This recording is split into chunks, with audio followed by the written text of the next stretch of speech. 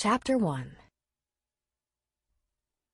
Once the sun went down in Virgin River, there wasn't a whole lot of entertainment for Sean Reardon, unless he wanted to sit by the fire at his brother Luke's house.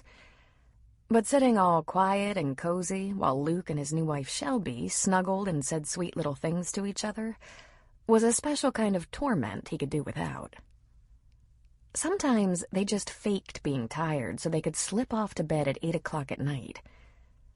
More often than not, Sean just made it easy on them. He'd head over to a larger town on the coast where he could enjoy the sights and do a little window shopping. Maybe meet a woman of his own. Sean was a U-2 pilot stationed at Beale Air Force Base in Northern California, a few hours south of Virgin River. He had accumulated a ton of vacation and could only carry over 90 days to the next fiscal year. So he had a couple of months to kill. His brother had just gotten married, and Sean had been his best man. After the wedding, Sean decided to stay on in Virgin River and use up some of his leave. Given the fact that Luke and Shelby had been together about a year, Sean didn't feel as if he was interfering with the honeymoon by hanging around. All that lovey-dovey stuff was not so much about them sealing the deal as it was about them still being hot to trot, as if they'd just met. And there was a lot of talk about baby-making, something that surprised Sean about Luke. However, Luke's willingness to step up and try to nail that egg, night after night after night, that did not surprise Sean in the slightest. During the daytime, Sean always had lots to do. There was plenty of upkeep on the cabins Luke and Sean had bought together as an investment, and which Luke now managed and rented full-time. There was hunting and fishing. It was still deer season, and the salmon and trout were fat. The river ran practically outside the front door. Luke and his helper Art were catching so many fish that Luke had to buy a shed, run some wiring to it from the house, and invest in a big freezer. There was no denying the appeal of the Virgin River area for a guy with time on his hands. Sean was an outdoorsman at heart, and the October colors in the mountains were awesome. It wouldn't be all that long before the first snowfall, and soon after that, he would have to get back to Beale. So, in the meantime, all he wanted to do was find a nice bar with a fireplace to relax next to, one without his brother and sister-in-law cuddling up in front of it. "Ready for another drink, pal?" the bartender asked him. "I'm good, thanks.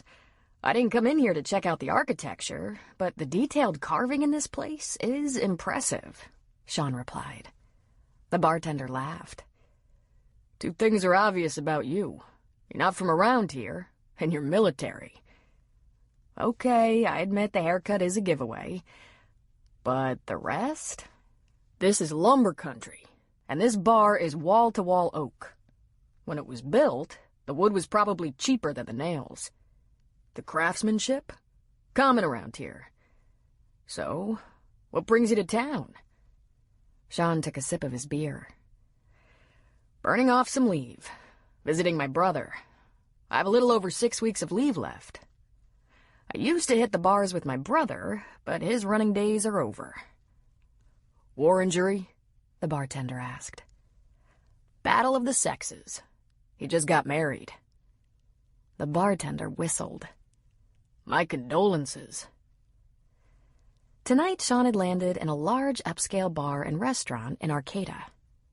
He occupied a spot at the end of the bar where he could get a 180-degree view of the place. So far, it appeared as if all the women were with husbands or dates. But that didn't diminish his pleasure. Sean wasn't always looking for a pickup.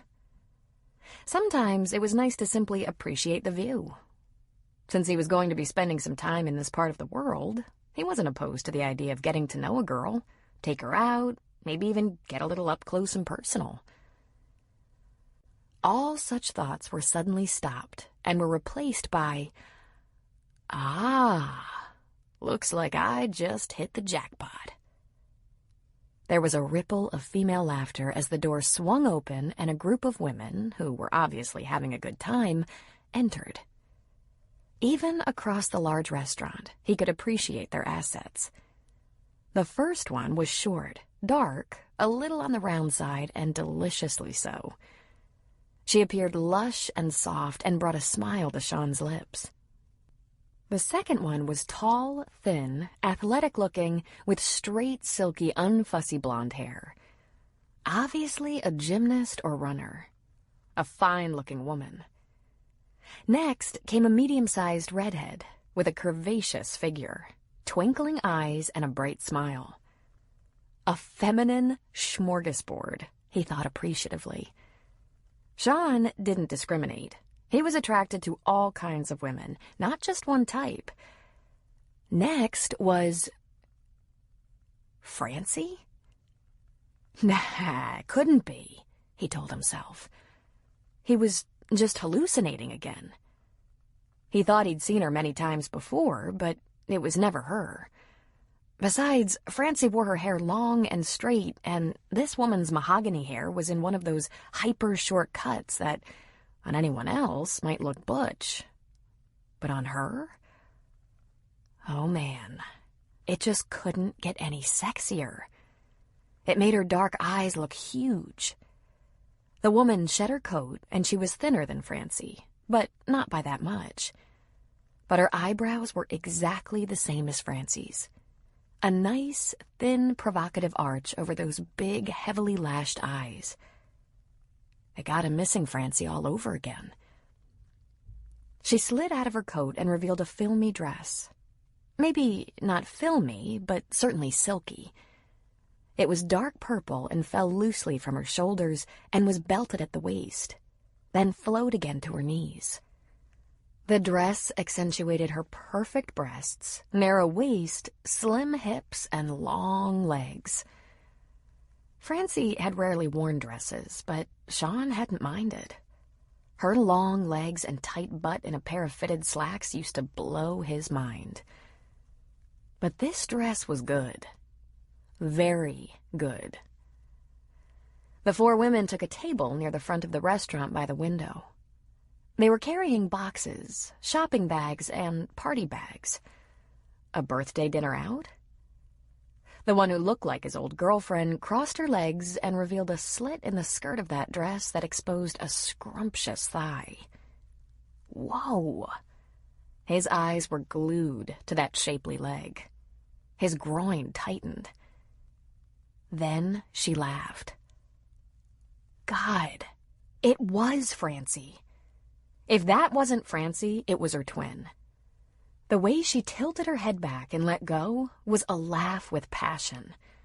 Francie had always laughed from deep inside her. That was how she cried, too. Sean was suddenly infused with mixed emotions, remembering the wonderful laughs they'd shared in bed after their typically great sex, counterbalanced with how he remembered making her cry. And he was sorry he had ever made Francie cry. Well, hell, he might have made her cry, but hadn't she infuriated him until he wanted to punch a hole in the wall? She could be maddening. Why was that again? He'd think of it, given a minute. That had been almost 4 years ago. What was she doing here in Arcata? After the breakup, which had been ugly, he'd looked for her. But he had let too much time slip by before doing so, and she wasn't where he expected her to be. They'd met in Iraq when he was deployed in the F-16, and she was an Air Force flight nurse who regularly appeared to take the injured out of the theater. Later, when he'd been transferred to Luke Air Force Base in Phoenix as an instructor in the same jet, she was there, assigned as a nurse in the base hospital. They had dated exclusively for 2 years when a big shift occurred in their individual lives. Her service commitment was up, and she was planning to separate from the Air Force and return to civilian life. He was going to cross-train in the U-2 high-altitude reconnaissance aircraft, the spy plane. He didn't see how either of those events should affect any change. He told her he'd be relocating to Beale Air Force Base in Northern California. He thought she could probably find work there, if she was interested. That had been the beginning of the end. After dating for 2 years, she, at 26, was ready for a commitment. She'd wanted marriage and a family, and he didn't. Well, there was nothing new there. She'd been honest about that since the beginning of their relationship. Francie had always hoped to marry and have children, and that wasn't something he needed more time to consider. He really didn't see himself settling into that sweet little domestic trap. Ever. She'd been good about not pushing that too hard, but she'd never backed down either. For Sean's part, he was monogamous. He told her he loved her because he did. If he occasionally glanced at and appreciated a pretty girl, it went no further. Even though they each maintained their own home, they spent every night together, unless one of them was away from the base. But when it came to marriage and children, she was in, and he, at 28, was out. She had said something like, "It's time to take this relationship to the next level or end it completely." You don't want to be drawing a line in the sand in front of a young fighter pilot. Jet jockeys didn't take orders from girlfriends. Of course, it was no surprise that they fought, and he made her cry with senseless, stupid comments like, "Not in this lifetime, babe. If I were interested in getting married, we'd be married." And, "Look, I'm just flat-ass not doing the Rugrats thing, all right? Even with you."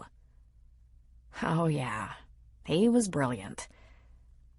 She had said things, also in anger, probably things she didn't mean. Well, that wasn't exactly correct, as he recalled now, looking across a crowded room at her as she laughed and talked with her girlfriends. "Sean, if you let me go now, I'll be so gone. You'll never see me again. I need a committed partner or I'm taking the walk." And Sean, being the cocky genius he was, said, "Oh yeah? Don't let the door hit you in the ass." He winced at the memory. They had gone their separate ways, bitterly. He went to Beale because it looked as if getting a promotion and command position in the U-2 was more likely than in the highly competitive F-16. He was an Air Force Academy graduate. Becoming a general was in his sights if he made the right moves. Francie had exited the Air Force. Sean assumed, incorrectly, that he'd be able to find her at her mother's, or at least near her mother's, in Santa Rosa. A few months later, when his training in the new aircraft was complete and he was ready to talk about their situation, sanely and calmly, she was long gone. So was her mother. And there appeared to be no forwarding address.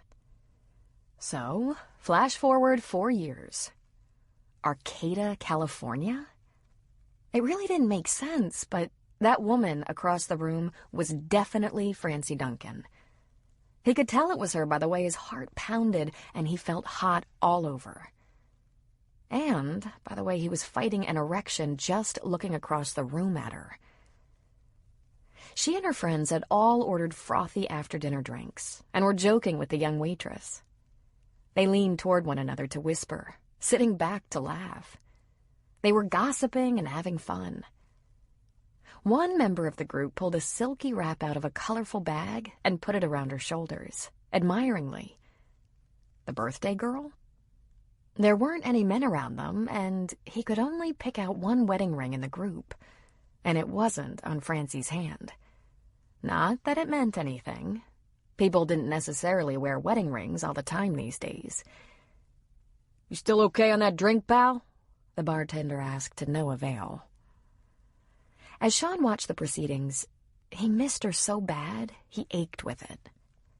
Letting her get away was one of the great tactical errors of his adult life. He should have found a way to convince her they'd be fine together without marriage, without a bunch of ankle-biters. But at 28, pumped up on his fighter pilot prowess, he'd been overconfident. He'd especially not been ready for some woman to be calling the shots. Now, at 32, he realized how stupid he'd been at 28. In those 4 years, there'd been other women, and not one of them had come close to what he'd felt for Francie. for what he'd felt with Francie. And he was willing to bet she hadn't found anyone as good either. He was hoping that. He probably shouldn't bet on it. Francie was incredible. There'd probably been a long line of able-bodied, good-looking, more than willing men lined up at her front door. Wherever that was. "You still on my planet, pal?" the bartender asked. "Huh? Seems like something besides my skill at pouring a drink has your attention." "Yeah," he said, looking back at Francie. "I think maybe I know one of them," he said, tilting his head toward the table of women. "How's your drink?" "I'm good," Sean said, his eyes uncontrollably drawn to the woman across the room. The women had a second order of frothy coffees. There was a lot more laughing, talking, rummaging through the gifts, and they were oblivious to anything else happening in that bar. They certainly weren't trolling for guys. They never even glanced toward the bar. If she looked his way, even once, he'd have to think of something clever to say. He'd have to smile, walk confidently across the room to their table, say hello, and get friendly. He'd have to make them laugh and like him, because he couldn't let her get out of here without finding out where she lived. She might be visiting one of those women, which meant that after she left, she'd be totally gone again. He couldn't let that happen. He needed to see her, talk to her, touch her, hold her. "Why don't you go over there? Say hello," the bartender asked. He looked up at his new friend. "Yeah, well, the last time we talked, I wasn't her favorite person." The bartender laughed. "Hard to imagine," he said. Sean had been staring at that table of women for a long time. And the bartender was probably watching that, in case he turned out to be some kind of pervert. Sean turned on the charm. He cheered up real fast so he didn't look so intense. "Hey, I should settle up and get going, even if the scenery in here is incredible." He put some money on the bar, including a nice tip, and left without finishing his drink. He walked out with his head down, trying not to attract any attention. It was colder than usual on the coast this October night. He wandered across the street where he could keep an eye on the front door. He hoped they quit the bar before he froze to death. It made him sick to think she might get away from him. He made up his mind, and it took him less than 15 seconds to decide. He really needed to see if he could get things straightened out with Francie. They should be together. He just hoped she would see it that way. He actually said a prayer. There had to be a patron saint to ignorant, immature playboys, right? Saint Hugh? Saint Don Juan? Whomever. Give me a break here and I'll change my ways. I swear, I won't be overconfident, I'll be sensitive. We'll negotiate and get back to what we had before. And then it happened. The 4 women came out of the front door of the restaurant, one of them toting her presents. They lingered, laughed some more, hugged, and then they went their separate ways. 2 went left, 2 went right. At the end of the block, Francie and her friend went in opposite directions. And Sean, feeling as if this was the one chance in his lifetime, hot-footed it after her. He'd just about caught up to her when she was unlocking the door of a small silver sedan. "Francie?" he called out. She jumped, turned, and stared at him, wide-eyed. "It is you," he said, taking a few steps nearer to her. "Your hair. Wow. Threw me off for a minute."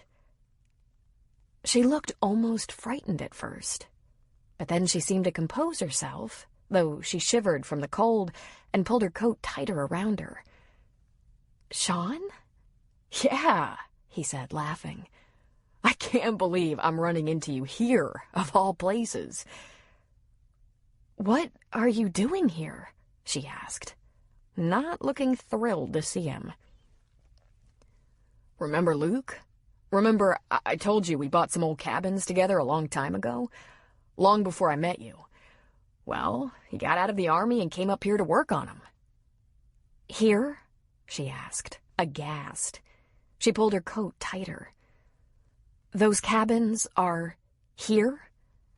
Back in the mountains, along the Virgin River, he said. I was just burning some leave, visiting him. I came over here for dinner. She looked around. Where's Luke? She asked. Is he with you? No, he laughed. Married. Recently married. I try to get out of their hair in the evening because they... He stopped and laughed silently, shaking his head. Then he looked at her face. You look great. How long have you been here? In Arcata? I don't actually live in Arcata. I was just meeting some friends for dinner. Everything all right with you? With your family? Everyone's good, he said. He took another step toward her. Francie, let me buy you a cup of coffee. Let's catch up a little. No, I don't think so, Sean, she said, shaking her head. I'd better get... I looked for you, he said impulsively. To say it was a mistake, the way we broke up. We should talk. There might be things we can work out that we were both too stubborn to... Listen, don't even go there, Sean.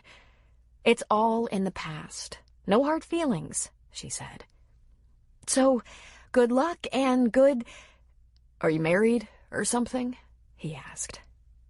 She was startled. No, but I'm not looking to go back to the discussion that ended us. Maybe you were able to just blow it off, but I didn't blow it off, Francie, he said. I looked for you and couldn't find you anywhere. That's why I want to talk. Well, I don't, she said. She opened her car door. I think you've probably said enough on that subject. Francie, what the fuck? He asked, confused and a little angry by her immediate rebuff. God, can't we have a conversation? We were together for 2 years. It was good, me and you. We never had anyone else, either one of us, and you said it wasn't going any further. She stiffened her back. In fact, that was one of the nicer things you said. I'm glad you're doing fine. You look just the same, happy as can be. Say hello to your mother and brothers. And really, don't push this. We decided. We're over. Come on. I don't believe you mean that, he said. Believe it, she shot back. You made a decision. You didn't want a commitment to me. And here you are. You don't have one. Bye. Take care. She got in her car and slammed the door. He took 2 giant steps forward and heard the door locks click into place. She backed out of her parking space quickly and drove away. He memorized the license number, but the most important thing he noticed was that it was a California plate. She might not live in Arcata, but she lived close enough to drive over for dinner. Now that he'd seen her, he knew what he'd long suspected. He was far from over her.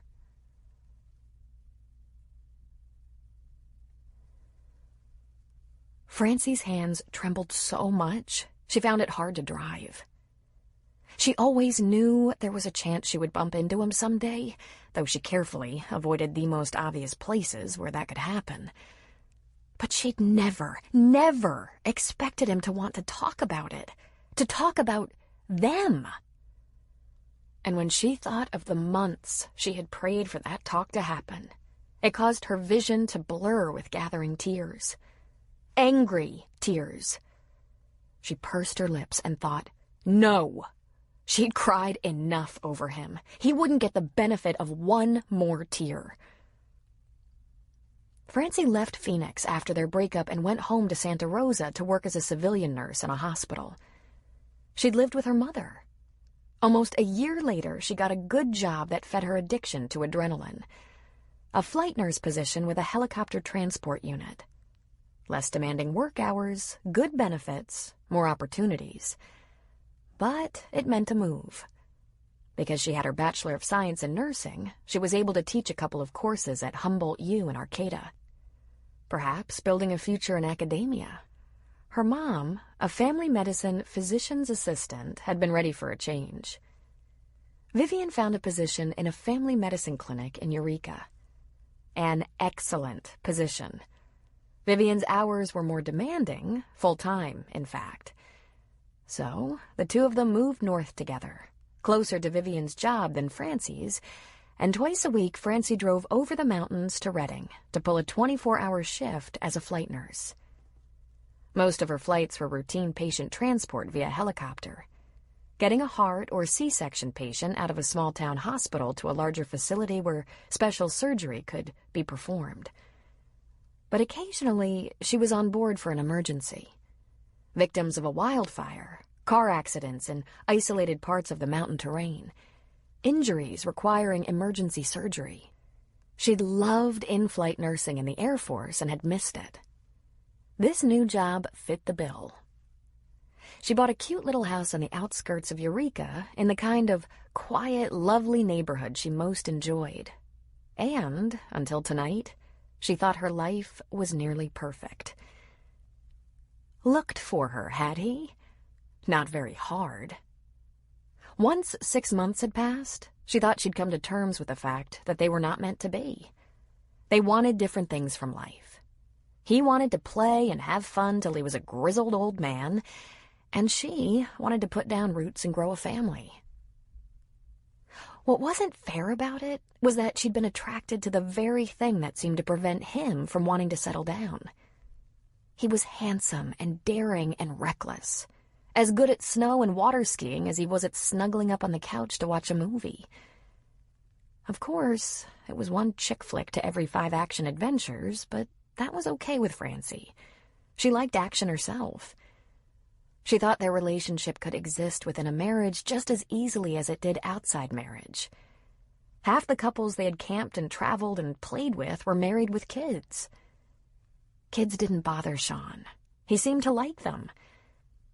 But he was adamant. He didn't need any official contract to show how he felt, and he wasn't interested in being tied down by the needs of children.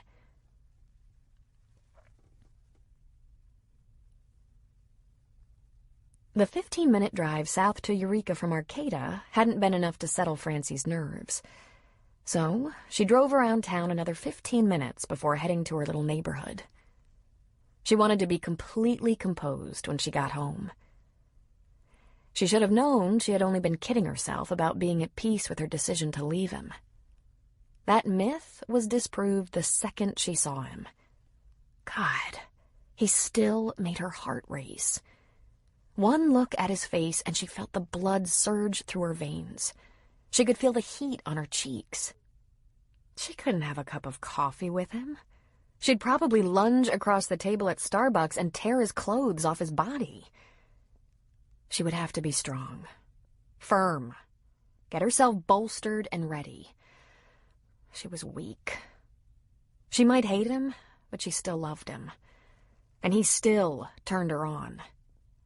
All that meant he could hurt her again. She finally parked in her little 1.5-car garage, pulled down the door, and walked into the house and through the kitchen. She could hear the TV in the living room, and there she found her mother, sleeping while sitting up, and her daughter Rosie, curled up on the couch beside her. The only one who looked up when she walked into the room was Harry, their blonde and white cocker spaniel. "Hi, Harry," she said. He wagged a couple of times and rolled over on his back, just in case anyone wanted to rub his belly. "Mom," she said, giving her mother a little jostle. "Mom, I'm home." Vivian stirred and straightened. "Hi." Must have dozed off. She stretched. "Did you have fun?" "Sure. Those girls are always fun. I'll catch you up on the gossip tomorrow after you've had a good night's sleep. Vivian stood. Let me put Rosie. I'll take her to bed, Mom, Francie said. Tucking her in is the best part of the day. How long has she been asleep? She probably stayed awake longer than I did, Vivian said with a laugh. She gave Francie a pat on one cheek and a kiss on the other. Day off tomorrow. Call when you're up. We'll have coffee or something. Sure. Thanks, Mom. Francie grabbed Vivian's coat from the back of the chair and helped her slip it on. I'll watch you walk home, Francie said. I'm sure I won't fall in the street or get mugged. I'll watch you just the same. Francie, Vivian, and Rosie had lived together in this little two-bedroom house for a couple of years, Francie sharing her bed with Rosie. About a year ago, Vivian had purchased a similar house at the end of the block. They'd always planned to have their own residences, both of them being independent single women, but Rosie's arrival was the impetus for them to remain close enough so they could join forces to take care of her. When Francie worked those 24-hour shifts, or went out on that rare late-night date, Rosie spent the night at Grandma's. If it wasn't going to be a late night or an overnight for Francie, Grandma came to Rosie's house so Rosie could fall asleep in her own bed. Now that Rosie was in preschool and daycare, both her mother and grandmother could easily juggle childcare and manage their jobs. Francie watched her mom walk down the street and up the flower-lined walk that led to her own door. Once Vivian was inside, she flashed her porch light a few times to signal that she was all right. Then Francie went in and closed her own front door. Francie hung up her coat, scooped her red-headed daughter off the couch, and carried her to bed. Her arms flopped. She was out cold. Her comforter was turned down and her bedside lamp glowed. Grandma had clearly been optimistic that Rosie would slip right into bed when it was time, rather than fall asleep on the couch, as she preferred. Francie tucked her daughter in, pressed the comforter around her, and kissed her forehead. Rosie let out a sleepy snort. I saw your daddy tonight, Francie whispered. There's a reason you're so beautiful. Chapter 2. Sean hadn't slept real well after seeing his old flame, so he beat the morning rush in the bathroom before there was so much as a sound from the bridal suite. He was halfway through his Wheaties when Shelby came into the kitchen in her jeans and sweater, ready to head over to Arcata to school. She was studying nursing at Humboldt U. Well, well, it's rare to see you before I get home in the afternoon, she remarked, going for the coffee. When you've been out prowling till the wee hours, you usually need your beauty sleep. Sean grunted. I guess that was good morning, she said. And same to you. Luke came into the kitchen next. Well, hey there, sunshine, he said to his brother. Sean lifted his eyes, but not his head. Luke laughed at the grim expression. Lumpy mattress? Did we put out the scratchy toilet paper? Bed's fine. You want to grab a couple of the General's horses and ride along the... I'm going to be tied up. I have some errands, Sean said. Shelby lifted a stack of thank-you notes from the table and gave her husband a glare. They'd been married a couple of weeks, and he was supposed to be adding his gratitude and signature to the note she'd all but completed. Luke, she began, before you think about riding or fishing... I know, he said, glancing at the notes.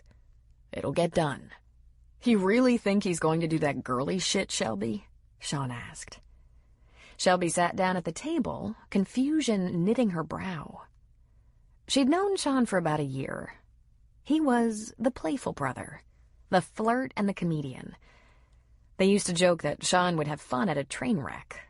His mood was perpetually upbeat. Luke had been the grump, but she'd softened him up.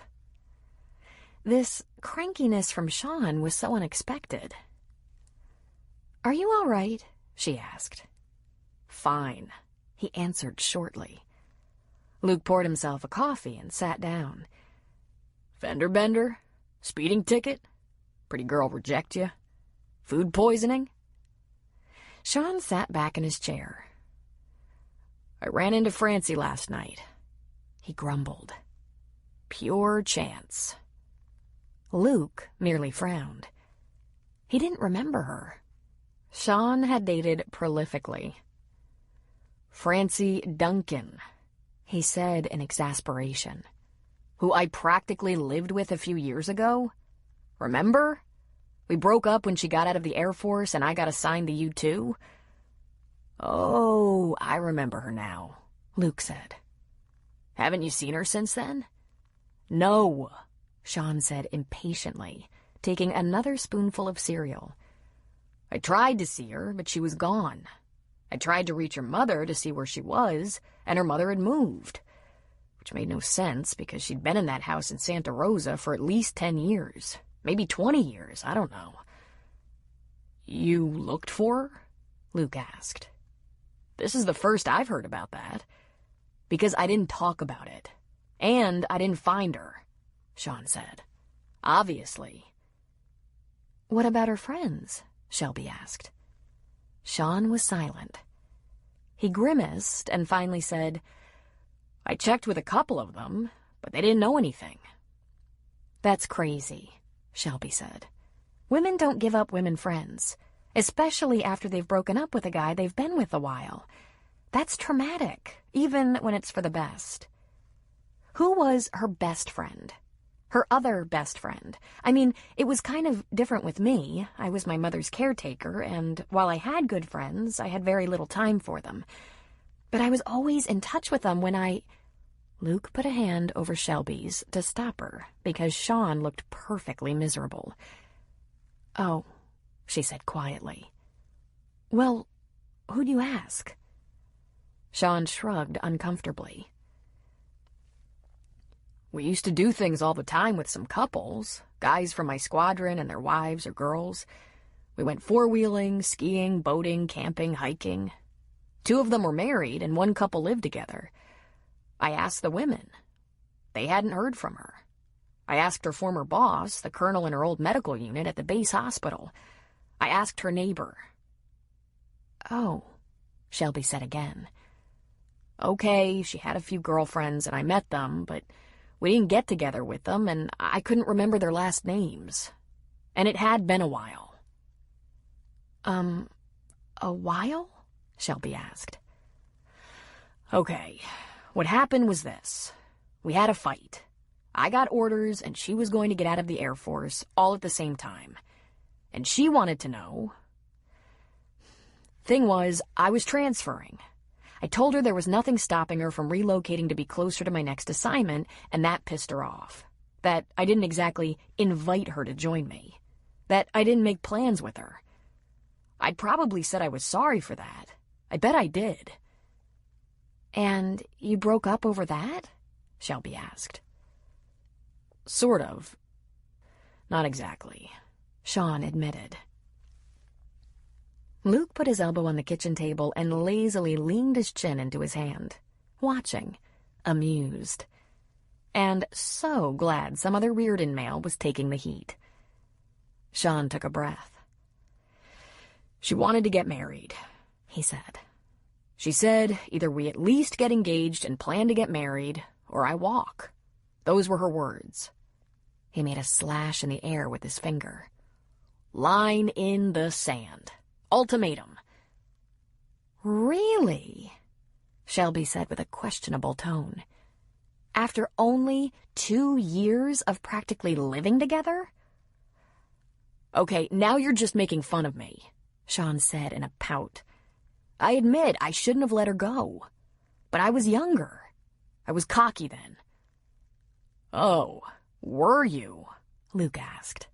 Sean glowered. So she said she was ready for marriage. You said you weren't. You split up. Is that right? Shelby asked.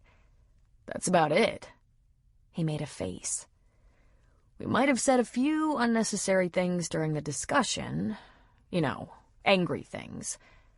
I'll bet, Luke said. And you tried to track her down? Later? Shelby asked. After I transitioned into the new squadron. After training in the new jet. After I thought we both had time to simmer down a little bit. You know. Shelby looked at Luke and shook her head dismally. "Does this run in the family?" she asked. She and Luke had had a similar standoff, but she hadn't let him get away with it and had pushed him hard. But Luke had been ready to be domesticated. All she knew about Sean was that he was considered a playboy by the brothers.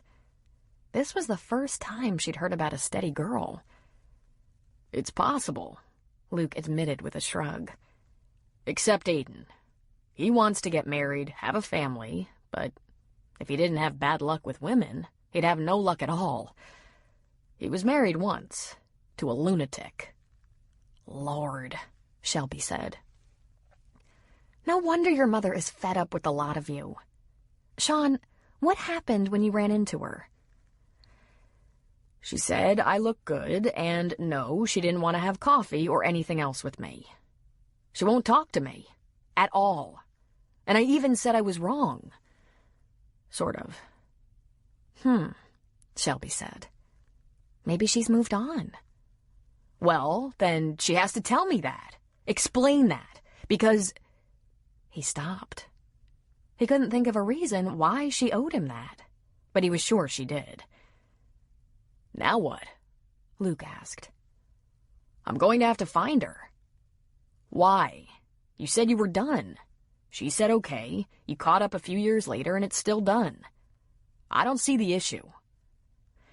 "No, you wouldn't," Sean said in a very impatient huff. "Because you don't know Francie." "Sure I do. We all knew Francie. Nice girl, Francie. Hottie." He grinned. "We kind of all thought you'd marry her. But then, when you didn't and went to Beale alone, we all said, 'There goes another Reardon.' Here's the thing. I shouldn't have broken up with her. What I should have done was explain why we should stay together and why we didn't need any kind of old-fashioned contract to be okay with that. We were young, only 26 and 28. There was lots of time to consider big leaps like marriage. There's still lots of time, for that matter." Luke, 38 and barely through a similar crisis, lifted a brow towards his 25-year-old wife. "We should have gone to Beale and worked it out. But I didn't do that because she made me so frickin' mad." It was silent in the kitchen for a moment. "Well," Luke finally said with fake cheeriness, "I'd love to stay and chat about your pathetic love life, but I need to grab Art and get over to the hardware store before—" Shelby was shaking her head dismally. "So you had a little hissy and said, 'Fine, just go then.' Is that it? Kind of like my way or the highway, huh?" "Oh, come on, Shelby," Sean said pleadingly. "You know I'm not a guy with a temper. I'm a sweetheart. I'm not a fighter. I'm a lover. And I don't have any problem seeing myself with one woman, you know? It's just the whole marriage thing. It wasn't for me. Marriage scared the hell out of me. A couple of my brothers tried it, and it screwed them up bad. And kids?" He shook his head. "Maybe when I'm old and worn out like Luke, I'll change my mind. But at the moment, I don't feel like being tied down like that." "Ah," she said. "I see. So you'd like to have a nice chat with Francie and explain all this to her." "Something like that," he said, making perfect sense to himself. "It's no crime to have a fight, but we never should have given up what we had. We were good together." Shelby stood. "Not good enough, I guess. Too bad I have to get to class, Sean. You have such a deep hole to climb out of, and I'd love to talk you through it. You know, I've loved you since the moment I met you, and I'd be happy to help. But school calls." Sean stood from the table as well. "What do you mean, such a climb?" "Okay, the short version. You let her go because you didn't feel in charge. You didn't bother to look for her for such a long time that her trail went cold. And, I imagine, to her, it seemed as if you didn't care. You didn't even know the names of her best friends, or her mother's friends. You paid no attention to the woman except where it was useful to you. You even socialized with your friends from your squadron, and then you were surprised that they hadn't heard from her? And now, I think you're a little hurt that she won't forget all that and give you another chance to treat her like someone you might get around to later, when it's convenient. While she, at least at one time a few years ago, wanted to be thought of as someone you couldn't live without. You don't understand, he said. But your real problem is, I do, Shelby said. You didn't realize how much she meant to you until she was gone. Luke drained his coffee cup. He put it on the table. When you have time, Sean, you should take a little course from Shelby. She's seen every chick flick ever filmed. She knows things about this you and I have never thought of. Sean swallowed. Looking down, he said, Real quick, from a girl's point of view, what do I do next? Not what you think, Shelby replied. You better not do what you did before. Whatever it was that made you arrogantly think she'd never be able to leave you, not that.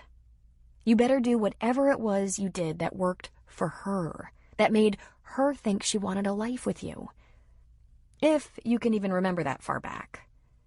Because, brother, I think maybe you're too late.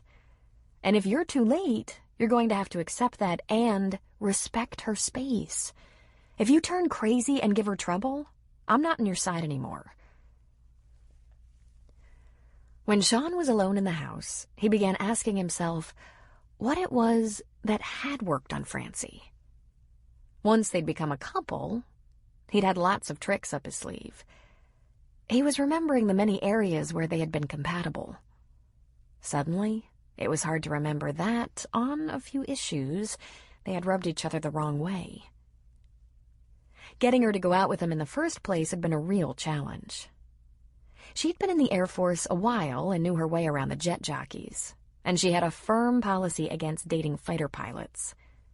They had a reputation for being arrogant, self-absorbed idiots with short attention spans where women were concerned. Sean and Francie never discussed it, but Sean assumed she must have dated at least a couple to come up with that assessment, which, as Sean grudgingly recalled, wasn't far off the mark.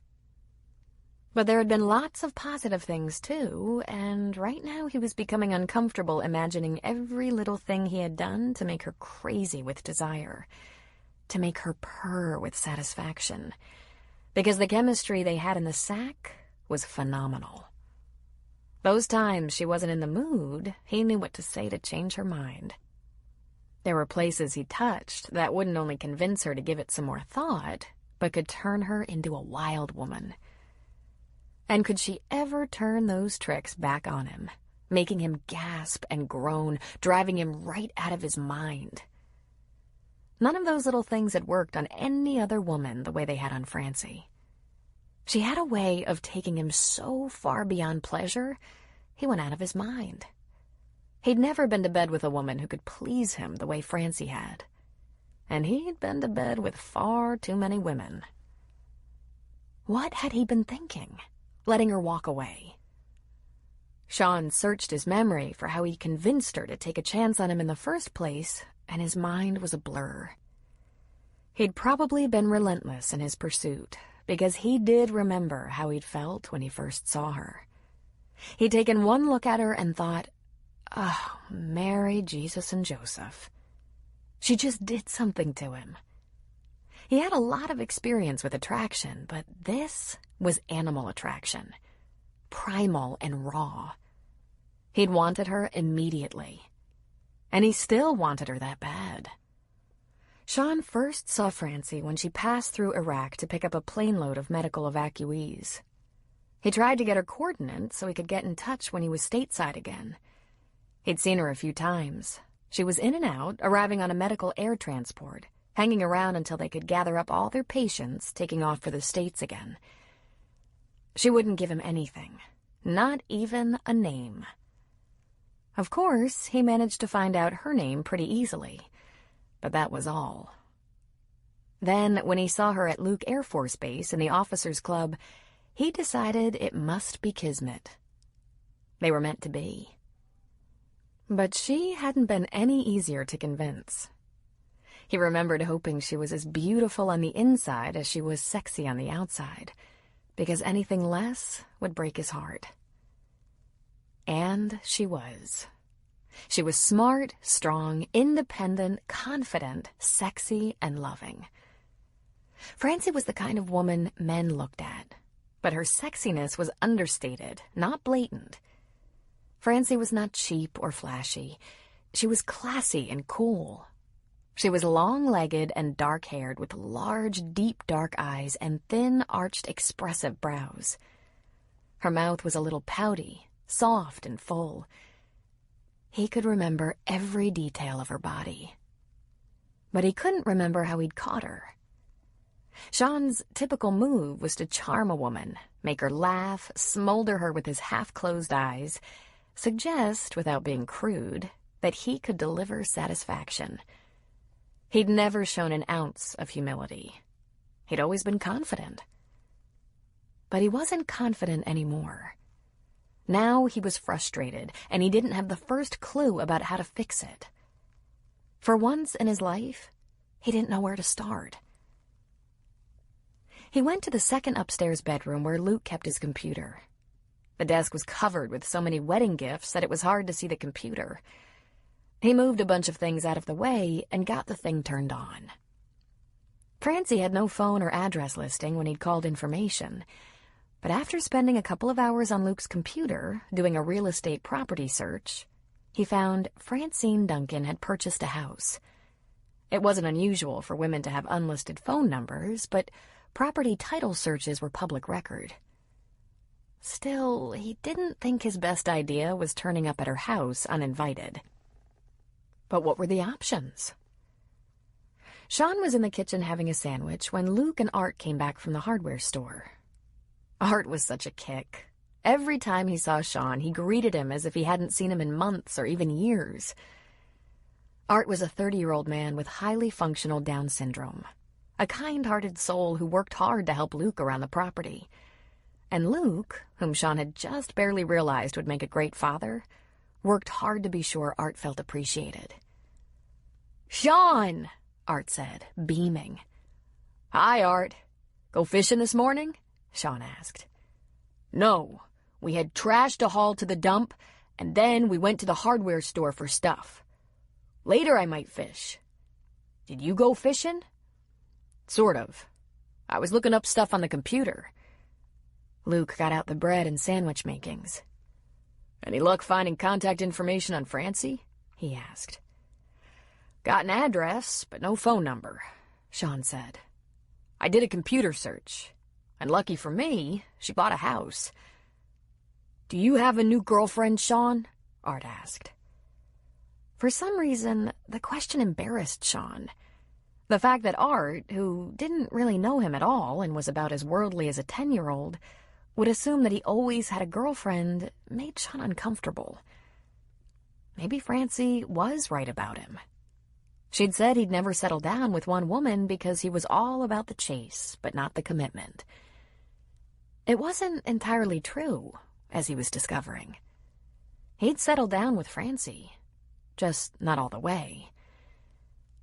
"Not really," Sean answered. "I had a girlfriend a few years ago when we lost touch. I want to see her again, talk to her about that, see if we can date again." "Oh," Art said. "That's cool." "And the problem is?" Luke asked. "She took one look at me and the fireworks shot out of her ears. I think she hates me. At least, she's still mad. But it could mean she still cares," he added hopefully. "If I knew where to run into her again, I could try my persuasive charm on her without crowding her. I might have tried something like that the first time around, like being at the Officers Club every time I thought she'd be there, till she got so sick of me shadowing her she gave in." Luke laughed. "Suave," he said. "Think I should throw myself on her mercy?" "Nah," he answered for himself. From what I saw, she doesn't have a lot of mercy in her right now. Besides, humility really isn't my strong suit. Luke laughed at him. And, God forbid, we manly Reardons always play our best cards. You know what I mean. What woman wants a man who grovels? Did you grovel? When you and Shelby... I hate to burst your bubble, pal, but I said I'd do anything that would make her happy. I know, it's hard for you to imagine your tough big brother caving like that, but when I got down to it, I was doomed without her. She's the breath in me. Then he grinned. But she doesn't make me grovel anymore. She lets me pretend to be the big man. Swell, Sean said, a long way from understanding all the rules for this game. The part he did almost understand was, she's the breath in me. There you go. I'm just plain better at the whole short-term hookup. Well, if that floats your boat, have a good time. There was the problem. Short-term hookups just didn't do it for him anymore. Truthfully, they hadn't in a long time. In fact, he'd been wondering why he'd been feeling so dissatisfied, so marginally happy rather than jazzed all the time. And the second he saw Francie, he understood why. Listen, mind if I ask you something? Luke asked, while he was shuffling lunch meat, cheese, and bread. You were with her a couple of years. Seemed like it was a good couple of years, but it ran its course or something. You broke up, and for 4 years you were okay. You managed.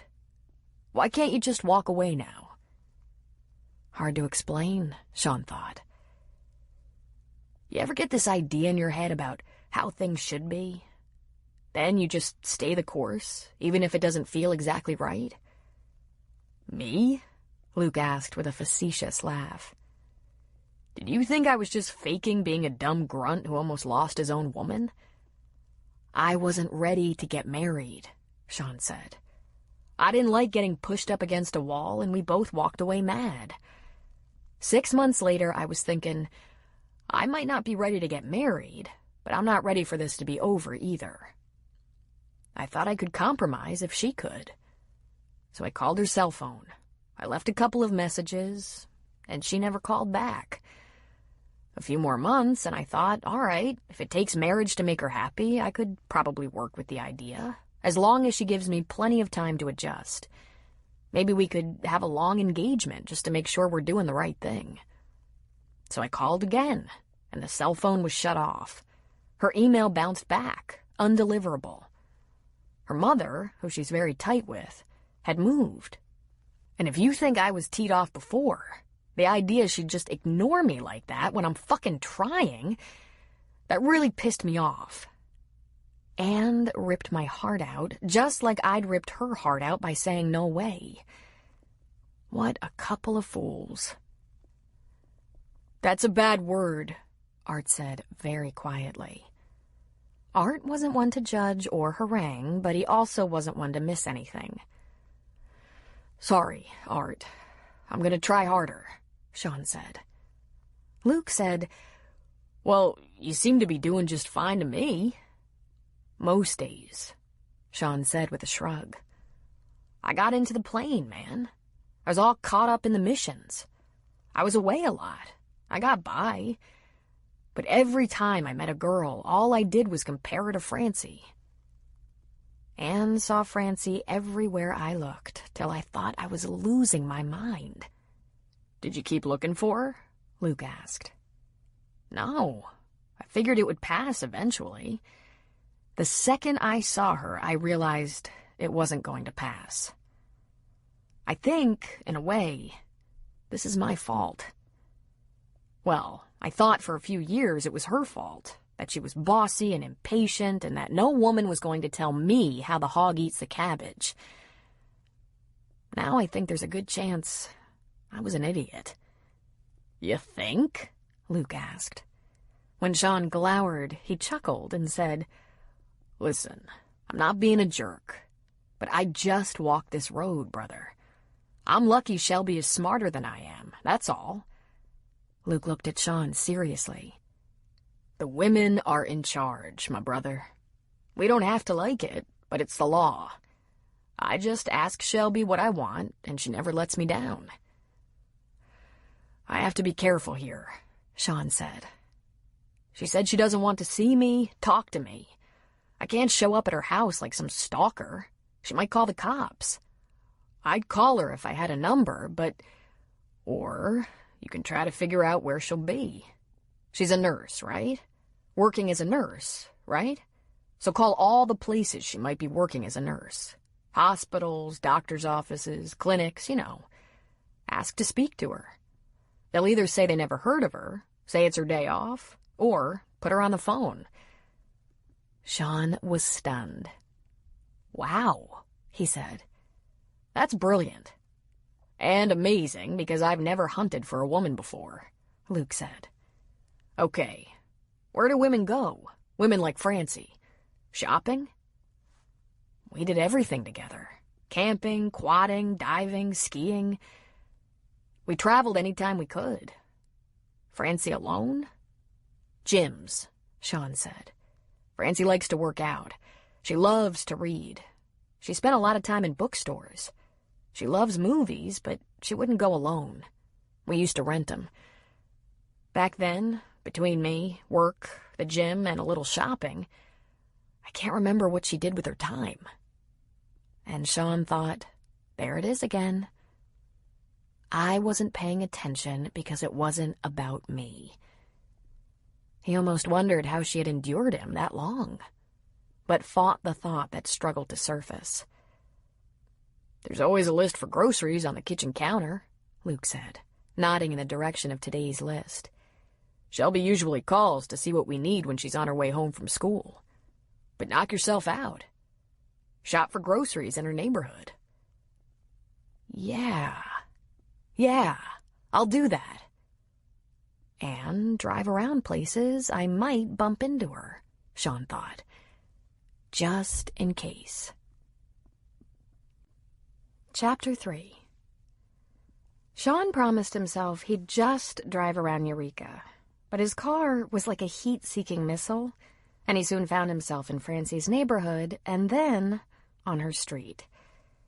He had no intention of bothering her, just a fierce need to see how she was living without him. What was the harm in driving by her house? Francie's house looked like something that should belong to her. It was cute, small, tidy, at least 40 years old, and very homey. It seemed the kind of comfy place a woman who wanted a family would choose.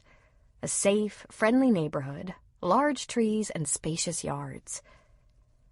She had a curving driveway lined with some kind of fluffy green ground cover, flower beds that were just going fallow in the fall weather, and right outside the front door was a scarecrow and some gourds in a horn of plenty. It was pampered, loved, a family home. This was nothing like a house Sean would live in. He tended more toward flashy, modern, low-maintenance homes. He had a lot of toys and liked to spend his time at play, not mowing lawns and shoveling snow. His first panic thought upon seeing the house was, oh God, she has a man in her life. A man to settle down with. That's why it looks so cozy and domesticated. He didn't slow down too much as he passed by. He didn't want to raise any suspicions. Having satisfied his curiosity about where she lived, Sean decided to check out the local recreational facilities. Finding a gym Francie might like was harder to peg. There were several in the general vicinity. One was the Y, which was small but inexpensive and functional. There was a relatively large fitness center on the edge of town near the freeway.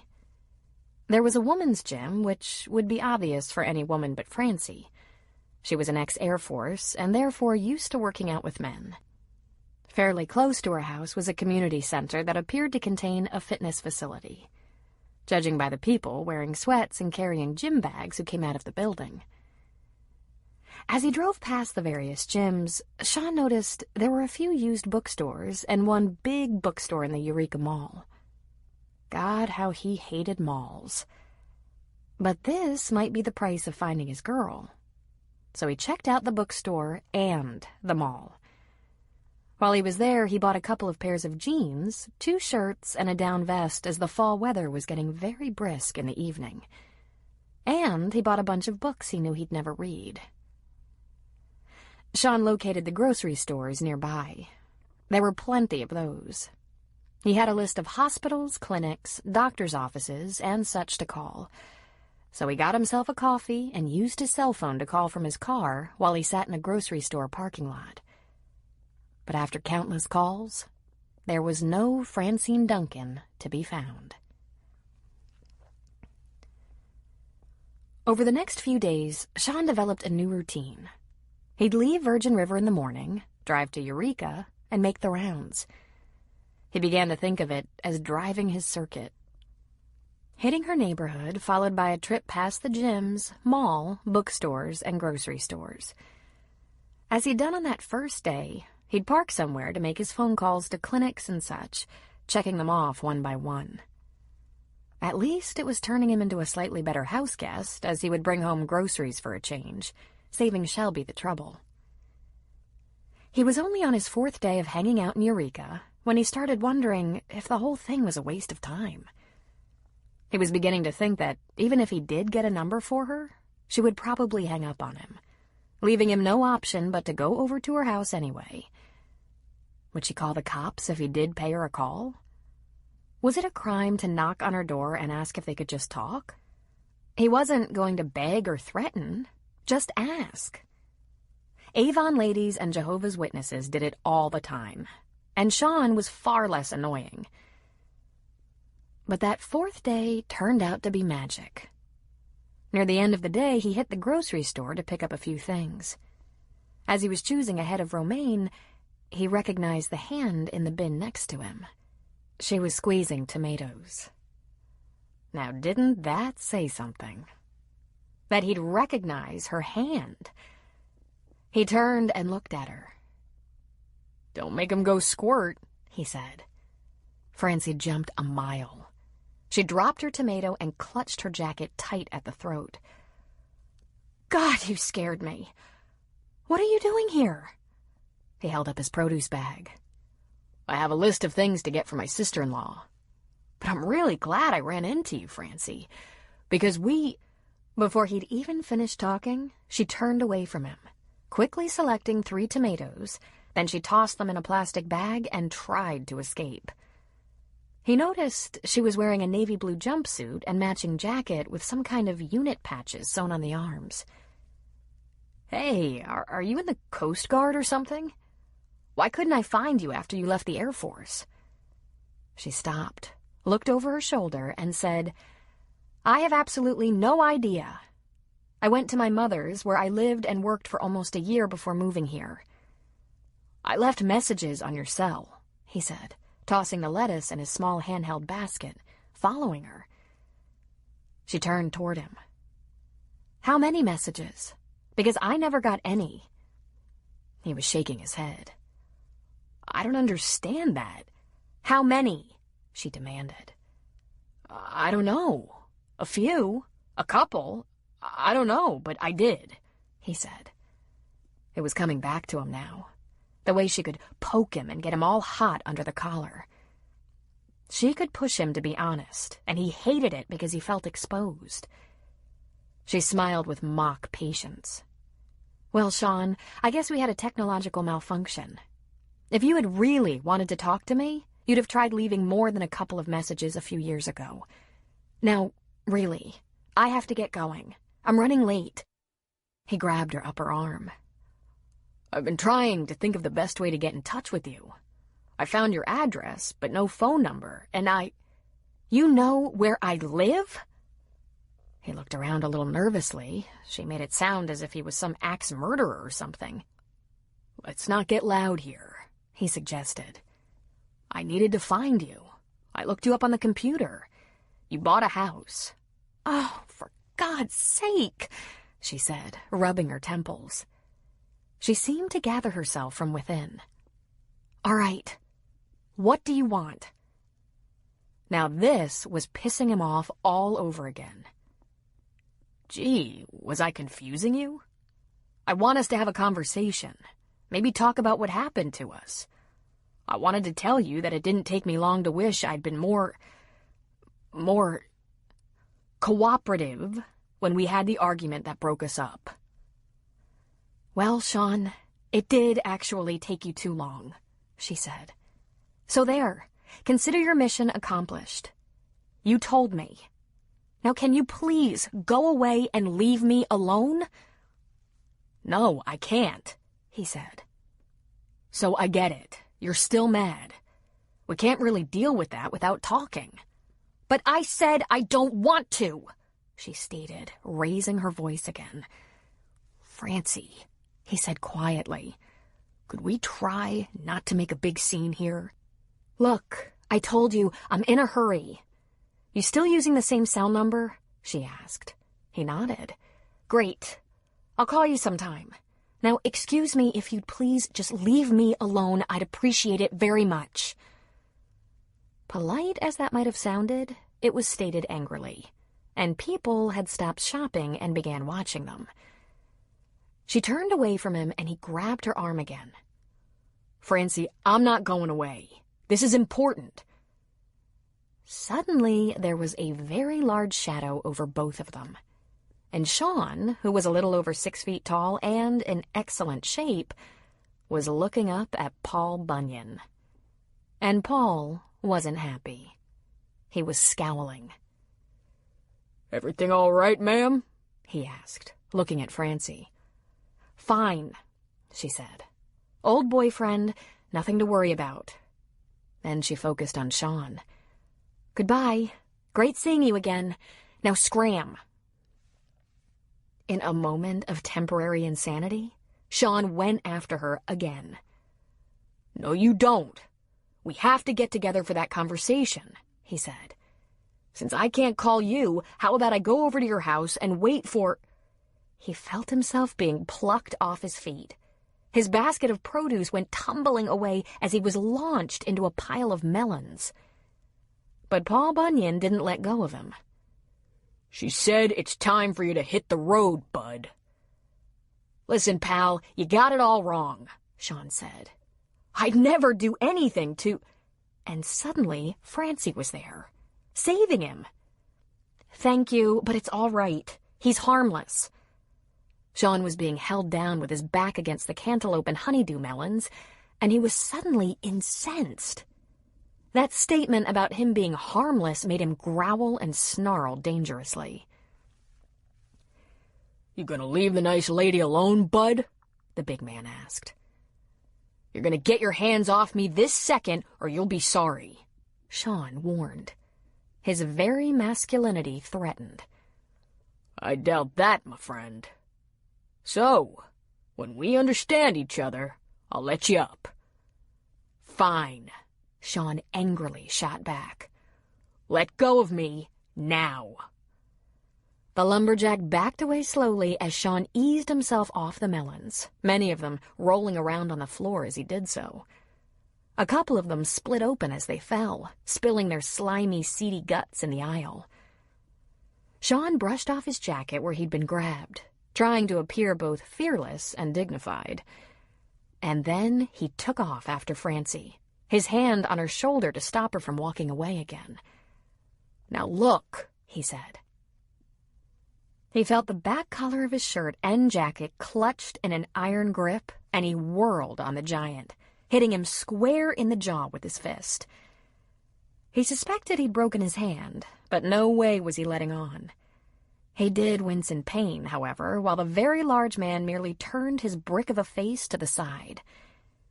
You shouldn't have done that, little man, the guy said. It took him roughly 1 second to draw back his fist and plaster Sean in the face, hard enough to send him reeling into the melons.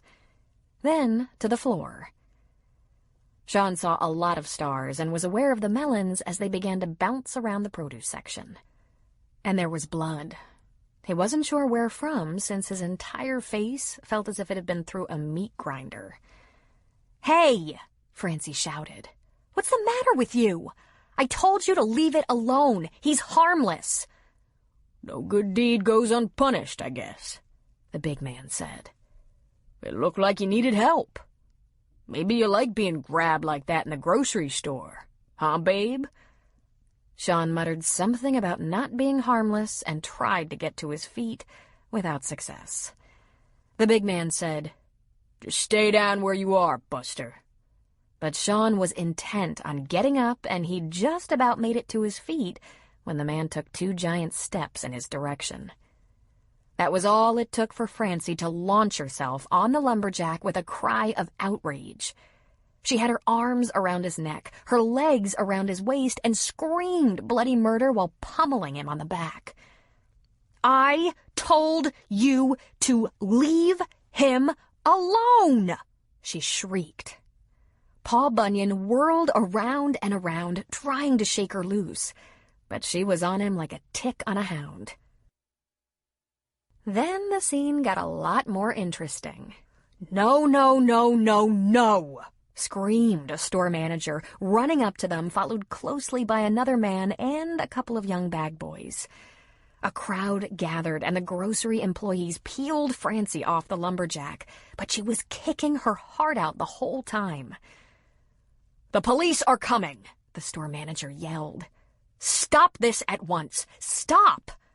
And Sean absently thought, this really isn't going how I planned. Right about then, Sean attempted to stand and reclaim his manhood, only to slip on some slimy melon guts and crash into the floor again. He didn't exactly pass out, but he was on the nether edges, half listening to the conversation going on above him. "He threw the first punch," a voice said. "You threw him in the melons," Francie yelled. "He was grabbing your arm after you told him to go away and leave you alone. Shoot me for trying to lend a hand." "But then the little guy did hit the big guy," someone said. And Sean thought, I am not a little guy.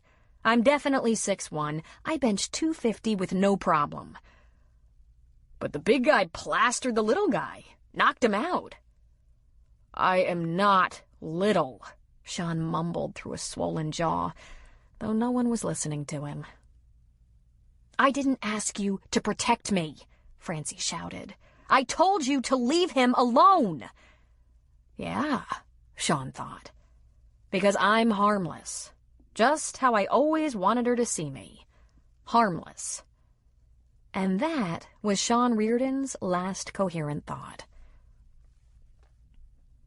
The next time he was conscious, a paramedic was waving some disgusting-smelling ammonia under his nose and holding an ice pack to his cheek. The ammonia made him gag, and the ice pack hurt like hell. And what was worse, they were all in handcuffs. "Damn," he groaned. "Damn, damn, damn."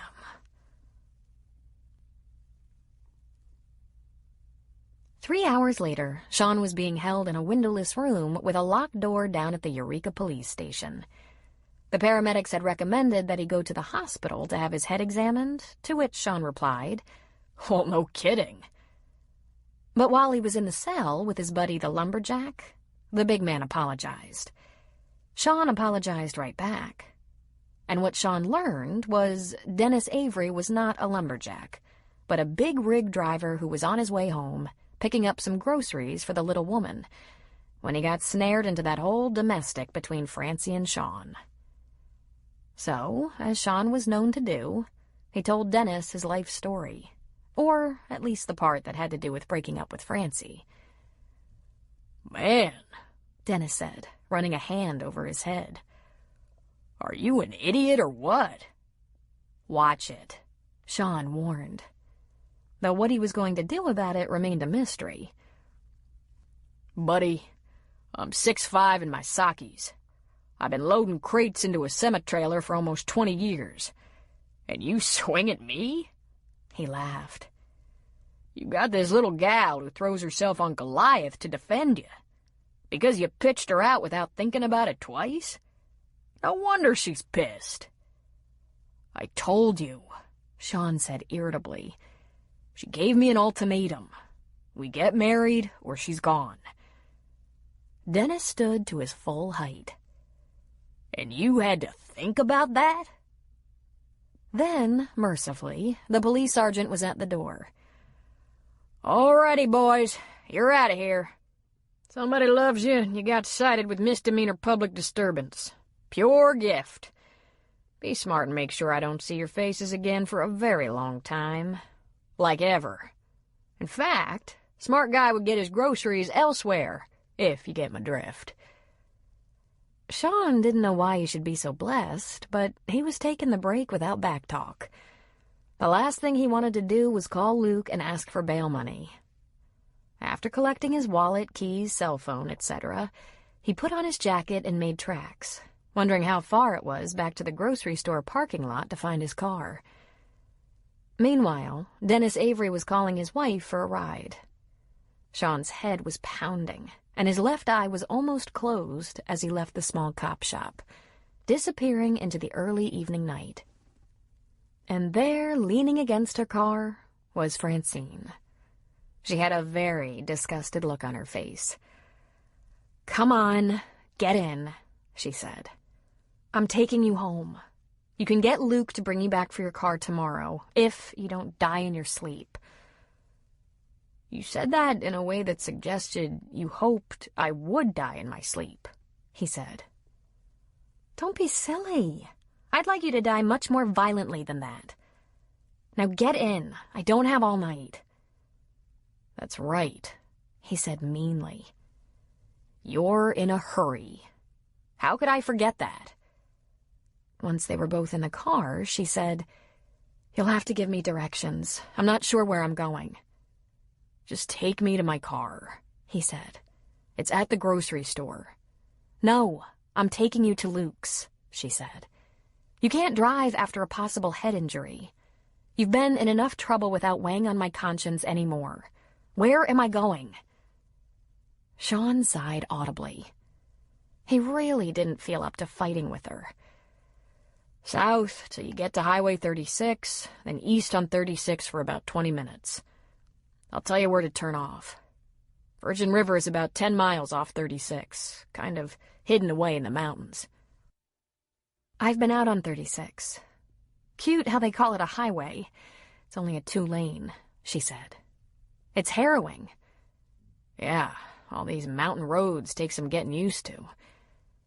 This is very nice of you, Francine. Or is it revenge? You're going to push me out on a sharp turn?" She ignored him. "Here's what I'm going to do for you, Sean. I'm going to give you my cell phone number and you can call me. When I can spare some time, like a half hour, I will meet you for coffee. We can have this conversation you're set on. Maybe we'll straighten a couple of things out. After that, you're going to stop hounding me. Got that? Because I'm in no mood for this bullshit. You've had plenty of time to make up your mind about me, and you were very clear. No commitment. No family. Now, I've gotten on with my life, and you haven't. It's time to do so. Understand?"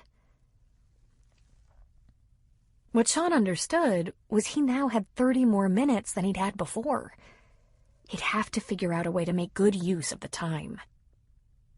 "It wasn't supposed to be like this, Francie," he said softly. He hoped he said it tenderly. "And yet it is," she informed him. After dropping Sean off at Luke's house, Francie headed back down 36, the darkest highway she'd ever driven. She'd plenty of time to think and admit that she had received his voicemails. All 2 of them.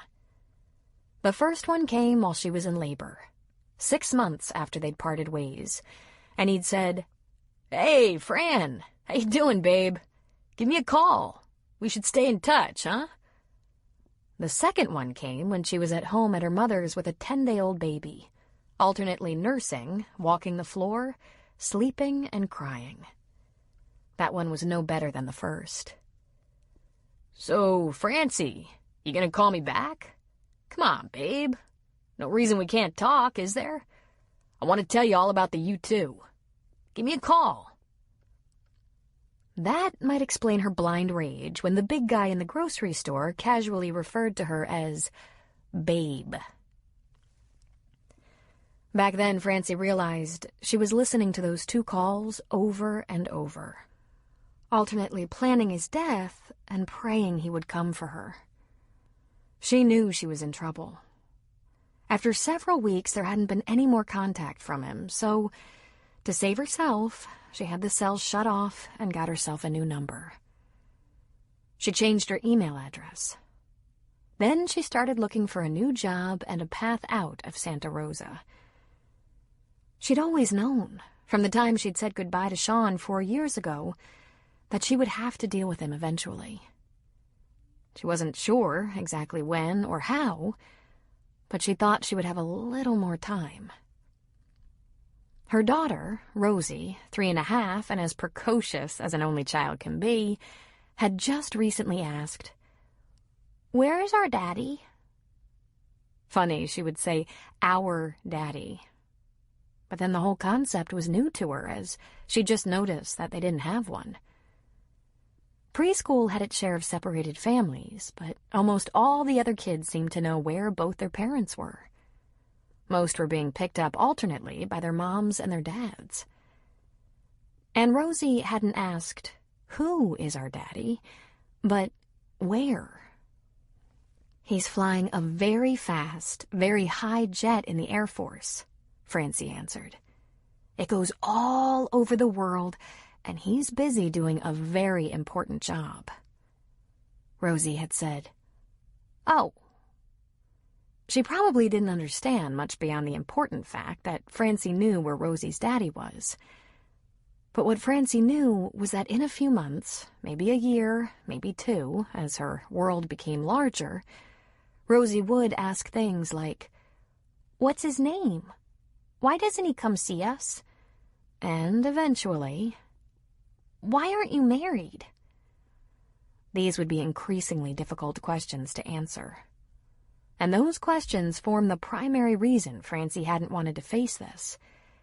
She couldn't imagine how she would tell Rosie that her daddy just didn't want anything to do with her because he absolutely, positively, didn't want to be a father. Francie didn't tell her mom about Rosie's question because her mother had asked her so many times how she intended to handle her situation. From the beginning, Vivian had disapproved of this approach. "Fine, don't marry him," she had said. "Don't have expectations of him. Don't be disappointed in his behavior. But he deserves to know he has a child." Under any other circumstances, Francie would agree. "Mom, he was adamant. He didn't want children. He didn't want marriage either." "All of that has a way of changing when there's a child actually on the way," Vivian had said. "Exactly," Francie argued. "That's why I want to handle this on my own. At least for now. Because I'm only interested in marrying and having a child with a man who loves me as much as I love him, who wants our child as much as I do. Don't you get that?" "Of course I get it. But like it or not, when you accidentally get pregnant, you have a responsibility to tell the other parent, and let the cards fall where they may. Deal with his response however you must, but you have to at least tell him." "I will. Eventually," Francie had said. The problem wasn't that she found the concept of informing him so unreasonable. It had just been that when she found out she was pregnant, and then when Rosie was a new baby, she wasn't emotionally strong enough to have Sean in her life. She'd thought that in time that so quickly stretched into 4 years, she would be ready to confront the reality without it completely disrupting her very existence. She knew what it could mean. Sean rejecting Rosie altogether. And that would hurt too much to contemplate. Or, best case scenario, an arrangement of his visits, and, too soon, of Rosie going to spend time with him. Ultimately, it could be Rosie spending time with Sean's new family, because eventually he would find the woman he could commit to. Being separated from Rosie was going to be so hard, and seeing Sean regularly, seeing Sean happy with another woman, would be sheer torture. When she'd seen him in Arcata, she should have made a date for coffee. She shouldn't have shut him down like that. But she just wasn't ready to face it yet. To her own embarrassment, she'd fantasized a reconciliation. But Francie was, above all, practical and logical. And if there was going to be a reconciliation, it would have come long before now. As well, it was a horrible prospect to imagine that Sean would decide that, since they had a child, he would do the right thing and be with the child's mother. Francie didn't feel like being a consolation prize now any more than she had when she was 2 months pregnant. When she ran into him again at the grocery store, her anger with him had erupted out of surprise. If she'd known she was going to see him, she would have been better prepared, sane, reasonable. But she hadn't been ready for him a second time. Ever since Rosie was born, Francie had assumed that eventually she would have to go to Sean, explain as best she could why she chose to have the baby alone. For her, it was such a simple decision, though not an easy one. If he didn't love her enough to make a commitment before he learned about a child, she didn't want him just because there was a child. And yet, knowing herself and how powerful her feelings were for him, she feared saying no would have been impossible. And living in a marriage that wasn't real and genuine would ultimately be too painful, for all of them. Right now, the most important thing was Rosie.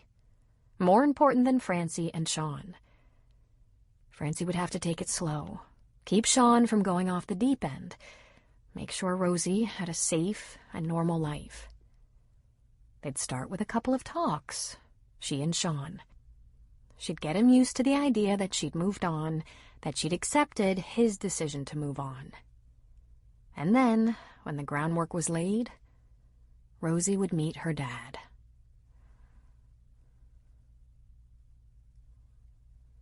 Later that evening, when Sean walked into his brother's house, Luke, Shelby, and Art were just dishing up takeout from Jack's bar.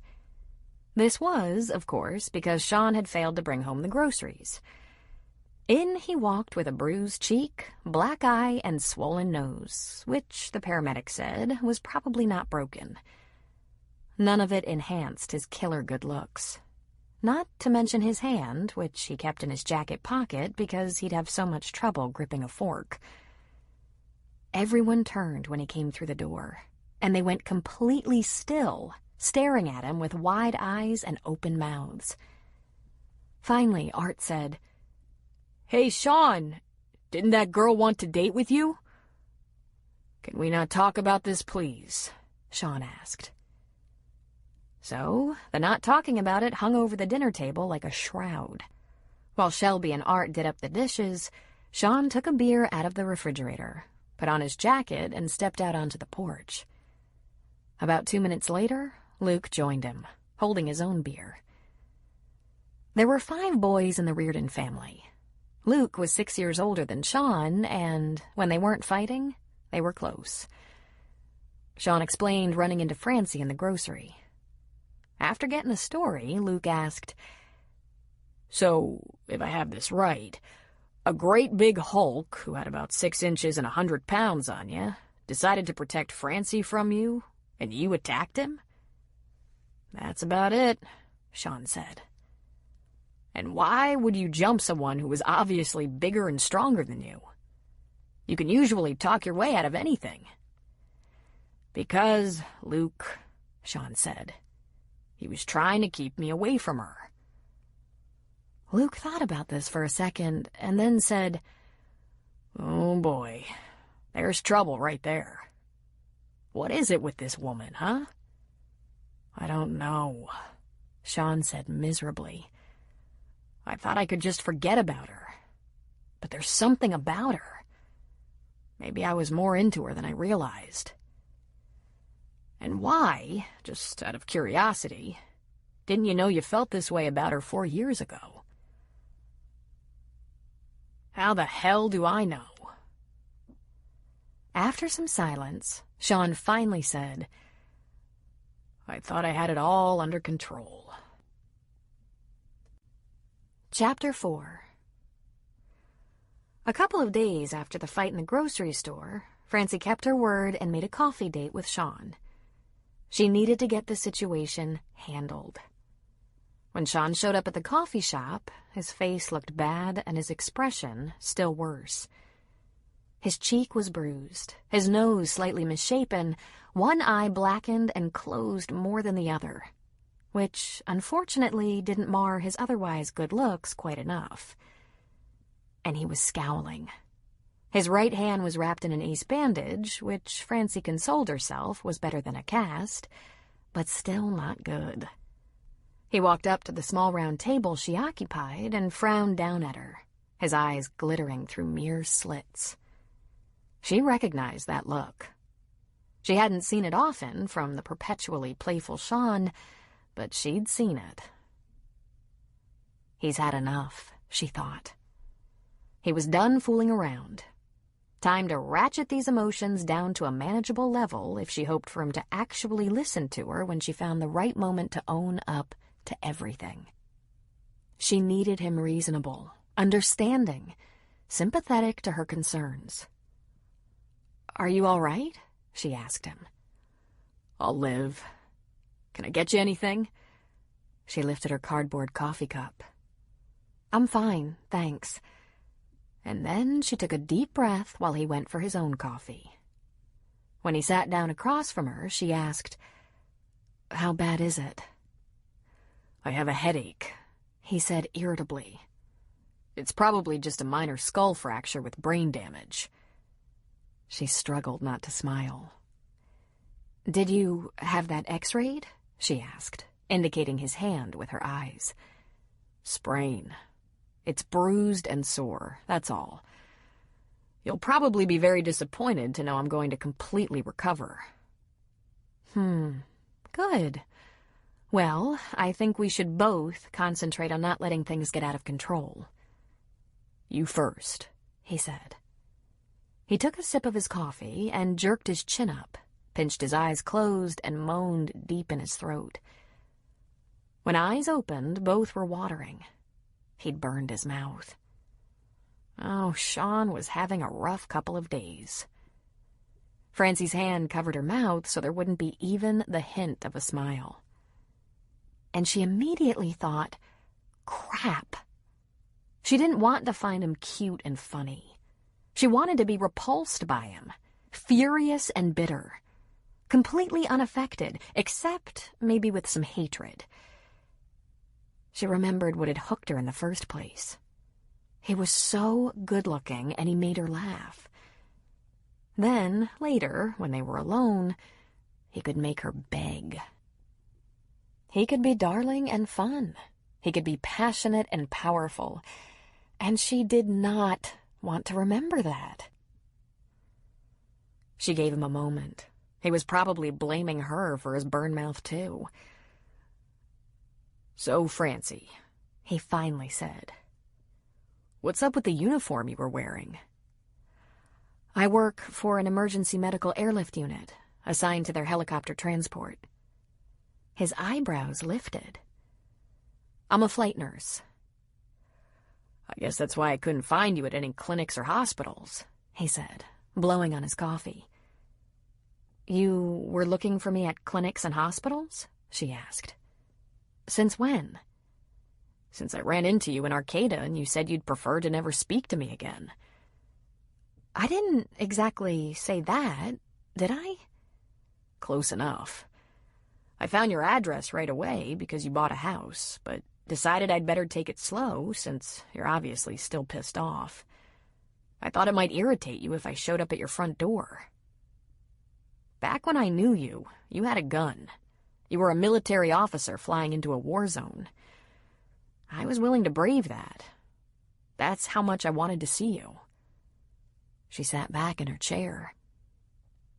"I no longer have the gun. But when did you decide you wanted to see me again?" she asked. "We bump into each other after years and everything changes for you?" "Here's how it went," he said without even thinking about it. We both walked away mad back then. I distracted myself by going to a new aircraft, a new training program, a new base and squadron. But after a few months of that, I couldn't leave it alone anymore. We ended badly, and I couldn't believe it was what either one of us really wanted. So I called you. You didn't call back, so I tried again. The cell phone was shut off. Your email bounced back, undeliverable. After another few months of licking my wounds, I called your mother's house to see if she'd put us in touch with each other, and she was gone. Phone disconnected, house sold, moved away. None of your best girlfriends were around at Luke Air Force Base anymore, and I couldn't remember their last names, so I had no one to ask. You couldn't remember their names? She asked. He grimaced. Last names. Shoot me. I didn't know there'd be a test. So you didn't respond and had disappeared. I thought maybe you got married or something. I quit looking. But it never felt right, the way we broke up. It shouldn't have happened like that. Oh? She asked, sipping her coffee. We were both too stubborn, angry. I wanted to find you and tell you that we should talk about our situation some more. Sanely. Have you changed your mind about commitment? About family? She asked. I was committed before, he said, his voice low and gravelly, definitely annoyed. I didn't need some document to prove that. That's why we should talk. She sat back in her chair. I can't see what there is to talk about, she said, exasperated. That's why we went our separate ways. I want the document, I want a family. You don't. I wanted another chance, he ground out. I wasn't happy with you forcing the idea of getting married before I felt ready, before I felt it was my idea too. But I was a lot less happy once you were gone. Then why didn't you say that in your messages? She asked. He tilted his head, gave her a hint of a smile, and lifted the eyebrow over the good eye. The messages you never got? He asked. Oh, he was good. Great choice for a spy plane pilot. He was quick and cagey. Okay, I got them. They were so generic. There was nothing to respond to. Not, I'm sorry and I want to try again, or I can't live without you, but just, shouldn't we keep in touch, babe? He leaned toward her. But what do you want from someone who's talking into ether, not knowing what kind of mood you're in, or wondering who else might listen to your messages, like maybe a brand new boyfriend or husband? I wanted to talk to you, not make life tough for you. You were pretty specific when you laid down the guidelines. It was marriage or you were out. For all I knew... He stopped. He took a breath. For all I knew, you found someone who liked that idea, and settled down. It was very tempting to just blurt everything out right then, right there. But Francie held her tongue. She did have to lower her eyes over her coffee cup to keep him from seeing the tears there. It all rushed back. How bad the breakup had felt, and remembering that he couldn't bear the idea of being stuck with her for life. Then came the fear that he'd like another chance, but they would probably only go back to the way they were. Or he was ready for more now and would never forgive her for what she'd done. Francie's mind was churning. I'd given you a lot of opportunity, Sean. A lot of time. You didn't budge. You'd gotten as serious as you were going to get. I didn't want to find myself in a relationship as tenuous as that for a long time. For as long as it took you to say you'd had enough and didn't want me around anymore. She swallowed. I didn't want to give my best years to a man who couldn't make a decision. He leaned toward her, and his look was earnest, though battered. What did I ever do or say to make you think I was just playing around? Weren't we a couple? A serious couple? Didn't we practically live together? You thought I'd just do that for a few years and then dump you? You didn't trust me any more than that, he asked. She shrugged. Why would I? We spent nights together, Sean. We kept our own places, and you never suggested living together. You like things loose and uncomplicated. You thought your buddies who got married bit the dust. You thought the ones who had kids were trapped. I wanted something solid, and back then I wanted it to be with you. But if it wasn't going to be with you, I had to have the courage to move on. Right? Isn't that reasonable? Rather than answering the question, he said, Maybe I'm not that guy anymore. Oh? She asked with a cynical tone. And what guy are you? Things changed, Francie. Starting with not having you in my life. I thought I'd just keep having fun, but fun wasn't fun without you. I thought the Reardon men didn't settle down. Until I watched the last one I ever expected bite the dust. There it is again. He bit the dust. If you'd seen him fight it, you'd have been impressed. Bottom line, I was trying like hell to make it work without you because I thought I had no choice. And when I saw you at that restaurant in Arcata, I knew I wasn't going another day without trying to see if... I just want to see if we can work this out. If we can't, if you're in a different place, I'm not a fool. I don't want a woman who doesn't want me. But just like I didn't want a man who didn't want me, she reminded him, lifting her chin proudly. Then, as an afterthought, she added, Enough. Didn't want me enough. Touché. You can have that one. I made a mistake, but so did you. I was an idiot. You were in a big goddamn hurry. Well, he was right about that, she thought. She had been on the nest. She leaned toward him and shook her head. I had no possible way of knowing if you would ever change. I can't wait around for that. My biological clock was ticking. Boy, had it been ticking. Again, rather than responding, he asked, Are you with someone now? She froze. In fact, she was. It had been a long time coming, too. But Sean's reappearance had caused her to barely give the guy a thought. It occurred to her to tell Sean she had a guy, just to back him off a bit. The temptation was equally strong to tell him there was no one, which might encourage him all the more. In the end, she said, I've been dating, trying to be social rather than a recluse. You?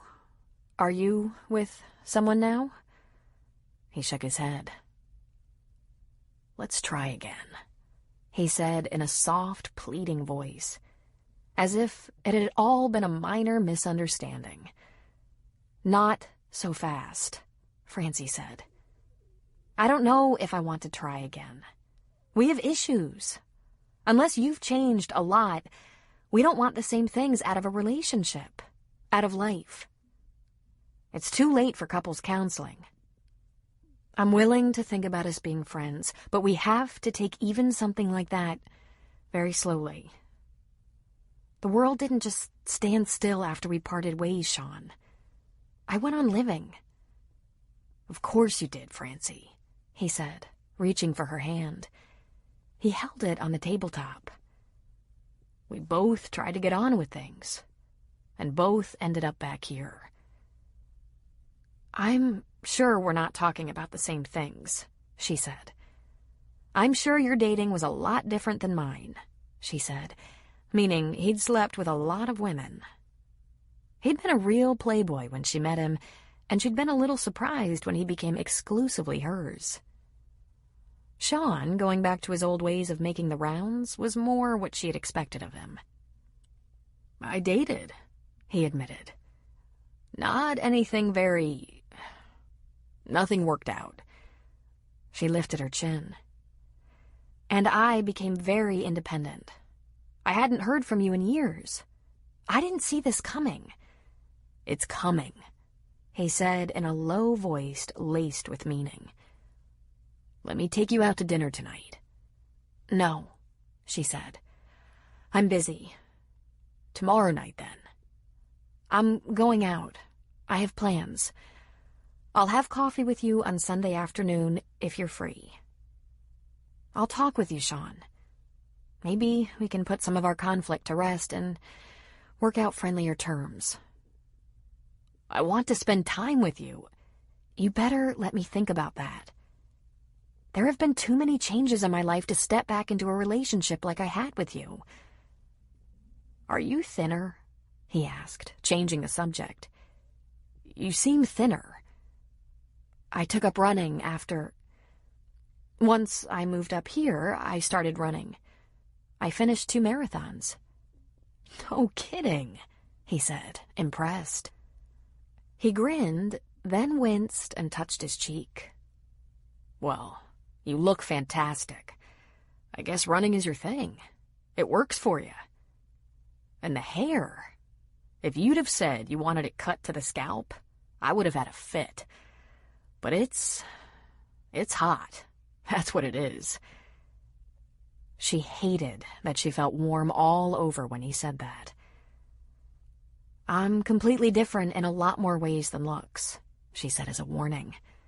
I have baggage that I've accumulated in the past few years. I have commitments. For example, my mother and I moved up here together. She was widowed, I was single. It made sense. Sure. How is Viv? He asked. Great. Working in a family practice as a physician's assistant. She's glad she made the change. She likes the area and has friends here. And I have 2 jobs, Sean. I pull a couple of 24-hour shifts with the airlift unit in Reading every week, and I teach a couple of courses at Humboldt University. Nursing courses. It's a great schedule for me. Gives me the time off I need so I can balance work life and home life. It works for me. I'm committed to both. You're teaching nursing? He asked, surprised. She nodded. I've been doing that for the past year or so. Turns out I like it.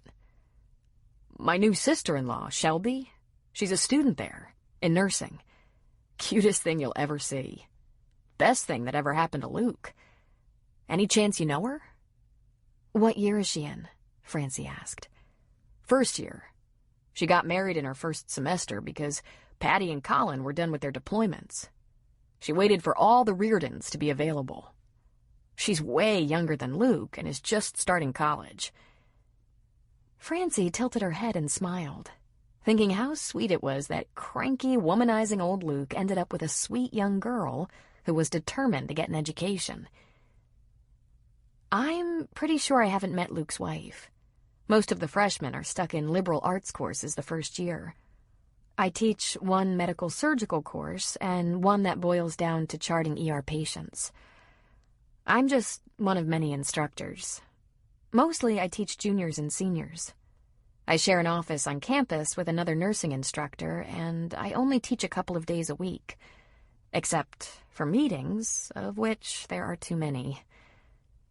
You never did go for the meetings, he said with a smile. I'll have to tell Shelby to introduce herself. You'll love her. One thing at a time, all right? Francie asked patiently.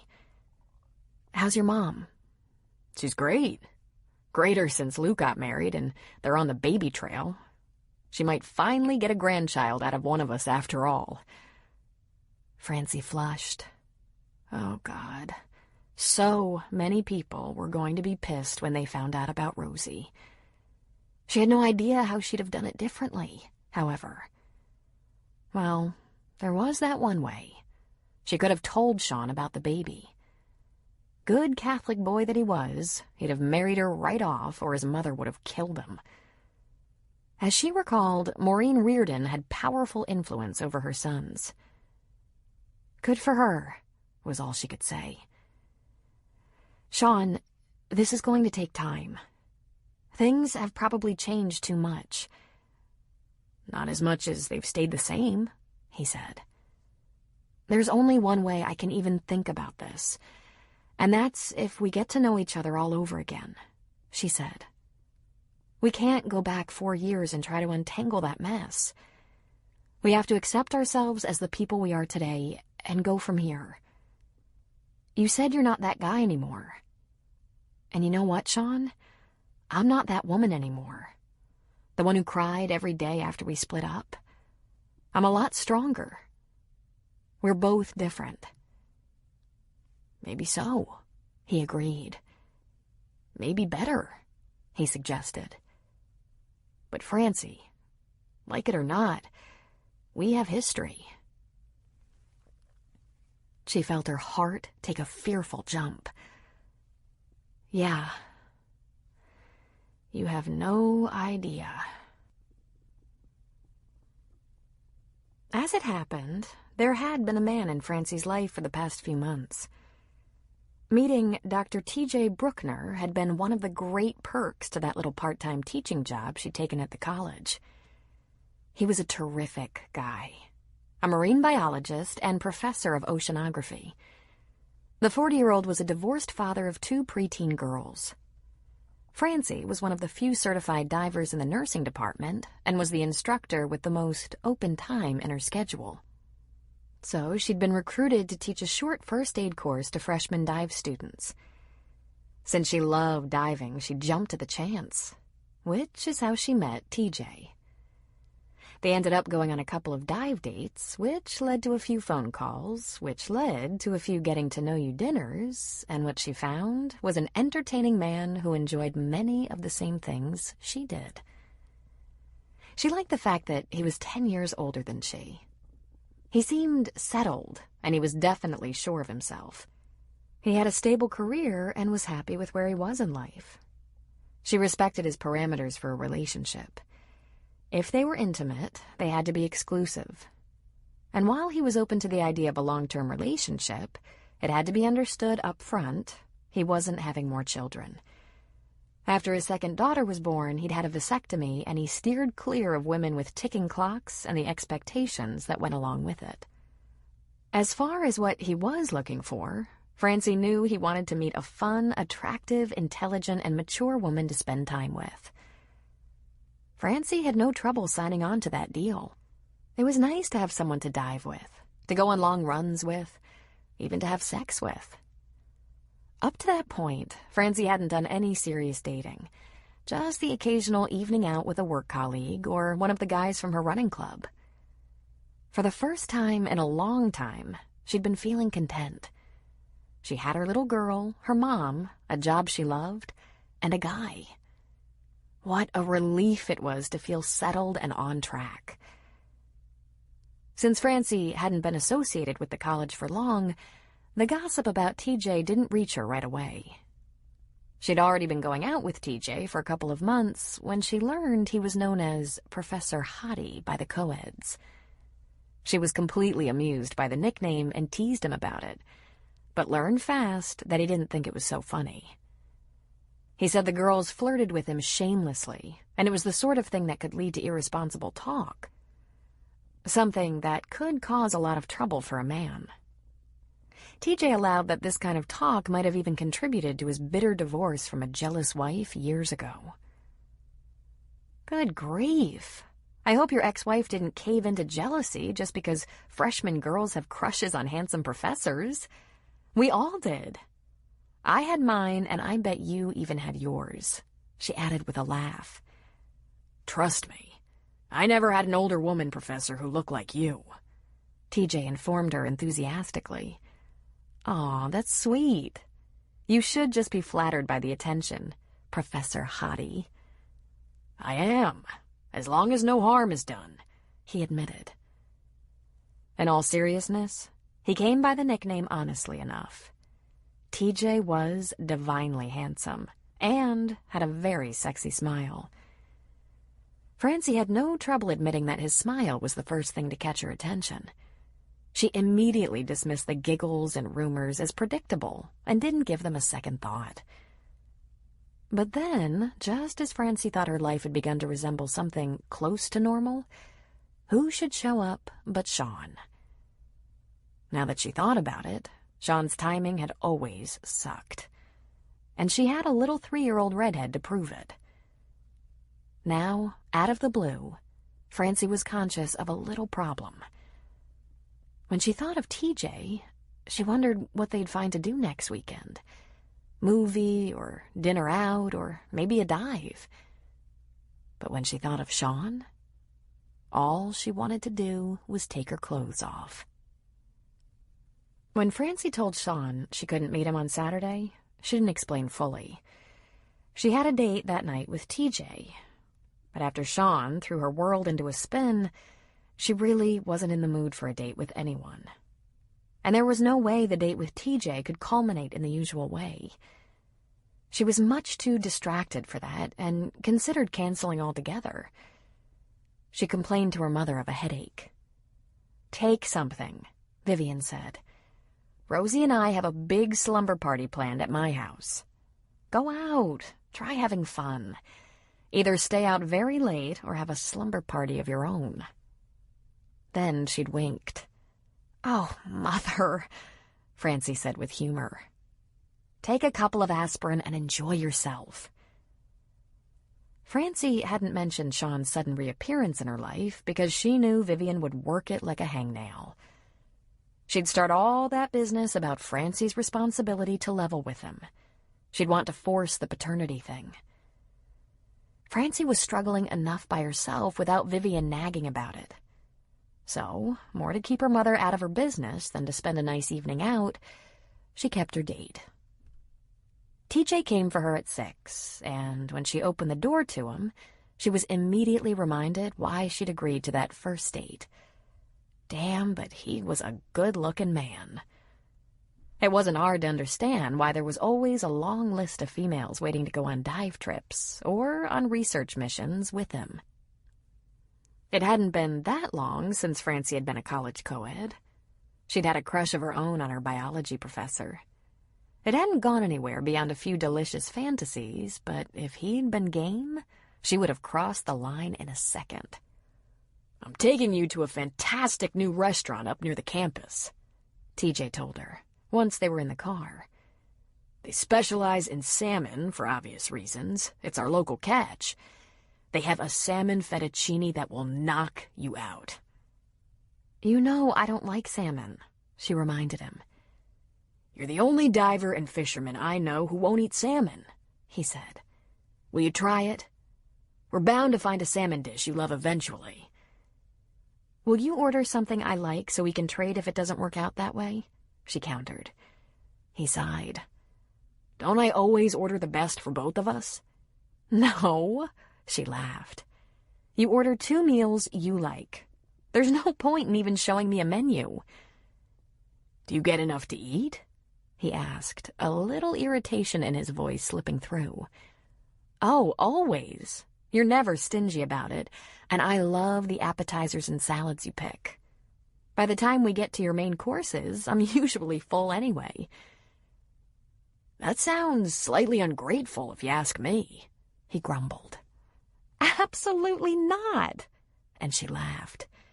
"You order enough for 4 people, and I'm always happy to let the doggy bag go home with you so you can enjoy it all over again.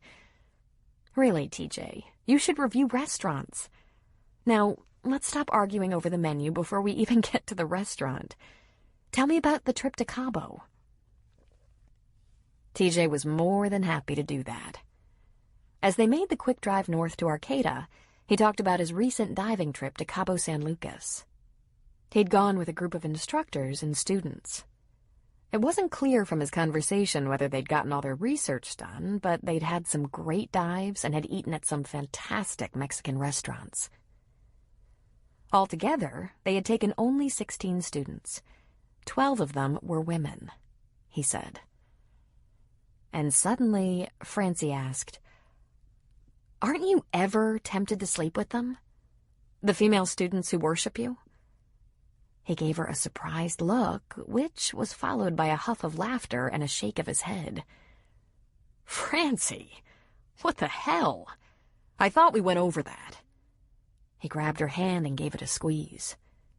Are you serious? Curious, she said. I'm sorry, was that offensive? Depends on the reason for your question. Did you hear something? Some gossip about me? Nothing like that, she said with a laugh. But it must be difficult sometimes, she said. To be a single man thrown into so many situations with young women, like trips out of the country and on boats where you spend days at sea or anchored offshore. Probably surrounded by beautiful, nuble, irresistible young women who are sure you just walk on water and wouldn't even have to think twice about... She stopped before she really became offensive. He frowned and gave her hand another squeeze. It might be, if I were interested in any of them. I'm much more comfortable with women I can have a conversation with. I'm not interested in being with a college freshman or sophomore who'd be more than willing to help me lose my tenure. He glanced at her. Just in case you're thinking of dipping into that well, it's how you get fired. Messing with the student body, so to speak. Oh, please, she said with a laugh. Not in a million years. But men are different. Not that different. This is so strange, coming from you. You've never even brought it up before. Sure I have, she said. It's apparently well known around the campus that the girls are hot for you. And you are a bachelor. Be careful you don't start to sound like Glynis, the ex. She was obsessed by my female students, especially after she'd had children and didn't feel as comfortable in a bikini. He grinned at her. For a woman who's had a child, you sure didn't lose your bikini body. Well, that's exactly what brought it to mind, Francie said. That you're out of the country with a dozen beautiful, barely dressed 18-year-old women who think you're nothing less than a god, and... She cleared her throat. I would imagine it has its distracting moments. He chuckled. You've never once asked me a serious question about how I handle that situation. Just so you know, I have to go to a lot of trouble to keep things on the up and up. I have an assistant or associate professor on hand at all times. I can't visit with female students in my office behind closed doors. If the door is closed for a meeting, a teaching assistant is right outside. On trips, everyone is assigned a buddy or two. I only travel in groups. Seriously, the first time I touch one of them, she'll be the one to scream foul and get me fired. But aren't you tempted? I'm actually made of flesh and bone, Francie. Of course I've been tempted. Not in the past several months, however, he added with a smile. Now, what brought this on? You aren't jealous, are you? Are you worried about being completely safe with me? Because not only are we careful, I told you I've been screened and I... She laughed uncomfortably. Not at all, TJ. It just occurred to me. You're back from a week in Cabo, had a great fun time away from all the prying eyes, and I wondered. I'm aware there's gossip from time to time, and there doesn't seem to be anything I can do but ignore it. Believe me, if there was any truth to the rumors about my behavior with the young women on campus, someone would have caught me with my pants down by now. He laughed again. You give me credibility. Having a steady woman with your looks and brains has slowed a lot of that idle bullshit down to nothing. My pleasure, she said. Paranoia about all my potential affairs kept my ex-wife up nights. But it's pretty new coming from you. I'm only human, but I'm smart enough to know better. Bronson married his student. She was 19 to his 40, she pointed out, speaking of another one of the professors. Yeah, well, that doesn't show so well on him. I'd rather not be that kind of legend. He grinned at her. Besides, that's not what I'm after. If you came with us on a dive trip, the only kind of talk you'd hear would be about the two professors rocking the boat. That could be fun, TJ, she said. One of these days you'll throw out an invitation for me to go with you on a specific trip, and I'll shock you by saying yes." "It's a deal," he returned enthusiastically. "The next good one, you're coming with me. With us," he amended. "Me and the students." "Where are you going next?" "I'm putting together a trip to Quino Bay, Mexico. A nice little shrimp town. I'm saving you for a more exotic trip, so be patient. But before Quino Bay can be accomplished, there's a coral study to finish. That's about 5 days offshore." Having effectively kept the subject on him, Francie was able to listen more than she talked. They got to the restaurant, were seated right away, and he ordered wine for them. He was the expert at that as well, she thought, but she didn't mind. It seemed only moments before the salads arrived, and TJ was still second-guessing whether they'd made the right choice for their appetizers. She hoped he wouldn't change his mind. She didn't care if he ordered for her, but she hated it when he caused a lot of trouble for the waitstaff. Plus, she was looking forward to the crab-stuffed mushrooms. That and the salad might be all she enjoyed of this dinner. She really didn't like salmon, and tonight TJ had insisted upon it. But dinner out for TJ was a constant negotiation, a complicated ordering process. She got a kick out of it, but he took it way too seriously. As they ate, she listened to more details of his work, his plans for doing a coastal coral study with one of his classes that would take an intense 5 days off campus. And then in winter, there would be a couple of dive trips out of the country to warmer climes. And... "Francine," he said, drawing her attention. "Miss Duncan." "Huh?" she said, looking up. "I'm sorry. Was I somewhere else for a moment?" "I was just saying, I think I'd really like you with long hair," he said dreamily, gazing at her. "Well, ordering for me is one thing, TJ, but I'm going to be in charge of my own hair. This cut is so easy." "You won't even consider growing it out? Even if I said I think I'd love it?" She was gazing off again. "Huh?" she said, when she realized he'd been talking to her again. "I'm sorry." He put down his fork. "You've been a little weird all evening. Different." "Really? Sorry," she sighed. "Well, I was this close to calling you to cancel. I have a nagging headache. I know I'm probably not the best company." "You're not only distracted, you've brought up a couple of things you've never even mentioned before. Like the girls, the students. This isn't a symptom of a headache." She looked into his beautiful brown eyes for a second. He had a slight smile, and it made her laugh. TJ was too intuitive for her mood to slip by him. "I do have a headache. His name is Sean Reardon." "Oh?" TJ asked. "Dare I hope he sells insurance?" She shook her head. "He's an Air Force pilot. I knew him when I was an Air Force nurse. I ran into him the other night while I was out with some girlfriends." "Ah," TJ said, sitting back. "And can't get him off your mind." "You can say that again," she said, putting down her fork. Not only did she feel like getting this whole thing off her chest, she felt she owed TJ an explanation. After all, they were a couple. "I haven't told anyone this, TJ. Not my mom, not girlfriends, certainly not Rosie." "Should I be honored?" he asked, lifting his wineglass to his lips, taking a sip. "Or should I panic?" "He's Rosie's father," she said, staring him straight in the eye. But then she glanced away. He put down his wineglass.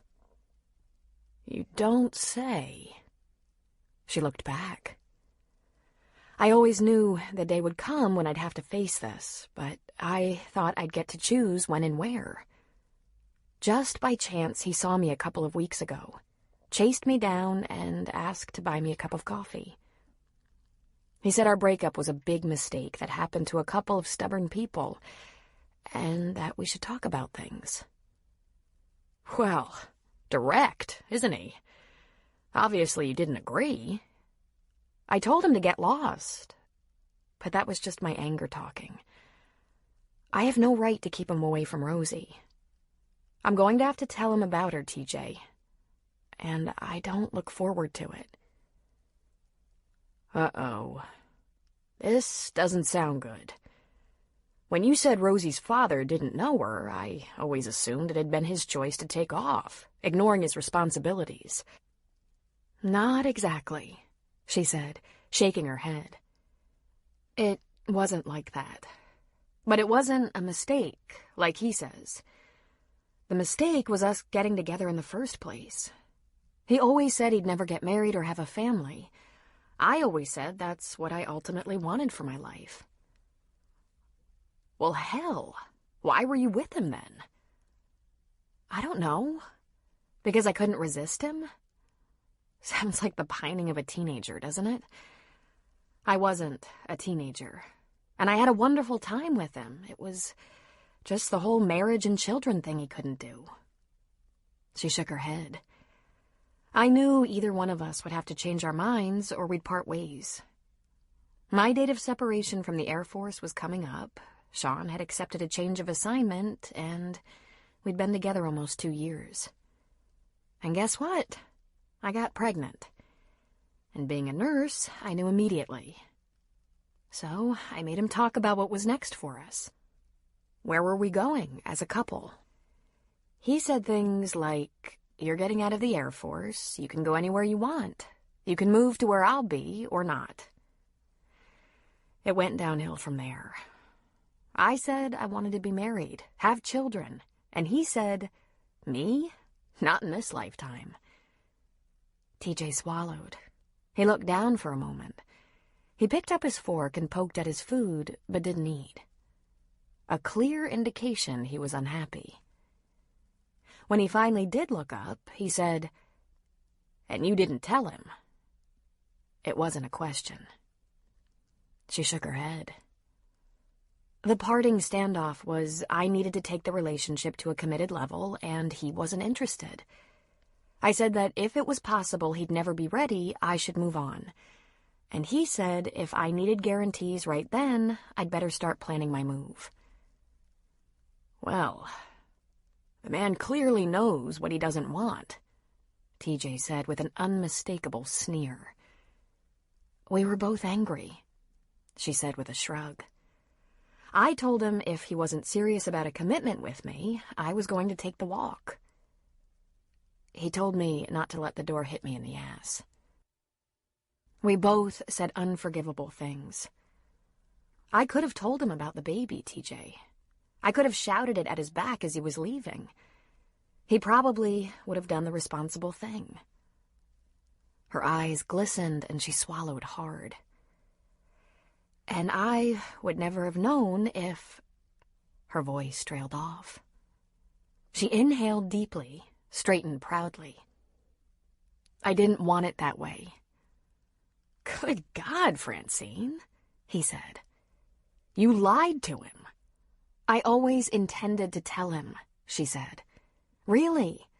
I thought I'd tell him when I found out she was a girl. Then I couldn't. I thought I'd tell him before she was born, but I was still so angry, so lonely. I planned to tell him right afterward, but he left me a couple of messages, a couple of those arrogant, cheerful, "We should keep in touch, babe," messages. And I couldn't do it then either. Next thing I knew, 4 years had passed. He shook his head and frowned at her. You should have told me this before. You owed me that much if we were going to be involved. And you should have told him. You know what, TJ? I owe a lot of people a lot of stuff. But at the top of the list is Rosie. I owe her my absolute protection.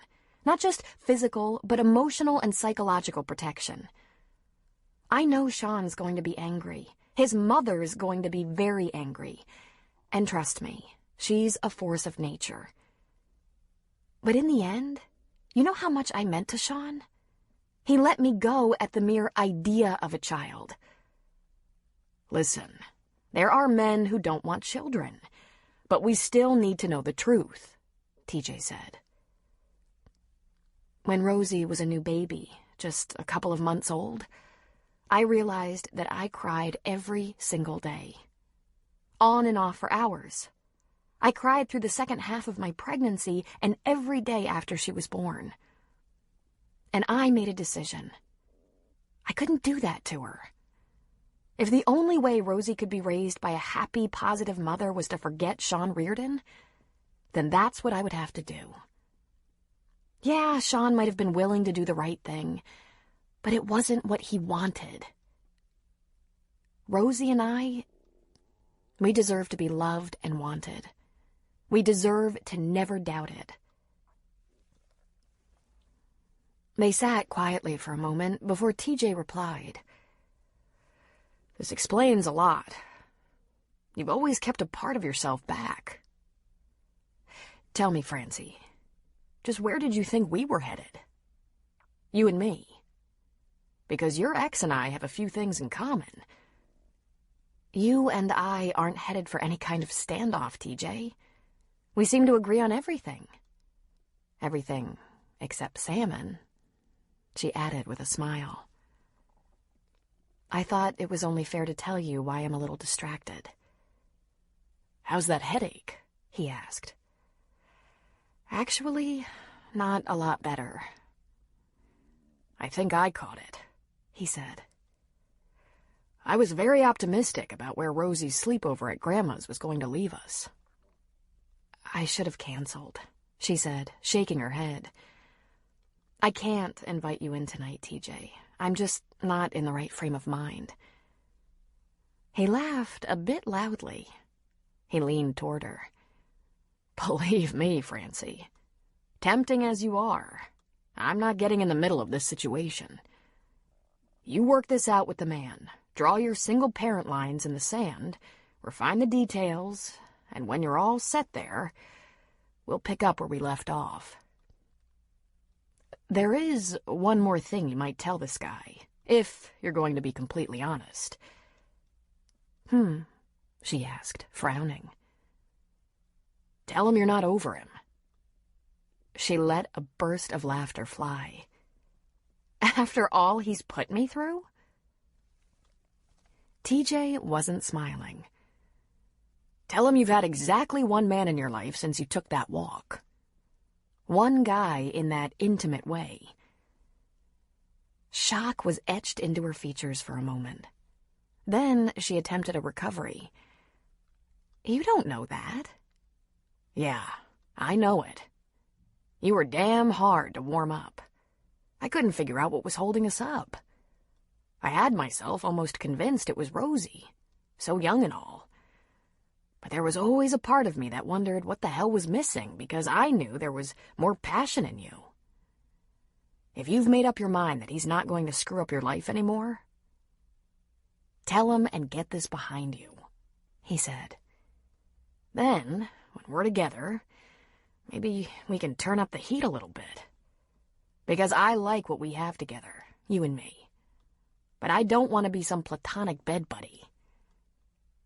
Excuse me? She said, pure shock keeping her from laughing out loud. Platonic bed buddy? I want more than a Friday night girl who, when she's with me, isn't really with me. I knew something was missing when we crawled into bed. No, she said, shaking her head. No, we've had a very nice... When she got to very nice, he did smile. She didn't go any further. Really, what man was looking for very nice sex? For that matter, what woman? And now the truth was out. He blamed her. And she realized with a guilty flush that he might be right. TJ barely stirred a spark in her, much less a flame. She felt as if she'd cheated him. Francie looked down at her half-eaten dinner. She couldn't meet his eyes with what she was thinking. Sean had barely to caress her skin with his breath, and she was on fire. He knew where to touch, how to tease, what to do, and nothing brought him greater satisfaction than to torture her with orgasm after orgasm. It had been like that with them since the first touch, the first night. They'd never grown tired of each other, never bored, never disinterested, and absolutely never just very nice. Their sexual relationship had never been anything less than magnificent. She was conscious of TJ lifting his hand toward the waiter, asking for the check, instructing him to box up their leftovers. She almost smiled. There wouldn't be any coffee and dessert tonight. With his hand on her elbow, TJ escorted her toward his car rather quickly. As they walked down the sidewalk, Francie looked up to see a familiar figure walking toward them. His hands were plunged into his pockets, and his head was down. Just as they were about to pass, he lifted his eyes briefly. Francie said nothing, gave no reaction, but managed to keep walking. She listened for his footfalls behind them, but there was no sound. She knew then that Sean had stopped dead in his tracks and was probably staring after them. Afraid to turn around, Francie sighed deeply. Ah, well, now they knew about each other. And yet, they didn't know anything at all. The drive back to her house was 20 minutes of uncomfortable silence. TJ sulked, and Francie realized she might have risked losing the best shot at a stable relationship she'd had in years. But maybe not. According to what he'd implied, she'd risked it the first time she'd crawled into bed with him and had proven to be a barely adequate lover. What she hadn't quite admitted until tonight was that it wasn't all it could be for her either. Finally, TJ pulled into Francie's driveway. When he walked Francie the short distance to her door, he said, "Remember our agreement, Francine. We're exclusive. I have a feeling you're forgetting that." "I remember our agreement." "I want you to give me your word that you're going to take care of this matter. Get this guy together with his kid if that's what he wants, and then tell him you're involved with someone." "I'm planning to take care of this situation the best I can," she said.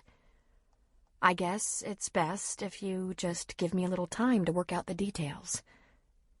"Don't take too long. I'm not that patient." "Thank you for the dinner, TJ. Sorry it ended on such a negative note. Let me know when you get this worked out with Rosie's father. And try to be smart, Francine. You may have run into him here, but he's not hanging around. Not for you, not for Rosie. Get rid of him. When that's done, let me know.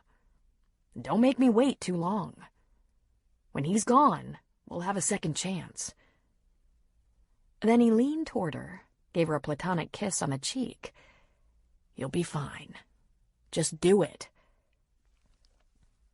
And after looking deeply into her eyes for a long moment, he got into his car and backed away. Chapter 5. Tonight was the third time the completely impossible happened. Sean ran into Francie on a random street in a small town. At loose ends, he decided to go back to that bar where he'd seen her the first time, just on the off chance he'd meet her again, even though he knew the odds were slim. Before he even got inside the bar, he saw her walking down the sidewalk, a man guiding her along with a hand on her elbow. And he carried a takeout sack. They'd already had their dinner. He considered this sighting some kind of miracle. It was meant to be. He watched them walk down the sidewalk and turn the corner. He stood there like an idiot for a few moments, and then, knowing it was wrong on every level, he headed back to his own car to follow them. He had no way of knowing what was next on the agenda for Francie's evening, But if that had been him walking her away from a restaurant, the night would just be getting started. He had an overpowering urge to know if Francie had moved on, if she'd found love in her life, if it was time for him to disappear for good. By the time he reached his vehicle, he was too late to spot the make and model of the man's car.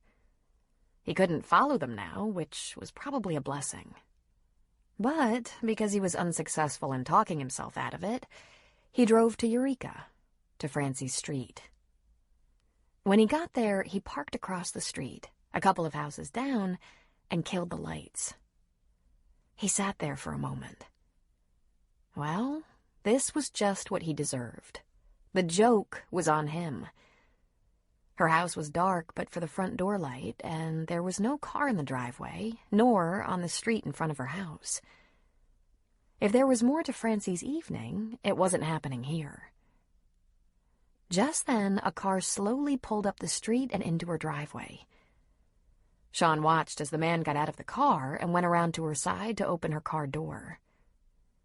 He guided her up to the door, and Sean thought, if they go inside, I have to find it in me to drive away.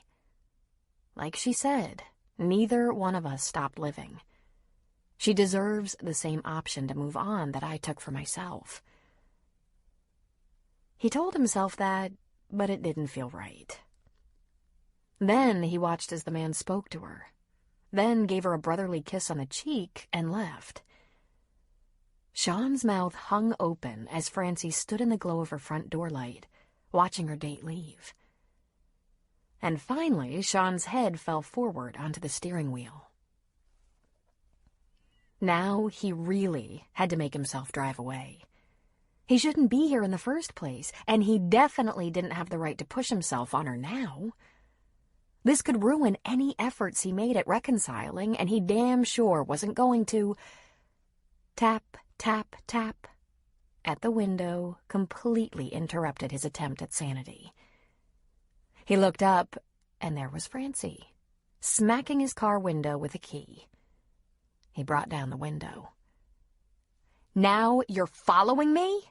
she asked, outraged. "Not exactly," he said. "I'm sorry. You know I'd never scare you on purpose." "You don't scare me, Sean. I think you're an idiot," she said, turning to walk back across the street to her house. She stopped in the middle of the road, and over her shoulder she said, "You are a truly clumsy spy. I saw you in Arcata. I saw your car when we turned onto my block. I know your car, you dope, from when we met for coffee." Sean jumped out and went after her.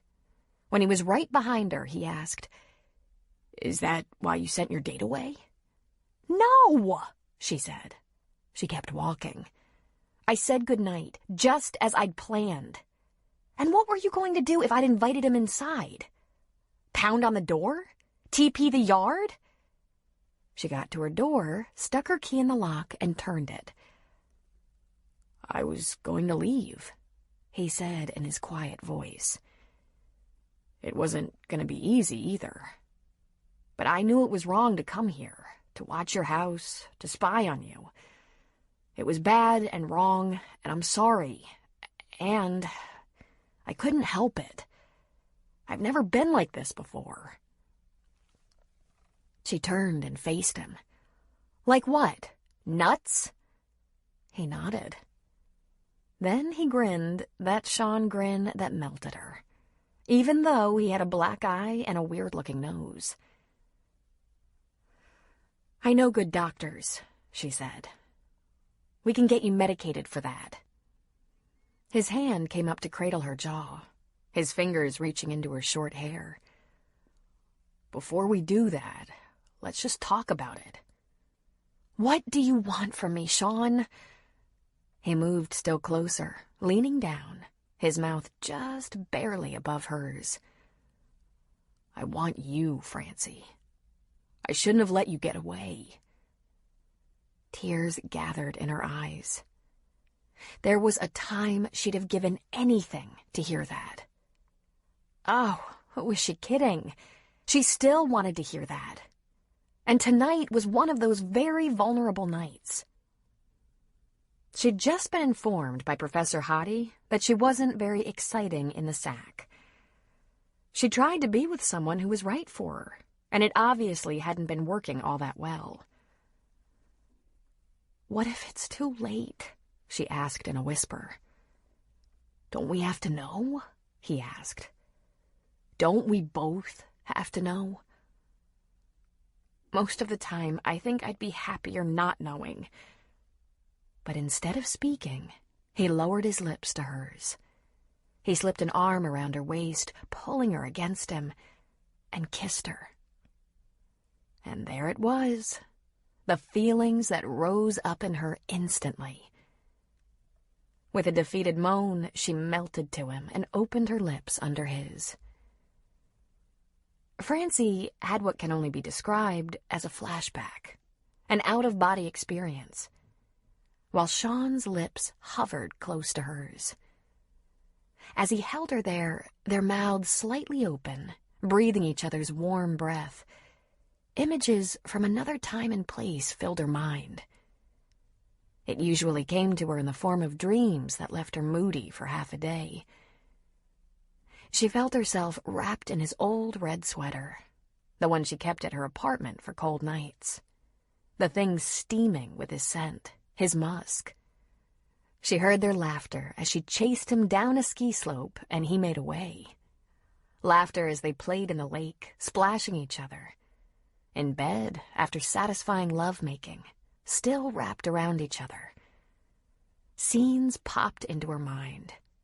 Standing in his kitchen, fluffing up a big salad while he turned steak or fish on the grill. Washing their cars in his driveway. Working together to put fresh sheets on the bed. Sitting by a fire in the vast Arizona desert. Talking softly under a million stars in an endless black sky.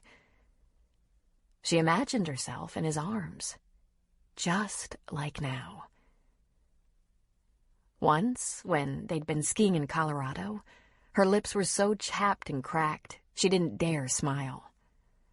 She told him that if they made love, she couldn't use her lips in any way. He told her to lie down on the bed and close her eyes. He began to smooth healing bag balm salve across her lips in long, slow, careful strokes. Not just enough to coat her poor lips once, but over and over and over for long minutes. A lip massage, until they had become as soft and plump as a baby's butt. He didn't stop, but kept stroking the salve on her lips, putting her in a trance. Gently, sweetly, perfectly, healing her, taking care of her. Sometimes when she dreamed or remembered that, she felt hypnotized. Sometimes it caused her to wake up crying out for him. Remembering all of this and more, and feeling it now, she was in a deep state of longing. And she was utterly lost. "I am so screwed," she whispered. "Not quite yet, you're not," he whispered back. "Sean, don't do this. I want you," he whispered against her open lips. "So bad." She tried to pull herself out of the dream because she knew they should be talking. But it wasn't working. This happened to her sometimes in an actual dream. Her refusal to wake up because it felt so good to feel her skin against his skin. But she managed to shake her head weakly and whisper, "Not a good idea." But he just lingered there, lips to lips, bodies held comfortably close. And the irresistible memory that came was how much Sean loved pleasing her in bed. How committed he was to her pleasure. It was as if his own satisfaction was secondary. How he would tease her, tell her she took advantage of him.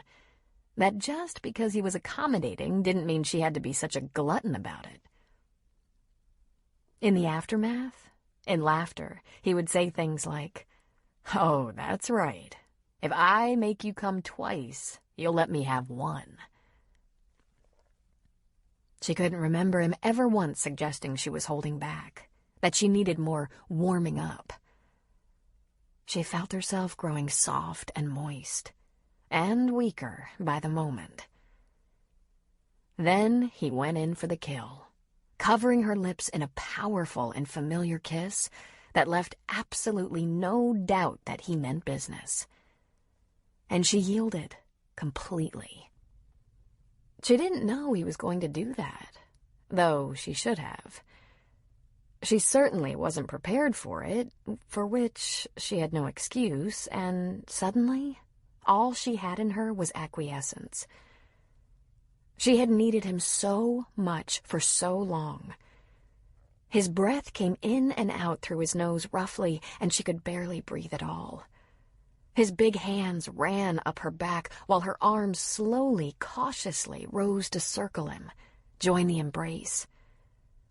The kiss was long, deep, delicious, hard. Her lips opened. His opened. It was his best demanding kiss, as she remembered it. He was pushing her back against the front door, and she pulled him against her harder, making small noises that didn't sound like protests. She was pressed to him tightly, and one of her hands crept up his neck to the back of his head, holding him against her mouth. She was actually counting the seconds, then lost count and started again. It felt like a 10-minute kiss. She couldn't stop, and she couldn't take this back. Couldn't pretend she wasn't in the mood or had decided it was a bad idea. This was it. Her statement. The truth was out. She wanted him every bit as much. Then he reluctantly pulled back. "Let me come in," he whispered. She shook her head. "That guy who just left, that's the guy I've been seeing." "I don't care. I'm going to take you away from him." "We have issues to sort out." "Yeah, and about a lifetime to do it in." Francie, for just a little while, let's think about all the things that are right with us, and not the few things we couldn't agree on." "It wasn't just a good-natured little debate," she reminded him. "It was so major it caused us to—" He came down on her mouth hard, pushing her back, taking her mouth with power. She counted the seconds till she couldn't resist him and then opened her lips, letting him inside. He slipped his hands inside her coat and ran them slowly up her ribs. Her coat open, he pushed her against her own front door with the length of his body, and the press of his arousal right at the V of her legs caused her some serious amnesia. Maybe it was a disagreement. One that wouldn't be so debilitating now. Whatever it was, she needed him. Needed. And, as had happened only with Sean, acquiescence turned to throbbing hunger. He could make her crazy with desperate desire. He turned with her in his arms, never releasing her lips, and opened the front door, allowing both of them to move right into her house. He closed the door behind them with a bang and pressed her against it on the inside. Oh boy, she remembered this trick. If there was anything as likely to weaken her as taking her to bed, it was pushing her up against the wall. Something most men didn't have a clue about. Sean had perfected. And she clung to him. He ground against her, and she gyrated her hips against him, knowing there would be no turning back now. Sean had an unfair advantage. Their sex life had been incredible. In the distance, she heard Harry whine, then growl. It wasn't like Harry to growl. "Francie," he whispered against her lips. "Do you have a dog?" "Uh-huh. Harry. Little guy. It's okay." Sean answered, going after her lips again. His hands ran smoothly over her bottom to her thighs, and he lifted her up. Her legs wrapped around his waist, and he held her there, moaning his approval, slipping his hands under her purple dress to hold her perfect ass. He loved that dress. It felt as silky under his hands as it looked on her body, and he was going to get rid of it as soon as possible. The growling intensified.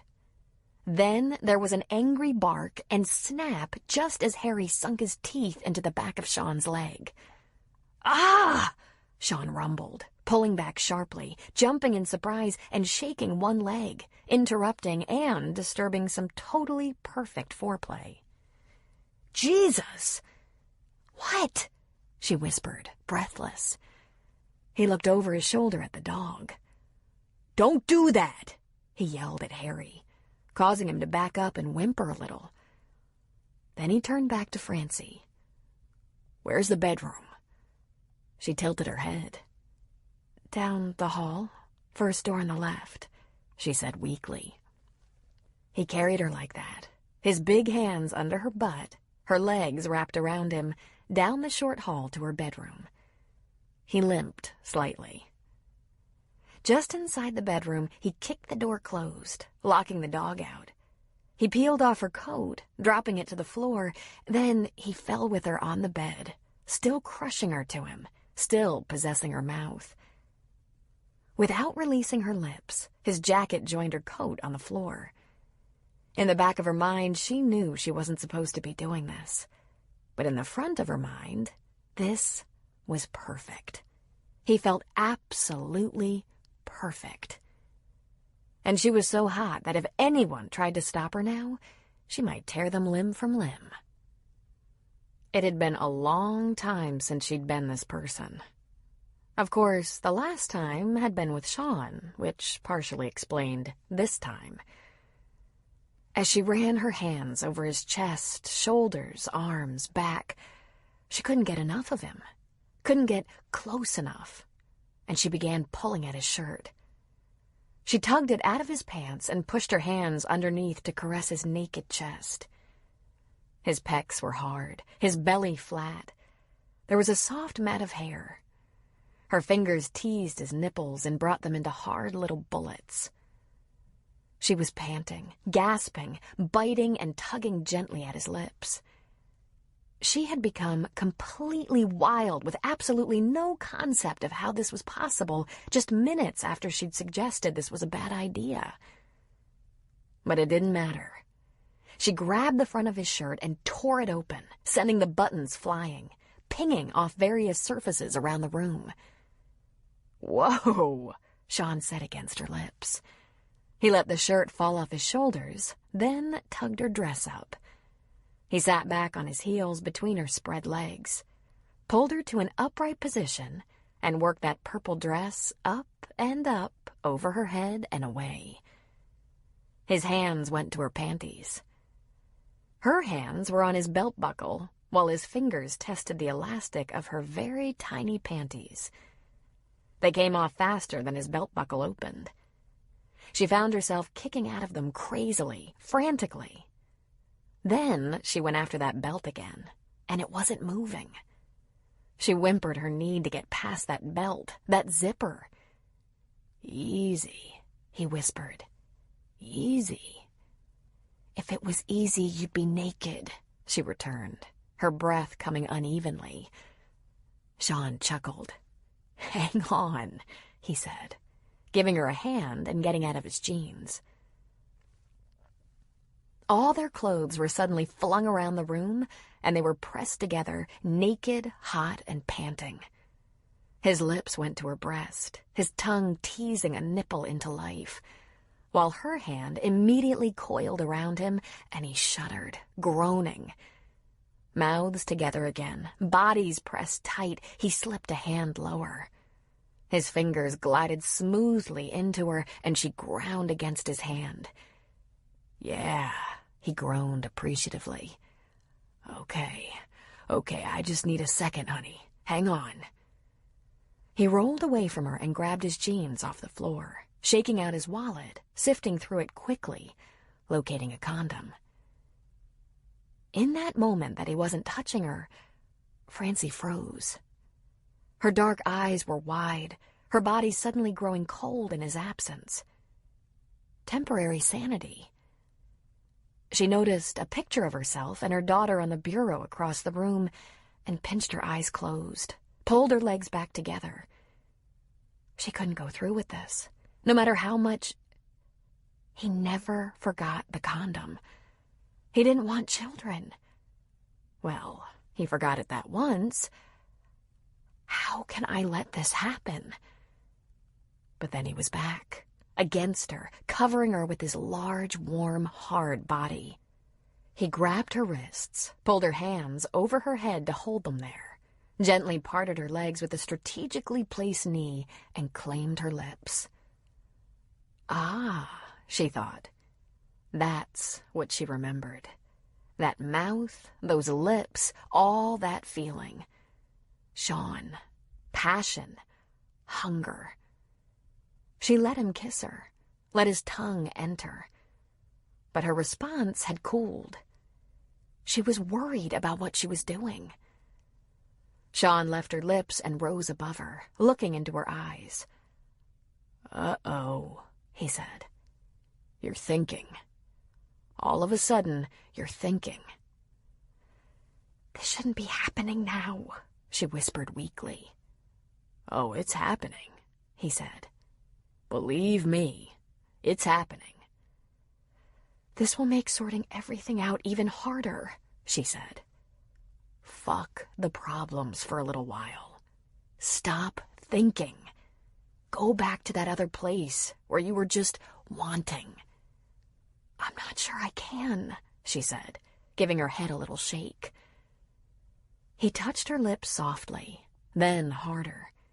He traced them with his tongue. "Sure you can," he whispered. "Nobody wants like you do, Francie. Work with me here." He possessed her mouth. Then his fingers found her most vulnerable spot between her legs, and a delicious moan escaped her as she lunged her hips toward him. Amazing, she thought, how Sean's skillful mouth, his talented hand, could completely numb her mind and quiet the chatter. He let go of her wrists. His lips found her breast, and with precision, he entered her in one long, deep thrust that made her gasp and push back against him to bring him home. "God," she said in a breath. "Oh, God. Oh, God." Her hands were on his back, holding him tightly against her, running up and down in slow, rough caresses. She grabbed the hard muscles of his butt and pulled him against her, into her, hearing him groan. Every nerve ending was on fire. There was a longing inside her that needed to be taken care of right away. She did exactly what she thought she couldn't. She stopped thinking and let her body take over. Bucking beneath him, moaning, whimpering, clinging to him, riding with him in a powerful, stormy, wild pumping that teased the deepest part of her into a hunger so strong it robbed her of breath. She gasped, wanting and craving and needing. She wrapped her legs around him, scraped her nails down his back, and felt the tension shatter inside her, bathing her in a blinding, pulsing heat that flowed from her core to every extremity. "Ah," he sighed. "Oh, honey," he whispered so softly she barely heard. "Oh, baby, that's the way." And then he took his, thrusting into her hard, letting it go, throbbing with his own pleasure. Then she fell limp, satisfied, a pile of stress and yearning that had gone all soft and weak beneath him. A small laugh escaped her. Something about a fabulous orgasm always made her laugh a little. Really, she hadn't had one like that in a good 4 years. "Funny?" he asked. "Not even," she said. Then she laughed again, softly, lightly. "I suddenly feel so good." No kidding, he said, and he rolled off her carefully, lying beside her, spent.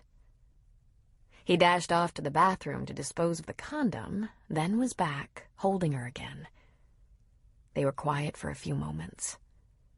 Then Francie turned onto her side, raised up on an elbow, looked down into his handsome green eyes, and said, "Now, we can't do that again. We have to sort out our issues." "Oh, Jesus," he said. "Why me?" "Why you what?" "This isn't the best time to be completely irrational," Sean said. "Well, I don't think I'm irrational at all. But why do you say that?" she asked. "We're naked," he answered. "We're naked after the best sex either one of us has had in a long time. And we should be cuddly. You used to want to be cuddly. What's wrong with you?" She frowned at him. "How do you know that's the best sex I've had in a long time?" "You tore my clothes off. You left scars on my back." He smiled at her. "Just an observation. Hardly a complaint." "Well, actually..." "Oh, never mind. It's really not your business." "Your dog bit me," he said. "I think he severed my Achilles tendon." "I told you," she went on.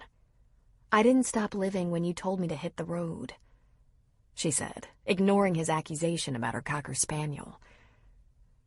Francie, that isn't what I did. You said you were leaving. I said fine, if that's the way you feel. Come on, not now, not tonight. And it doesn't matter if you had sex with someone. Or with 100. Forget I said that. I don't want to think about this." "I don't sleep around like you do," she said, curling against him. "We can't do this again," she said. But she made no attempt to cover herself, and neither did he. They lay there, snuggled, nude, in post-coital rapture. "I think we can do it again before morning," he said. "No, this isn't going to work. We're not lovers, Sean. We're ex-lovers. That's why that went so well. That's all it is." "I doubt that's all," he replied. "Oh, that's all. You and I pretty much perfected it by the time we split up." "Want to bet?" he asked, covering her body with his. "We had it perfected the first time. I remember, and so do you." Damned if he wasn't right. She couldn't see her way out of this mess. "We do have one little problem. I had that one condom, just for safekeeping. I don't have another one." She sighed in resignation that came too easily. "I might have a couple." "That's my girl." "Don't get your hopes up." "Baby, everything is up."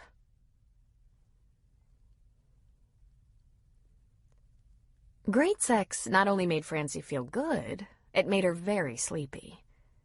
They made love twice more, softer and sweeter and slower, but just as mind-bending. They spent hours making love. Then she pushed herself up against Sean in a way that was at once brand new and very familiar. She used to sleep with him this way, her back up against his front, her head on his arm while his lips bothered her neck. He used to pull her long hair aside to kiss, lick, and suck on her neck. But there was no hair to get in his way now. His arm was draped over her waist, his hand capturing her breast. She felt, for the first time in such a long time, like she was in the right place at the right time. But probably with the wrong man. Morning would be soon enough to feel guilty and stupid. So she slept. "Were you ever lonely, Francie?" he asked in a whisper against her neck. "Without me?" Her eyes popped open, but she kept her breathing even, pretending to be sleeping.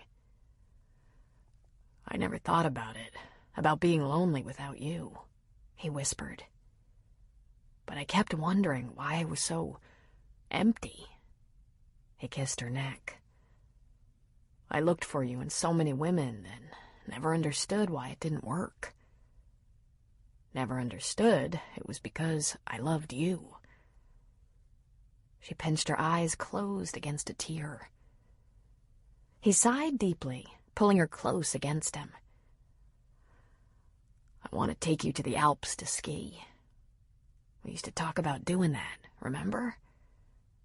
And I want to go with you to Aruba, to dive and lay on the beach. We'll get one of those huts on stilts. We'll make love outside." She heard him yawn deeply. He kissed her neck again. "I thought eventually I'd get over you. I didn't know I'd never get over you because I loved you." And then the talking stopped, and she heard his light snore. Very softly, she whispered, "Yes, I was lonely. You have no idea." At 6:30 in the morning, amazed to have slept so well, Francie slipped out of bed. She showered, toweled her short hair, pulled on jeans and a t-shirt. She stepped out of the bathroom to see Sean lying on his stomach, one arm dangling off the bed, the sheet pulled over his head and shoulders, but one long, muscular leg and his naked butt peeking out. The shower hadn't even disturbed him. He was out cold. She shuddered. She'd completely worn him out. She hadn't had sex like that in more than 4 years. That wasn't exactly their typical lovemaking, but then there was no typical with Sean. It could be wild, or sweet, daring, luxurious. It was never the same old thing. And it had always been whatever Francie needed at the time. He had probably the nicest butt she'd ever seen. And some unattractive scratches on his back. There was also the perfect imprint of a small canine mouth right on his Achilles tendon. She shivered again. Oh boy, she thought. I have really screwed this up. Now everything is about 10 times more complicated. She remembered a time she'd been so grateful to meet a man with whom she'd shared that kind of powerful chemistry. Now she was pretty sure she was cursed. She turned the picture of her with Rosie face down on the bureau before leaving the room. She'd have to get him up, have a little talk with him before she went to fetch Rosie. Francie's nerves were getting the best of her, so she tried to keep busy. First feeding Harry on the patio, then coming back indoors to brew coffee in the kitchen. When it was ready, she sat with her coffee and thought, I should probably get checked for STDs. Then she thought about the talk she was about to have with Sean. It would be quick and to the point. It was obvious a child lived here. If he hadn't noticed Rosie's picture in her bedroom, he would never miss the lavender bedroom right next to her own. There were toys in the dining room and right outside the French doors on the patio. As these thoughts raced around her brain, she had to admit she was afraid of his reaction. If anything happened to hurt Rosie, she'd never forgive herself. And yet she dreaded the thought of never having another night like last night again in her life. Because when he found out what she'd done, he'd be furious first, then he'd be gone. In Francie's bed, Sean rolled over with a moan, opening his eyes. He smelled coffee.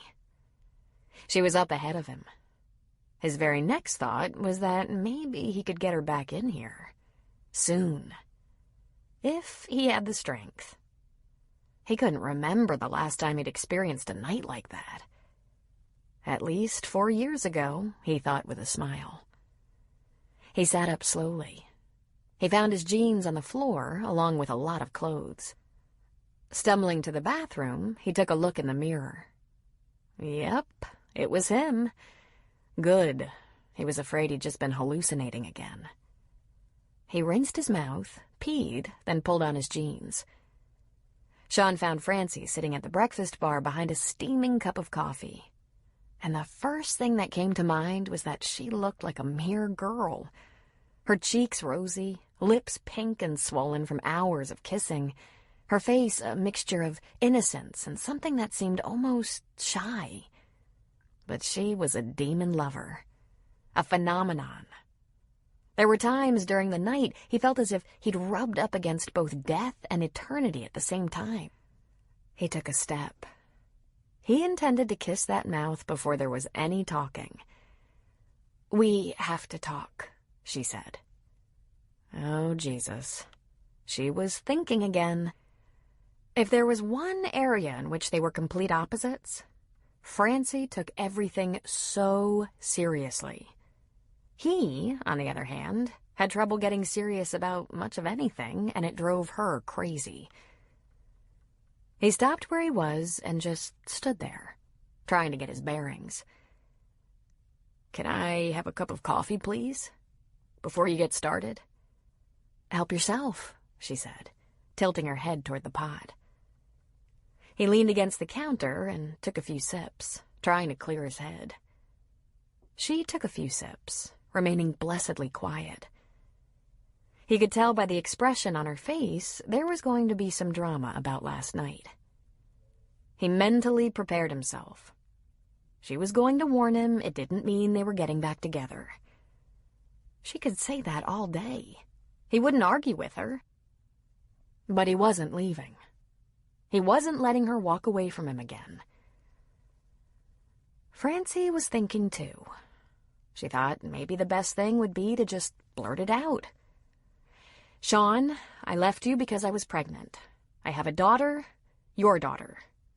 I have 20 reasons why I didn't feel I could tell you before now, and I—" Just then there was a sound at the front door, and Francie gasped. She knew instantly what had happened. Francie and Vivian had an understanding. Vivian would go out to get the newspaper from the end of her sidewalk, look down the block at Francie's house, and, if there was a car in the driveway, Rosie would not be allowed to go rushing home to her mother until after a long, leisurely breakfast at Grandma's house, and a quick phone call to clear the way. There was no car in the driveway. Sean's car was parked across the street along the curb. Rosie pushed the door open, all grins and bouncing red curls.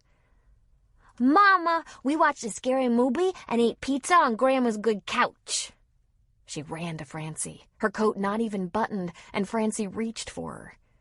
Rosie threw her arms around Francie's neck, and Francie lifted her up, hugging her fiercely, rocking her back and forth. Once she had her daughter in her arms, she wasn't afraid anymore. It was that way with Rosie and Francie. Little else in the world really mattered. "Morning, Cupcake," Francie said. "You didn't let Grandma sleep in, did you?" She shook her head, giggling. Then she spied Sean leaning against the stove in the small kitchen. He held a coffee cup in one hand. His green eyes were wide and fixed, his mouth open in shock and disbelief. "Where's his shirt?" Rosie asked. Francie pulled Rosie onto her lap more firmly, one leg on each side of her. "I think he forgot something," she said. "Rosie, this is Sean. Sean, this is my daughter, Rose." "Wide Irish Rose," Rosie corrected her mother. "That's right," Francie said with a smile. "My wild Irish Rose." "Mama, what's Irish again?" "A country. A beautiful country that's green like your eyes." She glanced at Sean. He was in a state of shock. She hoped she wouldn't have to resuscitate him in front of Rosie. Francie heard footsteps. The door squeaked open farther, and the doorknob rattled. "Good Lord, Francie, you left your keys in the lock. Not exactly safe. And presumably not locked, either, since Rosie—" Vivian stopped dead in her tracks as she spotted Sean. She gulped. "Mom, you remember Sean, don't you?" Sean recovered himself. His eyes were no longer wide, but narrowed, and his mouth was fixed in an unhappy smile. "Vivian," he said with a nod. Then he sipped from his mug. "Sean," Vivian said, her hand rising to her cheek as she looked at the purple bruise on Sean's. "It's healing up nicely," Sean said. "How've you been, Viv?" "Good," she said a bit weakly. "Very well, thank you." Mama, did he fall down? "Yes, poor thing, but he'll be just fine. Will you do something for me, Peanut? I'd like to have a cup of coffee with Sean before he has to leave. Would you mind having breakfast at Grandma's? Then I'll come get you, and later, after we clean our rooms, I think we should take Harry to the dog park. Then maybe we'll bake something and put on one of your best movies."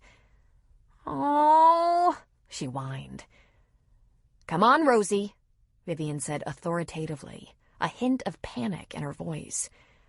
"I'll let you scramble the eggs. Come on, right now." She plucked Rosie off Francie's lap and had her out the door so quickly it was almost a magic trick. That left Francie and Sean standing in a very small kitchen in deafening silence. No one moved as the seconds ticked by. Then Sean lifted the coffee pot and filled both their cups. He pulled out a bar stool and sat down. He focused on her eyes and waited. When she didn't speak, he said, "Tell me you didn't." She gave a brave nod. "I was just about to tell you when she came bounding in the front door. Rosie doesn't walk anywhere." "You were just about to tell me? A few years after the fact?" "I told you I needed a commitment, that I wanted a child, children. You were adamant. You were not interested in the same things I was." "You might have left out a couple of things, like you were pregnant. That red hair and those green eyes, they've been in my family for generations." "Did you really think I would tell you? After the way you acted about the whole idea?" "I didn't have the facts," he said, anger seeping into his tone. "Do you even remember how it was? Do you remember that I cried and said it was the most important thing to me, and you said I'd have to come up with other important things because you weren't getting into all that? Do you remember telling me not to let the door hit me in the ass? Do you remember saying, 'Fat chance, not in this lifetime'? And do you remember telling me I was a child, an irresponsible fuck-around who would never grow up?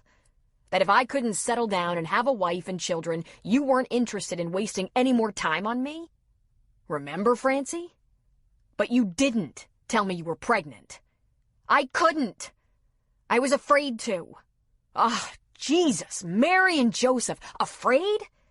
You've never had any reason to be afraid of me. I was afraid you'd marry me. That was what you wanted. I didn't want you to marry me because I was pregnant. I wanted you to marry me because you loved me. I did love you. I just didn't want to be married. Or have children," she shouted back. She pinched her eyes closed and took a steadying breath. She spoke quietly. "I didn't want you to be stuck with us. More to the point, I didn't want us to be stuck with you, regretting our accident every day of our marriage. I wanted my child. I wanted to raise her knowing she was wanted, loved. You'll never understand this, Sean, and I don't expect you to. But when my period was 5 minutes late, I started to love her, passionately, and it grew by the day. If I couldn't be 100% sure that you'd love her just as much, I wasn't willing to take a chance on you." "Were you never going to tell me?" he asked. "If I hadn't bumped into you, were you—" "Yes, I was going to tell you. I was going to have to. Rosie has just started asking questions. I was dreading it, but I was going to tell you. Dreading it? Because you knew how pissed I'd be? She gave a huff of laughter. Sometimes he was so dense. No, Sean, she said patiently. I don't care if you get mad at me. I was afraid you'd hurt Rosie. Reject her. Ignore her. Break her heart. Sean got that stunned look on his face again because he hadn't even gotten that far yet with processing all that had happened. In his mind, he'd just found out Francie was pregnant, and it really ticked him off that he hadn't been told. But life had hit fast forward. She was almost 4 years old and asking questions about her father. He had absolutely no idea what a father did with a 4-year-old. He had even less idea what a single father did. I won't, he said, though he was afraid, through ignorance, he just might. I wouldn't do that. Thank you, Francie said. If you don't want to see much of her, I can find ways to get around that so she isn't hurt. And if you... Francie! He nearly barked at her, stopping her. Give me a minute, huh? He took a breath. I just found out you were pregnant. He shook his head, trying to clear it. You haven't told her yet? Francie shook her head. Not yet. Okay. First, you have to let me digest this. I think I'm in shock. Then we'll talk about how we'll manage things, when we've had a little time to work things out. Then we'll tell her. But first... He took another deep breath. You've had a few years to get used to this idea. I've had a few minutes. He lifted one brow and peered at her. And I haven't had much sleep. In spite of herself, she flushed. Now, I'm gonna get dressed. I'm gonna leave. I need a little time to think. I need some fresh air, and you made promises to your wide Irish rose. I'm gonna call you tonight. He tilted his head. Are you gonna give me a phone number now? Sure, she said. Don't tell her until I'm ready, Francie. Do you want to help tell her? She asked, frankly surprised. I don't know, he said honestly. I just don't want you to tell her until I have some time to think. I want to work things out in my head. Then we'll get to... He gave a half smile. Rose? Why do you name her Rose? That hair, she said, smiling. She came with a head full of that hair. I thought I was going to name her Taylor till I saw the hair. He couldn't quite smile back. Then he pushed back from the breakfast bar and went into the bedroom to gather up his clothes. As he limped out of the kitchen, she saw the scratch marks she'd left on his back and winced. Oh, God, she whispered, mortified. When he came back into the kitchen, he was fully dressed, though he couldn't button his shirt. She said, "Please, whatever you decide, let Rosie be your first consideration. Her feelings. Her little heart." Whatever I decide? Sean asked. You mean there's some kind of choice? She's mine, right? Nothing I decide will change that, right? She's yours. I wouldn't be able to hide that. Then you don't have to worry about her heart, he said. He buttoned his leather jacket over his destroyed shirt. Write down your number for me. When does she go to bed? Francie scribbled down the number on a notepad. 8 or so. I'll call you after that so we can talk, he said, grabbing the paper. And without touching, hugging, kissing, or the smallest display of affection, he left her house. Chapter 6. It wasn't even 8 on Sunday morning when Sean left Francie's, so he drove around Eureka and Arcata for a couple of hours, hoping to spy an open bar. Of course, the kind of classy bar where Sean preferred to spend his time wasn't open on Sunday morning, or any early morning for that matter. But he was willing to settle for a dive if he could only find one. Pregnant, he kept thinking. Then he would remind himself, not pregnant anymore. There was a child, a little girl. How could Francie do something like that to him? Man, he could use a stiff drink. Right away, the many things he'd have to do assaulted him. He'd have to step up, offer to marry Francie, and somehow become a father. He'd have to act like a father to a little girl who hadn't had one since birth. Even though he had plenty of friends with young children, he hadn't been paying attention. He wasn't sure how that was done. Nor was it something he felt like doing. Next, he'd have to tell his family, and they were all going to go crazy. His mother, Maureen, at the head of the pack. He'd have to get over being angry, long enough to convince Francine to move to Beale Air Force Base as his wife, living with him full-time. And he had only 5 weeks of leave to do it in. Joint checking account, sharing a dirty clothes hamper, knowing each other's whereabouts at all times, working out childcare issues.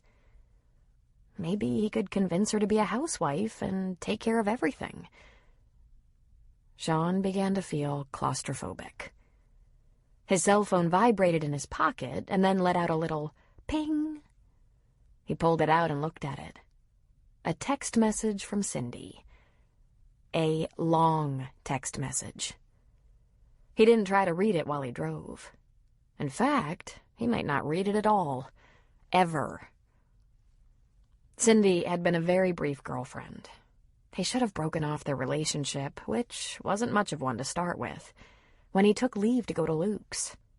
Instead, Sean being Sean, had kept the thread alive just enough to think about it a while longer because Cindy liked him a lot, and that meant regular sex. She was a civilian who worked on base, 25 years old, kind of cute. They had met at the officers' club one Friday night. The girl went from 0 to naked in 20 seconds. They were in her bed that very night. Though he knew better, he took her out a couple of times after that. He knew it wasn't going anywhere, but she didn't. She started calling him, having expectations, getting serious. He tried to slow her down, but she was very hot to trot and not easily discouraged. Sean was a gentleman most of the time and returned her calls or texts when she asked him to. And that was probably another mistake. So he told her he was going to his brother's place, would be gone a couple of months, and this would be a good time to cool it. He wasn't interested in having a steady girl. She was interested. She left voicemail and text messages on his phone at least once a day. Sometimes the cheery, "How are you?" variety, and sometimes the desperate, "Why don't you call me? I miss you so much" type. What he wanted was a message from Francie that said, "Come back here. I can explain." But he wasn't likely to get that. She didn't want him if he was merely taking responsibility. She wanted him in all the way, wanting her and a baby. Was it some kind of felony to be a guy who didn't feel like having kids? He knew a lot of guys who didn't feel like breeding up big families. It didn't make him a bad guy. Sean found himself driving back toward Luke's in Virgin River. And he was thinking that he really liked the guy he'd been with Francie, before all this. And he liked the plan he'd had. He wanted to travel, do fantastically adventurous things with her, see the world, ski the Alps, snorkel in coral reefs, dive in clear, warm waters, parasail, balloon, four-wheel, do a motorcycle cross-country, go mountain climbing. He hadn't ruled anything out. And Francie seemed to be having a great time. They were good together. An Air Force pilot and a nurse pulled together a decent enough income to indulge in all the fun entertainment life had to offer. She had no right to do what she'd done, without even telling him. She was wrong to do that. Francie was the one who was wrong, not him. He'd been honest. He pulled up to Jack's bar, the only game in town. The open sign was lit. Sean wandered in and found the place deserted. He went up to the bar and said hello to a smiling Jack. "Morning," Jack said. "Breakfast?" "Shot of Chivas, if that's okay." Jack lifted his eyebrows. "Fine by me," he said, getting a glass and a bottle. "Rough night?" Beautiful night, Sean thought. Maybe that's what pissed him off the most. That he'd had that old, familiar, phenomenal, mind-blowing sex with Francie, and had started thinking, I'm home with my woman. He'd begun formulating how they'd work things out. He'd convince her their life was good. He'd assure her she was secure with him. He loved her. He looked forward to a life with her. It was the trappings of marriage and children that made him nervous, made him feel like the confinement would suck all the fun out of him. But if that was the price of having her in his life, he would compromise. He could do the marriage thing. But that whole family thing? He was maybe years away from that. Think again, idiot, his conscience chided him. It's here. Your wide, I wish rose. "Sean?" Jack asked, putting the drink in front of him. "Oh, thanks. Just a lot on my mind." "Oh," Jack replied. "Well, can't say I haven't resorted to scotch before 10 a.m. Sunday morning to clear my head. A time or two." Then he turned away like a good bartender and busied himself behind the bar. Sean kept his jacket closed because there were no buttons on his shirt, and he didn't want his bare chest hanging out. He spent 30 minutes with the scotch, convincing himself that all of this was the fault of Francie, and he would do what he had to do, but she would have to beg his forgiveness for the deception. And that was just the beginning. She would have to explain why, after doing that, she hadn't contacted him and told him about Rosie before she was 3.5 and old enough to know he hadn't been around. That was unforgivable. He shook his head dismally and thought, wait a minute. You don't want children and you're angry that you didn't know you had one? He was confused. So confused. Sean?" Jack asked. Sean looked up. "Can I freshen that for you?" "Yeah," he said, pushing the glass forward. Jack poured a shot and said, "Listen, preacher's in the kitchen if you need anything. I'm gonna wander next door for about an hour, then I'll be back." "Next door?" Sean asked. "Yeah. You met the new minister, right? The guy who married Luke and Shelby? Well, we're not real churchy, but Noah's good people and he gives a passable sermon. Preacher and me, we trade off Sundays. The wives like to go. We're doing our best to support the church. I think we need to keep it going. Besides, he makes me laugh a lot more often than he makes me feel guilty. I'll be back in about an hour." "Sure," Sean said. "Enjoy yourself. If you're still here when I get back, maybe we can lay a little breakfast on top of that Chivas." "Yeah, maybe," Sean said. Sean sat there a good bit longer, focused on how much of this was not his fault. And finally, he had bored himself to death. He figured he'd settle up with Jack later and decided to just slip out. He was inexplicably drawn to the church out of curiosity. He wondered, when Jack said they were doing the best they could to keep it going, what that meant. So he walked in the front doors of the church, which opened to the back of the sanctuary. It was not nearly full. maybe half. Most of the people were seated toward the front, but in the back pew on the left were a few grizzled old mountain boys with graying beards past their sternums and ponytails down their backs. Sean took the back pew on the opposite side of the aisle. He got a whiff of mountain living from their side.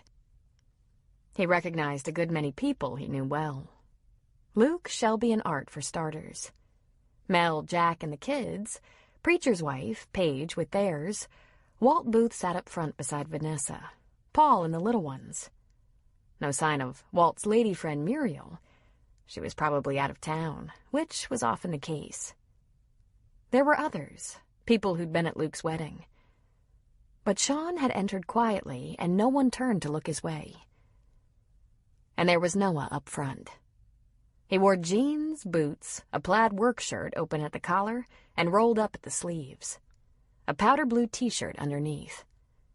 No suit or vestments like he'd worn at Luke's wedding. Beside him, patiently listening, was his border collie Lucy. Noah was animated, talking about Simon the fisherman, the most stubborn man alive, who couldn't make a commitment to Jesus even after he'd witnessed countless miracles. He clung so powerfully to his pig-headedness that he almost missed out on the most amazing life-altering commitment of the millennium. He was a real holdout, that Simon. Noah started talking a little bit about his own years fishing the Pacific out of Seattle, and he spoke about his own obstinacy, which he claimed was legendary. And Sean's mind wandered. I could have been softer, he thought. More sensitive to her need to have a family. I could have tried to talk it out. Instead, I said mean things. I said, "Go then, have a blast. You'll never have it this good with anyone else." Oh, man. Small surprise she didn't return his calls. A small voice said, "Try to imagine finding your father for the first time when you're only 4 years old." While Sean was daydreaming, Noah completed his sermon, and then there were a few announcements before the benediction. A perfect time to scoot out before Luke saw Sean and wondered what he was doing in church. The Presbyterian Women's Group will have their first meeting here on Tuesday night at 7. Please come and bring a dessert to share. Someone suggested the need for a nursery during services so the parents of little ones can concentrate on my profound and memorable sermons. There was a chuckle. That means volunteers. Anyone interested, give me a call. It's time to start thinking about Thanksgiving baskets for the needy.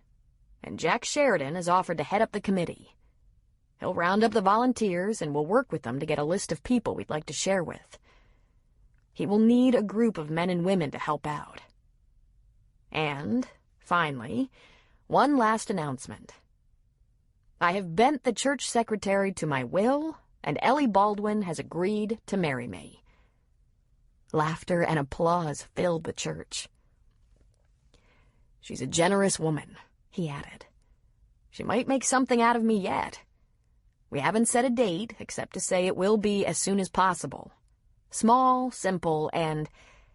Ellie, who'd been seated at the piano in front of the church, stood. But we will invite anyone who wants to come. Right, Noah? Everything else can be small and simple as far as I'm concerned, except the guests. Absolutely, Ellie. Whatever makes you happy, he said.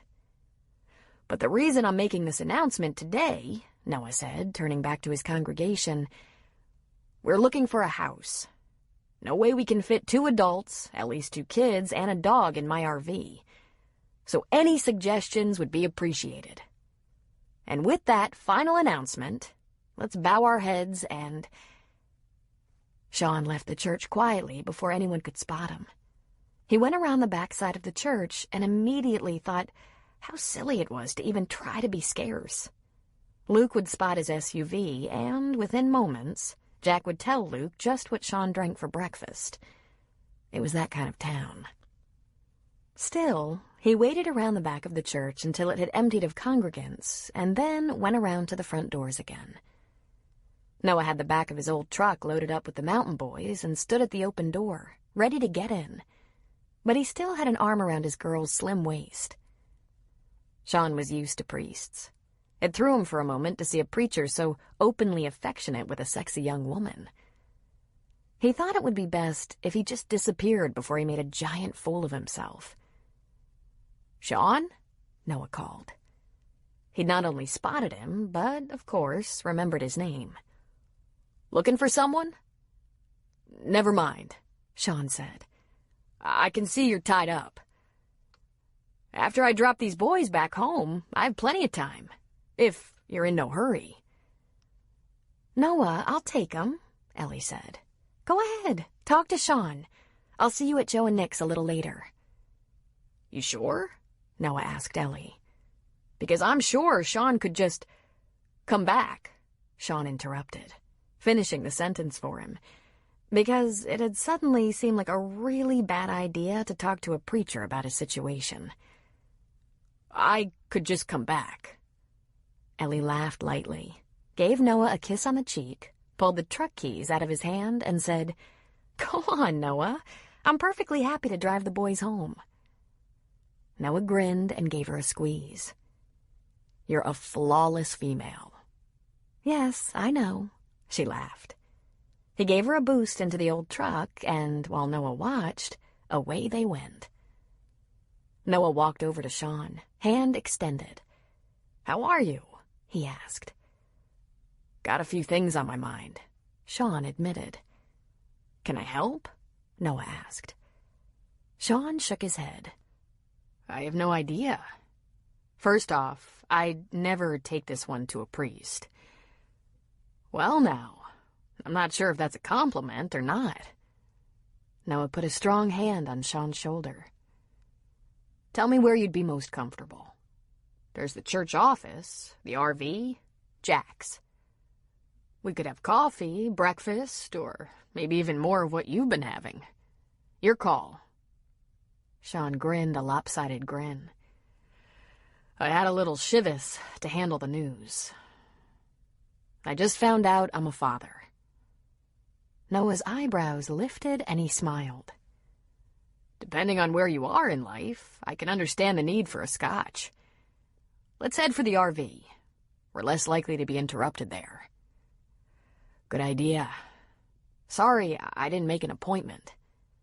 Noah laughed. "Did the news make an appointment?" he asked. "We have to be flexible in this business. Come on." Sean soon found himself settled in a slightly messy but comfortable RV behind the church. Noah closed an open laptop, cleared away some papers, and poured Sean a cup of coffee. "Want to take your coat off and stay a while?" Noah asked him.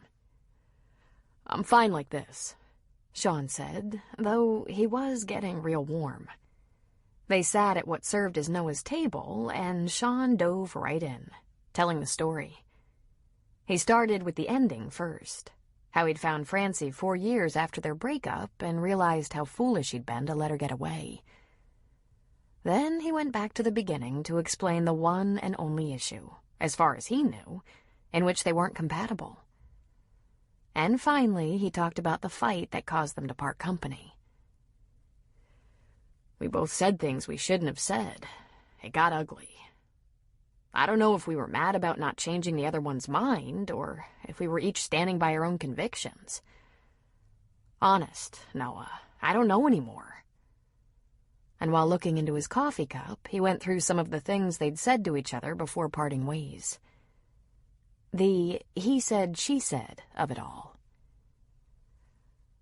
"I can't help but notice you got yourself a bruised hand and a shiner," Noah said. "Oh," Sean said with a laugh.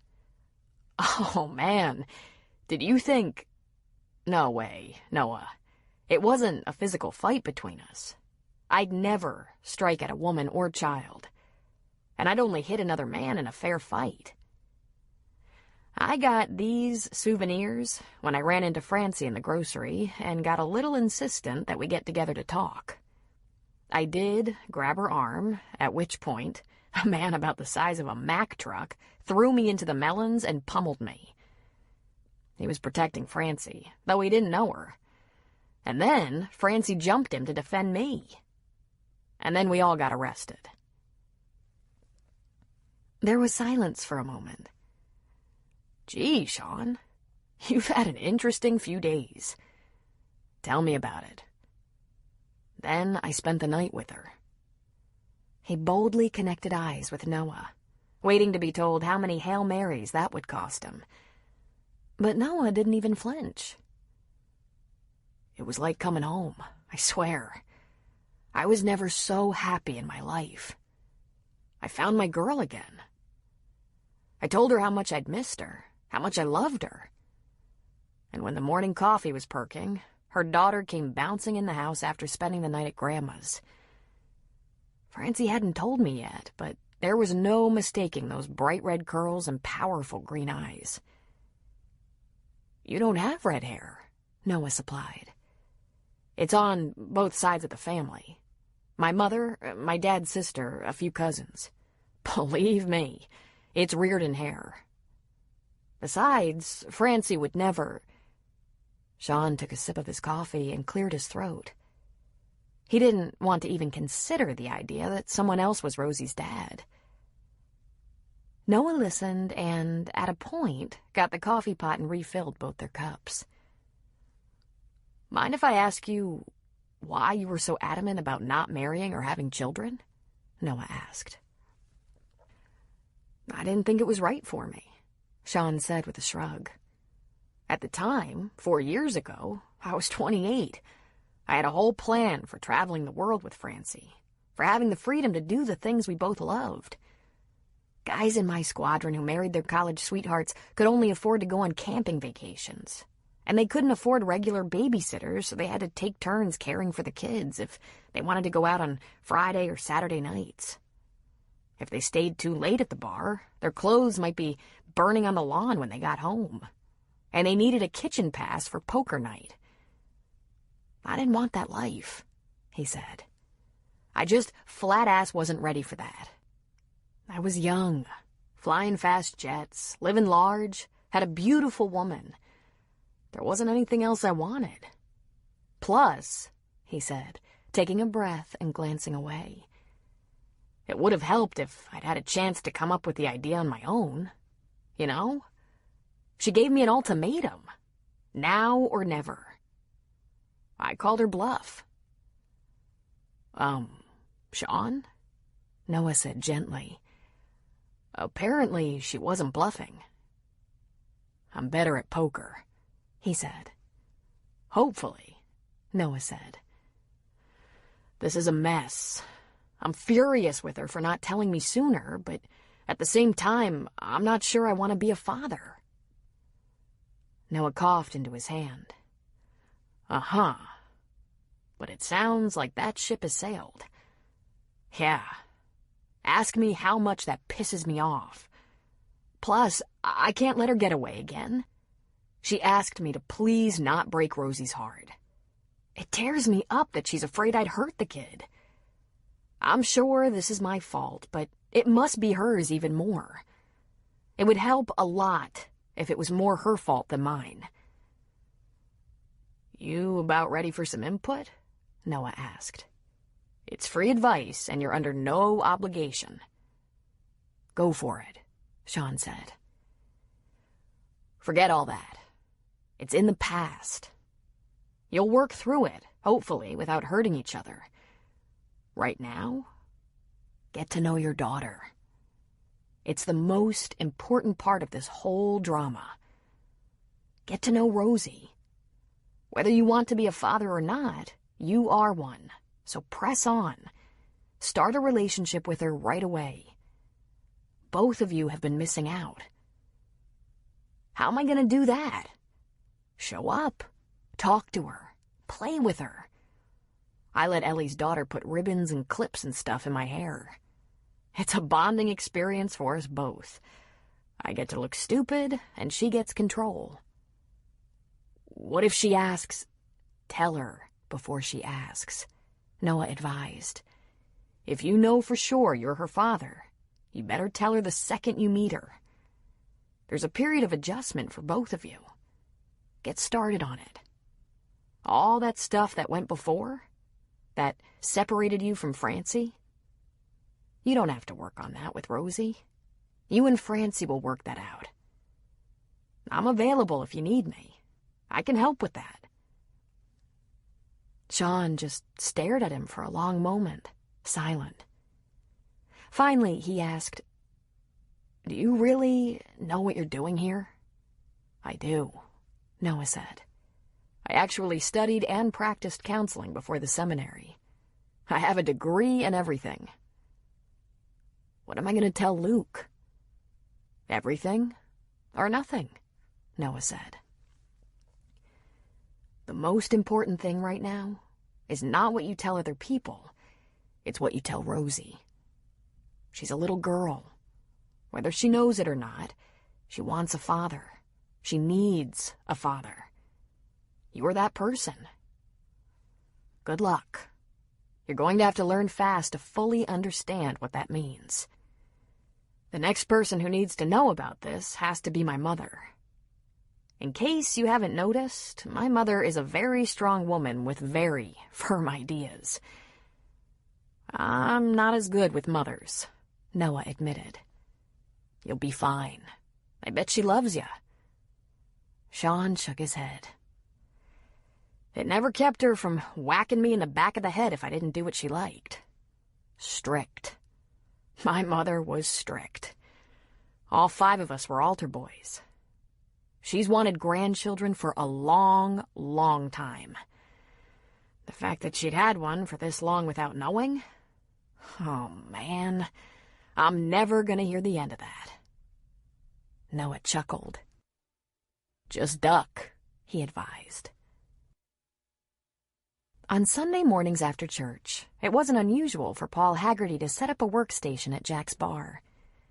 He had an on-site construction trailer and a small office in his home, but he liked getting a little work done here.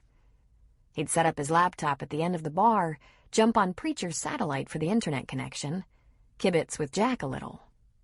It wasn't quite as dreary as the trailer, and there weren't a couple of toddlers running around calling, "Daddy this, Daddy that." At home, he'd have 1, if not 2 kids on his lap. So after church, Vanny promised to take the kids home, give them lunch, and put them down for naps. Then she winked at him and said, "Naps," again. Paul intended to get a few things done at the bar and then hurry home. Jack brought him a cup of coffee. "Big project?" he asked. "Small project made big. Remember Ian Buchanan's old cabin? His sister-in-law Erin wants to spend some time there next summer, but she is definitely not the outhouse kind of chick. She wants it completely renovated, enlarged and furnished. She sends me pictures of her ideas, and I send her pictures back of what I have available." Paul shook his head a little, looking off at nothing. "She doesn't plan to be on site even once before she arrives for the summer. Busy lawyer type." He grinned. "One tough taskmaster. Not much gets by her." "You have to buy her furniture?" Jack asked. "No." Paul laughed. "It'll be shipped from Robyn Stuckey when the interior is done." "Robyn who?" Jack asked. "Top-end furnishings, pal. Miss Foley will be living in style out on that mountain. We're moving real fast right now to get an add-on bedroom and bath, the roofing and wiring done, and a hole dug for a septic system before the first snowfall up there. I'd say we have another month, and then we'll be close to having the big stuff done. We've been at it since September. And there's always spring if we get pushed. We'll do some interior work during the winter." "I remember her," Jack said. "Kinda uppity." "Never met her," Paul said. "Her emails, which are pretty frequent, are real businesslike. But I figured her being a lawyer, they'd be that way. She definitely knows what she wants," he said, clicking on a picture and turning the laptop toward Jack. There on the screen was a beautifully furnished rustic living room with rich leather furniture, shining wood floors, rough wood paneling, classy window treatments, and a big stone hearth. Included were accessories from rugs to throws, from artwork to bric-a-brac. Jack whistled. I thought Ian had himself an old wood-burning stove. Uh-huh. Stonemason's been out there for a week building the fireplace. That old place is not the same, if I do say so myself. I hope she's paying well. She put the work out for bid, Paul said with a laugh. The girl knows what she's doing. But this is the first time I've ever completely rebuilt a house via email. He pushed send on something and said, That ought to do it for today. He closed the laptop. I have to get home before I miss nap time. Pretty soon you'll have cartoons. Well, they used to call them cartoons, Jack said. Now it's something else, but they still look like cartoons. Mel says they were invented so the parents could have sex. Paul lifted one eyebrow with interest.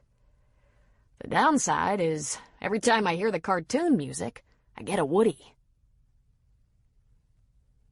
After chatting with Noah, Sean went home to Luke's and found 3 expectant faces in the house, looking at him oddly. They were all seated in the small living room as if waiting just for him. Luke, Shelby, and Art. What? He asked, as if he didn't know. Your Jeep was at Jack's, but you weren't anywhere to be seen.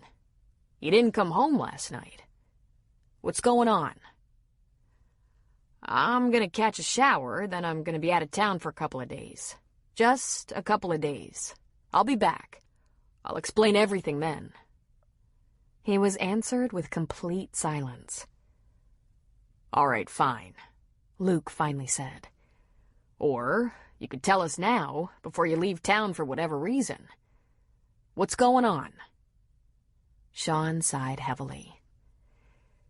If I tell you, can you keep your big mouth shut till I square things away with Mom? If that's what you need, Luke said with a shrug. Shelby? Sean asked, and she nodded. Art? That man just stared at him, not quite getting the gist of this. Okay, here's the deal. It turns out Francie had a reason for drawing her line in the sand. Marriage and family, or she's gone. She was pregnant. She didn't tell me. I found out by accident this morning. She has a... He cleared his throat. We have a daughter. Rosie. Age 3.5. Whoa, Luke said with a groan, lowering his head to his hands. How wonderful, Shelby said, jumping to her feet. Oh, how wonderful. Rosie doesn't know about me yet. I have to take care of that. And I have to tell Mom. I'm gonna have to go to Phoenix to tell her in person because I have no idea what she's gonna do. She's, you know, dramatic about some things. I think I'd rather auger in than tell Mom. What do you mean Rosie doesn't know about you? Weren't you with Francie last night? You weren't out all night trying to drink this away, were you? Shelby wanted to know. Yes, I was with Francie, but Rosie was spending the night at her grandma's down the street. I think Francie was just about to tell me when Rosie came through the door and jumped into Francie's arms. He put his hands in his pockets and smiled contritely. Red hair, green eyes. She calls herself the Wide Irish Rose. His shoulders shook in a soundless chuckle. Ha! No question about the DNA. Well, Luke said. Talk about a revelation. Yeah. So I'm gonna get a shower, pack some things, go back to Francie's to talk to my Wide Irish Rose, then fly to Phoenix to tell Mom, who is going to beat me to a bloody pulp for every bad thing I've ever done. She'll be thrilled, Shelby said. No, she will not, Luke and Sean said in unison. She'll be happy to have a grandchild, Sean added, but unhappy that she is 3.5 and doesn't know her Reardon grandma. And she's going to want to kill me for not being married to Francie. If I don't take a little time to talk her off the ledge, she'll take over. She's going to be a giant pain in the ass. He looked at Art pointedly. Ass is a swear word. I won't say it again, and don't you. I know which ones are the swear ones, Art said indignantly. Sometimes when we're fixing the roof, we don't say, fuck, piss, shit. Right, Luke? That's right, Art. We don't say that. Good. You remembered. Luke rolled his eyes. Then he swiveled his head toward Sean again. Now what? Now I'm going to have to get this straightened out. Francie will have to marry me. Or something. Shelby laughed and immediately covered her mouth. Sean was glaring at her, so she said, I was just thinking, you're going to work on the proposal a little, right? Because as proposals go, that one sucked. Sean ground his teeth. This whole thing was way bigger than he was. I'm going to get that shower. And then he took the stairs 2 at a time, hoping he could spend some time with his daughter and get to Phoenix before Luke told on him. Chapter 7. Dan Brady lumbered into Jack's and headed up to the bar. He took his shady Brady off his head and sat it on the stool next to him. It was early Sunday afternoon, and he was the only person in the place. It took a minute before Preacher came from the back. Yo, Brady, Preacher said, whipping a napkin onto the bar. Don't usually see you around town on Sundays. Your day off, isn't it? Dan nodded. He worked for Paul Haggerty and had been promoted to the foreman's position, which not only brought more responsibility, but more hours. He was on a job 5.5 days a week, and that half day, Saturday, usually stretched into a full day. How about some coffee? You got it, Preacher said, pouring. Don't you usually have a date with your girl on Sundays? Or did Cheryl finally get smart and dump you? The normally serious Dan grinned. She's meeting me here. He looked at his watch. In about 20 minutes. Where's Sheridan? Taking a day off? We switch off on late days, like Sunday afternoons. Mel has a long list of honey-dos for him. Preacher leaned on the bar. It'll be nice to see Cheryl. Don't see enough of her around here. Dan looked up at the big man, somewhat apologetically. I doubt she'll come in and visit, Preach.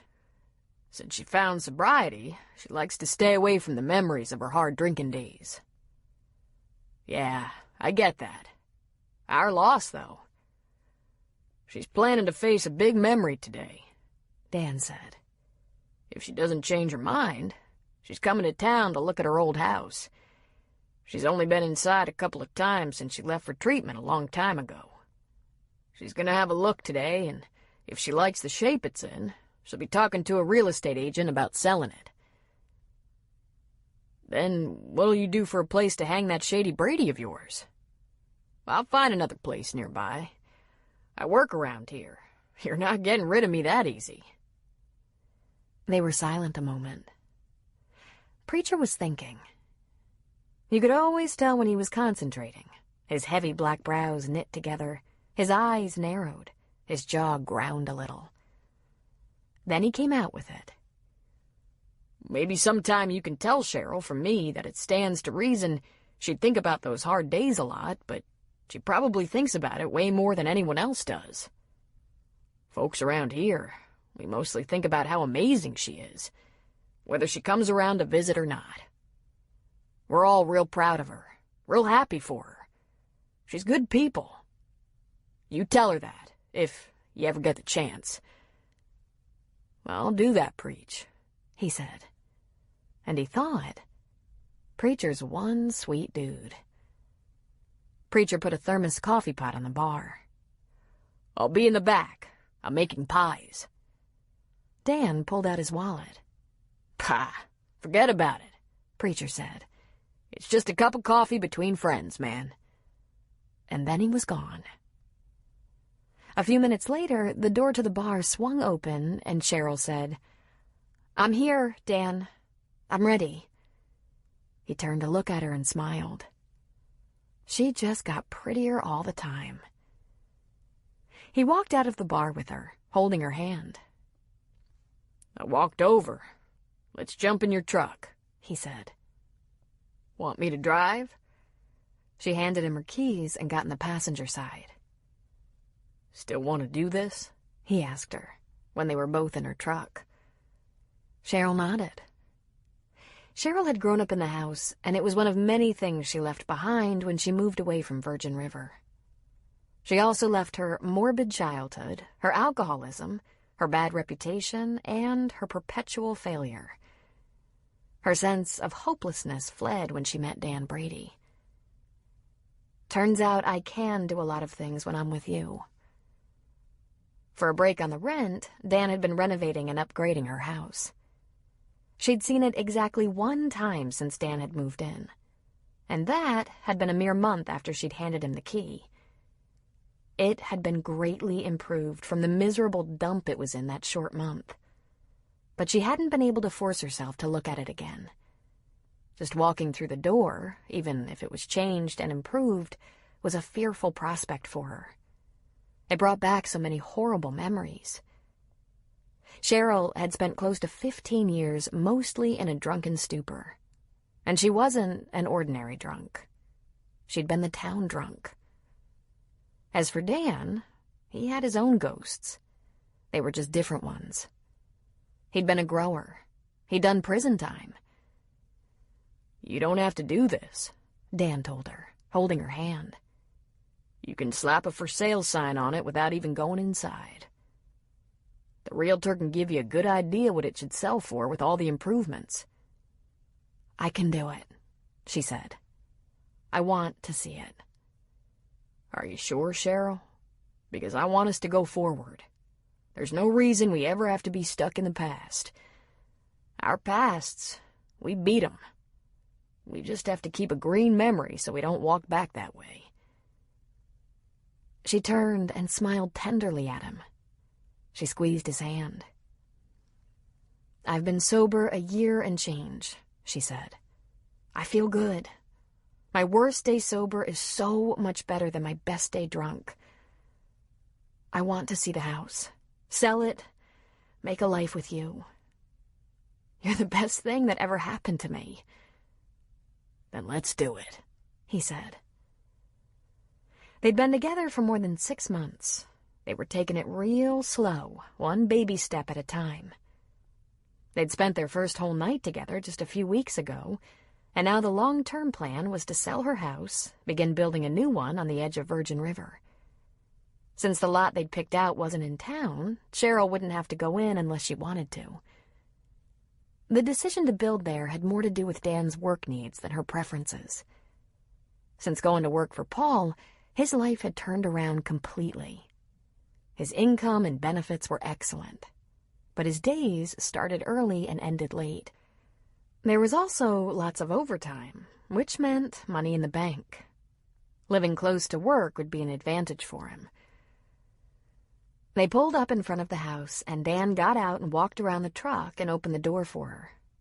She put her hand in his as they walked up to the solid porch of a pretty little house. He opened the new front door and let her enter first. He'd spent more than 6 months completely rebuilding her house so she could sell it and move on, and he was proud of his work. He couldn't wait for Cheryl to see it. She immediately remembered what that house was like when she'd lived in it. She was 30 years old before she found her way out, but the memory flooded back to her. It had smelled so bad, for one thing. She couldn't remember when it had ever been properly cleaned, and her now-deceased mother had woofed down 2 packs a day, so there had been a perpetual smoky cloud in the air. There'd been so many gaps in the doors and windows that it was always cold through the winter, no matter how high they turned the heat. She'd gotten used to things like ripped linoleum, missing bathroom tiles, cupboards without doors, nicotine stains on the windows and walls. But today she looked at a pristine little house. The wood floors shone. The walls were textured and painted bright colors. The lighting fixtures were new. She walked into the kitchen. It was very small, but it was a masterpiece of wood, glass, granite, and stainless steel appliances. The only furniture Dan had in the house were some bar stools pushed up to the newly constructed breakfast bar, bedroom furniture, and one lazy-boy recliner in the bedroom, his reading chair, sometimes his sleeping chair. "Incredible," she whispered. "Just amazing. You are so gifted. I can't wait to see what you do on our house." He shrugged. "I had some help, you know. And I like to build. I was born into the trade." She pushed open the bathroom door. It was unrecognizable. Gone was the big, sloppy shower, an old pedestal sink, and chain-flush toilet. In their place was a whirlpool tub, separate glass shower, marble interior tile, sink, and countertop. Dan had had to borrow one of Luke Reardon's cabins for 10 days while he gutted the bathroom and rebuilt it. Paul helped him wire it. Jack helped him plumb it. Preacher helped him cart in the tub, sink, and toilet and install them. The 4 of them together installed and finished the cabinetry in 1 day. That was the best part of the whole project. Dan now had friends when, a year or 2 ago, he'd had no one. And Cheryl's support system through AA had grown and spread beyond that tight circle. After 6 months as a waitress, she was now working at the community college in the cafeteria. She was taking 2 courses with the hope of one day getting her degree. Cheryl had moved out of her group home a couple of months ago and was renting a small apartment in a big old Victorian house that had been divided into 3 apartments. Her newfound independence was giving her confidence she didn't know she had. She turned full circle, looking around at the impressive remodel. While she'd lived here with her parents, her bedroom was little more than a shed pushed up against the house. Dan had poured a foundation, framed and rebuilt the room, complete with large windows. The washer and dryer had occupied a spot on the back porch. Now that porch was framed, enclosed, and had become a sunroom with a small, separate laundry closet at the far end. The nasty, dirty, falling-down heap of a house Cheryl remembered was a charming, beautiful little home. "I can't ever possibly repay you for this," she said. Dan pulled her into his arms and kissed her. It started out as an affectionate kiss that, as usual for them, deepened and became more passionate. "Aren't you lucky? You don't have to." She looped her arms around his neck. "Now what?" "We get the realtor to put up a sign. Chances are pretty good it won't sell right away, especially this time of year. When it does, I'll find something small to rent. When you're ready, if you're ready, we'll start building something we can get old in." "Together," she said. "When it's time, I'll be ready."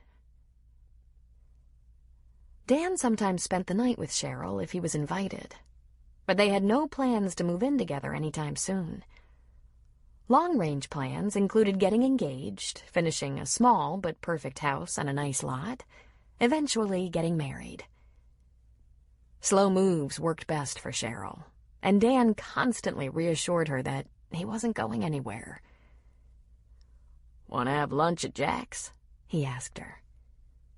"Maybe eventually," she said. "One thing at a time, okay?" "No rush, baby," he said. "You have friends here whenever you're ready." "I know. I don't deserve any of them, but I sure appreciate them." "Lucky for you," he said again. "You don't have to deserve them. Let's go find food. Seeing you happy makes me want to celebrate."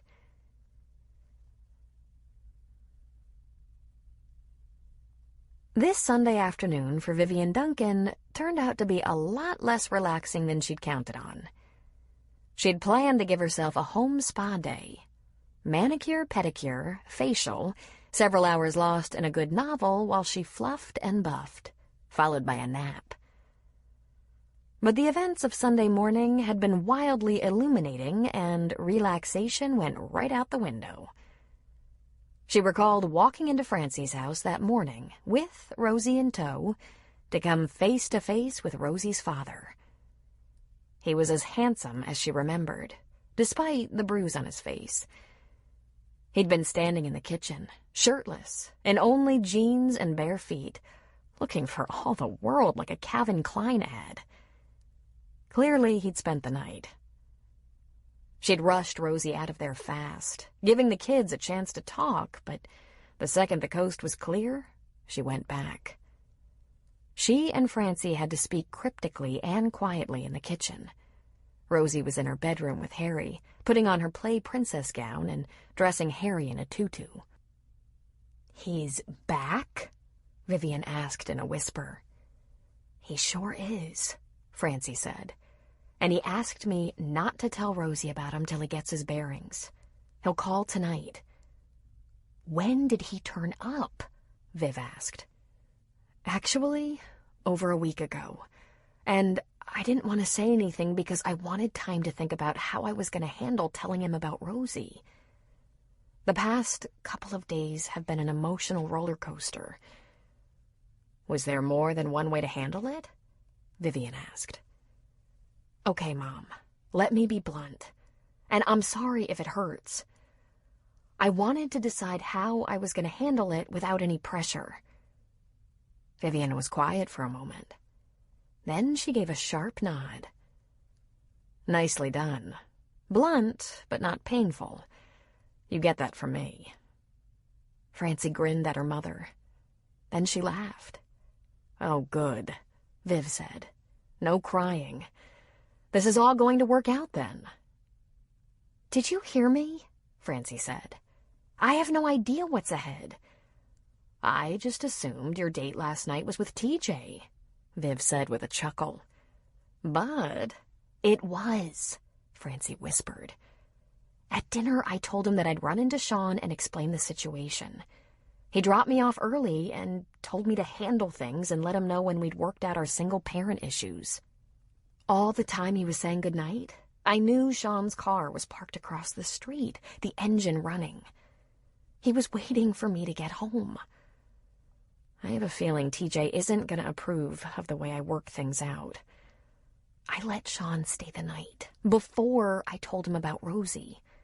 She swallowed.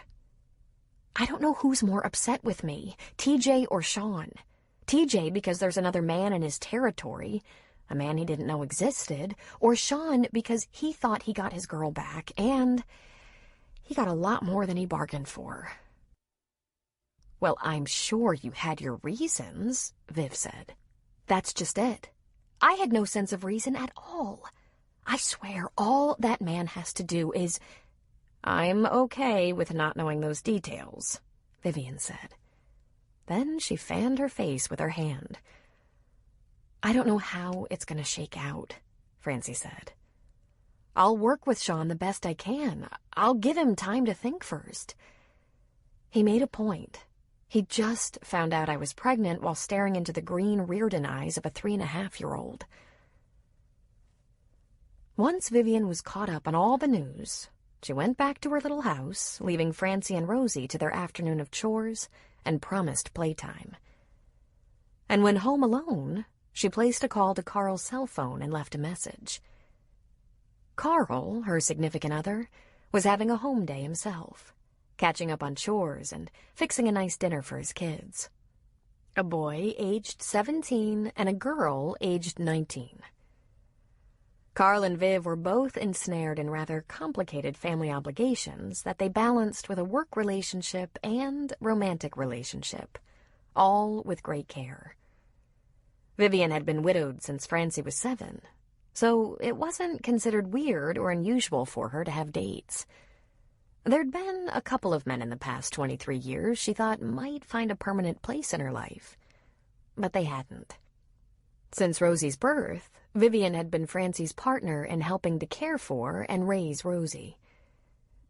Carl, on the other hand, had been widowed for 2 years, and his children were still essentially teenagers, still grieving the passing of a beautiful, brilliant mother who had died too young from breast cancer. Carl was 50. Vivian was 55. Both of them were fit and attractive, and there was no reason they wouldn't notice each other if the chemistry was right. He was a family practitioner in the practice that employed her. She was a family practice physician's assistant who worked for Carl and his 2 partners. She'd been with them for almost 3 years. First, Carl had been her boss and colleague, then friend, and, for the past year, the man in her life. They were a gorgeous couple, she thought. She was small and trim and blonde. He was large, solidly built, and biracial. When she'd moved to the small town of Eureka, finding a man like Carl was the last thing she'd ever expected. But because of Carl's teenagers and Vivian's commitment to a single daughter and granddaughter, they could only look forward to a time when they could concentrate on each other. Carl called it a rebirth. Vivian called it the blessed empty nest. Of course, neither of them kept the other secret, but their kids, being kids, even kids of 30, they didn't think about their parents' love lives. At all. Her cell phone finally chimed at about 3 in the afternoon. It was Carl. When she picked up, before saying hello, she said, "Carl, it's happening." "What?" he asked, his voice quiet and maybe nervous about just what was happening. "Rosie's father is back in their lives. Half of me is overjoyed. They could make a family if they try. I just know it. I could end up with a grown-up life of my own one day. The other half of me is already grieving. He's an Air Force pilot, Carl. He's going to take them away from me. I think you need someone to hold you." "Possibly," she said. "But not just anyone. After I shovel pot roast into the mouths of my kids, should they show up for dinner, I'll step out for a while." "You are so lovely," she said. When they hung up, Vivian made a beeline for the manicure, pedicure, and facial stuff that had been set aside earlier in the day. If he was going to hold her for a while, she was going to be soft and perfect. And there would be a car in the driveway, and the deadbolt would be thrown into place.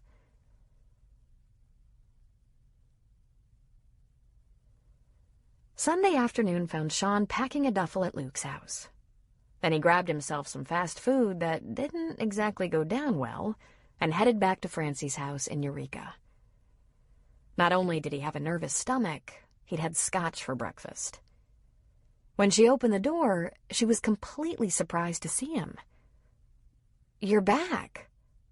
She was wearing an old sweatshirt and pair of jeans, big fluffy slippers, and had some kind of feathery dusting thing on a long handle in her hand.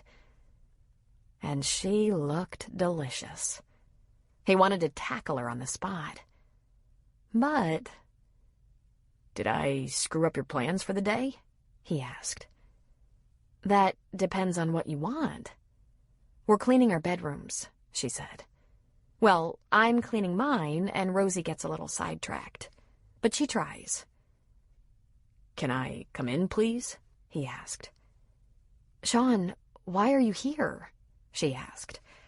But she stepped away from the door to allow him to enter. "You were going to call later tonight." "I have to talk to Rosie," he said. "I have to tell her." "Shouldn't we talk about it first? As in, how it should be done?" He shook his head. "I'll just try to get to know her a little. Tell her who I am. And I have to do this because, next, I have to tell my mother." Francie put a hand on her hip and let out a breath. "This is moving a little fast," she said. "Tell me about it. But that's what we have, Francie, so let's just go with it." What do you plan to say to her? Want me to help you? Tell her with you? I don't know what I'm gonna say, he said first. No, I want to do it alone. But could you stay kind of close in case I get in trouble? She grabbed his upper arm. Sean, are you going to tell her and then disappear on her? Because if that's your plan, I need to know so I can do some damage control. I don't want her devastated. He looked into her large, dark eyes. God, she was beautiful. He was an animal. He was preparing to tell his daughter he was her father, and at that moment all he could think about was getting Francie alone. Alone and naked. My plan is to begin a relationship with her that will last a very long time. Cut me a little slack. I don't have a freaking clue how that's done. I'm gonna wing it. How much does she know? Nothing. Basically, nothing. You said she started asking questions, he reminded her. Just little girl questions. She noticed even the divorced kids had dads around from time to time. She asked where our daddy was. I told her you were in the Air Force. You have to learn to tell children only what they want to know. She didn't even ask who you were, just where. But that's when I knew I couldn't waste much more time and would have to track you down. She shrugged. That was pretty recent. Why'd you wait so long in the first place? He asked. I don't know, she said, shaking her head. I didn't want to face it. I knew you'd be angry. She'd be confused. Things could get real complicated. And I was afraid you might not acknowledge her. He frowned. Not acknowledge her?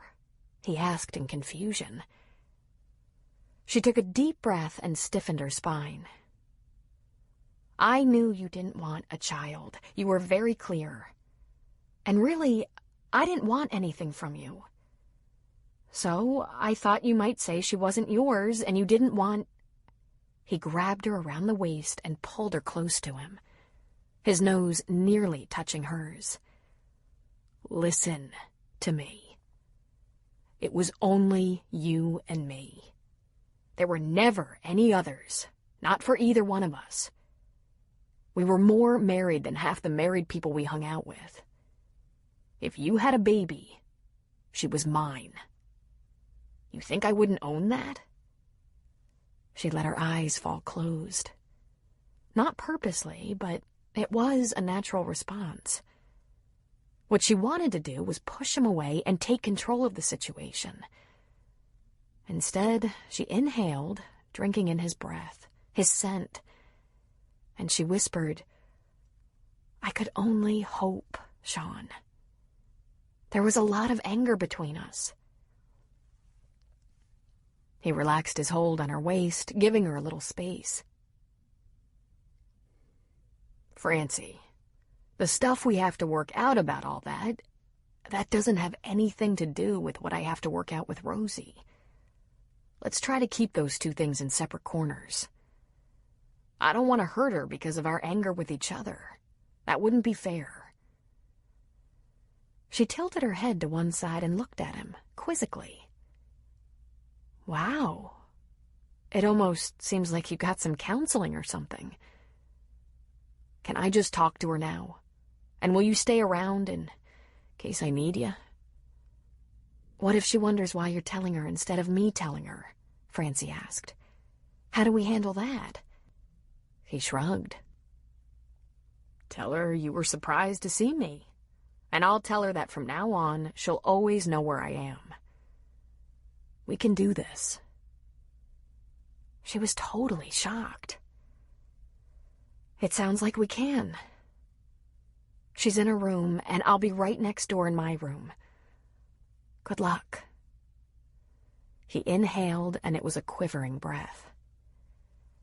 Thanks. And he turned and walked into his little girl's room. Sean stood in the doorway of the lavender bedroom for a moment, watching. Rosie had a very large play kitchen wall unit, and she was busy there. She was wearing a yellow princess dress that had seen better days. Must be a costume she made super good use of because she looked like a little princess vagrant. On her bare feet were some oversized plastic sparkly pumps, and stuck lopsided into her red curls, a tiara. She was talking softly to herself while she stirred nothing in a pan on one of the play stove burners. "Hi, Rosie," he said quietly. She glanced over her shoulder at him, but went immediately back to work on her cooking. "Okay if I come in your room?" he asked, and she answered with a shrug. He cleared a space filled with toys, dolls, picture books, and unrecognizable kitty paraphernalia, and sat on the edge of her bed. "What you doing?" "Making stuff." "Do you like to cook?"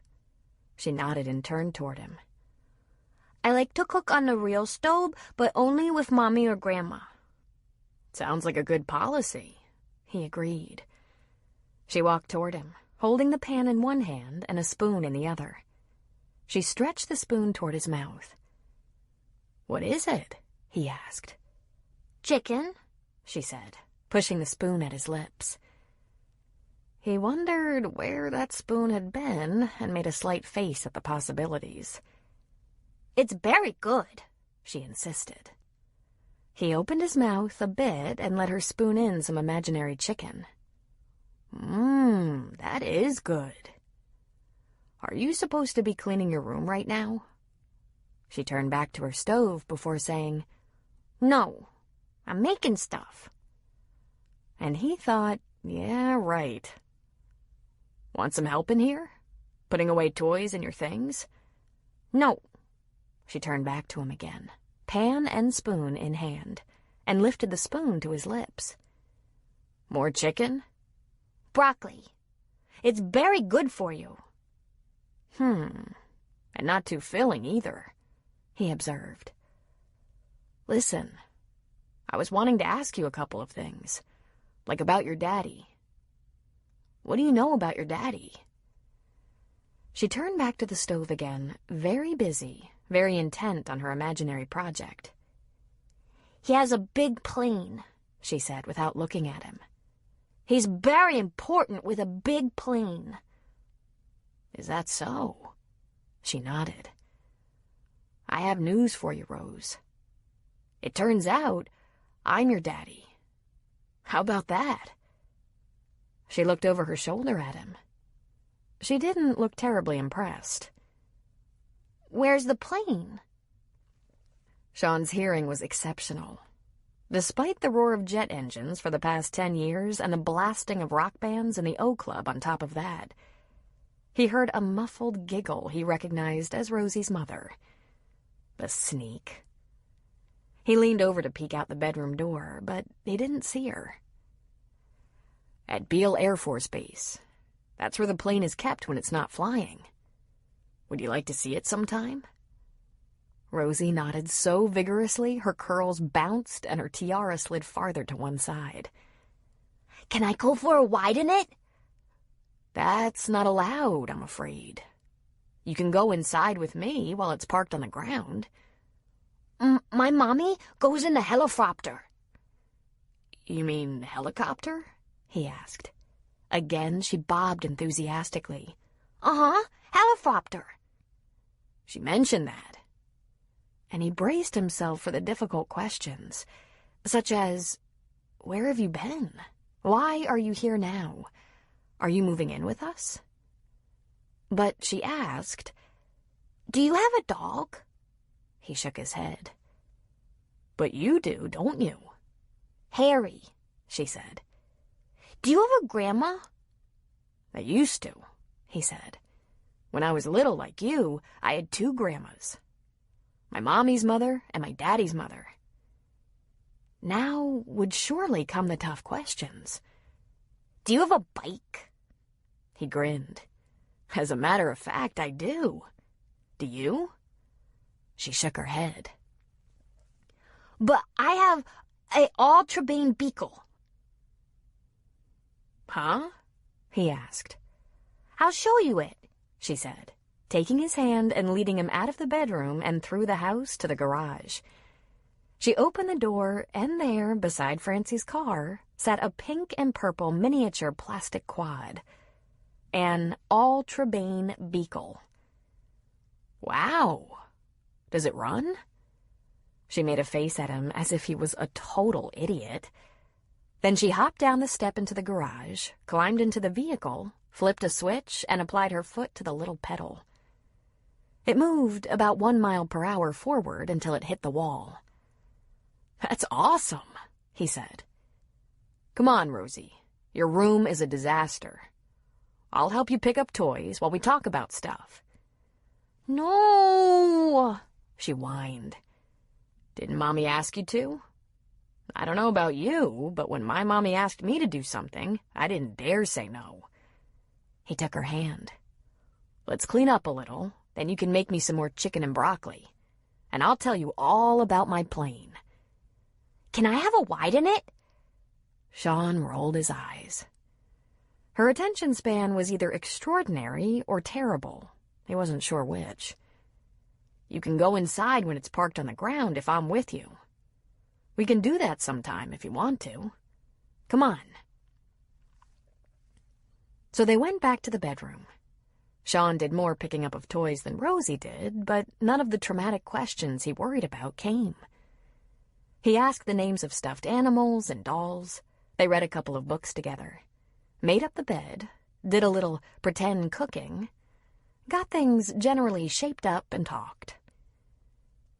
He told her that his mother would be her grandma too, and that she also had red hair and green eyes like Rosie, except she was much older. He said he had brothers who would be her uncles. She seemed to accept this news without getting excited. So he asked her about school, which was, of course, preschool, and the names of her friends. He found that in her closet she had several princess dresses, all of them pretty much the worse for wear, and a bunch of play high-heeled shoes. I take them to school for my friends to wear. Marisa and Jason. "No kidding," he laughed.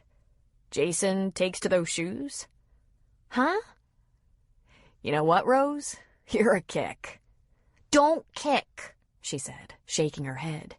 Don't never be mean. "Yes, ma'am," he said. Sean lost all track of time. The room was sort of tidied. They had a remarkable conversation about everything and nothing. And Sean began to feel the high tension roll out of him. This wasn't that bad. He hadn't wanted to do it without Francie in the next room, but he thought he was getting along pretty well, for a guy who knew nothing. He asked her if she took a nap, and she informed him she didn't want a nap. So he suggested reading a couple of books while lying on her small child-sized bed. She went for that reluctantly, but he was thrilled. He was exhausted. He hadn't slept much the night before, and the morning had been filled with internal stress. So he got a couple of good-sized picture books, propped himself against the headboard of the little bed so he could fit, invited her to sit beside him, and began to read. He didn't last long. Francie was scrubbing out the shower in the master bath when she heard her cell phone twittering. She wiped off her hands, dug the cell out of her purse, and looked at the number. TJ. "Hi there," she said. "What's up?"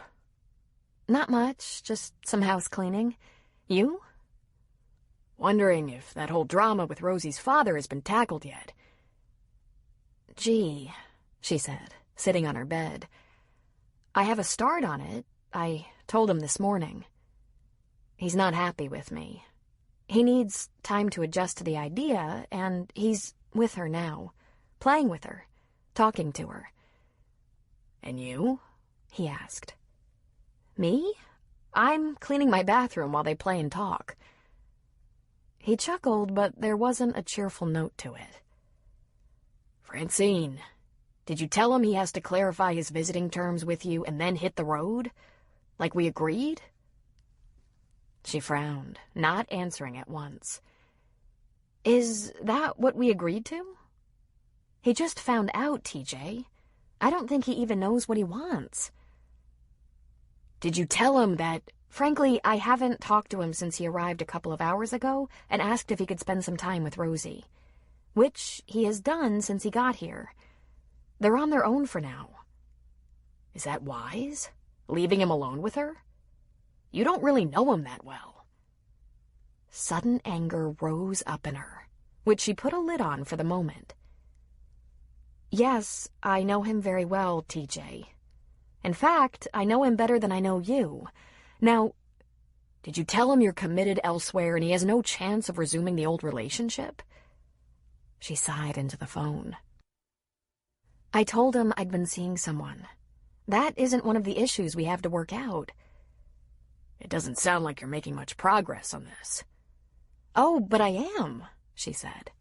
And she thought, when did I allow this man to think he had such control over my actions? "I'm working things out just fine, but apparently not quickly enough to suit you. So I suggest you let me have a little time to work through it all, and I'll let you know how it goes. How's that?" "Do I have a choice?" "Absolutely," she said. "You can refuse to be patient and look for someone who enjoys having dinner ordered for her. Maybe someone with long hair." "You're being childish," he accused. "You're being controlling," she countered. "Try to be intelligent in this matter," he said. "Just use your head." If there was something Francie found even more repellent than being told she was a dud in bed, it was the inference that she wasn't smart. "I will absolutely try to be intelligent, TJ," she said. "It could be a struggle for me, but I will definitely try. I'm sure I'll talk to you soon." And she clicked off. And she thought, wow. She hadn't had quite this much attention from TJ since they'd started dating.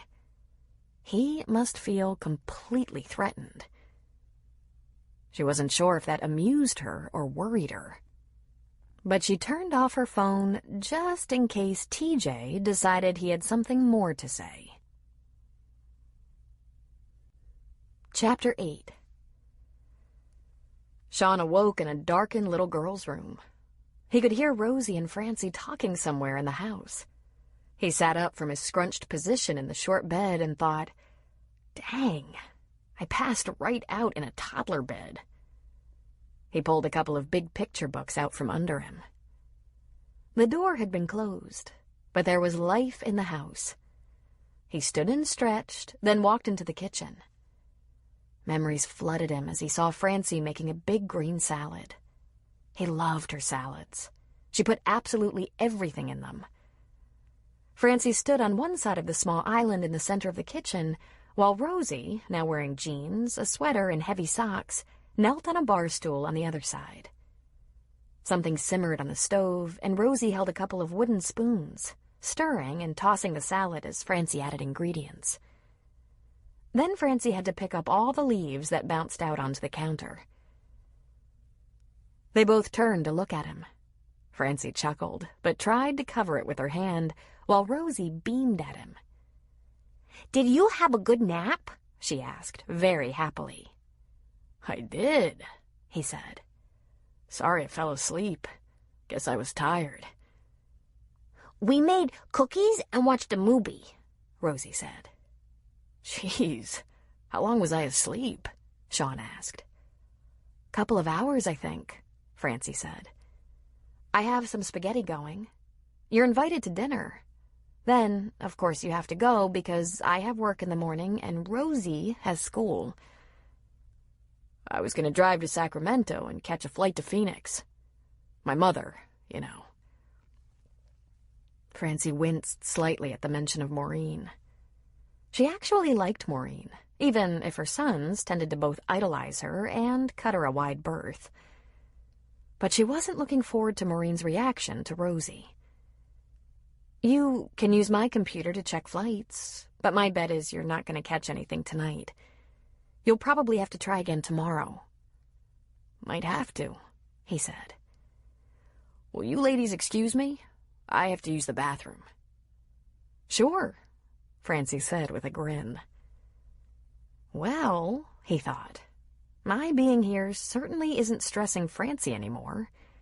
She thinks it's all very funny. He went into the hall bathroom that separated the 2 bedrooms and lifted the lid. He yawned. He scratched his head and felt foreign objects in his hair.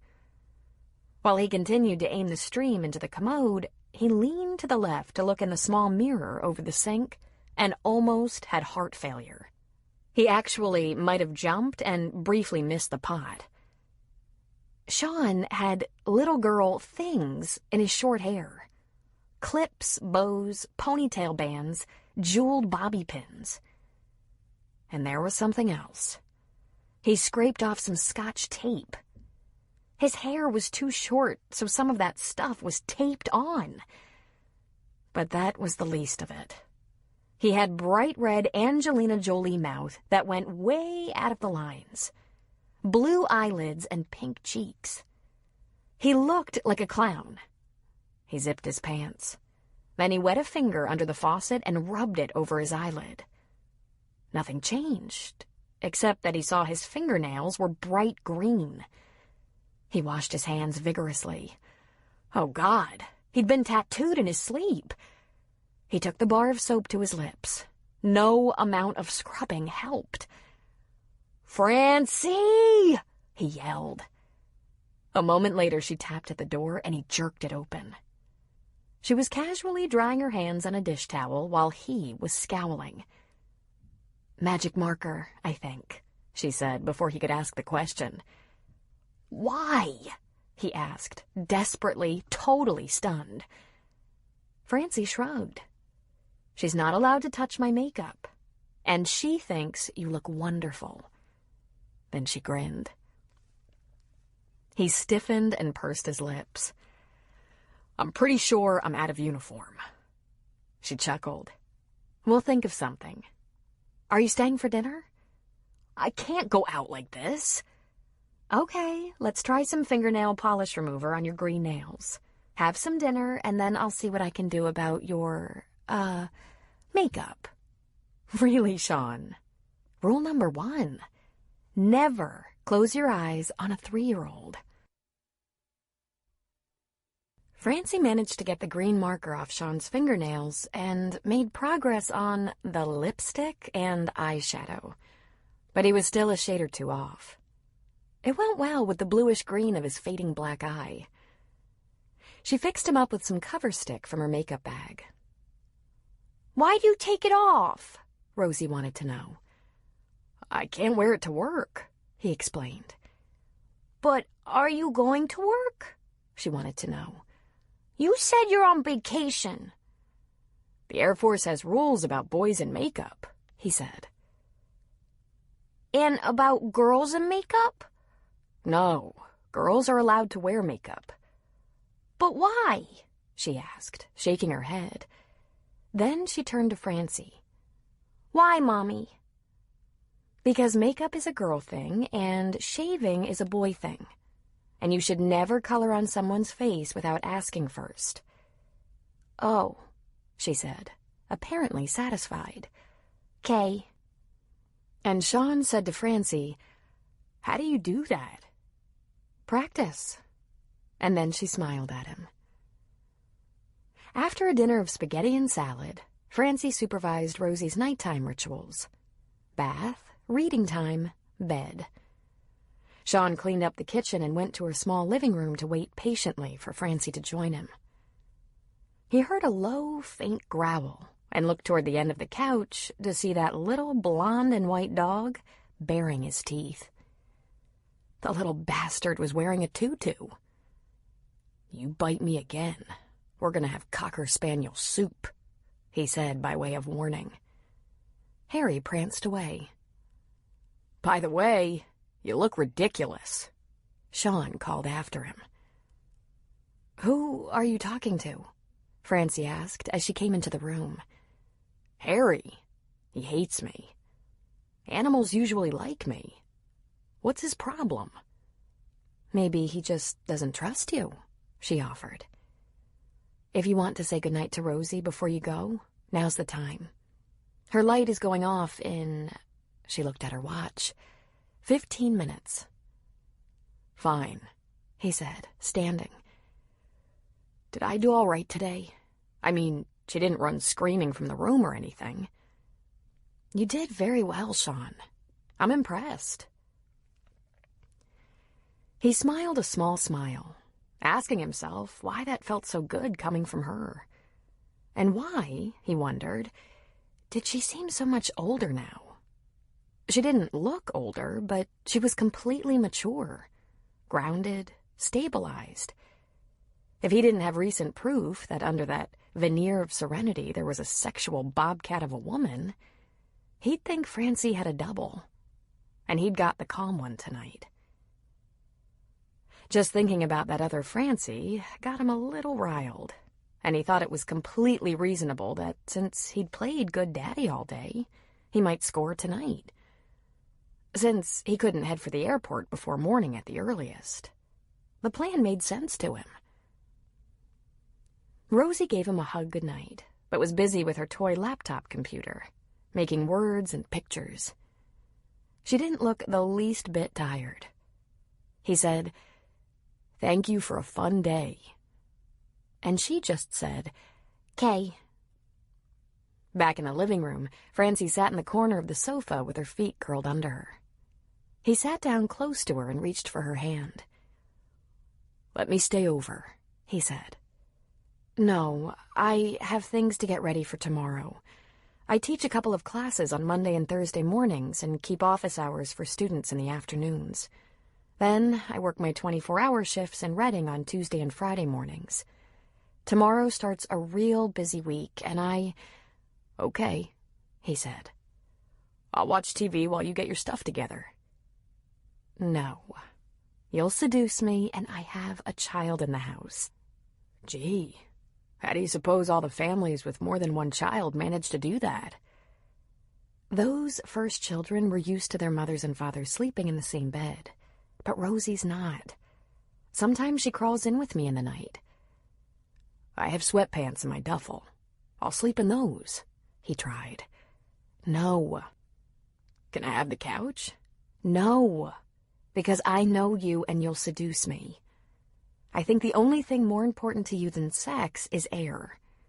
Now be on your good behavior. She isn't even asleep yet." "We should get a few things settled," he said. He thought, "And then I will spend the night." "We should make some plans." "Like what?" "We should get married, I suppose." She smiled at him. "Oh? And why is that?" "Because we're parents?" he answered as a question. She was shaking her head. "We'll be parents either way. That's not enough of a reason. Besides, how exactly would you handle that? The details?" "I don't know. Does it matter?" "It matters, Sean," she said. "For one thing, I live in Eureka. You live at Beale Air Force Base, a few hours away." "Well," he said, "the Air Force owns me. I was hoping you'd consider coming to Beale. You and Rosie. That would sure make things simple." She just did that frowning smile thing at him. "That isn't what you want. You don't want to be married or have a family.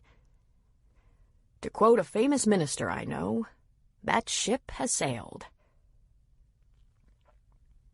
She was quiet for a moment, looking down at her crossed legs. When she lifted her eyes, they were very large, but surprisingly soft. "I really need you to try to hear what I'm going to tell you, Sean. You've been back in my life a week or so. You've known about Rosie less than 24 hours. There was a time I would have sold my mother for a commitment from you. But just like 4 years ago, I don't want that offer simply because we made a child together." "She needs a mother and a father," he stressed. She has them, she answered. There's no way we can beat the stork. There's no point in making a big mistake. Besides, you just want to make some plans so you can spend the night, and you can't. Not tonight. He lifted one light brown brow. You gonna tell me that wasn't a real good night last night? Because if I'm any judge, it worked for you. Totally rocked my world, she admitted. I need some time for the rest. I just don't take something like marriage lightly. If I do it, I'll mean it, and I won't change my mind. But I think you'd do it right now for all the wrong reasons. Does this have anything to do with the guy you didn't let stay last night? He asked. My boyfriend? She asked, smiling. She knew it was naughty to taunt him like that. She wasn't thinking of TJ as a boyfriend at the moment. It would be nice of me to tell him if things changed in my personal life. But until I have matters settled... No, Francie. Tell him matters are settled. You won't be dating him. And the woman who keeps calling you? What woman? He asked. Your phone keeps picking up text messages and voicemails. That has to be a woman.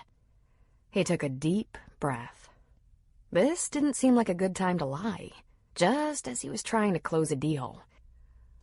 I dated this girl a few times back at Beale, and I told her I wasn't getting into a steady thing. When I went on leave, I told her we had to cool it because it wasn't working for me, but she's deaf. I thought when I left town for a couple of months she'd let it go, but she's hounding me. I'm gonna call her, Francie, and tell her I'm off the market, that I'm getting married. She won't call anymore. Now, come on. Poor thing, Francie said. She might be as sick in love with you as I was. As you were? He asked, a little frightened of the answer. And I said I'm not marrying you. Okay, let me get this right. I suggested marriage, and you said no? How about that? What a shocker, huh? Well, what the hell am I supposed to do? I thought that's what I should do. Okay, you still don't get it. We don't want to because you're doing what you should. Listen carefully, Sean. I want you to be absolutely sure you want to commit to a life with me and Rosie because you don't have to marry me to have time with your daughter. She's your daughter. I won't get in the way of that. Though I have to admit, the way you suggested marriage really just knocked me off my feet. He would never admit it to anyone, but her refusal gave him an instant feeling of relief. He wasn't ready to take it all on, but it would sure make things tidier if they could just do it the way it probably should be done. He slid close to her and, before she could protest, pulled her right up against him. You want to get knocked off your feet, sweetheart? Because we both know we do that to each other. He put a big hand around the back of her neck and ran his thumb from her earlobe to the hollow of her throat. Then he kissed that spot. I want you with me, Francie. Tonight and from now on. Sean, she said gravely, when you rejected me 4 years ago, there were times I wondered if I'd lost my mind and my heart. The things we said to each other, I don't want to risk a marriage like that. After we split and I moved to Santa Rosa, sometimes I grieved so badly, I worried that I was hurting the baby with endless crying, sleepless nights, loss of appetite. I just can't face something like that again. He ran a knuckle across her soft cheek. Baby, I didn't reject you. I wanted to be with you. I just had a hang-up with marriage. Well, now the shoe's on the other foot. Suck it up. Life would be made a lot simpler, Sean thought, if he could deliver the news to his mother along with a plan for a quick wedding. He made a lot of blunders, but he wasn't quite stupid enough to admit that to Francie. Instead, he covered her mouth with his and moved over it with passion. He tongued open her lips, pulled her close against him, got hard. It was hell, but he broke away just long enough to say, "I'm going to show you we need to be together tonight, Francie. When I'm done with you, there won't be a doubt in your mind." Then he went after her mouth again. Mommy! What are you doing? Sean broke away abruptly and turned scarlet. There, at the end of the couch, stood Rosie, her pajama bottoms and panties missing, Harry standing beside her, his tail wagging out of his tutu. Sean grabbed a throw pillow and held it over the bulge in his jeans, although there was no way Rosie would know what was going on with him. "Kissing Sean," Francie said very naturally. "Where are your pants?" I pooped. I called you to check if I wiped good, but you didn't come. And with that, she turned her back on them, bent over at the waist to touch her toes, and exposed her butt. "Oh!" Sean groaned, covering his eyes and sliding lower on the couch. Francie chuckled and stood. "Okie dokie. Looks like you did a good job." "I like it when you save the inspection for the bathroom, though," Francie said. "Let's get your bottoms on and back to bed." Sean collapsed against the couch and thought, "I am not ready for this. How does a person get ready for this?" When Francie came back, she was laughing at him. "Come on, stop it. The learning curve is really high here," he complained. "When we get right down to it, marriage would be the least of your adjustments." By the time Sean left Francie's, it was getting late enough that he didn't want to go back to Luke's. He decided to head toward Sacramento and stop for the night at a clean, friendly-looking motel along the way. He just pulled into one such motel when his cell phone chimed. Now, he thought, is as good a time as any to deal with Cindy. And he took the call, saying hello. "Congratulations, man," his brother Aiden said. "How about that, huh?" How about what, Aiden?" he asked cautiously. "A little girl, I hear. 3.5? Almost 4? Who told you? How do you know that? Who do you think? Luke. He said you caught up with Francie. He told me about the reason she bolted a few years ago. Bet you were surprised, huh? I told that son of a bitch not to say anything yet. I haven't talked to Mom, so relax. You in Phoenix yet?" "No, Aiden. I'm not even to the Sacramento airport. I just left Francie's a few hours ago and stopped for the night. I'll head there first thing in the morning. She doesn't know I'm coming." "You're not gonna warn her?" "Nope. Mom never leaves town without checking in with at least 3 of us. So worst case, I wait around while she finishes a bridge game or round of golf. Thing is, I couldn't head for Mom's before I squared things with Rosie. I had to tell her who her father is." Aiden whistled. "How'd she take it?" Sean thought for a second. Truthfully, she wasn't that impressed. She knew her daddy had a plane, and she wants a ride. She took it right in stride, like she'd been expecting me to show up any second. "And you?" Aiden asked.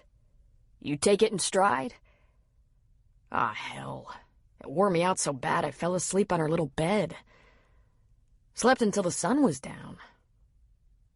After spending about 3 hours with her, eating her imaginary chicken and broccoli, reading books, picking up toys, talking about bikes and dogs and playmates at school, I was shot.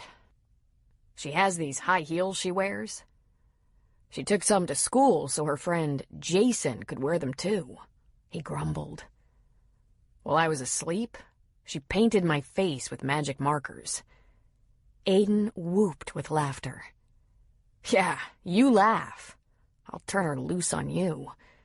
"I'd love that," Aiden said. "When can I meet her?" "Give me some time, Aiden. I'm way behind the power curve here. I don't know anything about kids, and there is so much to know. You have no idea. She's just a kid, Sean. Don't overthink it. Enjoy her. Did you know that when a little kid poops, you have to check their little butt to make sure they wiped it clean?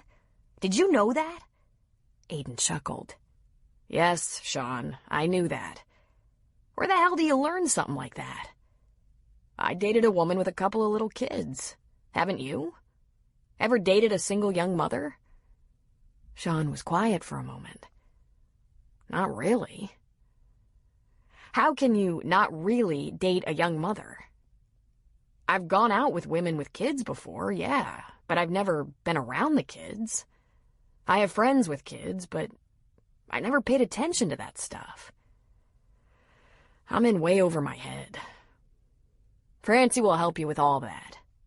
How is Francie? Cautious. I told her I thought we should get married, and she told me to slow down. She wants to be sure it's the right move. Bullshit. She wants to be sure you're in love with her, that you can be a lover and a family man. Don't you know anything about women? Not as much as I thought I did, Sean admitted. My little brother the playboy, Aiden said. Time to take life a little more seriously, huh? I want to meet her. Rosie. Let me know the minute I can. And I'd love to see Francie again. You know, just because Rosie took me in stride doesn't mean the entire Reardon clan won't be a little overwhelming for her, Sean said. Let's not throw her in the deep end of the pool, huh? Red hair and green eyes, I hear, Aiden said. Like Mom and Patty and half her cousins. That must have been a shock. The second I saw her, I knew. Plus, it couldn't be anyone else's kid. Francie and I were tight. He paused. Till we weren't. Well, lucky you. You get another chance. Call me after you talk to Mom. I can't wait to hear how she likes this news. About Mom. I'm going to tell her in person because she's going to kill me, and then she's going to rush to California and throw herself on Rosie. I can't let her do that, Aiden. What am I going to do about Mom? Reason with her, Aiden said easily. Just tell her she'll meet Rosie very soon, but you have to introduce your very large, very excited, extended family one at a time, after you work things out with Rosie's mom. Be firm. She'll be fine. Call me if you need me. I'll give you $2,000 to meet me in Phoenix and tell her for me. Aiden laughed. Talk to you tomorrow, little brother. Good luck. Sean arrived in Phoenix before noon the next day. He rented a car and headed for his mother's condo complex. He remembered when she'd bought the place, almost 10 years ago. They'd been born and raised in the Chicago suburbs, but after their father died 12 years ago, Maureen Reardon had had enough of harsh winters, especially when she had to face them alone. The boys were all devoted to her, but they were also all military, and it wasn't easy for them to be on call to help out their mom. The oldest was Luke, who back then had been in the Army flying Blackhawks, and the baby of the family, Patrick, or Patty as they called him, had just entered the Naval Academy. All of them had left home and visited their mother at the pleasure of Uncle Sam. Maureen, as she was known to do, took matters into her own hands and found a condo in Phoenix. It was in a complex much like a resort, more the kind of place Sean might choose, and that had surprised him about his mom. There was a golf course, tennis courts, a community center, swimming pools, and a hefty association fee. More importantly, there was no grass to cut or snow to shovel, and there were guaranteed friends. All she had to do was sign up for certain activities, and she met people. Thus, Maureen had learned to play golf and tennis and had put her bridge-playing skills to the test. On the outside, it probably seemed like the perfect life. A deeper look gave Sean the impression his mother was filling the days just to stay busy. He wondered if she had a true passion about any of the things she spent her time on. The place had never seemed to fit her, in Sean's mind. Their dad, an electrician, had been a hard worker who'd earned a decent living. But they'd had 5 sons to raise. They'd lived in a smallish 3-bedroom house, 3 boys in 1 bedroom, 2 in another, on a tree-lined street on the outskirts of Chicago. The house had been 40 years old the year Sean was born, and his parents had been mortgaged to their chins.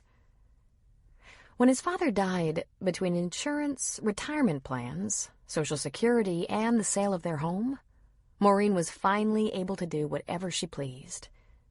So she moved her furniture into the small 2-bedroom condo that had a whirlpool tub in the master bath and, for the first time, a dishwasher, though she only had to run it once a week. "I don't know," Sean had said.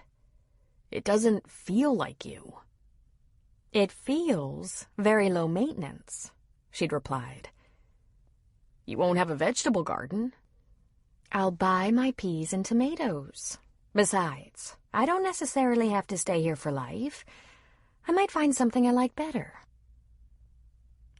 "You might find a second husband." "Pah!" she scoffed. "It's more likely one of you boys will find a wife and settle somewhere. And I might want to be nearby." "We're all in the military. If we do find wives, we'll be moving them around for 20 years. "Sean, if there's one thing I've learned, you can count on things changing more than on them staying the same." In 10 years, however, nothing had changed, and his mother's traditional homey furniture still looked awkward in the modern digs. Maureen had gone back to work a couple of times since moving here, twice for 3 years each, but at present she was retired. She had been a crackerjack administrative assistant and worked once for the police department and once for a brokerage firm. The boys all assumed boredom drove her to work and a need to relax drove her back home. If their dad hadn't left her well enough fixed, they'd been prepared to take care of her. Aiden, a Navy doctor, was the one to watch over her most closely, and he kept his brothers up to speed when he wasn't out to sea. On the rare occasions that all 5 boys could visit at the same time, there were a couple of guest apartments at the complex that they could reserve. His mom's place wasn't large enough for big family gatherings.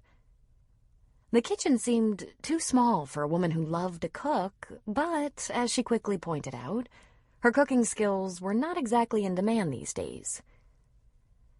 Sean parked in the guest parking space nearest her condo and called her from the car. When she answered, he said, "Hi, I caught you at home. I'm in your parking lot. Do you have time for some company?" "Sean, what in the world?" "I grabbed a break from the honeymooners' cottage. I'll be right over." He signed off, grabbed his duffel, and headed for a building on the far side of the complex's largest pool. He had to admit, his mother had found one of the best locations available. But then she'd bought it when the development was new, and she'd been one of the first tenants. Maureen met him outside her patio door. She looked as if she was ready to go out. "Sweetheart," she said, opening her arms.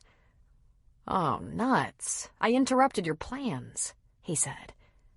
"Nothing important.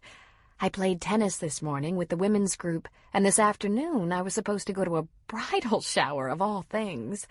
For a woman in her 60s. Who has a bridal shower in their 60s? I'll take my gift over there and we'll go out to lunch. How's that? I had no interest in going anyway. They're going to play games." She made a face. "That's the best reason to be a man, Sean. No shower games." The shower games that came instantly to Sean's mind had nothing whatever to do with hen parties and everything to do with Francie. He was going to be fired as a father within 30 days, he was sure. What he felt every time he thought of Francie was not paternal and had nothing to do with little Rose. He flushed in spite of himself. "Are you all right, Sean?" his mother asked.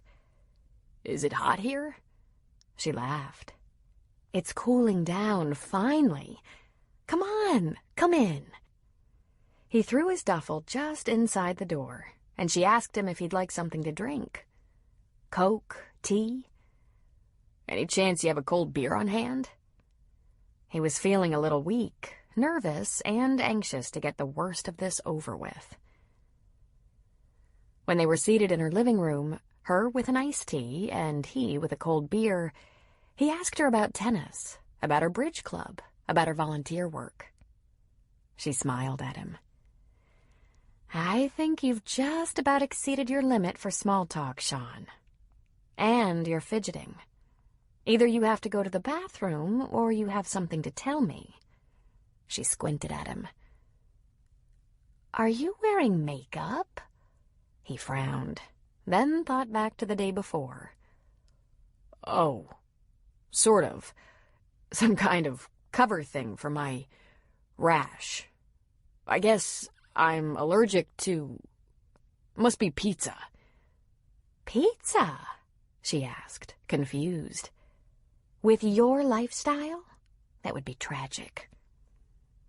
I don't know what it was, but I broke out in a rash, and it's almost gone. She had that pleased look on her face.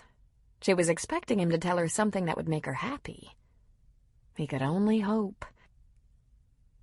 You remember Francie? He asked. That steady girl of mine a few years ago? Long, pretty hair? Of course, though I think I saw her 4 whole times while you dated her.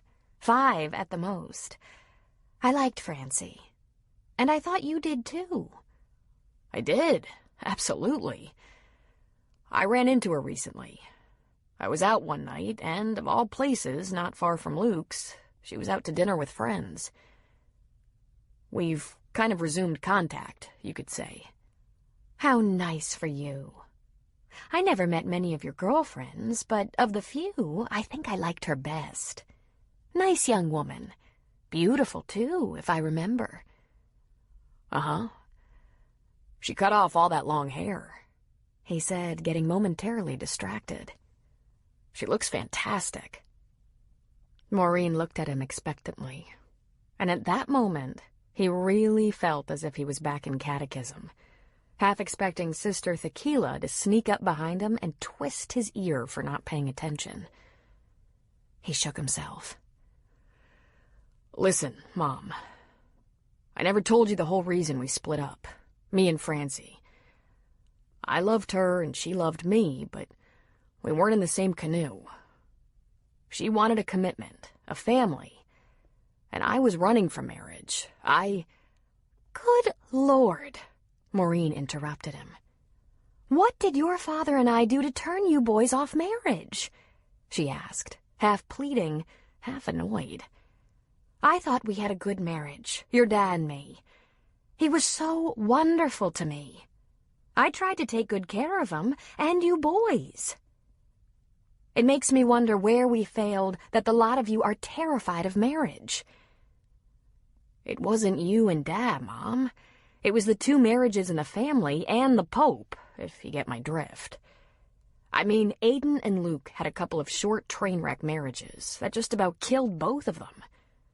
And then there was this whole Catholic thing of not recognizing their next marriages, if they were crazy enough to have them. I mean, come on. Luke's wife had another man's baby, and Aiden's crazy Anna Lee was ballistic, totally certifiable. And they stuck by both those women as long as they could, but bottom line, the women left them. And still, no future marriage in the church? Come on. You know what kind of... He realized he was on a rant and stopped himself. He hung his head. You didn't knock the Catholic Church in front of St. Maureen. Without looking up, he said, If I could have been guaranteed a marriage as sweet as you had with Dad, I'd have jumped in. Those other things, they worried me. You've always overreacted, Sean. Luke and Shelby were married by a priest. His marriage most certainly counts in the church. Sean flushed and hoped Maureen wouldn't see it. Only the boys knew that Luke never even tried to get an annulment from his former wife. He told the priest his marriage to Shelby was his first. Luke was fine with that, but that knowledge would have had Maureen praying for his soul night and day for the rest of her life. "It's all right, Sean. Even I can admit Papa is sometimes a little behind the times," she said. Papa was an affectionate nickname for the pontiff. "He's sometimes a little antiquated. I pray for change. My parish priest is very with it. You'd like him. He'd probably give you peace of mind." Yeah, right. Well, back to Francine. She had an agenda I didn't know about. She kept it from me. She had her reasons, I get that. But see, okay, here's the deal. We had an ugly fight. She wanted marriage and family, and I said I thought we were good just like we were. We said mean things. We split with hard feelings. I tried to catch up with her later, but the Air Force kind of scattered us. She got out, and I got transferred. So when I saw her, it was so... He stopped. He took a gulp of beer and swallowed hard. "Mom," he went on. "Francie was pregnant, and I didn't know it. She left because I didn't want to marry her. Of course, I would have if I'd known, which is why she kept it from me. She didn't want it that way, so she chose to do it alone." He watched the slow transformation of his mother's face. "When she was pregnant," made her stiffen. "Because I didn't want to marry her," made her glare angrily. Now she was maintaining that scary silence he remembered from his youth. He brazened on. "Mom, I have a daughter. She's 3.5. I've only known about this for a day. I don't even know her birthday, but I made sure she knew I was her dad, and that, from now on, she will always know how to find me, and I'll be nearby whenever it's possible. And yes, I asked Francie to marry me, make us a family, but she's pretty leery of me. I'm gonna have to convince both of them I'm worth the risk, I guess." He swallowed. "You have a granddaughter, Mom. Red hair, green eyes. Scary smart. Her name is Rosie. She calls herself the Wide Irish Rose." Maureen wilted before his eyes. She got teary, and, as redheads are wont to do, her nose got pink and the edges of her lips blurred as she pursed them. She sniffed back emotion to keep control. "How did you let this happen?" she asked, her voice catching. "I didn't let it, Mom. It took me completely by surprise." "How did you have an intimate relationship with her for presumably a long time, then refuse to marry her? Is that how you were raised?" He sat forward. "No. I was raised a whole other way, which might have a lot to do with... Listen, it's a different world than when you and Dad were young." "Not that different," she said. "Tell me everything, and don't hold back because I'm going to find out eventually." "Mom, I didn't skip school or go to a kegger. Of course I'll tell you everything. Thing is, I just found out. I spent a day with them, Francie and Rosie, and knew the first thing to do was tell you, Mom," he said, scooting forward in his chair. "I have so much catching up to do. I don't know anything about kids. I spent one afternoon with her, and it brought me to my knees. Do you have any idea how exhausting a 3-year-old is?" "Yeah," he said, nodding at her. "You might know that, huh? Well, it's gonna take me a while to get a handle on this. Thank God I'm burning leave at Luke's for another... God, less than 6 weeks now. It's gonna take me at least that long just to know how to..." "Tell me about her. Did you bring a picture?" He shook his head. I didn't even think that far ahead. But here's what I'll do. I'll take a picture and send it to your cell phone the second I get back. You remember how I showed you to send the cell phone picture to the computer? And I'll take more digital pictures right away. But the first thing I had to do was get to know Rosie. And I have to keep getting to know her. And the second thing was to tell you about her. And Francie? He locked eyes with his mother. I have to find a way to get us back together. I know she's not like Annalee or Luke's Felicia. Never a question about that. But I was still gun-shy back then. I'm not now. I'm going to court Francie and Rosie and hope for the best. There's a lot to do. First thing, I need to set up a college account and find out what Francie needs for expenses.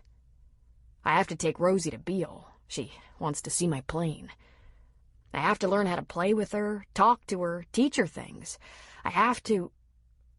But Maureen got up and left the room, walking down the short hall to her bedroom. Sean was stunned for a moment, confused as to why she'd walked out on the conversation. Was she driven to tears? Really pissed at him? He followed her, feeling panic rise inside. The door to her room was open. "Mom?" he said. She came out of her walk-in closet, dragging her largest suitcase. She stopped in her tracks and turned to look at him. Sean, how did you let this happen? I didn't let it. I told you. I didn't know. Obviously, you know what happens when you... Stop, he said, holding up a hand. Stop right there. We both know the biology of it. I'm not talking about things that Francie would consider very personal. So back away from that, Mom. You know how children are conceived. We have one, Francie and me. I'm doing the best I can. He stopped. What are you doing? I'm packing. I want to meet my granddaughter. Mom, she's a little girl. Aiden wants to meet her too. So does Luke. I imagine Shelby is... Okay, wait. I was afraid of this. You can't just rush in on her. We have to take this slow. I've already missed her first 3 years, Maureen said. Me too. Now slow down. I'm not in the mood to slow down. I want to meet her as soon as possible. Listen, if you want things to work out for all of us, you have to let me... Okay, hold on a second. Sean pulled his cell phone out of his pocket and dialed up Aiden. Aiden picked up. I have a woman at 8 centimeters. This better be good. I'm with Mom, Sean said. She's packing. She wants to meet Rosie right this second. I'm passing the phone to her. Talk her down. Maureen took the phone. Put it on speaker, Aiden said to his mother. Then, Sean, can you hear me? I'm here. Good. Let's keep as much of this out in the open as possible. Secrets breed trouble, as you're only too aware. Now, are you two fighting? Not yet, Maureen said. I want to meet my only grandchild. Are you in poor health? Aiden asked. She played tennis this morning. She has a few more days in her at least, Sean answered, irritation in every word. Mother, I want you to wait until you're invited. This small family has issues to sort through and a little girl who might be confused and upset by too much change. But I have rights too, Aiden, as a grandparent. Indeed you do, and your grandparents' rights will be respected. But the first thing to remember is that Sean and Francine are the parents and you are a relative. They are neither unfit nor negligent. You are in perfect health and can be patient. This isn't a deathbed request. But Aiden, You're smarter than this. Do you want your granddaughter's mother to love you? Don't alienate her. She's in charge. Let her know you accept that, or believe me, there will be trouble. Maureen sat wearily on the edge of her bed. Of course, you're right. You can go as far as Luke's house in Virgin River, Mom, Aiden said more gently. But if you're very smart, you'll ask Luke if one of those nice little cabins is available, or it's going to be that much longer until you get the next grandchild. Do you remember what it was like when a mother-in-law visited? Maureen made a derisive sound. She remembered. It put quite a crimp in all the conjugal privacy. Well, with 5 sons, maybe your father's mum didn't visit often enough, she said quietly. Aiden and Sean both laughed at that. Space and patience, Mother, Aiden said sternly, or you're going to muck up the whole business. I just don't understand how all this could have... Enough of that, Aiden said. You know as much about that end of it as you need to know. Sean, get her a glass of wine and check in with Luke. Mother, you throw too much of your mom around and I'm not going to be able to save you. Just then, there was a loud sound in the background. Did someone just scream? Maureen asked. More of an enthusiastic grunt, Aiden replied. I'm signing off. Behave yourself. The line went dead, and Sean and Maureen just looked at each other. Finally, Maureen spoke. Well, I think calling in the reinforcements is a bit over the top. For some reason, Aiden can get through to you like no one else can, Sean said. I think because he's a doctor. The big show-off. He's always been the peacekeeper in the family, she said. Now, let's go out to lunch. Then we'll call Luke. I bet we can get a flight out today. You're going to wait until the timing is right to meet Rosie? Sean asked. I give you my word. But don't test me by making it too long a wait. I'm a weak old woman, she said, walking back to the living room and grabbing her purse off the table by the front door. Yeah, right, Sean replied to her back. Let's eat something Italian, she said. That'll hold us till we get to the outback. He chuckled and walked out the patio doors as she followed. They'd only gone a few steps when she whacked him in the back of the head. Ma, he yelled, a hand going to his head as he whirled on her. Holy Mother Mary! You ought to be ashamed of yourself. Were you raised by wolves? Chapter 9. 48 hours after receiving a phone call from Sean and his mother, Luke rode his motorcycle up to Walt Booth's stable and parked it outside, right next to Shelby's Jeep. He walked in, pulling off his gloves as he went. When he found his wife in one of the stalls with a rake, he slapped his gloves into the palm of one hand to get her attention. When she turned to look at him, she smiled and shook her head. "Where's your Uncle Walt?" he asked. "I think he has plans with Muriel. He called my cell phone around noon today and asked me if I could tend and feed the horses on my way home from school. His truck is gone." Luke stuffed his gloves in his jacket pockets and pulled the rake out of her hand, leaning it up against the stall. "His truck better stay gone or he's going to see us naked." She laughed at him. "Can't you wait for bed?" "I could, but the house is full of people.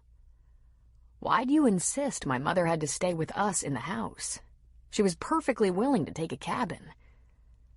"First of all, there's only one cabin empty and it's hunting season. And second, I'm not going to have your mother stay under a different roof when we have 2 perfectly good upstairs bedrooms. That would be rude.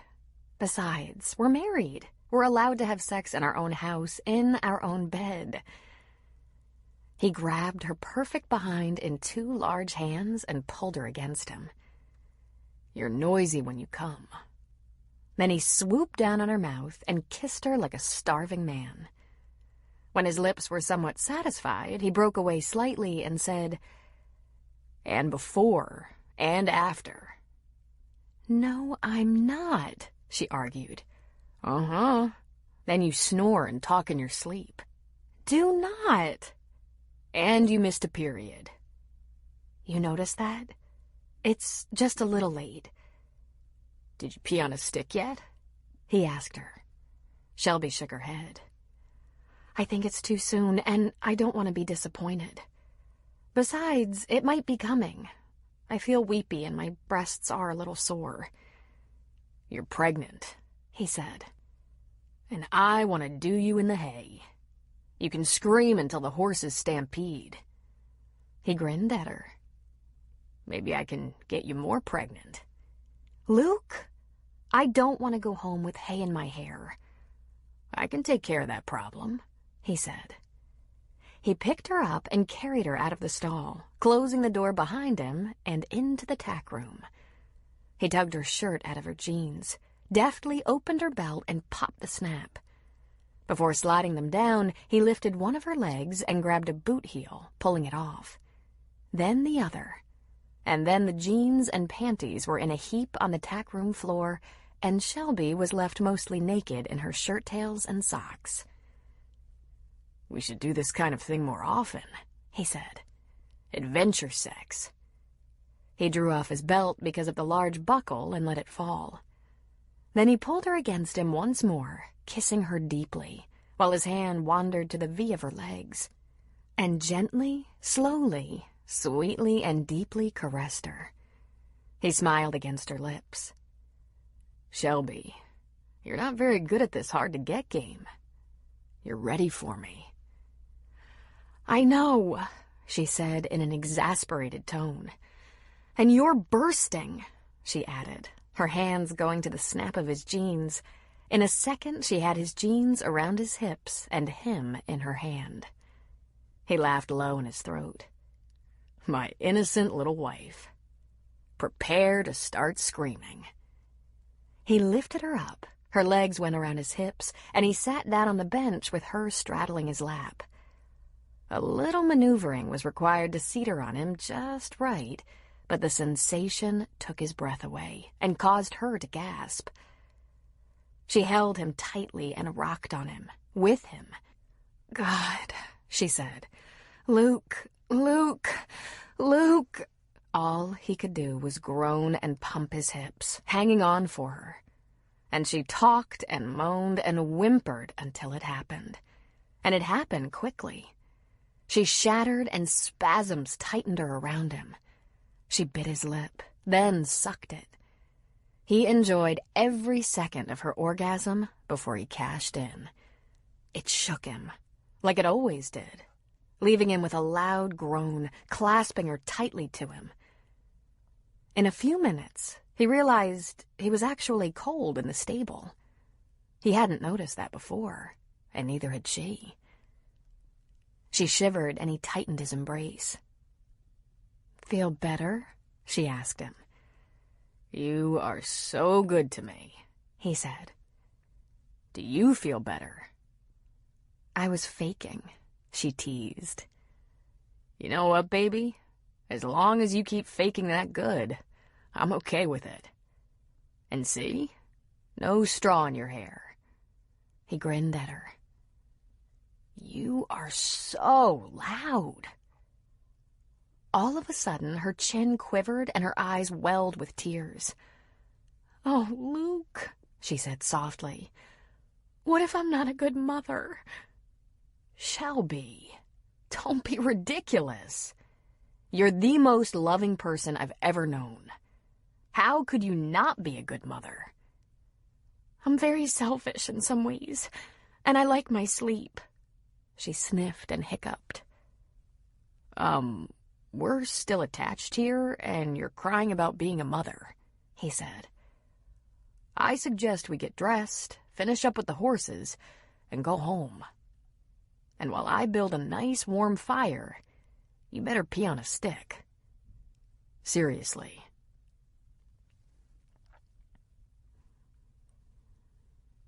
Having his mother at Luke's, waiting so impatiently for her chance to meet Rosie, didn't exactly make for a relaxing atmosphere for Sean. Before springing a new grandma on the little tyke, Sean had some business with the first grandma. He phoned Vivian Duncan at the family practice clinic in which she worked and asked her if he could buy her lunch. She was completely surprised by the invitation. "Sure," she answered with some hesitation. "Let me pick you up," he offered. "Just give me a time and some coordinates." He found she was waiting outside the clinic for him at exactly 12:30. He popped out of the car and held her door for her. "Thanks for doing this for me, Viv," he said. "I haven't said anything to Francie about us having lunch together, but I thought you and I should talk." "I kind of thought your mother might be with you," she said. "Francie told me she's at Luke's, standing by." "Standing by very impatiently," he admitted. "I wanted some time alone with you first. There's a little Italian place right around the corner. Will that work for you?" "Fine. That's fine." "Should I be dreading this conversation?" she asked with some trepidation. "I hope not." He tried to sound reassuring, but wasn't sure he pulled it off. Then he laughed. "I should probably be the one dreading it." He reached across the front seat for her hand. "I have a few things to say, that's all." To his great relief, she let it go during their short drive, not asking any more questions. Sean settled her in the restaurant, at as quiet a table as he could find, and cajoled her into ordering something before they talked. "All right, Sean, the suspense is killing me," Vivian said impatiently. "What's this about?" "This is about me apologizing to you," he said quickly. "Francie told me that you weren't at all pleased with the way she handled the situation with her pregnancy. Now, I have to tell you, she did the only thing she could do. Cards on the table, Vivian. I didn't give her an opening to trust me with that kind of news. If she'd insisted on having a baby, I would have insisted on marriage.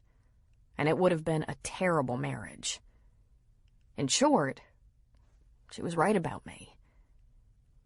Vivian lifted a blonde brow. "Was?" she queried. He laughed, but his cheeks took on a pink stain. "I might have come a long way since then, but I didn't come fast, and I'm not all the way there. The truth is, I had to suffer without Francie for a long time before I realized I needed her in my life.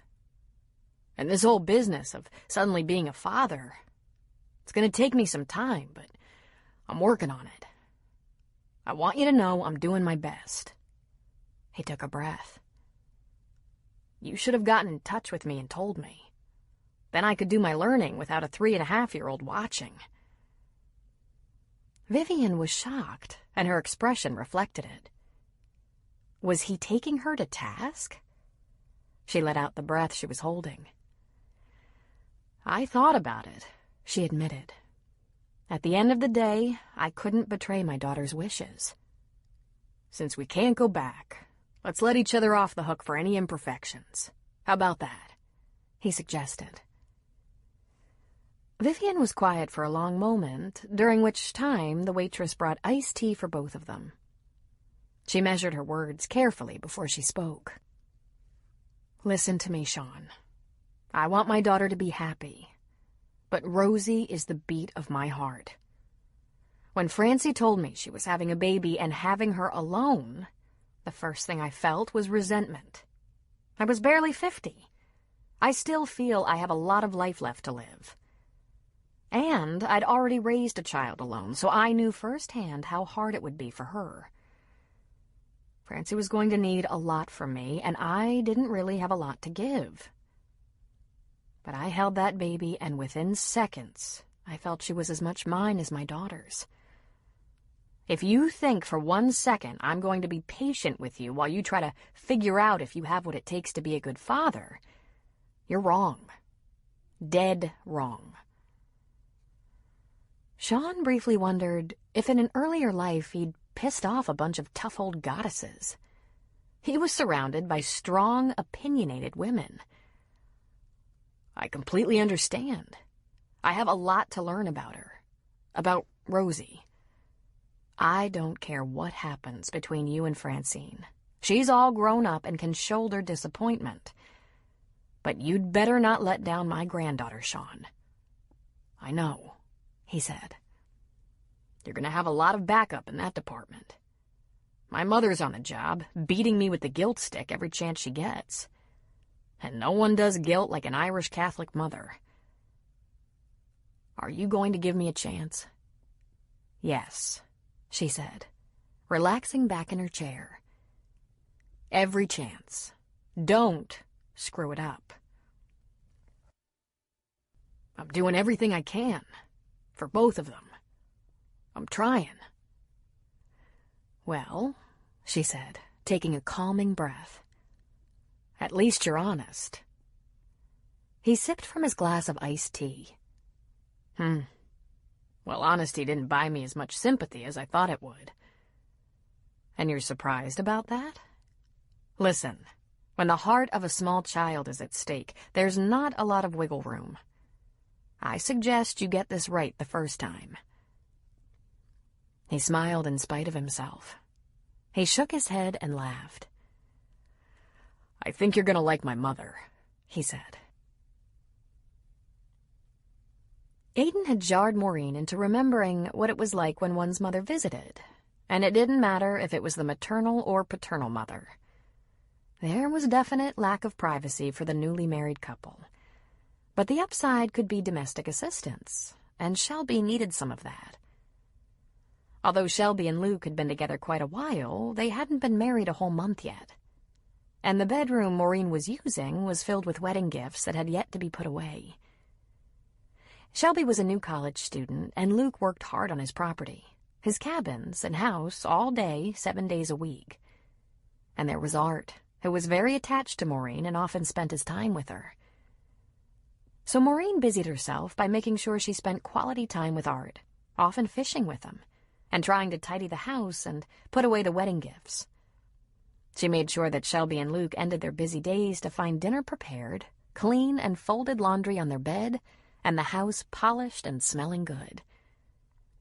That much she'd learned from her own mother and mother-in-law. As for daughters-in-law, Maureen didn't have much experience with them.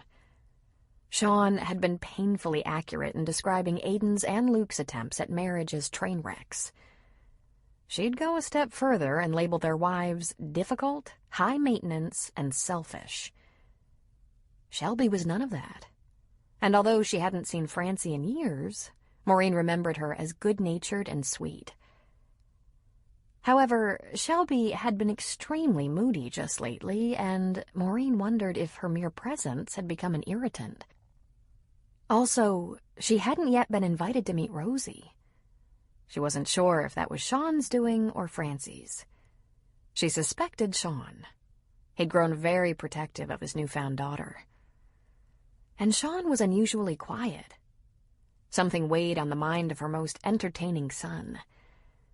She suspected it had a lot to do with his being down to 4 weeks and a few days of leave left with which to get his entire future settled. As for Maureen, she hadn't been this lonely since her husband's death 12 years ago, when she found herself so isolated in a dark Illinois winter. That's what had motivated her to move to Phoenix, where she could work, make friends, be outdoors year-round, and live somewhere her boys might enjoy visiting her. But playing the waiting game at Luke's while everyone around her was busy with work, school, or chores was wearing on her last nerve. 4 days had passed with no reprieve. Sean helped Luke until mid-afternoon when he was allowed to fetch Rosie from daycare and take her home. Then he had dinner with Francie and Rosie, and then he was back at Luke's before 10. Home without much to say, although he had kept his word and taken pictures every day. On her 5th day in Virgin River, Maureen finally got her break. The next day was Saturday, and she was invited to accompany Rosie and Sean to Beale Air Force Base. Sean would introduce Rosie to both her grandmother and his plane, at least one of which Rosie had expressed great interest in. "Will Francie come along?" Maureen asked. Francie's pulling a 24-hour shift in Reading with a medical airlift group, and Rosie stays with Francie's mother. Since Francie leaves at about 5 a.m. to make the drive over the mountains, I'll be picking Rosie up at Vivian's first thing tomorrow morning and returning her tomorrow night. So we have her all to ourselves. What will I say to her? Maureen wondered out loud. Tell her you're happy to meet her. Then ask a question or two, like what color her bedroom is, what she likes to wear for dress-up, or what she likes to cook in her play kitchen. That'll get you two talking in no time. And rest up. She's exhausting. Sean could see that the hardest thing for Maureen was trying to keep her enthusiasm in check enough so she didn't completely overwhelm Rosie. He shouldn't have worried.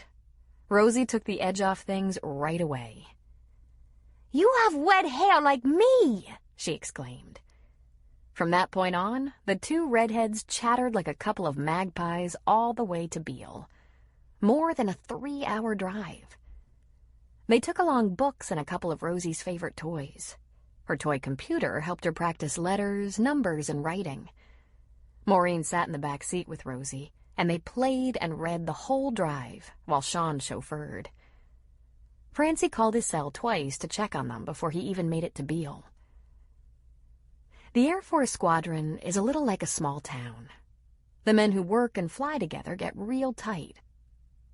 And Sean had a close working relationship with their squadron commander, Lieutenant Colonel Jacob Sorrell. That came in real handy, since Sean had to phone and tell Jake the circumstances that would bring him to Beale during his leave. He wanted to give his mother and daughter a tour of the base and the airplane, the U-2. Given the high security, he had to have special permission and an escort, even though it was basically Sean's ride. "Daughter?" Jake had asked during their phone conversation. "Our most notorious bachelor has a daughter?" "That's right," he said. And for the first time, it struck him how lucky he was that little accident had happened with a woman he happened to have had a serious relationship with. Then he thought of something that struck him damn hard. What if that accident had happened with someone he hardly knew? Like Cindy. "I'll explain more about that later, but obviously I just learned about her, and the one thing she's asked of me is to see my plane. And my mother happens to be in town also." "Good," Jake had said. "Your mother can keep an eye on your daughter while you and I steal a half hour for conversation." "On Saturday?" Sean asked.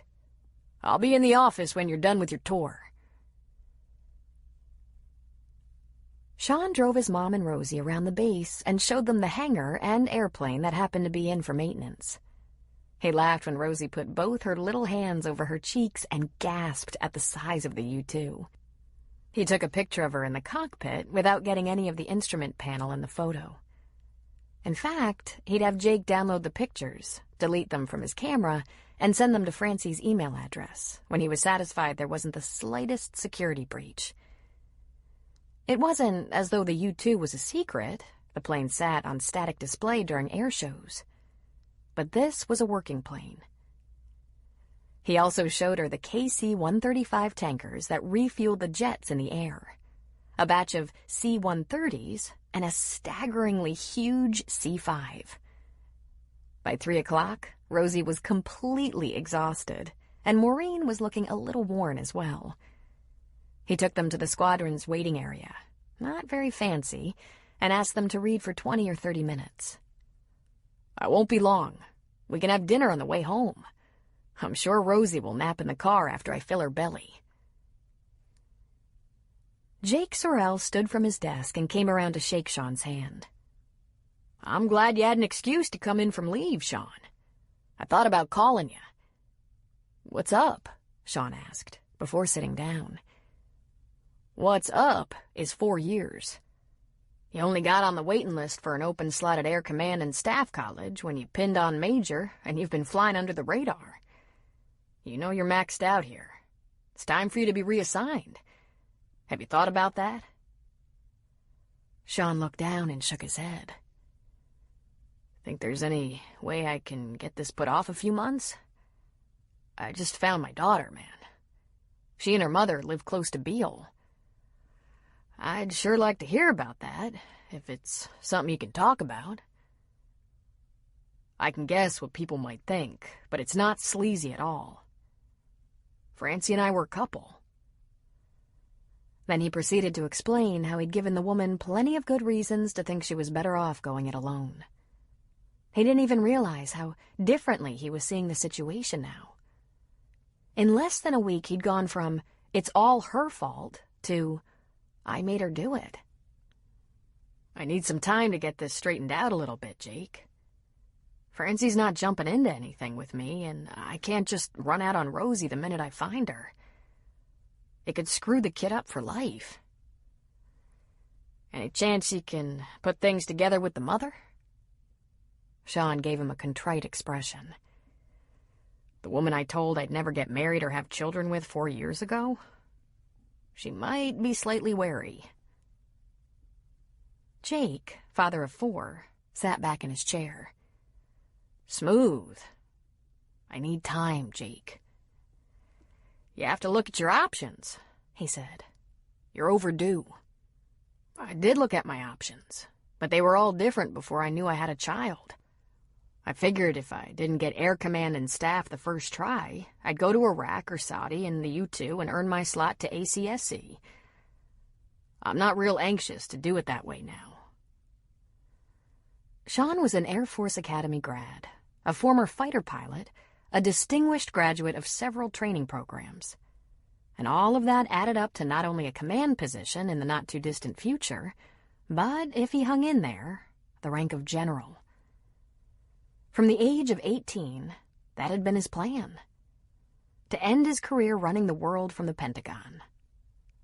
Of course, there were steps. Assignments, career-building training programs like Air Command and Staff College, remote tours, etc. Well, I suggest you take another look at the options, Jake said. Your leave is approved through November, but if you don't put in for an assignment somewhere, orders are going to be cut without any input from you. You know what's out there.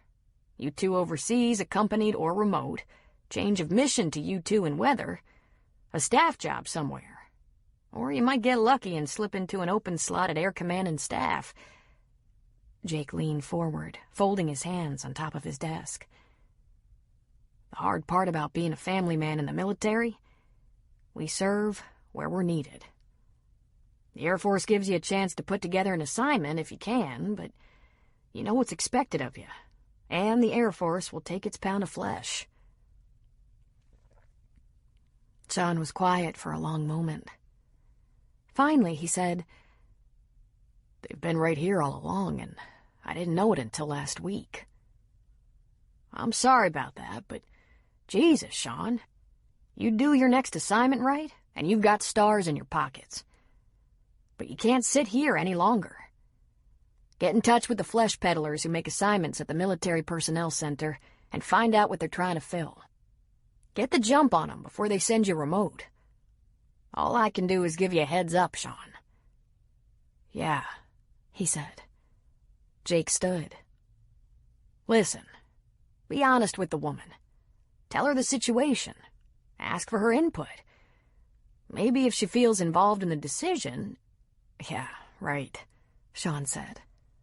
But he was thinking, she barely got her life together the way she wants it, and here I come, showing up unannounced, and before I can even get checked out on spending the night, the Air Force is ready to ship me out. She'll probably think I did this on purpose.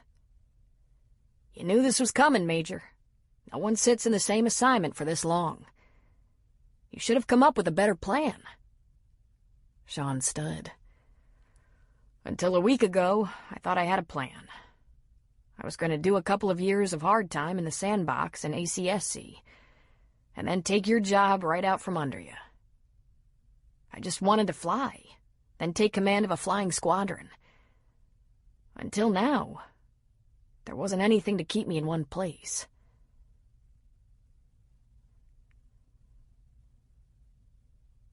Under any other circumstances, Sean would be really grateful for that kind of heads-up from his boss. It was real tough to get into Air Command and Staff in a residence program. Making the waiting list alone was a good showing. He had an itch to get on the phone to MPC, but no one would be at the office on a Saturday night. So instead, he took his mom and Rosie to Denny's for dinner. And afterward, they headed back to Eureka, Once again, the girls settled in the back seat, and while there was still light, they looked at books together. When the sun lowered in the sky and Rosie had fallen asleep, Sean called Francie's cell. "Reporting in," he said when she answered. She had mac and cheese and fish sticks for dinner and a little bit of salad. A glass of milk, too. And she loved the plains. "Did she have a good time?" Francie asked. "Did she mind her manners?" She was perfect, and she had a blast. She's asleep in the back seat. And yes, she has her belt on. I'm not supposed to talk and drive in the state, so I'm going to sign off. Want me to check in when she's home? Yes, and Sean? Is Maureen very angry with me? Near as I can tell, she's not even mad at me anymore, he said with a laugh. Am I invited to dinner tomorrow? Yes.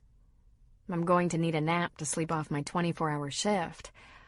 Why don't you entertain Rosie and why don't you cook? Be happy to, he said. Any special requests? Anything. But remember the food groups. Rosie's growing. How about stroganoff, fat noodles, peas and salad? I'm good at stroganoff. I'll make it with chicken instead of beef. For Rose. She's partial to chicken. That would be awesome, she said. You got it. And some nice snacks and a good white wine. When they were back at Vivian's, he parked and lifted Rosie out of the back seat. He asked his mother to carry Rosie's books and toys to the house while he helped his daughter in her pajamas. Rosie had her own room at Viv's house as well. This room was all little girl too, but was yellow in color. She had her arms locked around his neck so tight he'd have to peel her off. We're home, shortcake. Let's find your jammies. She squirmed and murmured, not letting go of his neck. He laughed at her and said, I can't help you change clothes if you don't let go. With her face buried in his neck, she asked, Are you still my daddy? Sean felt his heart catch. All at once, he was filled up with so much emotion, he was sure he wouldn't be able to swallow if he tried. And he suddenly couldn't focus his vision. He turned his head and kissed her cheek. I'll always be your daddy, Pumpkin. You're a silly daddy, she said. You're a silly, wide, I wish rose. I'm so glad I found you. Chapter 10. While Sean was helping Rosie into her pajamas, Maureen was handing toys over to Viv. The two women had never met before today and had spent a whole 10 minutes together in the entirety of their acquaintance. And that was when Maureen and Sean had picked up Rosie earlier in the day. I want to thank you, Maureen said. Rosie is an incredible, brilliant, wonderful child, and I bet some of that had to do with what a fantastic grandmother you are. Viv put a hand on Maureen's forearm. I have things to tell you, she said quietly. Important things about Rosie. What she likes, what she hates, momentous moments in her little life. About her temper, her giggles, her ear infections, and her love for animals. And also, I want you to know that I argued hard for Francie to find Sean and let him know about his daughter. Maureen, there is only so much we as mothers can do when our adult children have relationship issues. In fact, in most cases, the more we do, the worse it's bound to get. Maureen laughed ruefully and nodded in agreement. Oh, I know. I have 5 sons. Do you think they talk to me about the women in their lives? Even though I might be able to answer the hard questions? It's true what they say about sons and daughters. Your daughter is your daughter all her life, but your son is your son till he takes a wife. Viv gave a short nod. We've both been wives. We'd probably both agree it's all right that way. Again, Maureen laughed. I want to stay on and dominate Rosie's time. Not just get to know her, but for her to get to know me. But I've been with Luke and Shelby for almost a week now, and they need their house back. In fact, Sean needs the freedom to work things out with Francie and Rosie. I don't want to be in the way of that. No matter what's to come with them, I want my granddaughter to have a father, and I want to be a part of her life. You will be. Please don't worry about that. I have an idea. I'm sure the three of them will want to spend tomorrow afternoon and evening together, as they have the past week. But Sean can drop you here, with me. We can look through photo albums, go to an afternoon movie, have a nice dinner out. And I'll be happy to drive you to Virgin River tomorrow evening so Sean and Francie don't have to work their schedule around either one of us. Really? Maureen asked. Really? I'd enjoy it so much. Your position right now must be tough. You have no idea, Maureen laughed. Then she dropped her voice to a whisper. My new daughter-in-law is certainly pregnant, and I'm not sure she even realizes it herself yet.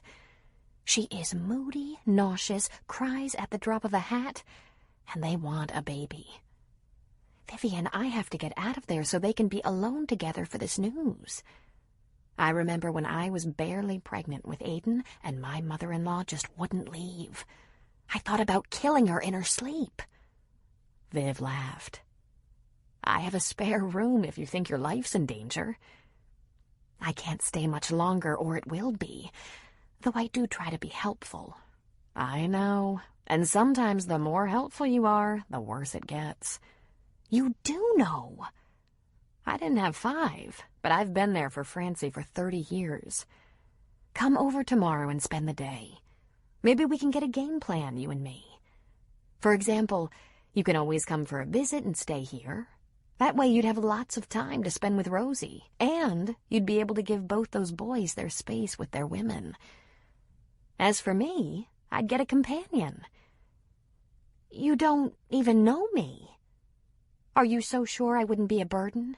I could be a slovenly houseguest.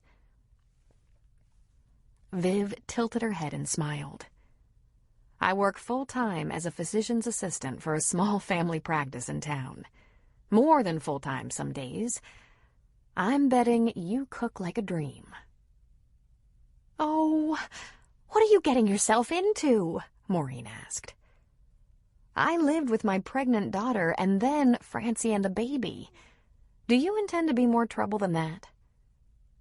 The two of them were laughing and holding on to each other when Sean came out of Rosie's bedroom. He stopped in his tracks, looked at them, and said, Uh-oh. After hearing from Sean, Francine was kicked back in a recliner at the station on Saturday night. Also in the same room were 2 flight crews, another nurse, a couple of paramedics, 2 pilots, and 2 co-pilots. They shared the station with other emergency first responders, 2 fire engine crews, 2 paramedic ground crews, and a staffed ambulance crew. She'd been on a couple of runs during the day, routine hospital transports that were serious but not critical. 1 cardiac patient in need of bypass surgery, and 1 expectant mother of twins in early labor. She was just thinking about grabbing some sleep in case the night proved busy when her cell phone chimed and she recognized the number. TJ on a Saturday night. She jumped out of her recliner and left the rec room to take the call so as not to bother the people watching TV. Hello, she said as she stepped into the next room, which was the kitchen. How are you? A little disappointed, he said. It's been a week, Francine. I thought by now you'd have something to say to me. She shook her head. Say to you? I'm completely confused. I've given you almost daily updates. Sean is trying to get to know Rosie. His mother is in town and met Rosie for the first time today. I heard from him 15 minutes ago that Rosie had a fun day, seemed to get along fine with the new grandma, and... What about him? TJ asked. She laughed a little. What about him? She countered. I don't know what you mean. Yes, you do. Think, Francine. Give the guy visiting privileges that don't interfere with your personal and professional life. Tell him you're committed, that he can't be hanging around. I've pretty much done that, she said. He's asked if he can pick Rosie up in the afternoon from daycare, bring her home for me, have dinner with her. He's doing all this because he's on leave right now, but he's not on leave forever, and it's not only good for Rosie. It helps me out. And I haven't seen you at all, TJ said. I only see you about once a week anyway, and that's if you're not in Cabo or Alaska or out on a research boat. We're busy people with demanding work schedules and kids. In fact, I've never had so many calls from you during the week. Does this whole situation threaten you? It concerns me, he said. I thought a week would be enough to get things lined up with this guy so we could have our lives back as they were. Well, that makes you a lot more optimistic than I was, she said.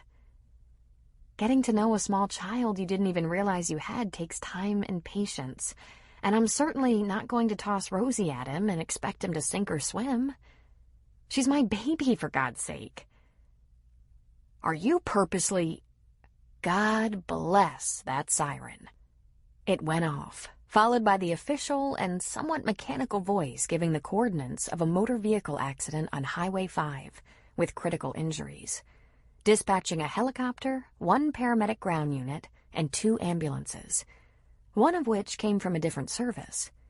Must be a bad one. TJ would have heard the blast. Gotta run, she said, signing off.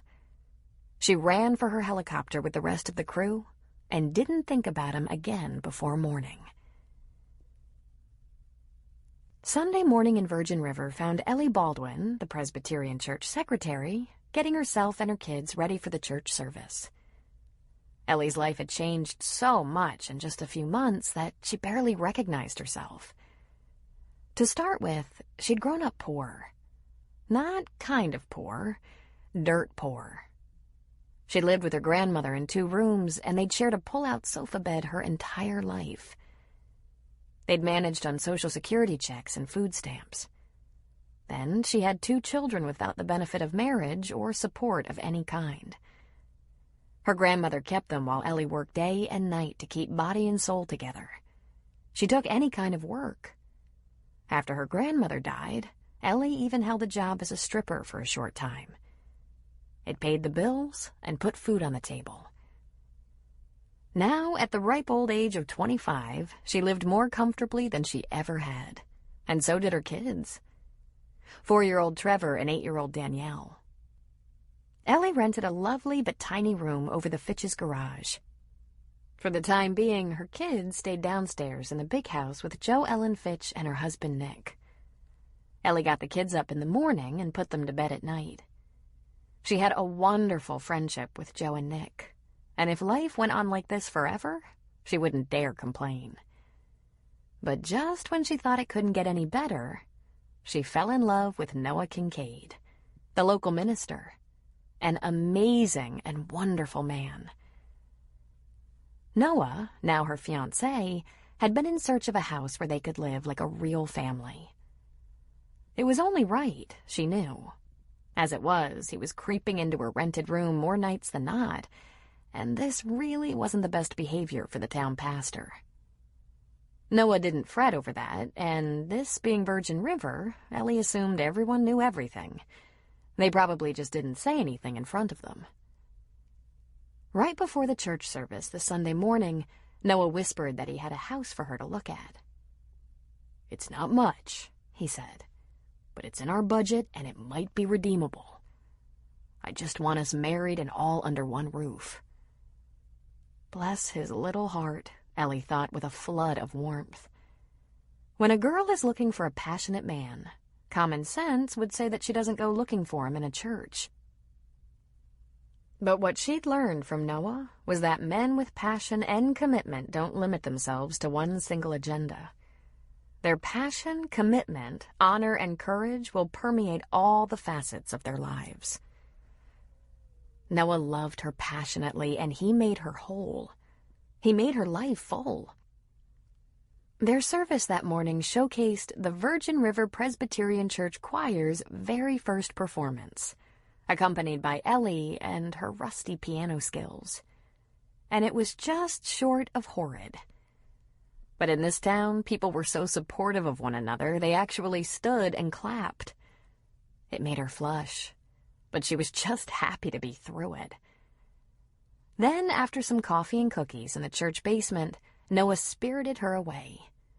He said it was best to send the kids home with Joe and Nick so they could view this potential house alone.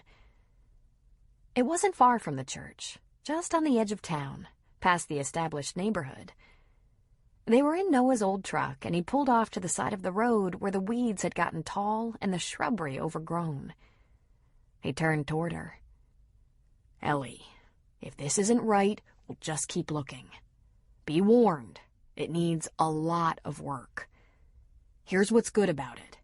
It's large, even if it is in disrepair. It has a big piece of land under it, not a small yard. It's not in the middle of town, but it's only a half-mile away. It has a huge kitchen." He paused and cleared his throat. "A big kitchen without a single working appliance. But that's just fix-up. And—" "Noah, how did you come across this house?" she asked. "Oh, Buck Anderson knew someone who'd been renting the place out for years, but only because he couldn't get rid of it. He said if I was clever, it could go cheap. I don't know if I'm clever with negotiating a price, but I'm okay with a hammer. And we might not be as settled as we should be, but we get by thanks to Joe and Nick. I saw some promise in it and thought I'd show it to you before I write it off." "Good idea, Noah. Because I am clever with money, you lucky dog. I've had to be." He grinned his handsome grin. "I haven't once complained about your assets, have I?" She leaned over and kissed his cheek. "In the beginning, you did nothing but complain." She patted the other cheek. "You're coming along very well, though. Now come on! The suspense is killing me." "I just hope seeing it doesn't do any permanent damage to your opinion of me." He put the truck in gear and took them down a short, overgrown driveway to a house that had the washed-out, gray appearance of worn paint. It was surrounded by a totally neglected yard that was dominated by weeds, out-of-control bushes, rotted-out flower beds, untrimmed trees, cracked sidewalk, and copious litter. There was no telling the age.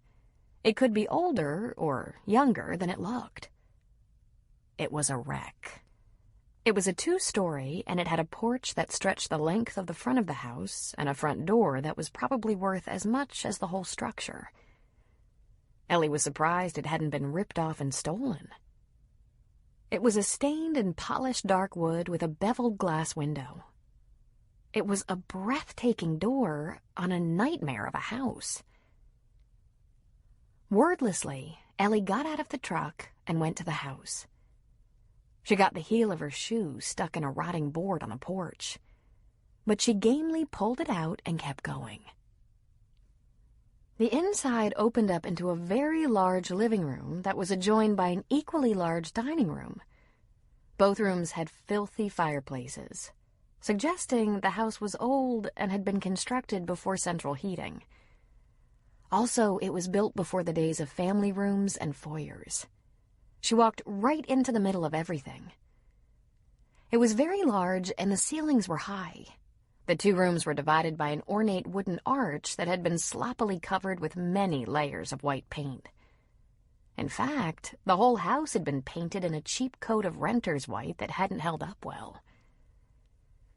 The staircase to the second floor was right between the 2 rooms inside the front door, and, again, cheap paint had been used to cover a banister that was undoubtedly real wood. The staircase led up to the second floor and an open balcony that ran along a hall leading to the bedrooms. This old style had gone out of fashion many years ago. It reminded Ellie of the saloon in the Gunsmoke series. She could almost see Miss Kitty poised at the top of the staircase. She walked through the trash-strewn rooms toward the back of the house. Behind the living room and dining room, she found a large kitchen and a small bedroom. "There are 3 bedrooms upstairs," Noah said. "One's pretty big, and 2 are average. There aren't any big closets, and only 1 bathroom in the house. It must have been built in the days of 1-bathroom homes.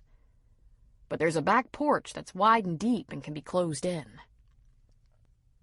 And it might even be possible to put a half-bath downstairs. And the bonus is an unfinished basement. Well, a cellar. But there are so many possibilities for that." Ellie ignored him, heading into the kitchen. It was the largest kitchen she'd ever been in, and Joe Fitch had a very big kitchen. The appliances looked not only useless, but maybe dangerous. However, there were many cupboards and a big bay window. She could envision a large oval table sitting right in that nook. She could imagine friends coming for dinner and children doing homework there while she cooked. Ellie had never dared have such visions before. Through the bay window, Ellie could see the side yard, deep and surrounded by trees and overgrown brush. Outside the window, over the kitchen sink, was the porch, which, as Noah said, could be enclosed to make another room. Beyond that, a long, wide backyard went right up to the forest. She spotted blackberry bushes, all gnarled and thorny. She could almost taste the jam. She put the fingers of both hands over her mouth, and her eyes welled with tears, which quickly spilled down her cheeks. "Aw, baby, don't cry," Noah begged, pulling her into his arms. "It was just an idea. But we'll look at lots of houses. I just got hooked on the size of the house and lot, and my imagination might have gotten a little—" She turned in his arms. "It's the most beautiful thing I've ever seen," she whispered. "Noah, it's wonderful. I mean, it needs love, but isn't it perfect? Is it stable? Will we fall through the floor if we go upstairs?" He was shocked silent for a moment. "Are you serious?" "About the second floor?" she asked with a hiccup of emotion. "I've been upstairs," he said, shaking the confusion out of his head. "You actually like it?" "It would be so wonderful to fix it up and make it ours, wouldn't it? Did you see all the terrible paint in this place? I bet if I stripped the paint off the arch that divides the rooms and off the staircase and banister, we'd find beautiful wood. And the yard? I can make that yard look like Joe Ellen's yard. Give me a year and I can turn it around." She sniffed, took a breath, and said, "Thank God it's almost winter. I don't think I could face both house and yard at once. But by spring—" "Ellie?" he asked, stunned. "You like it?" "Noah, whoever owns this house lost interest in it years ago. You can't think of renting it and fixing it at the same time. That's where the owner lost control of it. My grandma and I did more with our 2 rooms than was done here, and we had nothing. Either we make a commitment to it or forget it. But first, we have to have the plumbing and wiring and structure checked. Does it cost the moon to do that? Because we should check that before we even think of putting down good money." Noah grabbed her suddenly and pulled her against him. "Ellie," he whispered, burying his face in her neck. "I didn't realize how much I hoped you'd see the potential in this old thing. It's a horrible mess. No woman in her right mind would—" She laughed and sniffed at the same time. "Lucky for you, you got a woman with no right mind. Noah, be honest now. Are there things you like about this old house besides the price?" "The same things you like," he said. "The big rooms, the big yard, the wide porches, the real wood. I can get Paul Haggerty to check it out for structural competence and the other stuff before we get emotionally moved in. We can try to sell the RV. That'll give us some fix-up money. Noah, I want to work on it. Really, I'm good at this stuff. It might take a while if I'm needed at the church and helping the kids with all their school stuff, but I know how to make something good out of a falling down piece of... She stopped herself and smiled. She'd been trying to stop cursing in deference to her fiancé, the preacher. So she whispered, "Really is a piece of shit, isn't she?" He laughed loudly. "Totally," he agreed.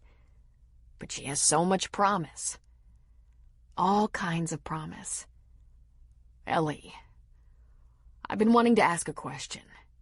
It's not a real big issue with me, but I still should ask. You can say no, and it won't make a difference. But just in case..." "For God's sake, Noah, spit it out!" He took a breath. "How do you feel about more children?" "Why?" she asked. He struggled for a moment. "Well, because if you wanted more, I could be talked into it." She punched him in the stomach. "Never lie to me like that. Do you want a baby of your own, Noah?" "I'm nuts about Trevor and Danielle, and I want to adopt them if we can work that out, and I think we can. But yeah, if I could have one with my receding hairline and bowed legs..." She laughed and ran her fingers into his overlong, curly dark hair. There was a strand or two of silver. Noah was 35. "Oh, what I'd give to have a little girl with your dark curls," she said. "And your legs are better than mine." "No one's legs are better than yours," he said. "Did you ever think about another one?" "I'll think about that. Not right away, Noah. I have house problems and adoption problems to deal with first. Not to mention a wedding. Ellie, we need to get married. I just can't keep sneaking into your room." "Afraid God disapproves?" she teased. "I'm pretty sure God masterminded it, frankly. But I'm uncomfortable with the whole subterfuge. I want us settled in, no matter where we spend our nights. We gotta get this done, baby. Let's get a move on." "Sure, fine.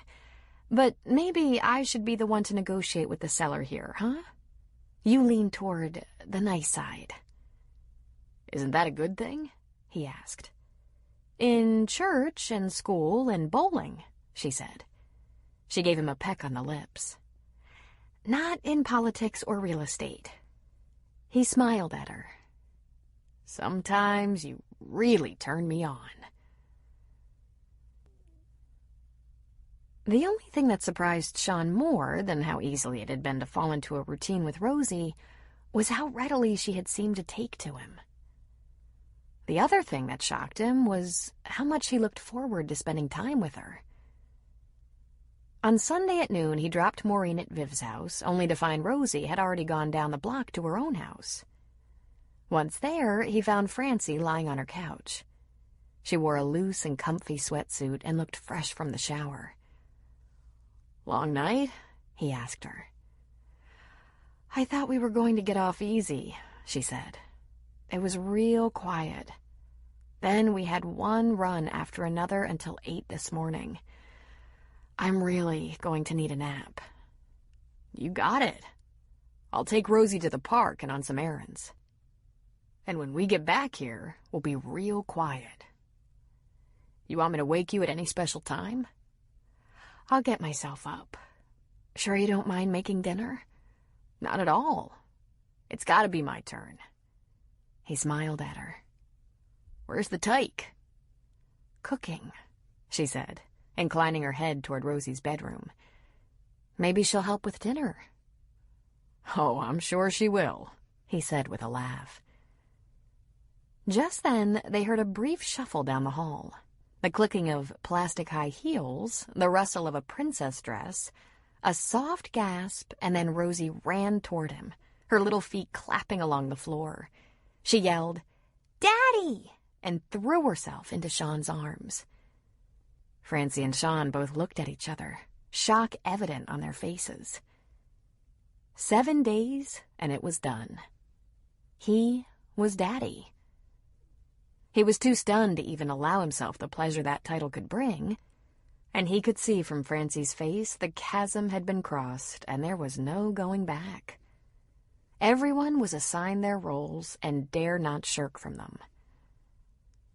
It was at once the most complicated yet simplest transition imaginable. The problem was that Sean and Francie hadn't yet negotiated their unified lifestyle or defined their positions. They were still nibbling around the edges of what kind of relationship they were going to have. Oh, Sean had suggested marriage right away, the moment he realized they had a child together. But that really wouldn't win him any points. He'd done so only because of Rosie. If not for Rosie, he would have suggested he and Francie resume their old relationship, with marriage possible down the line. Whereas 4 years ago, he hadn't been willing to consider it. As progress went, it was slight. They were right where they started, with one additional player, and he held her in his arms. He turned his gaze from Francie and buried his face in Rosie's sweet-smelling neck. "What are you cooking, short stuff?" "Chicken," she said, and giggled from his tickle. "And broccoli?" he asked with a laugh. She nodded vigorously, and he looked at Francie. "Don't you feed this kid anything but chicken and broccoli?" "Lots of things," she said, getting up from the couch. "Are you good to go? Because I should get that nap or I'll be useless tonight." "Go," he said. "We're gonna do stuff. Now, remember, always wear seatbelts, make frequent bathroom stops, never let her out of my sight," he finished for her. "And never send her into the ladies' room. I will take her into the men's room with me, if necessary. Make sure it's clean and private, and, when possible, use the handicap facility for privacy. And plenty of vegetables, and nothing that tastes fun." "You don't have to be a wise he grinned. But inside, he wasn't grinning. He was thinking of all the things he really had to discuss with Francie.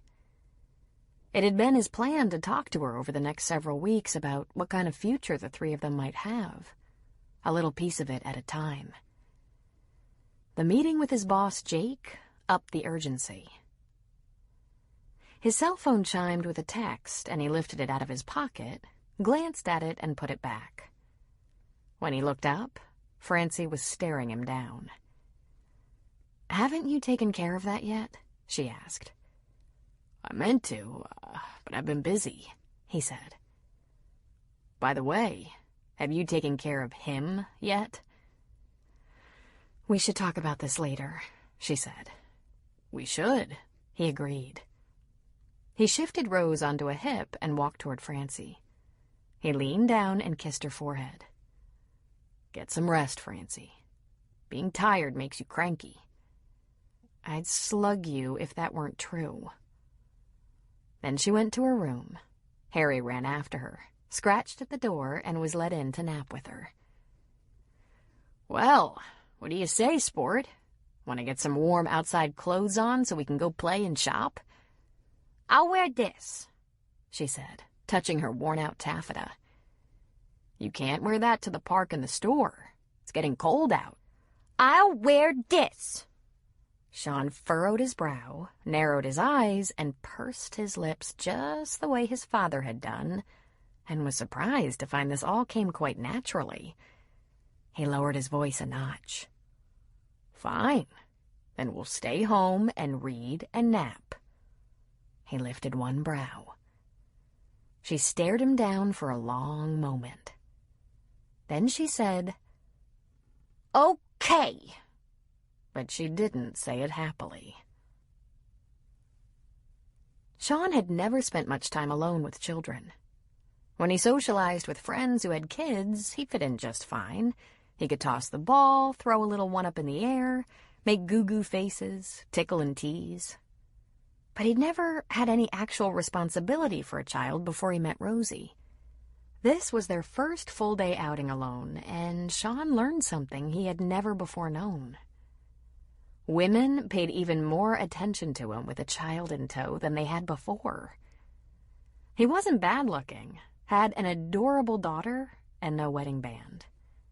Women approached him in the mall, in Target, at the playground, remarking on his beautiful child, making small talk. They smiled hugely while they said, "Well, having a daddy-daughter day?" Or, "If you live around here, we could get the kids together for a play date sometime." He was shocked and astounded.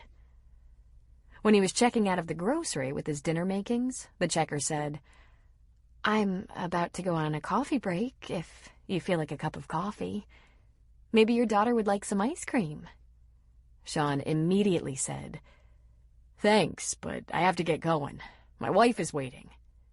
And Rosie said, "Who's your wife, Daddy?" The checkout girl nearly threw the groceries into the bag as she shot daggers at him with her eyes. He felt fortunate she didn't bean him in the head with the produce. On the way to the car, he said to Rosie, "We're gonna have to get our story straight, kiddo. I don't know if you're helping or hurting the situation." "Daddy? Daddy, I know the baby is in the mommy's tummy, and the baby comes out the mommy's tummy, but, Daddy, how do that baby get in the mommy's tummy?"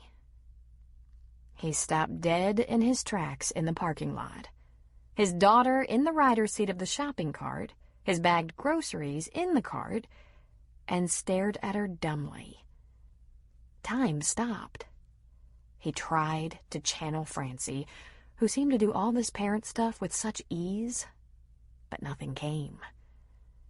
"Daddy?" she asked.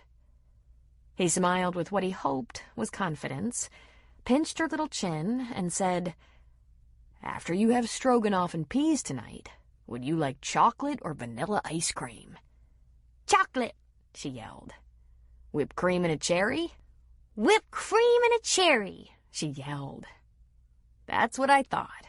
No chicken and broccoli for you tonight. No, sir. You're having fun food. Daddy's stroganoff and ice cream."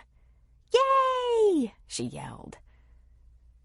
Later that evening, while Rosie was singing in the tub, Sean and Francie did dishes together and talked about Sean's day. "Here's a shocker, Francie. Rosie is a babe magnet." He grinned at her. "I'm a catch. You can't believe the number of women who almost propositioned me today." "While you're with my daughter?" she asked, appalled. "Well, nothing racy. Just a cup of coffee or a kid's play date. Who'd have guessed, huh?" "What a comfort that is," she grumbled. "Should Rosie be alone in the tub?" he asked. She smiled at him, happy that he was overprotective. "The bathroom is 10 steps away, and as long as you can hear her singing, she's not underwater." So Sean told her about the question Rosie had posed while they were in the parking lot of the grocery. Francie had to lean against the counter, laughing so hard she was doubled over, yet trying to keep quiet lest Rosie come running soaking wet to the kitchen to see who would dare have fun without her. "Yeah, funny," Sean said. "What would you have said?" She wiped her eyes. "Well, I have a special book about all that. It's right about time to look at it together, but I didn't know how to explain you to Rosie, so I've been putting it off. I guess I can go ahead with it now." "A book? Come on." "No, really. It talks about all the differences in the mommies and daddies' bodies. It's very cute, sweet, non-threatening." She smiled at him. "If you are very good, I'll read it to you later." "If you're very good, I'll show you how it's done." He leered at her. "By the way," he said, "how was it done in this case? We were always very careful. Do you remember?" "Every detail," she said, turning away from him to put away dishes. He turned her back. "Could I have a couple of details, please?" She took a breath. Remember, I used to go off the pill for a couple of months a year, and your job was to be very good about the condoms? Well, there were a couple of times you got real worked up and just let it slide. She shrugged. It was as much my doing as yours. I was also a little worked up. Silence enveloped them for a moment. He leaned forward and kissed her brow. We were like that, he whispered. I'm not sorry about that. Big accident, huge reward. She's awesome. Francie hugged him. For once, he managed to say the right thing. You've had a nice week with Rosie, haven't you? She's pretty amazing. Listen, there's no good way to do this, Francie. I've been thinking all day about how to sneak up on our issues, but I'm kind of up against the wall. The Air Force wall. After we get Rose settled in bed, can we please have a glass of wine and talk about things? Practical things. She looked terrified. Like what? Everything, from insurance to... He took a breath. Francie, I've been at Beale 4 years. I'm going to have to call MPC tomorrow, first thing in the morning, and see if I can get the boys down there to work with me on an assignment. Or I'm going remote. Maybe to the Middle East. Iraq. Afghanistan. She went visibly pale. In the U-2? He shrugged. If there's a need for manned surveillance. But the U-2 travels to a lot of places. I don't want to go since I have you and Rosie here. That aside, they're not above changing my weapon system back to a fighter or finding me a staff job in the desert. I pinned on Major. I owe him 3 more years at least. Sean, she said weakly, I know you'd like to just roll with this a while, see where we are and getting to know each other.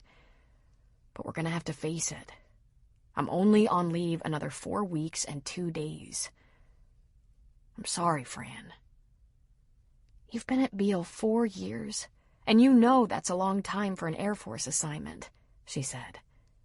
This can't have come as a total surprise. No, it didn't. You and Rose came as a surprise. I tried to get into Air Command in Staff College, and I'm on the waiting list as an alternate. My plan was just what you'd expect out of me. Do whatever I have to do, go wherever I have to go, to head toward a command position. I wanted this job for life, so it didn't matter where they sent me, as long as it all added up to a real good command slot down the road. I figured I'd take a remote for a year and come home to a year in Air Command and Staff College, a lieutenant colonel promotion and a squadron of my own. He swallowed. Now I don't want to get too far away. I don't want Rosie to think I can't keep my word. And time's short. Francie was quiet. She's still singing in there, Sean said, tilting his head toward the bathroom. But I bet she's pruny by now. Vivian and Maureen had a very nice day together, too. They'd gone out to lunch and then did a little shopping at the local mall. Maureen felt woefully behind in adding her special grandma gifts to Rosie's coffers.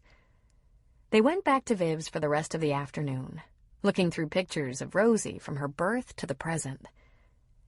There were, of course, many pictures of Francie.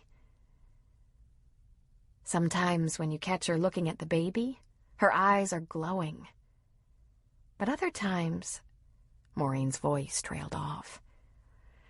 I know. It was a very hard time. She wasn't at peace with her decision to be away from Sean. She was already 3 months pregnant when she came home to Santa Rosa.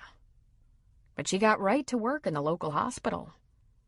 She took 6 weeks of maternity leave and went back. It wasn't only a long year, but heartbreaking to watch my daughter's sadness. I kept thinking that any second he'd realize what he'd let slip away and come looking for her. But he didn't. Maureen pursed her lips so tightly they nearly disappeared. "I'd like to box his ears," she muttered. Remember, he didn't know. Francie was the one to leave him. "I was 25 when Francie was born," Vivian said, "and 32 when my husband, a trucker, was killed in an accident. I went back to college almost immediately in search of an education that would guarantee me a good income so I could raise my daughter alone. Francie at least had that much going for her. She wasn't going to have any trouble supporting Rose. But, except for that, I knew how hard life was going to be for her without a partner." "I had a good husband while I raised my sons," Maureen said. "He was devoted, worked hard, stayed involved. But he worked long hours, and with 5 kids to support, he took as much overtime as he could get. I had to be able to do it alone. I had to be strong and keep control of that brood. It wasn't easy, even with a good husband. It's hard to imagine how you and Francie—" "We had each other," Viv said. "Francie came alive when we moved up here. Actually, I said I'd come north only if I could find a good job. I only agreed to take an unpaid leave for my Santa Rosa job to give it a try. Francie flies out of Redding, so we initially went there, rented a small apartment, and, on Francie's days off, I scoured the area for work. When I had a good offer in Eureka, the decision was made. We bought a little house together here. Francie works a couple of 24-hour shifts 3 weeks a month, then only 1 on the 4th week. It's a long commute, but it's only 7 or 8 days a month, and my job never requires an overnight or on-call status. After 2 years in one little house, another just like it down the street came on the market, and I bought it. We joined forces to make sure Rosie always had one of us plus the babysitter. It's been all right. It's been good. She was even starting to date again. But, Maureen asked. "You didn't know her after she broke up with Sean, so you wouldn't see the difference. But since Sean's been in the picture, she's a different person. She loves him so much, and I believe he loves her just as much. I don't know how this is going to work out, Maureen, but those 3 need to be together." "Sean told me he suggested marriage to Francie," Maureen said. "Really? That's the first I've heard of it," Vivian said with some astonishment. "I'm surprised Francie didn't jump on that offer." "There must be something not quite settled between them. Frankly, I don't care whether they get married or not as long as they follow the strength of their obvious feelings. Well, I'm staying out of it, except for one thing. I'm going to be sure Francie knows she doesn't have to consider me in her decision." "You?" Maureen asked. Vivian nodded. "I don't want her to think I need her to take care of me, not emotionally or in any other way. I have a full life and look forward to the next stage. I have a wonderful man in my life. I expect he'll be around a very long time. We've been seeing each other the past year, and both of us have had commitments that have kept us from moving forward. He's a fairly new widower with 2 teenagers, and I've had my responsibilities to Francie and Rosie. But Carl and I have both known for quite a while that when our kids don't need us quite as much, we'll have more of each other." "Really?" Maureen said, intrigued. "A man?" Vivian laughed. "A wonderful man. He was one of my bosses. A year after his wife's death, he invited me out to dinner, and that was all it took." Maureen leaned toward Vivian. "An office romance? I heard that was taboo." "Pah!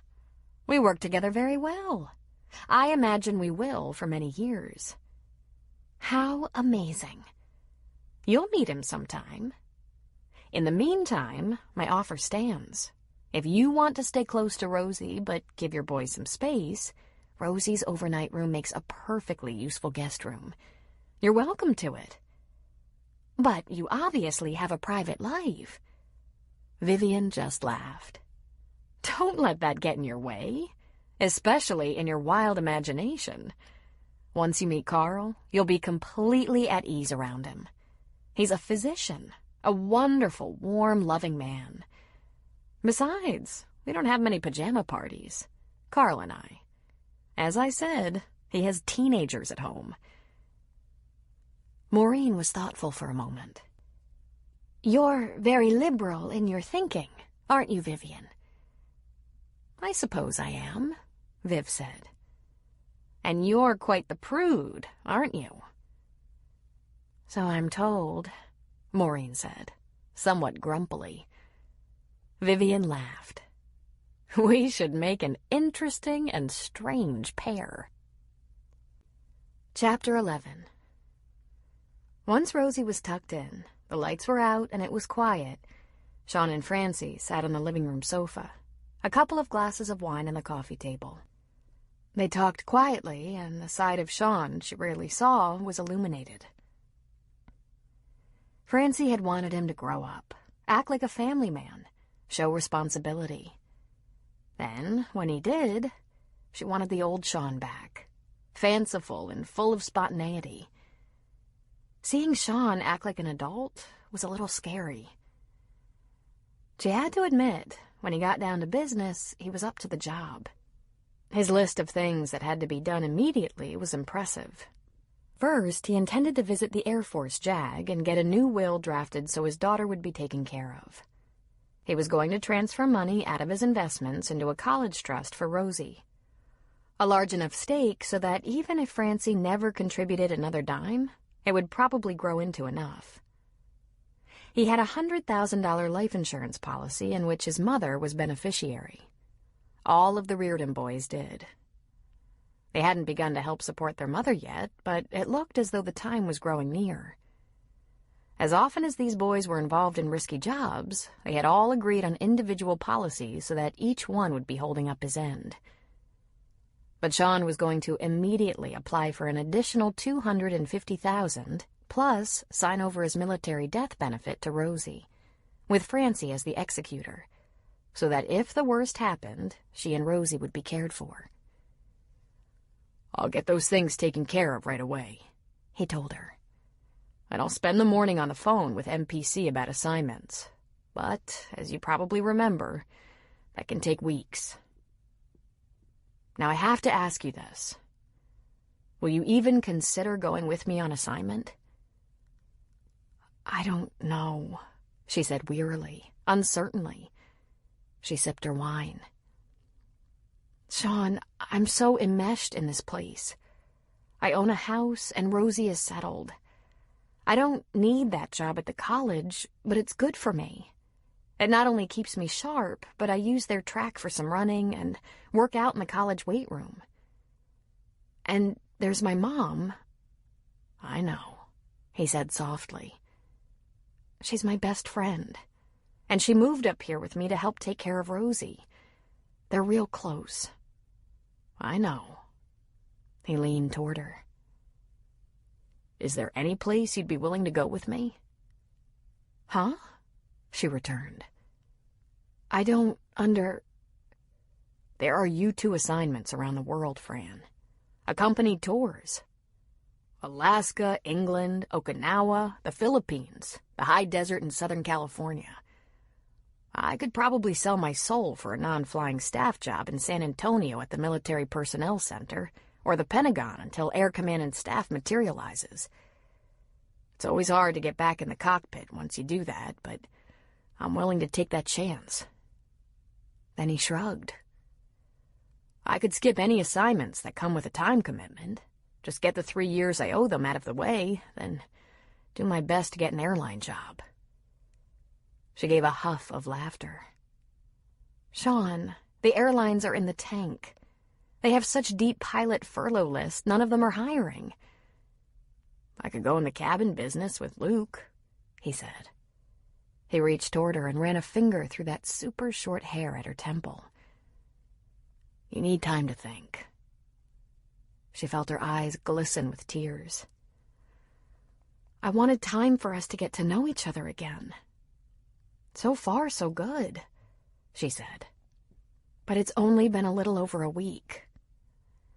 He grabbed her hand and pulled her toward him and across his lap, holding her against him. And it's been good. Very good. Think as fast as you can, Francie. Maybe the best thing for us to concentrate on is how we can be the best co-parents. We seem to do that pretty well. We both love Rosie. He put his lips against her neck. He licked his way up to her ear. We'll always be more than co-parents. And you know it.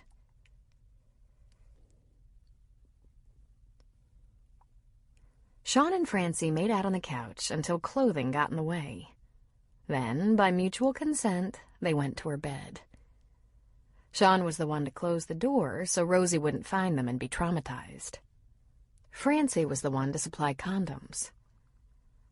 I missed a condom once, he murmured against her lips. What a lucky break that was. You wouldn't have thought so at the time, she pointed out. You were right about one thing, Francie. We've both changed a lot in the past few years, and I'm not going back. And then he went to work on her body in his own expert way. He kissed her ankles, sucked her toes, licked her inner thighs, worked her clitoris with his tongue. He pushed his thumb into her velvety softness while he licked at her core. He snaked the other hand up to her mouth to cover it so that her moans of ecstasy were muffled.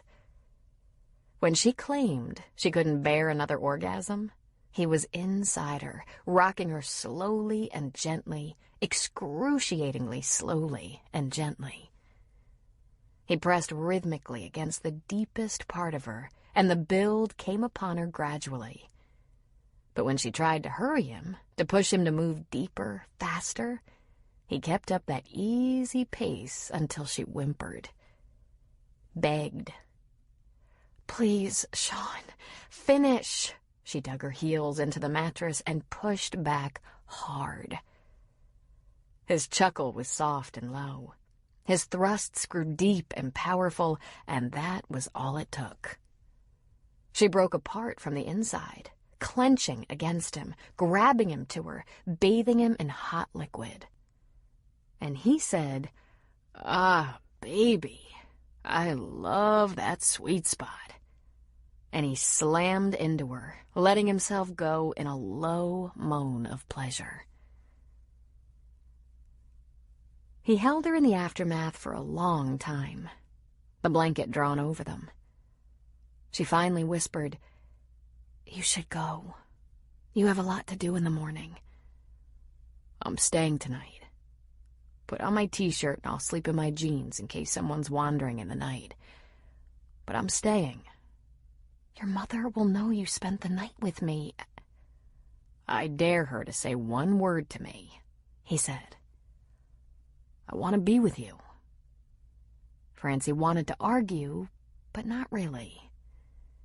She pulled on his shirt, as he told her to, and enjoyed the scent of him. She was vaguely aware of Sean slipping into his jeans, and she smiled to herself. She knew he liked to sleep in the nude and would be uncomfortable. But she appreciated his protection of Rosie's innocence. And when she woke hours later in the pre-dawn, she found Rosie curled against his chest, sleeping between them, safe and content.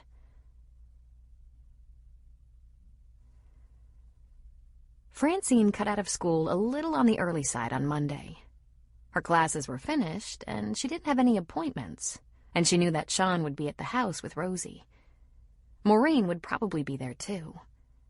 She found herself anxious to hear about their day.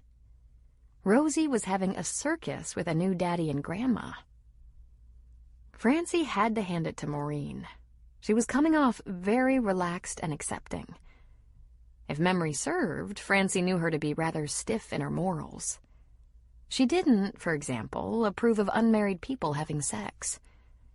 For Sean and Francie, that ship had sailed long ago. And Maureen would notice that Sean hadn't gone back to Luke's last night. Francie had called Sean between her classes and asked, Did your mother say anything about you spending the night?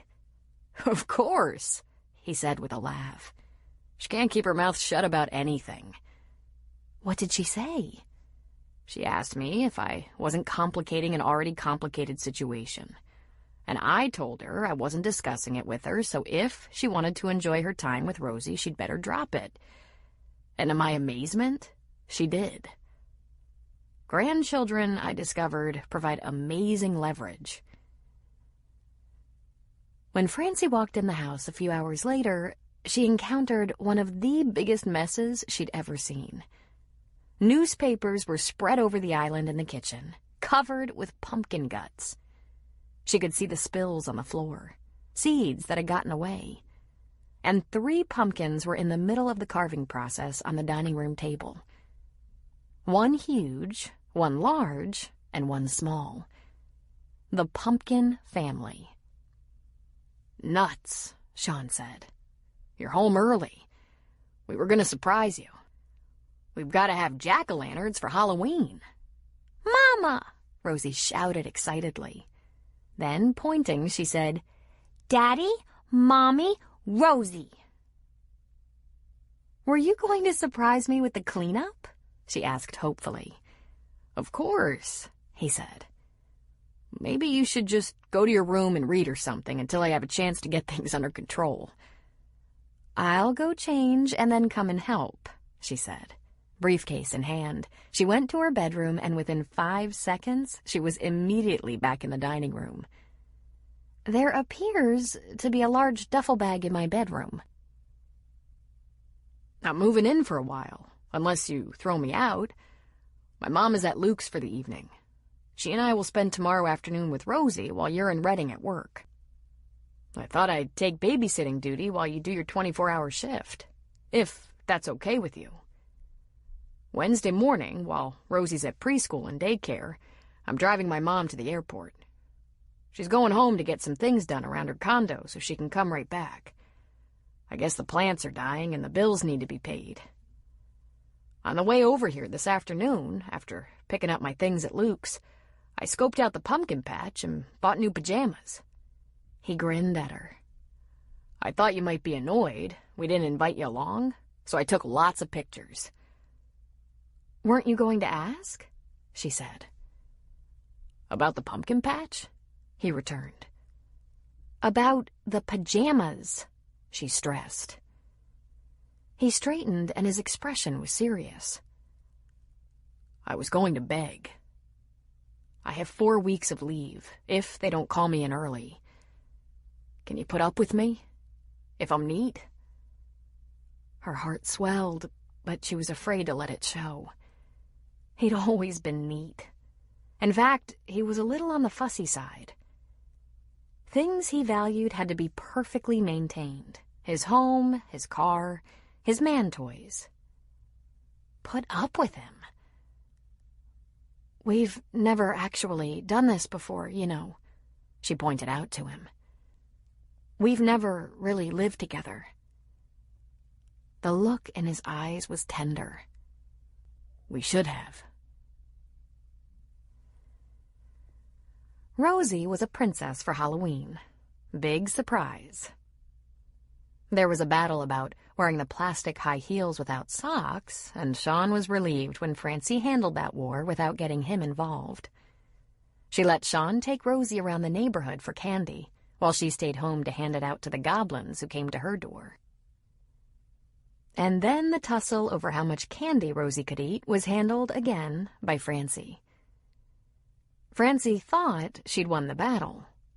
Rosie was allowed 2.5 pieces of candy, followed by bath and bed. The combination of the cold weather, the trek around the neighborhood, and the excitement of the whole thing wore her out, and Rosie crashed by 7:30. However, she sprang awake and was ready to party at 2 a.m. She was suddenly standing right beside Sean, wearing her princess dress. Daddy? She asked. Are you still on vacation? What are you doing up? And in your fancy dress? I don't know, she answered with a shrug. Can we trick-or-treat again? It's 2 in the morning, Rose. Everyone's in bed. Everyone but you. The candy, Francie moaned. A sugar charge, then a sugar drop-off, and then a recharge. She lifted up on an elbow and looked down at Sean. Your turn, Daddy. You're on vacation. Francie was a little surprised by how much relief she felt when Maureen left town. She hadn't realized that Sean's mother made her tense. Once it was back to just the three of them, life seemed calmer, simpler, and easier. When Francie worked, Sean was in charge. When Francie was home, Vivian didn't interfere, but left them to what passed for family life. It wasn't as though she and Sean had made concrete plans, though they couldn't until Sean had some idea what was next for him with the Air Force. They were still rolling along, one day at a time. They did a lot of talking about the possibilities, but so much was up in the air until Sean had some idea what his next assignment would be. They hadn't said the I love yous yet, at least not in the clear light of day. She'd heard him whisper it in the dark of night when he thought she was asleep. But everything they talked about had them moving forward as a team as best they could under such uncertain circumstances. Francie decided that when Maureen came back to town, which she was planning to do fairly soon, she would make the time to have a private conversation with her. Make sure they were on the same page, so their relationship could be as smooth and tension-free as possible. For all their sakes. One thing that she had to deal with immediately, however, was TJ. She hadn't spoken to him in more than a week, ever since that last call he'd made to her cell phone while she was working in Reading. She could almost feel the trouble brewing like a storm cloud. He'd stopped calling, and she'd made no effort to get in touch with him. It was a standoff. She had to put it to rest. Even if she and Sean didn't go one step further in their relationship, she'd never again spend time with TJ. She knew he kept office hours on Thursdays when he was in town, so after teaching her 2 classes, she went to his office. She found he was in conference with a student when she arrived, so she jotted a note on the clipboard hanging outside the closed door. Went to get a soda, she wrote. Be back in 10 minutes to see you. When she returned, his door was ajar and he was seated at his desk in the small campus office. She tapped on the open door and he looked up. Then he sat back in the chair, pulled off his reading glasses, and swiveled in her direction. Come in, Francine. Close the door. I've been wondering when you'd show up. I should have stopped by sooner, but life got real hectic, she said, entering and pulling the door closed. There was one chair beside his desk, and she sat there. I can imagine, he said. How's the new guy working out? She laughed uncomfortably. That was direct, she said. He's not new, as you already know, and he came with a mother and 4 brothers and lots of other complications. But we're getting along just fine, thank you. I can see that, he said. She tilted her head and frowned a little bit. You can? He leaned toward her. I used to be the one to put that shine in your eyes. Then he laughed when she took on a slight blush. So, I guess it's all settled. You're taking the leap.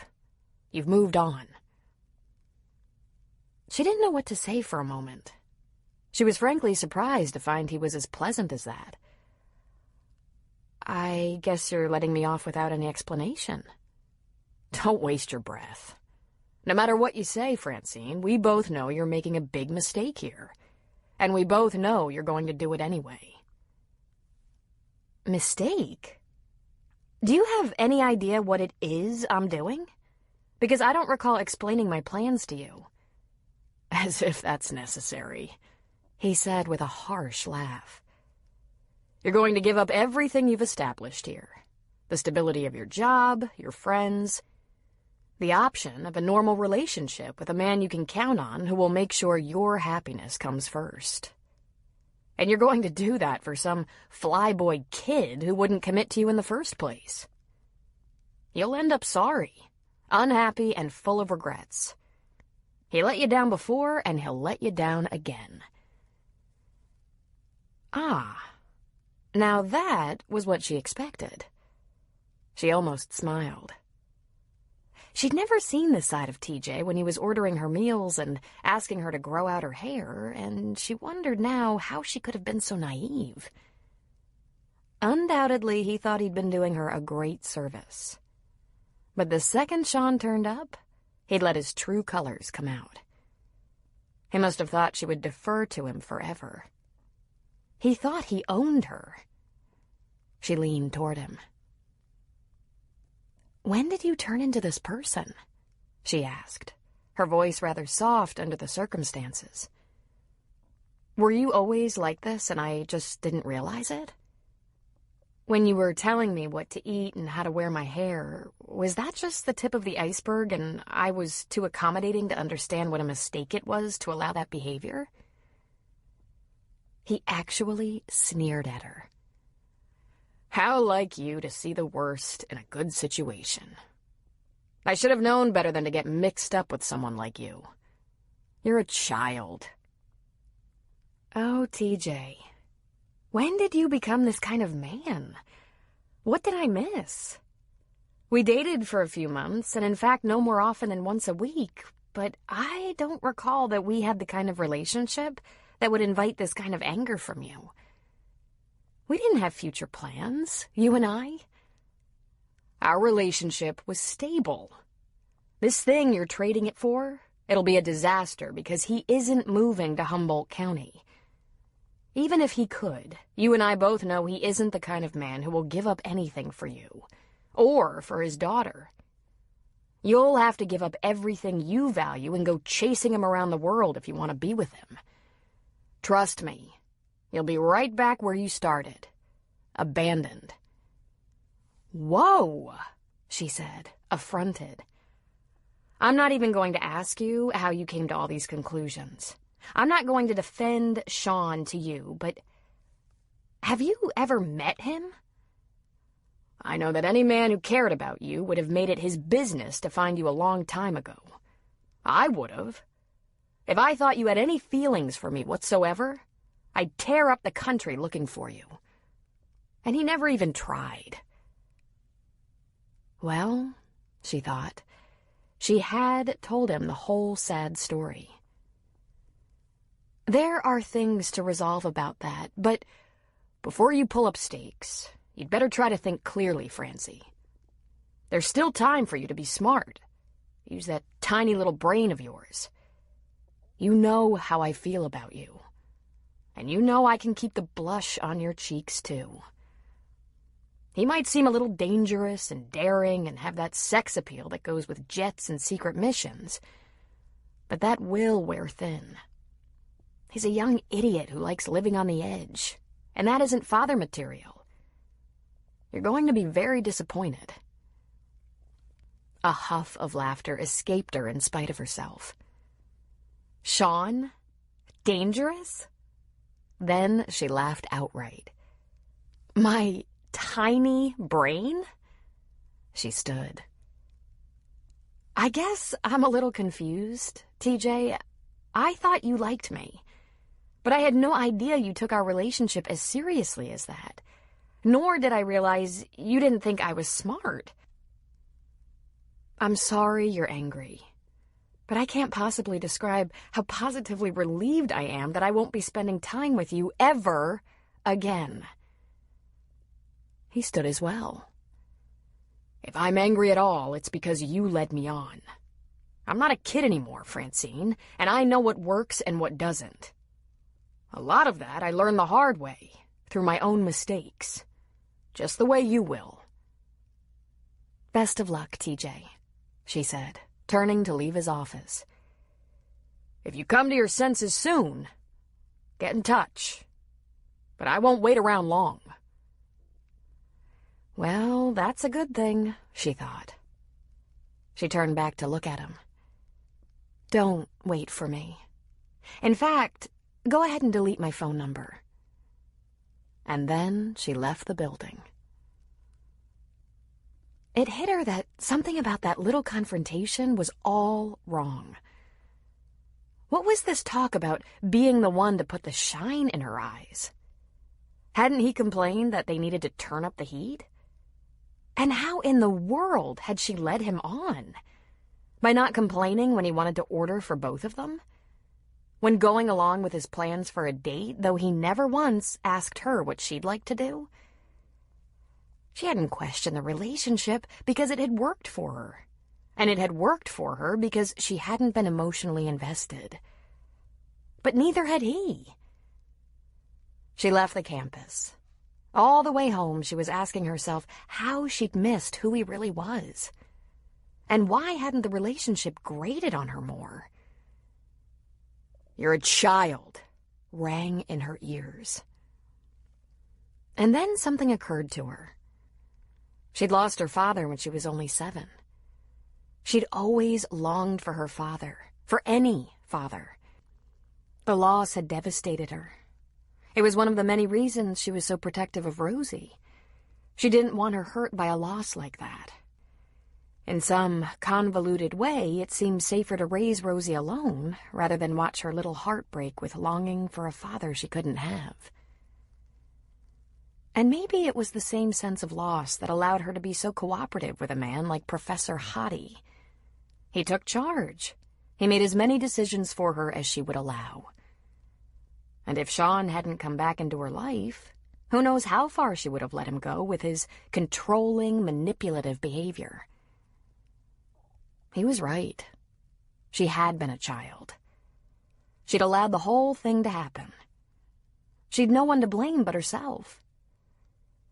She hadn't realized what was happening. But she'd never behaved that way with Sean. She'd been strong, independent, and convicted. And to his credit, Sean had never tried to control or manipulate her. He didn't always bend to her desires, but neither did he act as if he owned her. It was with great relief that she realized that, even in the worst of times, they didn't have that kind of relationship. Oh, if they could ever get everything straight, she thought they had a chance of having the right kind of relationship. She almost laughed. As hard as things had been for them, they were healthy, well-adjusted people. Unlike TJ. When she got home, she found Sean in the kitchen. He was turning thick pork chops over in a marinade, and Francie could hear Rosie in the bedroom playing. Sean grinned at her. "How was your day, dear?" he asked, tilting his head in the direction of Rosie's room. "Surreal," she said in a whisper. "Did you, by any chance, deal with that girl who's been texting you night and day?" "Didn't I tell you? I finally got around to that a few days ago." "How'd it go?" "As expected. I asked her not to text or call anymore because I was back with my old girlfriend, and she told me to go to hell." "That's all?" "No. She said if she saw me again, she'd kill me, and if she had a chance to loosen a few bolts on my airplane, she'd do it. She called me some choice names and hung up." "Why?" "Nothing," she said, shaking her head, looking away. "You had a meeting with him," he said. "Let me guess. He listed my shortcomings even though he doesn't know me." "How do you know?" Sean pulled her close, and on his way to whisper in her ear, he gently sucked on her lobe. "He doesn't want to give you up because you're you. Now, let's not talk about why. It makes me want to kill him." "I saw a side of him that's always been there, but I completely overlooked it." "It was very disturbing," she said. "Guess what I just realized? You're the devil I know." "Good," he said. "Let's stick with that." Maureen had gone home to Phoenix as planned. She only stayed in her condo for a week, during which time she gave away her houseplants, stopped the paper, forwarded her mail, closed up her condo, and headed back, her trunk and back seat full of her essentials. Maureen and Vivian had worked things out. Maureen was going back to Humboldt County for a rather long visit. She would stay through Thanksgiving, a good 3 weeks. Although she would make use of Vivian's second bedroom, usually reserved for Rosie's overnights, and having her own car would allow her to spend quality time with Rosie and everyone else. This arrangement would also allow her to give them all their space. In fact, not being dependent on her sons or her new friend Vivian for transportation would enable her to come and go as she pleased. After all, Vivian had a man in her life and would surely appreciate time alone with him now and then. Other than telling Luke and Sean that she'd be back for a visit and that she planned to stay through Thanksgiving, they didn't know her plans. They would no doubt be secretly thrilled to learn she wouldn't be staying with them. Vivian was a remarkable woman who wanted to assist Maureen in getting better acquainted with their mutual granddaughter. A gesture generous beyond belief. But as it turned out, different as they were, the women enjoyed each other's company.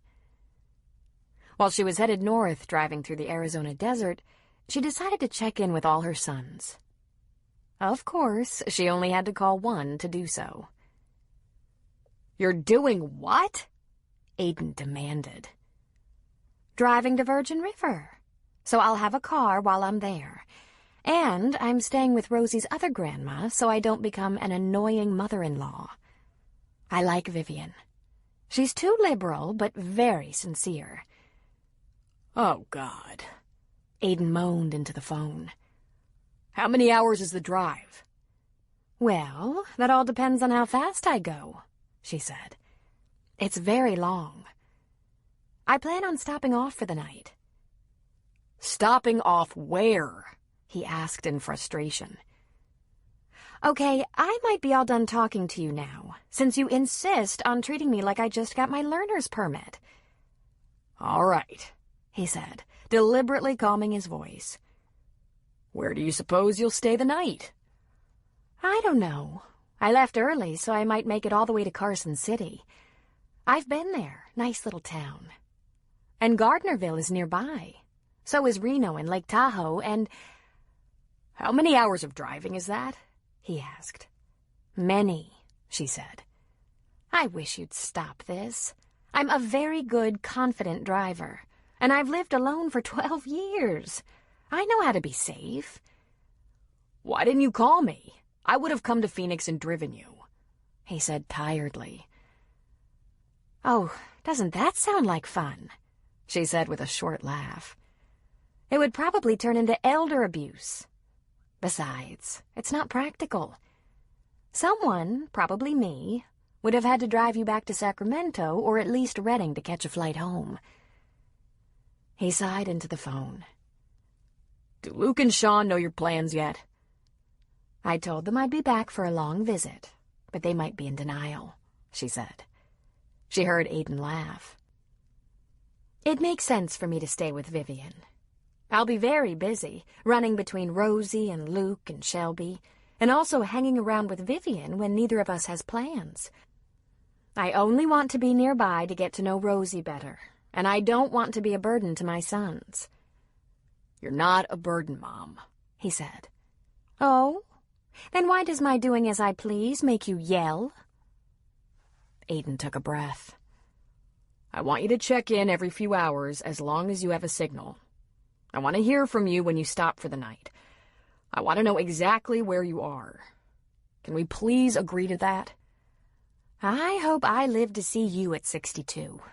I'd like to hear firsthand just how you handle people pushing you around as though you're some doddering old—" "I didn't do that. I'm just being cautious. It's not your age, it's You're a woman out on the road alone, Mom. And if I remember my geography, from Las Vegas to Reno is a pretty lonely stretch of road." "I'll lock my car doors so the wild mules don't get me." "What do you mean she's too liberal? Rosie's other grandmother?" Aiden asked. "Oh, you know, a lovely woman, really, very likable and with a wonderful sense of humor. Just, her values are more on the relaxed side, if you know what I mean." "I wouldn't dare guess," Aiden muttered into the phone. "For example, she's not too worried about Sean and Francine making this whole event right and proper. She'd be happy as a clam if they'd at least get together romantically, as if that will solve their problems. Wasn't that what got them into this mess? Not that I'm the least sorry about Rosie. She's the most brilliant child. I'm so crazy about her. She reminds me a lot of Patrick when he was little, except for the princess dresses and high-heeled slippers." Aiden chuckled into the phone. "I take back everything I said, Mom. Maybe this is a good idea." Maureen got the impression Aiden hoped staying with liberal Viv would loosen her up. "Don't get your hopes up, Aiden. I'm pretty firm in my convictions." "Yes, Mom. Understood." He laughed a little more. "Call in a few hours, please." "I'll try. Now relax, Aiden. I'm listening to a book on tape and enjoying the ride."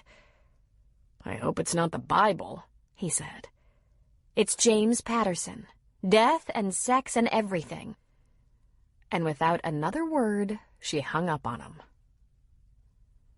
It was less than 30 minutes before her cell phone chimed.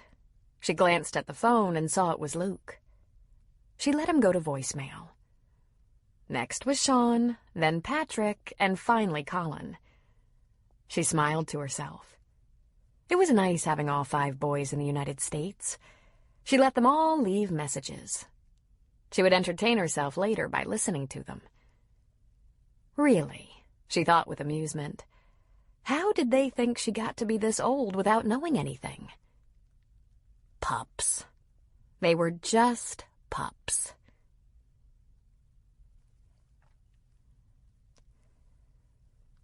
As Maureen had fully expected, her sons welcomed her a little more warmly given the fact that she was staying with Vivian and not with them.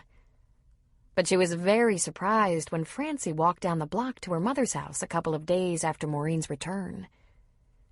It was the afternoon, before Rosie was due home from daycare.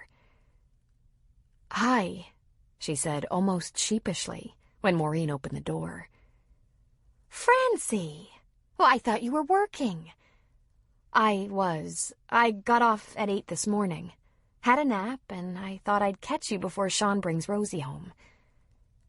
I think maybe we should have a chat. Alone."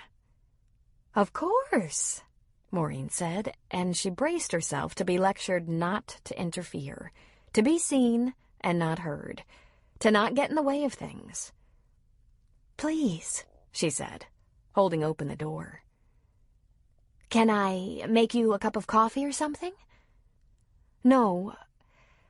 I just wanted to say I'm sorry you missed so much time with Rosie. I wish it hadn't been necessary." "Oh, Francie," Maureen said before she could stop herself. "Was it necessary?" Francie came inside the house. "I thought so, yes," she said gently. "The Sean I knew 4 years ago and this Sean, really, they're very different men. But that aside, most of it had to do with me. I loved him so much, I just couldn't bear to have him know everything and still walk away. Even worse was the thought that he'd grudgingly man up and marry me, but hate his life." She shook her head. "I didn't know which way it would go, Maureen. I had to do the best I could with the facts at hand.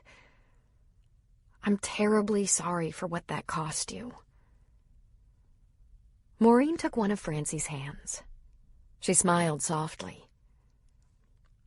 "I wish it hadn't gone the way it did, but I don't blame you, Francie. And I'm so glad that's in the past and we can all move forward now. You've done an amazing job with Rosie. She's the most wonderful child." "Then you won't hold it against me?" Francie asked. "Of course not, darling," she said. pulling her into an embrace.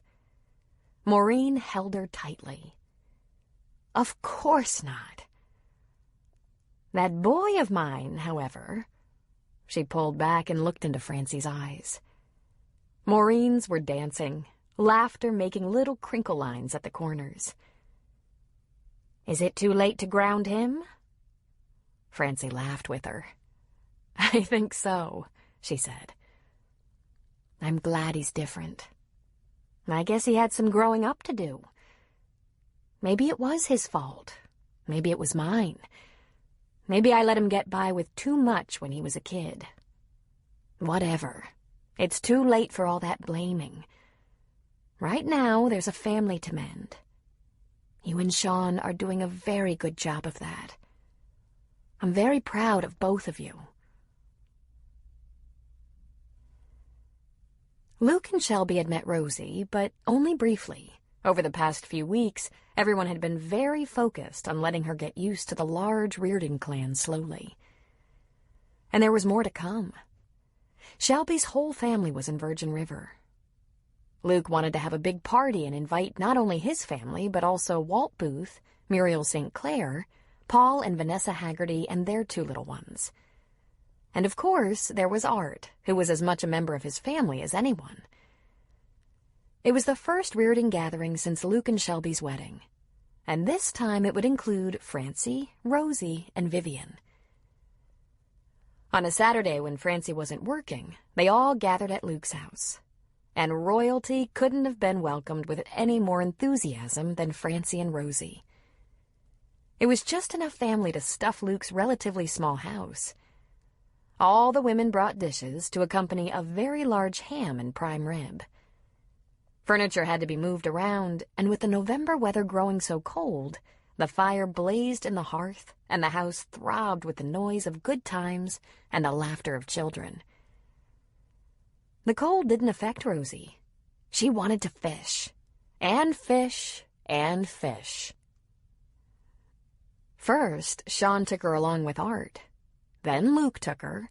Then Francie took her. And finally, Maureen had a turn. She wanted to fish rather than eat. She wanted to fish rather than have a nap. She was told she could only fish with Mommy's or Daddy's permission and never without an adult along. She squealed and pitched a little fit about staying in, even though her fingers, toes, and nose were bright pink.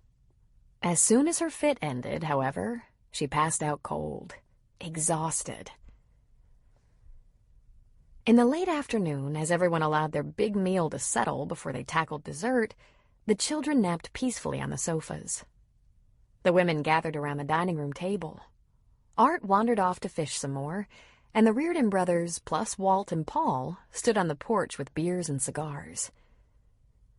Luke was the one to broach the subject that was on everyone's mind. What happens now, Sean? Anyone's guess. What should happen, I should go remote without a family, or to a foreign base until a slot at Air Command and Staff opens up. But I've been all over the flesh peddlers at MPC looking for a job that carries me over a year or two and has a squadron in my future. The possibilities have been interesting. Everything from an attaché position in Belgium to a test pilot job in the high deserts in Southern California. He coughed. They've suggested plenty of open time in the sandbox. What does Francie say? She says to let her know when I have an actual question, and she'll try to come up with an answer. They all laughed. Listen, isn't it obvious? I don't want to be away from them. But asking her to leave her mom, her home, and her job right now is asking a lot. And I don't even know that I'll go someplace I can take a family. I'm trying to keep so many balls in the air, I don't know which end is up. And on the 1st of December, I have to go back to work, to Beale. Any second now, my orders will be cut. What's your dream job? Luke asked. Air Command and Staff on my way back to Beale as Squadron Commander, he said. I'd probably have to do some time at the Pentagon or MPC en route to pay my dues for my upgrade. I had it in my head I was going all the way, Retire as a full bull at least. He glanced at Walt, who had retired from the army with 3 stars. To tell the truth, I had my eye on a star or 2, sir. Now I'm not so sure I'll make it to retirement. It's going okay with Francie? Aiden asked. With my mother living 4 doors away with Francie's mother? I'd say we're doing pretty well in spite of that. One more person gets in our business and we're probably doomed. He laughed and shook his head.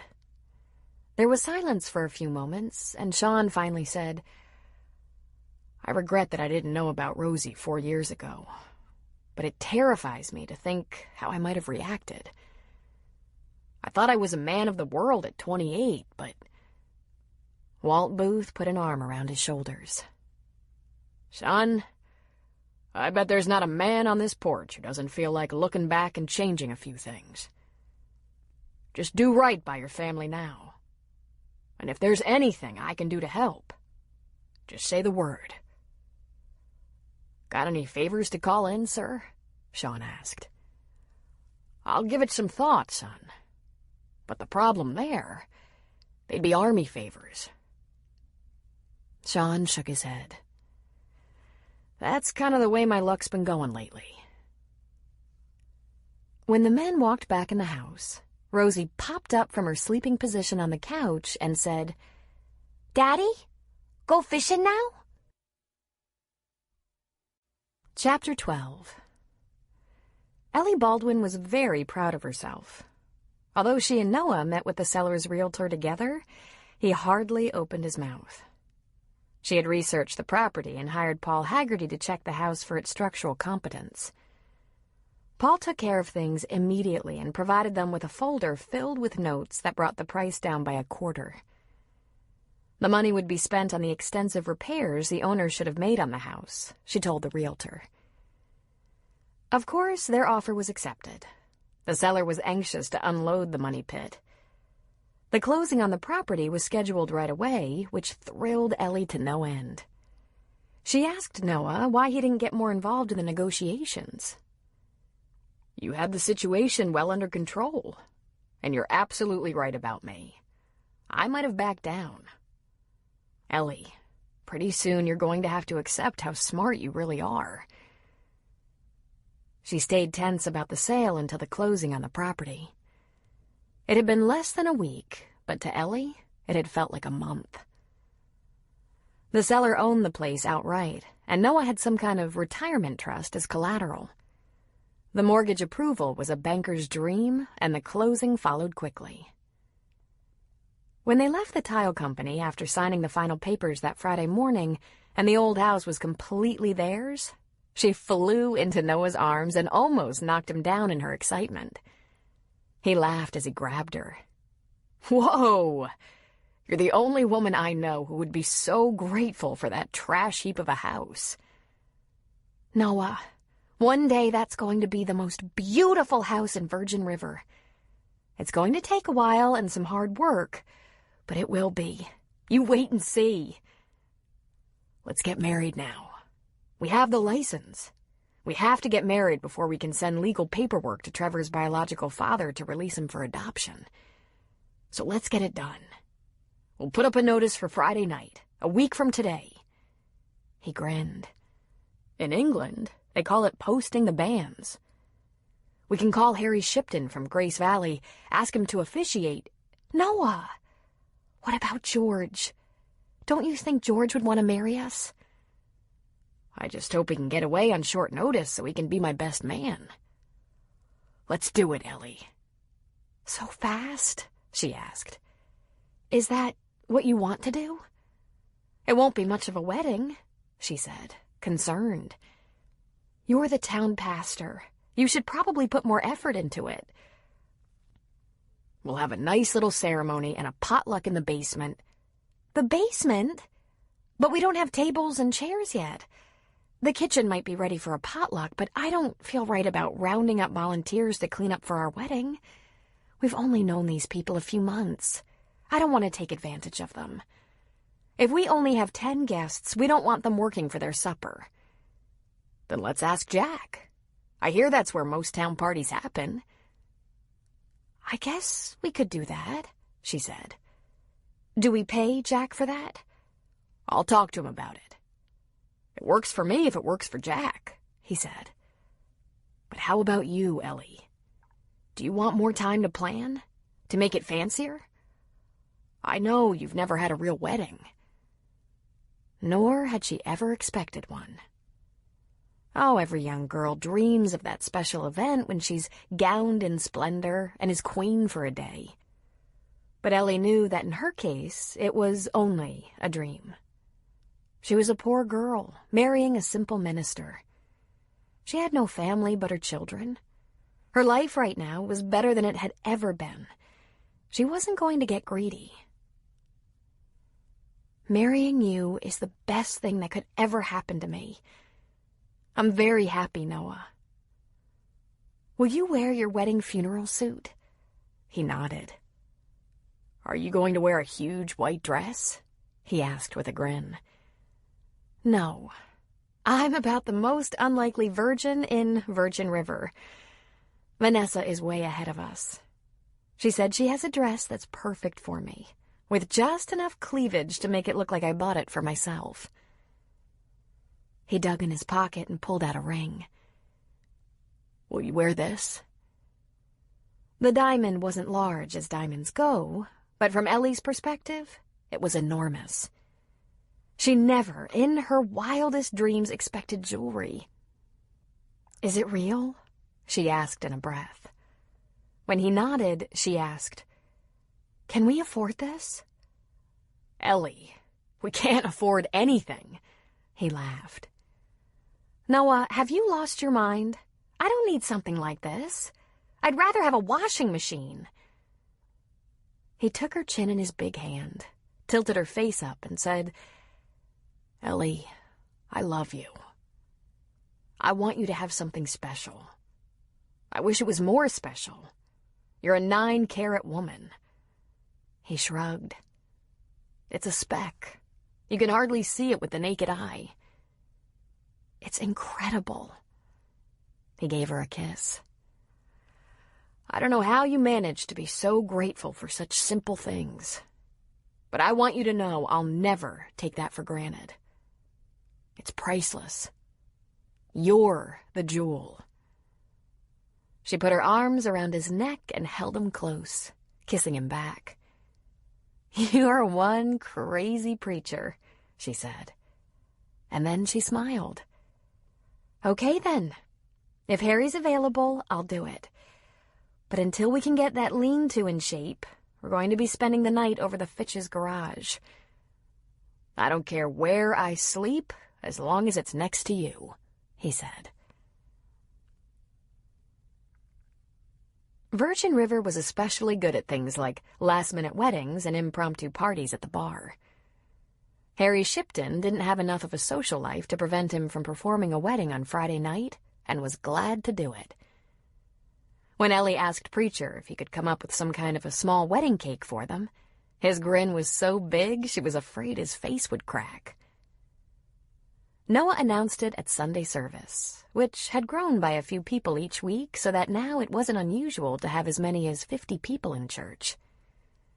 Jack put a notice on the front door of the bar saying they'd be closed Friday night to celebrate the marriage of Ellie Baldwin and Pastor Noah Kincaid, and the price of admission was a covered dish.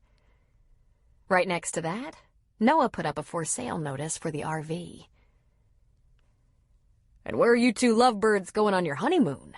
Jack asked. "Down the street with a hammer and a bucket of nails," Noah said. "First of all, Ellie won't even consider a honeymoon that doesn't include the kids." "Doesn't that kind of defeat the purpose?"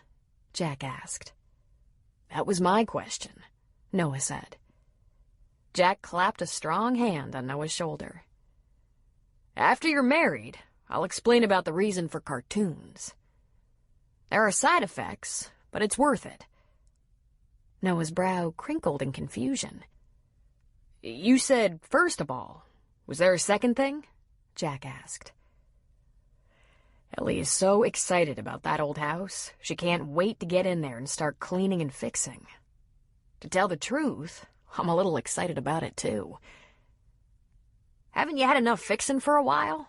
Jack asked. You threw yourself into that old church. I had a lot of help, he said, but I'm proud of it now. Doesn't she just shine? You don't have to be embarrassed to walk in that church. Not that I couldn't be every bit as profound in a dump. But that church shines. Noah, one of the things I like best about you is your humility. Jack put a complimentary beer on the bar. Loosen up, why don't you? So you're letting the RV go? Can only support so many households, Jack, he said, lifting the beer. You expect to sell it, with gas prices like they are? With this economy in the toilet? Nah, Noah said. Not as a travel vehicle, anyway. But the price is right for an apartment. What is the price?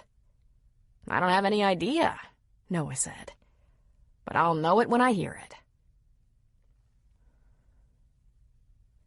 George Davenport hadn't been in favor of Noah's ardent pursuit of the old church in Virgin River. He was afraid the boy would waste away there. But he had to admit, that was hardly the case now. Noah was thriving. It was a 3-tiered success for the young minister. First, the church had needed his attention, and once it was a functional building, the people came. Noah did what he did best. He inspired them.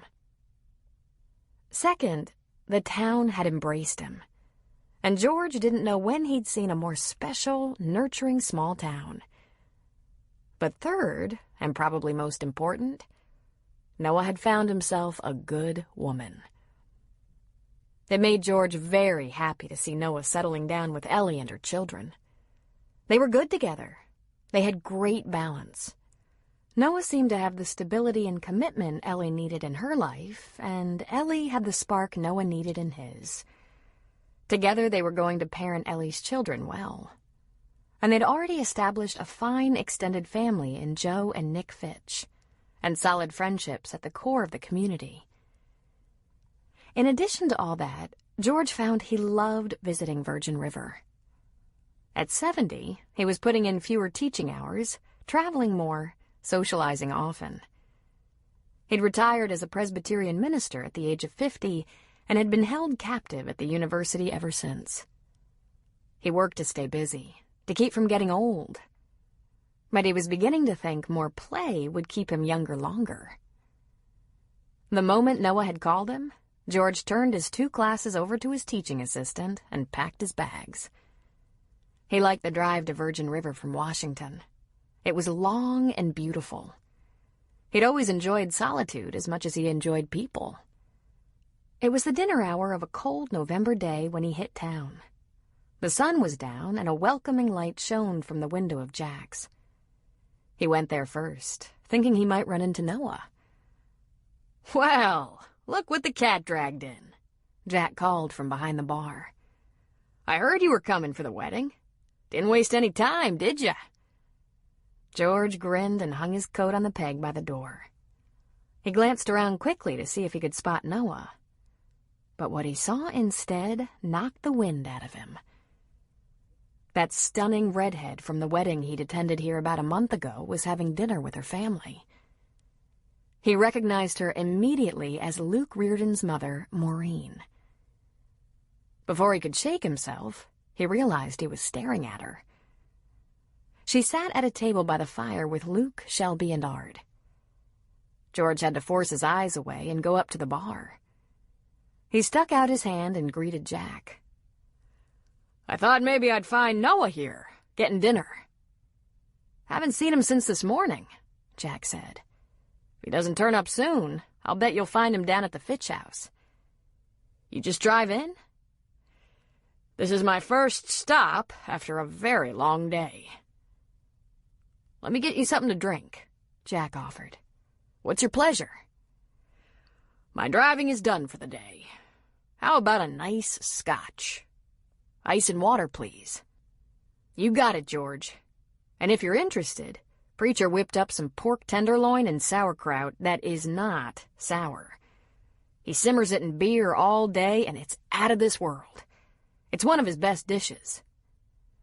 Jack turned away to fix a drink for George, but as it was with Jack, he just kept talking. "So we're having a wedding. Party here afterward. Everyone's pretty excited about it. I never would have guessed when Ellie hit town that she'd snag herself our minister." "You sure Noah didn't do the snagging?" George asked. "Now that you mention it, I'm not sure." George managed some small talk, but his mind was elsewhere. He remembered meeting Maureen at Luke and Shelby's wedding reception out at the General's house. His first thought was that she was a damn fine-looking 50-year-old woman. But when he was informed she was Luke's mother, making her over 60, he was speechless.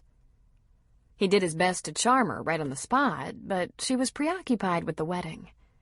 And having all her military sons present distracted her. She'd not seen them in quite a while.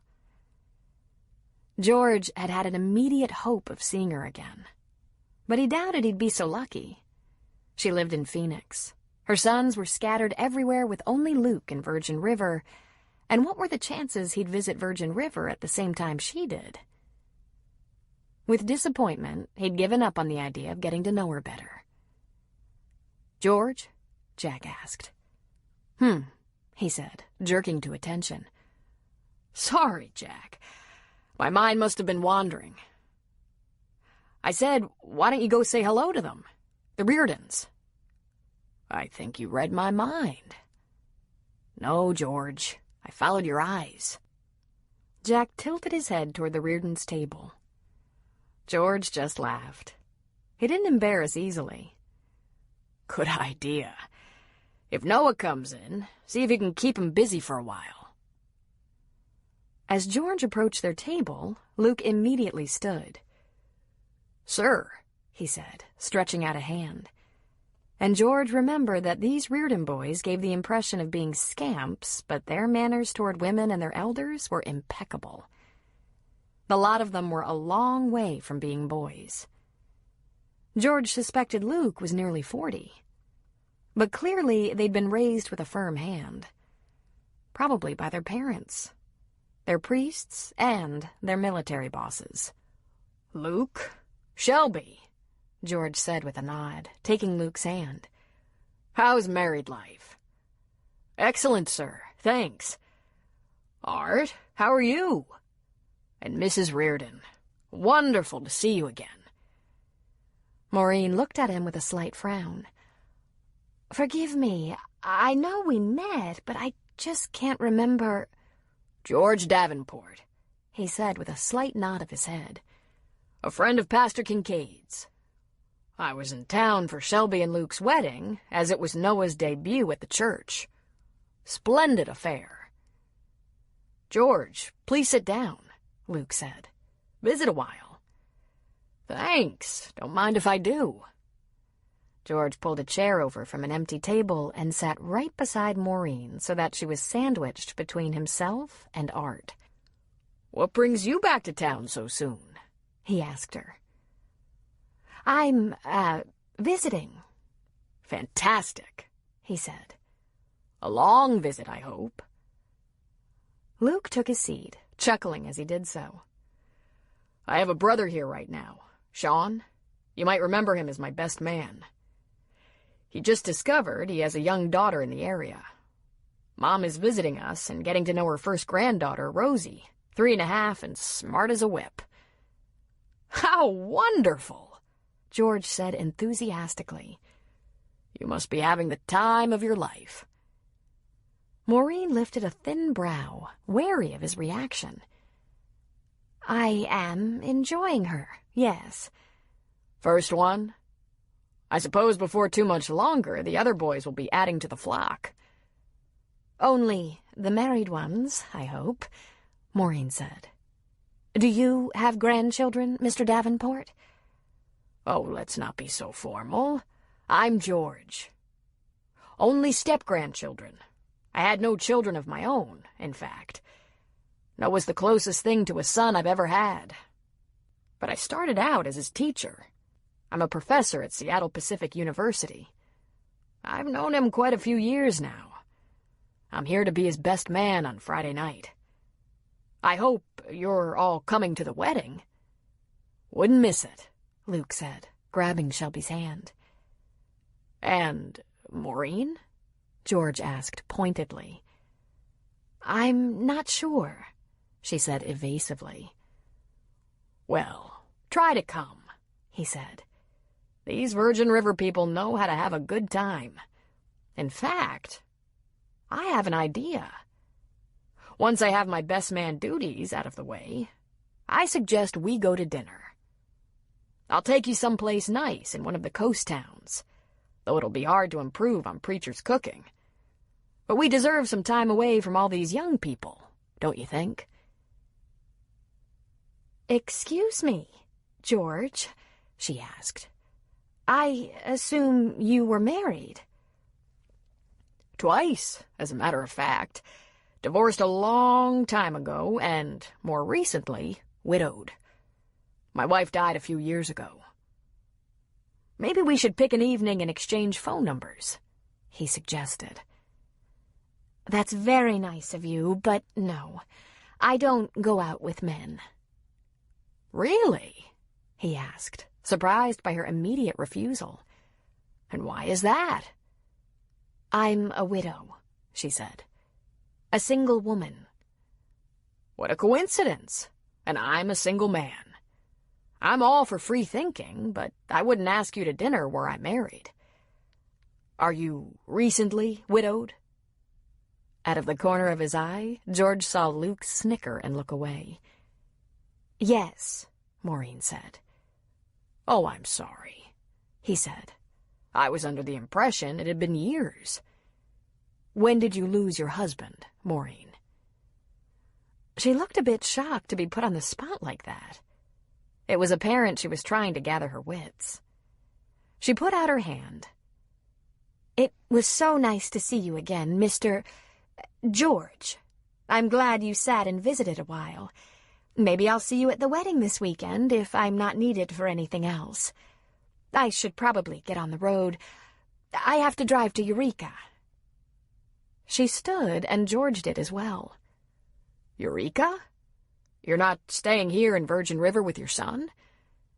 I'm staying with a friend just down the street from my granddaughter, so I'm free to pick her up after preschool. We spend most afternoons together. Really nice seeing you. She turned to Luke. I'm going to head back to Viv's, Luke. Good night, Shelby. Night, Art. Thanks for dinner. It was great, as usual. Wonderful seeing you, too, George said. Try to come to Noah's wedding. I guarantee you'll enjoy yourself. Luke gestured to Shelby to visit with George while he walked his mother to her car. But he had to move pretty quickly to do that. Maureen was shrugging into her jacket as she exited the bar, apparently in a very big hurry to leave. Hey, hey, hey! Luke called after her with laughter in his voice. Mom! Maureen stopped and turned to him. What was that? She just tilted her head in a questioning way. Excuse me? That? You aren't recently widowed? You brushed him off. Totally. Oh, that, she said. I'm not interested in dating anyone. Why, for heaven's sake? George seems like a very nice guy. And he's not exactly stranger danger. Noah's known him for years. He was at our wedding. Maybe the two of you would enjoy yourselves. She put a hand on his cheek. That's very sweet, Luke, she said. I'm just not interested. But why? Is there something about George you don't like? Not really, she said, shaking her head as if disinterested. I don't want to go out with a man. She shivered. Now I need to get going. It's a long drive and I'm cold. He just stared at her for a second. He leaned toward her and kissed her cheek. Thanks for coming out, Mom. Drive carefully. He watched as she got in her car to drive away from him, and he thought, I'd better get to the bottom of that. As far as Luke knew, as far as he could tell, his parents had had a good relationship. They weren't overtly physical or affectionate in front of their boys, but it was a well-known fact his mother was way uptight. He assumed, since they had 5 sons in 10 years, they were very physical and private. At his father's insistence, his mother was always treated with the utmost deference and respect. The man worshipped her. If there was anything she needed, she had only to snap her fingers and he was there for her. She called him her knight, but she called him that softly, quietly. What the hell was wrong? If she'd had a positive marriage, shouldn't she be at least amenable to the idea of dinner with a nice man? And now that he gave it some thought, his mother was a knockout for a woman in her early 60s.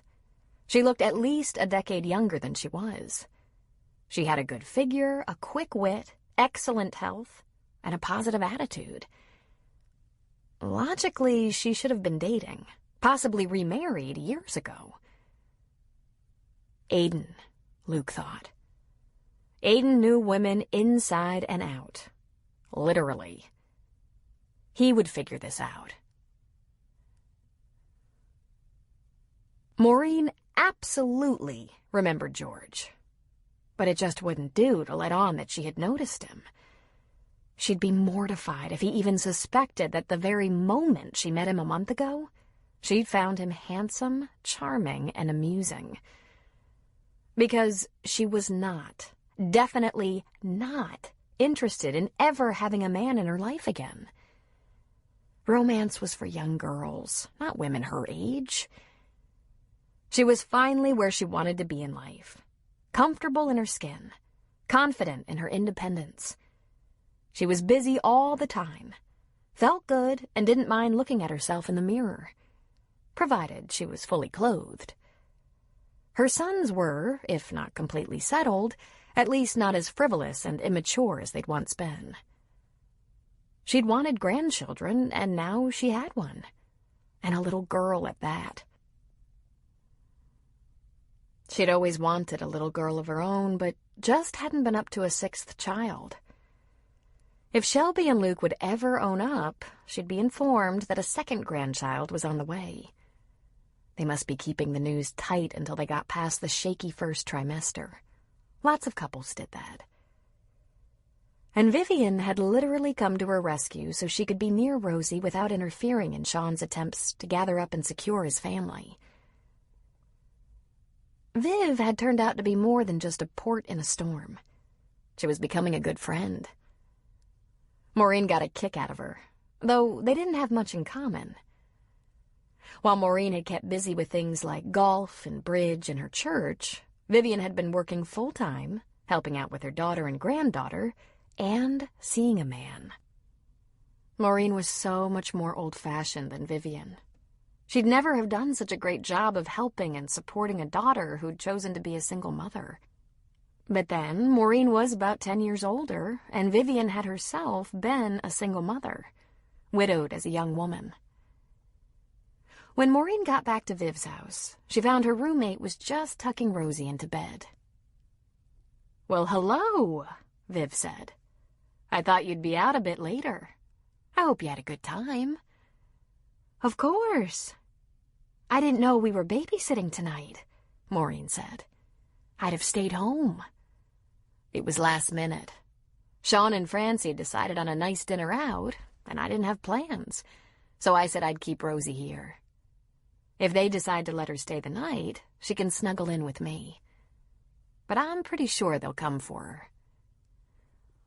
"Grandma Maureen, you do me a story?" Rosie asked. "You've had a story already," Vivian reminded her granddaughter. "But another won't hurt," Maureen said. "Just a short one. Then get some sleep, okay?" 15 minutes later, Maureen was back in Viv's tidy, comfy little living room. Vivian had a fire going and the TV off. She was curled into the corner of the sofa that had her imprint in it, her book in her lap. "It's getting so cold," Maureen said. "The fire is nice." How are Shelby and Luke? Maureen smiled. They still haven't unleashed their news. To me, anyway. Sometimes the mothers are the last to know. Sometimes they tell us things we wish they'd keep to themselves. Maureen agreed. She picked up a magazine from Viv's coffee table. Turn on the TV if you like, Vivian said. It won't bother my reading. I'm fine. The quiet is nice, she said. Another 10 minutes passed when Vivian put aside her book and said, What's wrong, Maureen? Huh? Nothing. Nothing at all. Why would you think that? You're not doing your needlepoint. You're not looking at that magazine, which is a medicine monthly and probably of no interest to you anyway. And you're no magpie, but you're usually lots more talkative than this. She smiled. Even when I'm reading. Maureen tossed the magazine back on the coffee table. She smiled and asked, Have I been rude? There's not an unappreciative bone in your body, rude or otherwise.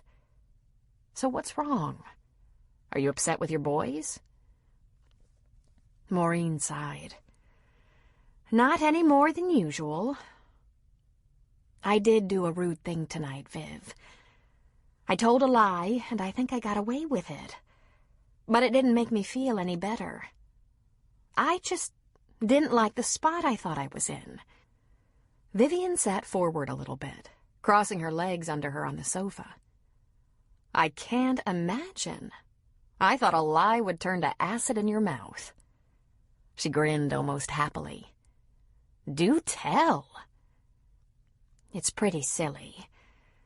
A gentleman I met while I was here for Luke's wedding happens to be visiting again, and we ran into each other at that little Virgin River bar. I pretended I couldn't remember meeting him. I don't know why I did that. Probably because he was coming on a little strong. Strong? Viv asked. Did he make a pass? God, no. I'd have had a coronary. He hadn't even started flirting, thank goodness. But I could tell he was happy to run into me again, and I thought it best to just discourage him right away, rather than have to reject him later. Turned out he wasn't nearly discouraged enough, and asked me out to dinner. Viv was silent for a long moment. Her brows drew together and her eyes narrowed suspiciously. And the problem is? She finally asked. I don't want to go out to dinner with him. Ah, she said, sitting back on the couch. He's not your type. Vivian, Maureen said with surprise. I don't have a type. Again, Viv was silent. I don't think I understand, Maureen. We all have pretty basic likes and dislikes. Are you put off by his looks? That's not it. He's actually handsome. Probably a little older than me, but still handsome. Bad manners? Viv asked. Bad breath? Slippery dentures? What puts you off? Nothing. He's nice. Attractive and charming. But I don't go out to dinner with men. Why ever not? She asked, completely baffled. I'm a single woman, a widow of a certain age, an older woman.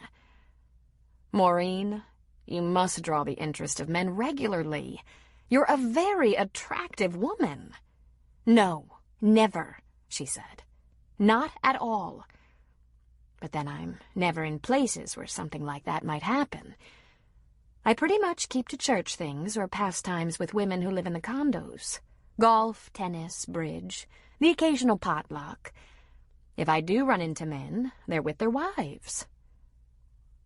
But don't you have friends your age who date? Friends who are divorced or widowed, who have men friends or boyfriends? Maureen made a sound of annoyance. Yes, and some of them act downright ridiculous. I've seen some of these women I play golf and tennis with chasing men as if they're... Horny? Viv asked with a smile. Maureen was shocked. Really? That's an awful word. Oh, brother, Viv said with a laugh. Be right back. Maureen was left to wonder what Vivian was doing in the kitchen until she returned and handed Maureen a glass of wine. I've already had a glass of wine. Earlier. Before dinner. You have some special medical condition I should know about? Vivian asked with a raised eyebrow. No, it's just that 2 glasses of wine in one day won't kill you. In fact, if you decide on a third, I won't tell a soul. You and I need to have a talk. A talk? Maureen asked. Vivian went back to the couch with her own glass and nodded. Since your mother is no longer available, God rest her soul. You know, when you told me your sons considered you a prude, that you considered yourself a prude, I didn't take you that seriously. I should have. Maureen, she said gravely. It's one thing to be straight-laced, but another entirely to stop living. You can't say that of me, that I've stopped living. I'm very active.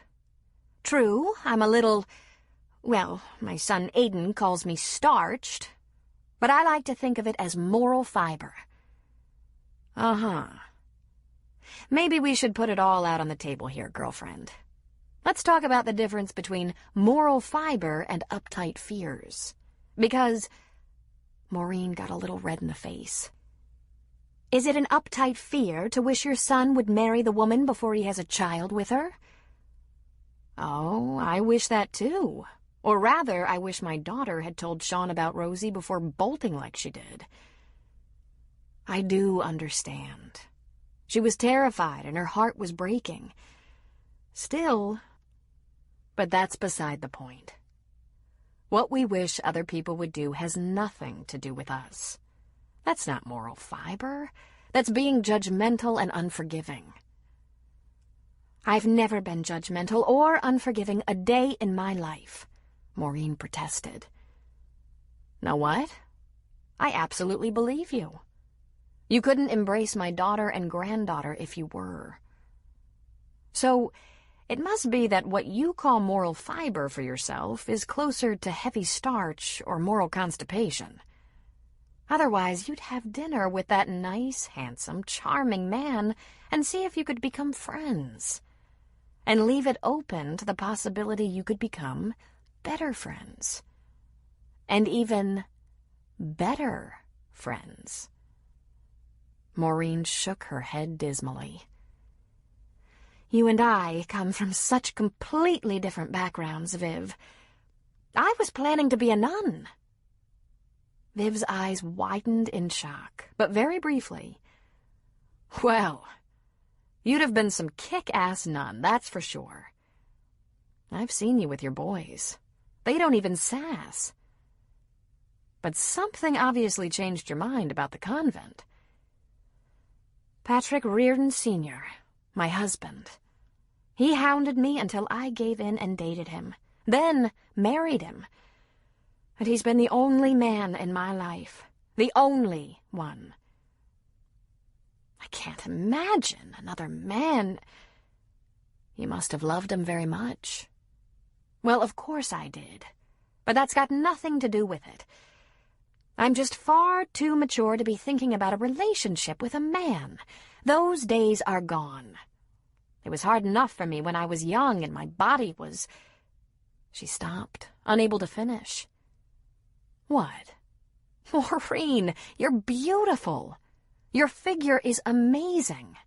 You play sports and your mind is quick and you seem so confident. Maureen snorted. Of course I'm confident. With my clothes on. She took a drink of her wine. Patrick was and will be the only husband of my lifetime. Vivian laughed softly, respectfully. Maureen, I wouldn't even suggest you should marry again. My interfering does have some limits. She scooted forward on the sofa, closer to her friend. I guess your dating girlfriends aren't keeping you in the loop, giving you the inside skinny. They know I don't want to hear about their love lives, she said, a hint of sadness in her voice. I'm from the old school, Vivian, the one where we don't talk about personal things. We're going to do that now, Maureen, she said. I want to tell you some things about grown-up love. It's easier, Maureen, and better. There's more time, more tenderness, more patience. Our bodies aren't what they were, and things don't always perform on schedule like they did when we were mere kids in our 20s. Sometimes a little help is called for. Something to help with the erection, or maybe with the lubrication, but it's all part of intimacy that can be wonderfully fulfilling. Maureen, no one's body is what it was 40 years ago. But I'm here to tell you, it's probably in perfect working order. Maureen seemed to think about this for a moment, and it did bring a flush to her cheeks. You must have a very nice gentleman friend, was all she said. Carl is a lovely man, and I'll save you the trouble of asking because you won't be able to work up the courage. We're intimate. He's actually a bit younger than I am. I'm 55 and he's 50. 50-year-old men without medical problems are usually still quite virile. For we ladies, the symptoms of menopause hound our sex lives.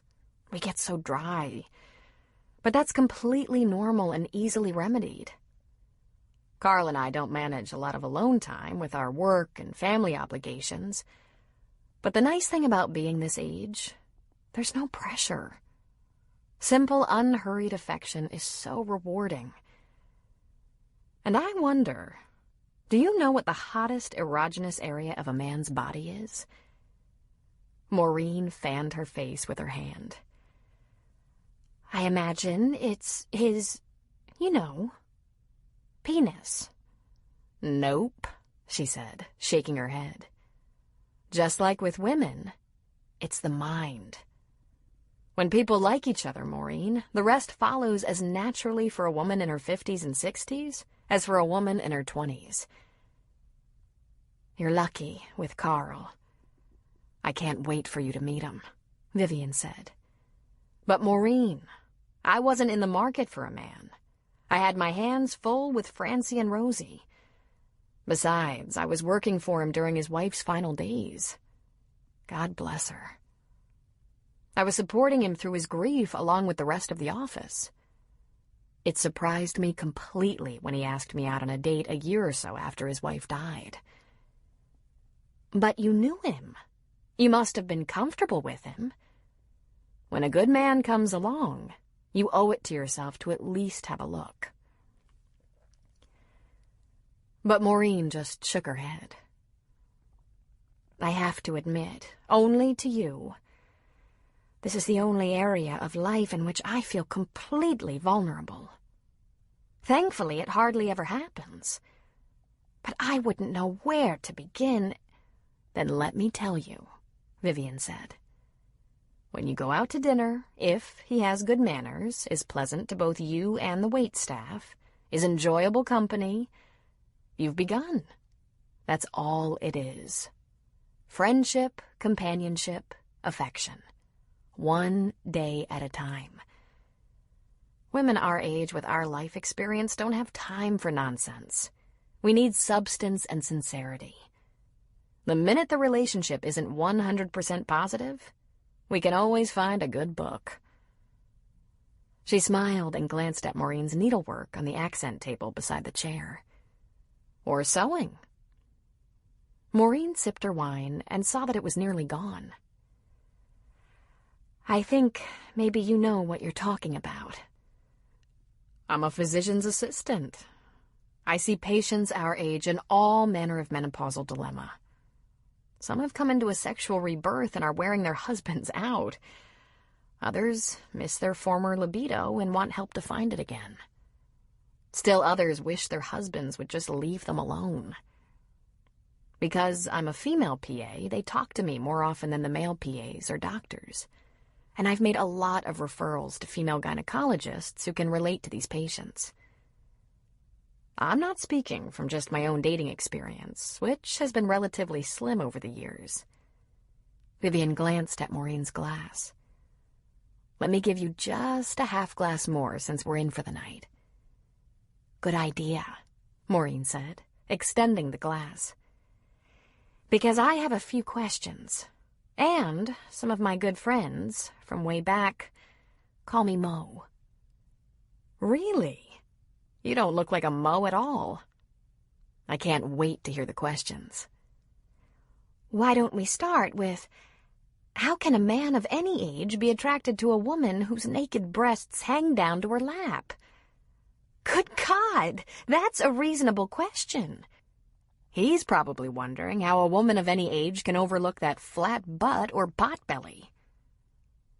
But do you know what men are most self-conscious about? Their hair.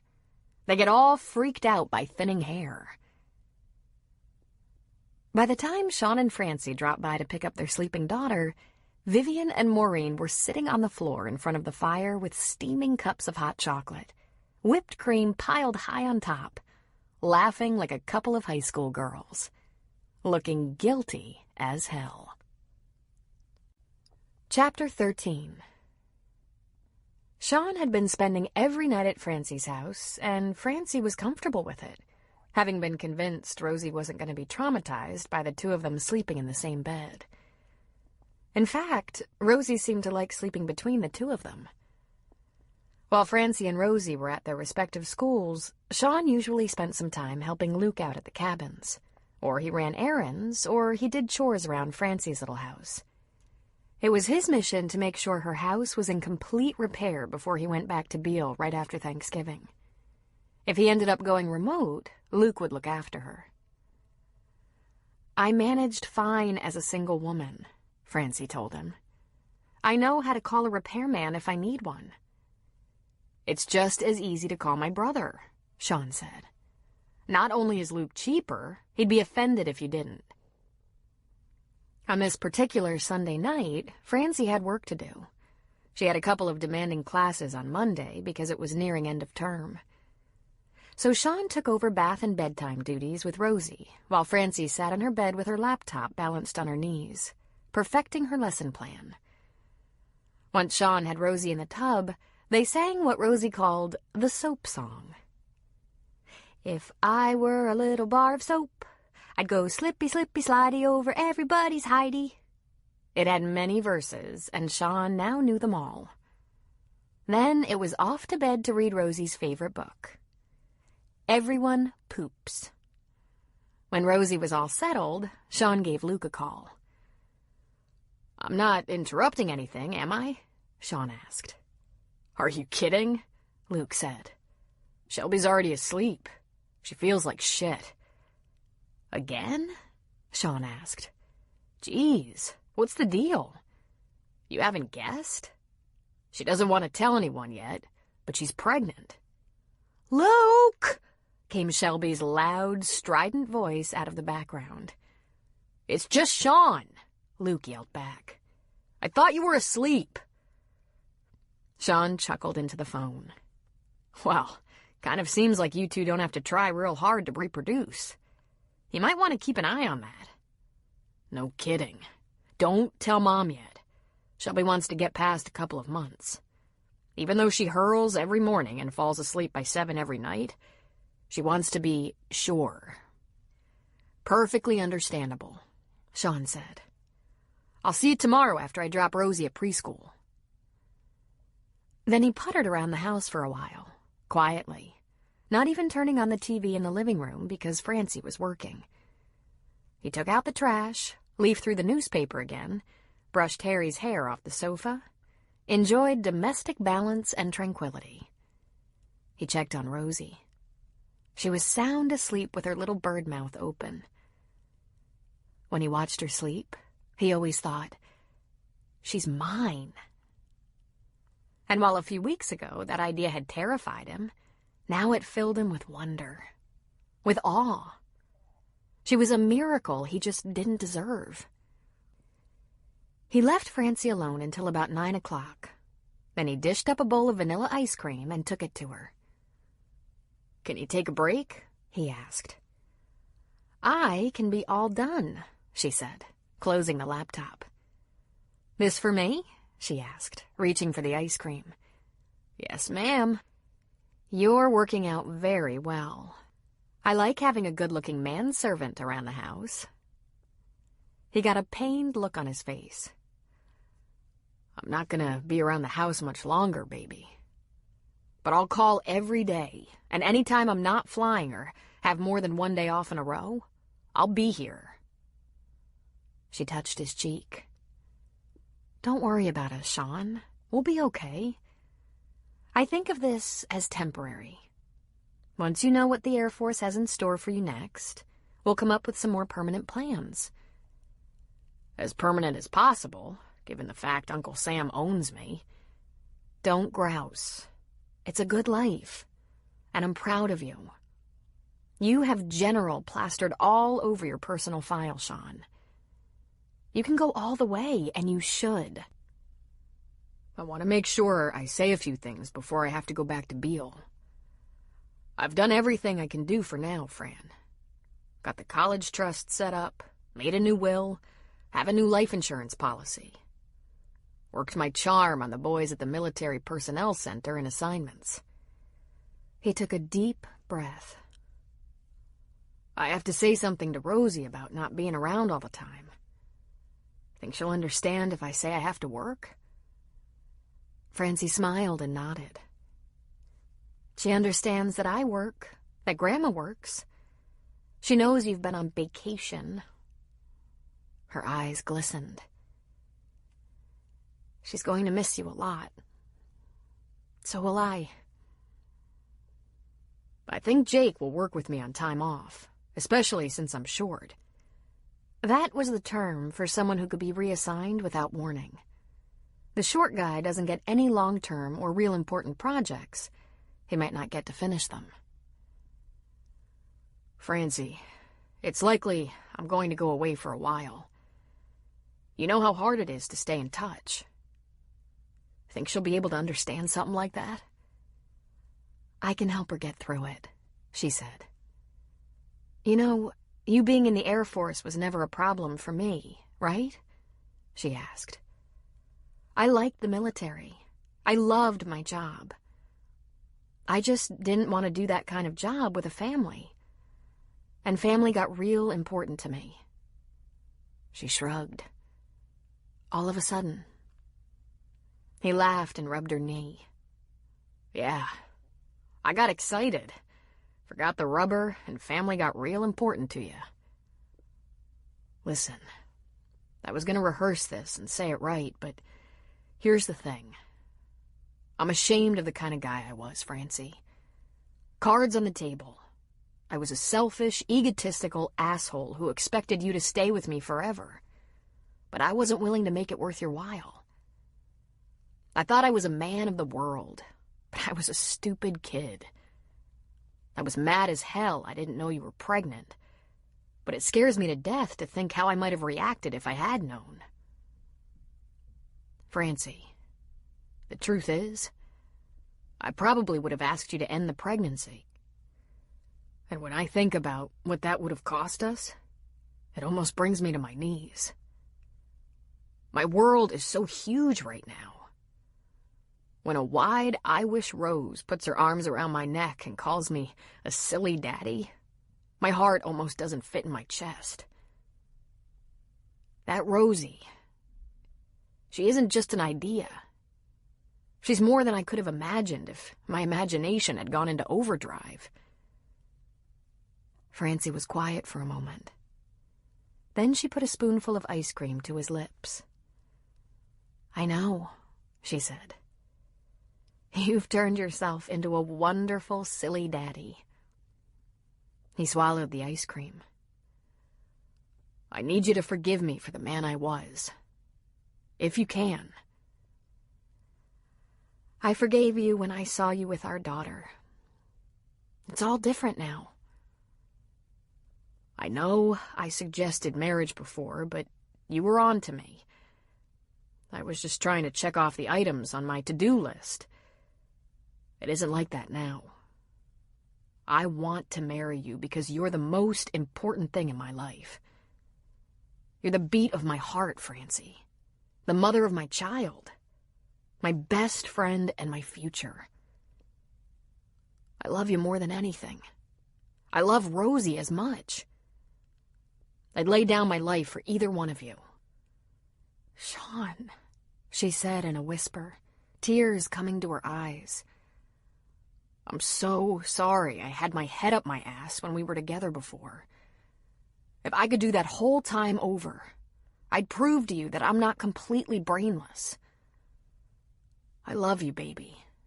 You and Rose. I know, she whispered. We love you too. Will you marry me? He asked. He grinned. Bite the dust with me? Spend our lives as husband and wife? I will, of course. You're obviously useless on your own. We can plan a wedding or do it quick, or wait to decide when I get orders. It's up to you. Anything you want. But let's get a license right away so we're ready, because I need the official contract. I want to be your legal partner as well as your lover and best friend. And let's get you a ring. Will you consider taking my name, baby? And let me give it to Rosie? Uh-huh, she said, a fat tear rolling down her cheek. It's just details, honey. But the important part is right this minute, when we make the decision that we're a family now. We're a family now, she said. Whew, he said. I thought you'd probably say yes, but there was a little worry in the back of my mind that maybe I had more to prove. Thank you. He leaned toward her and covered her lips with his. Thank you, he said again. I love you so much. So let's get the license and ring this week. What do you think?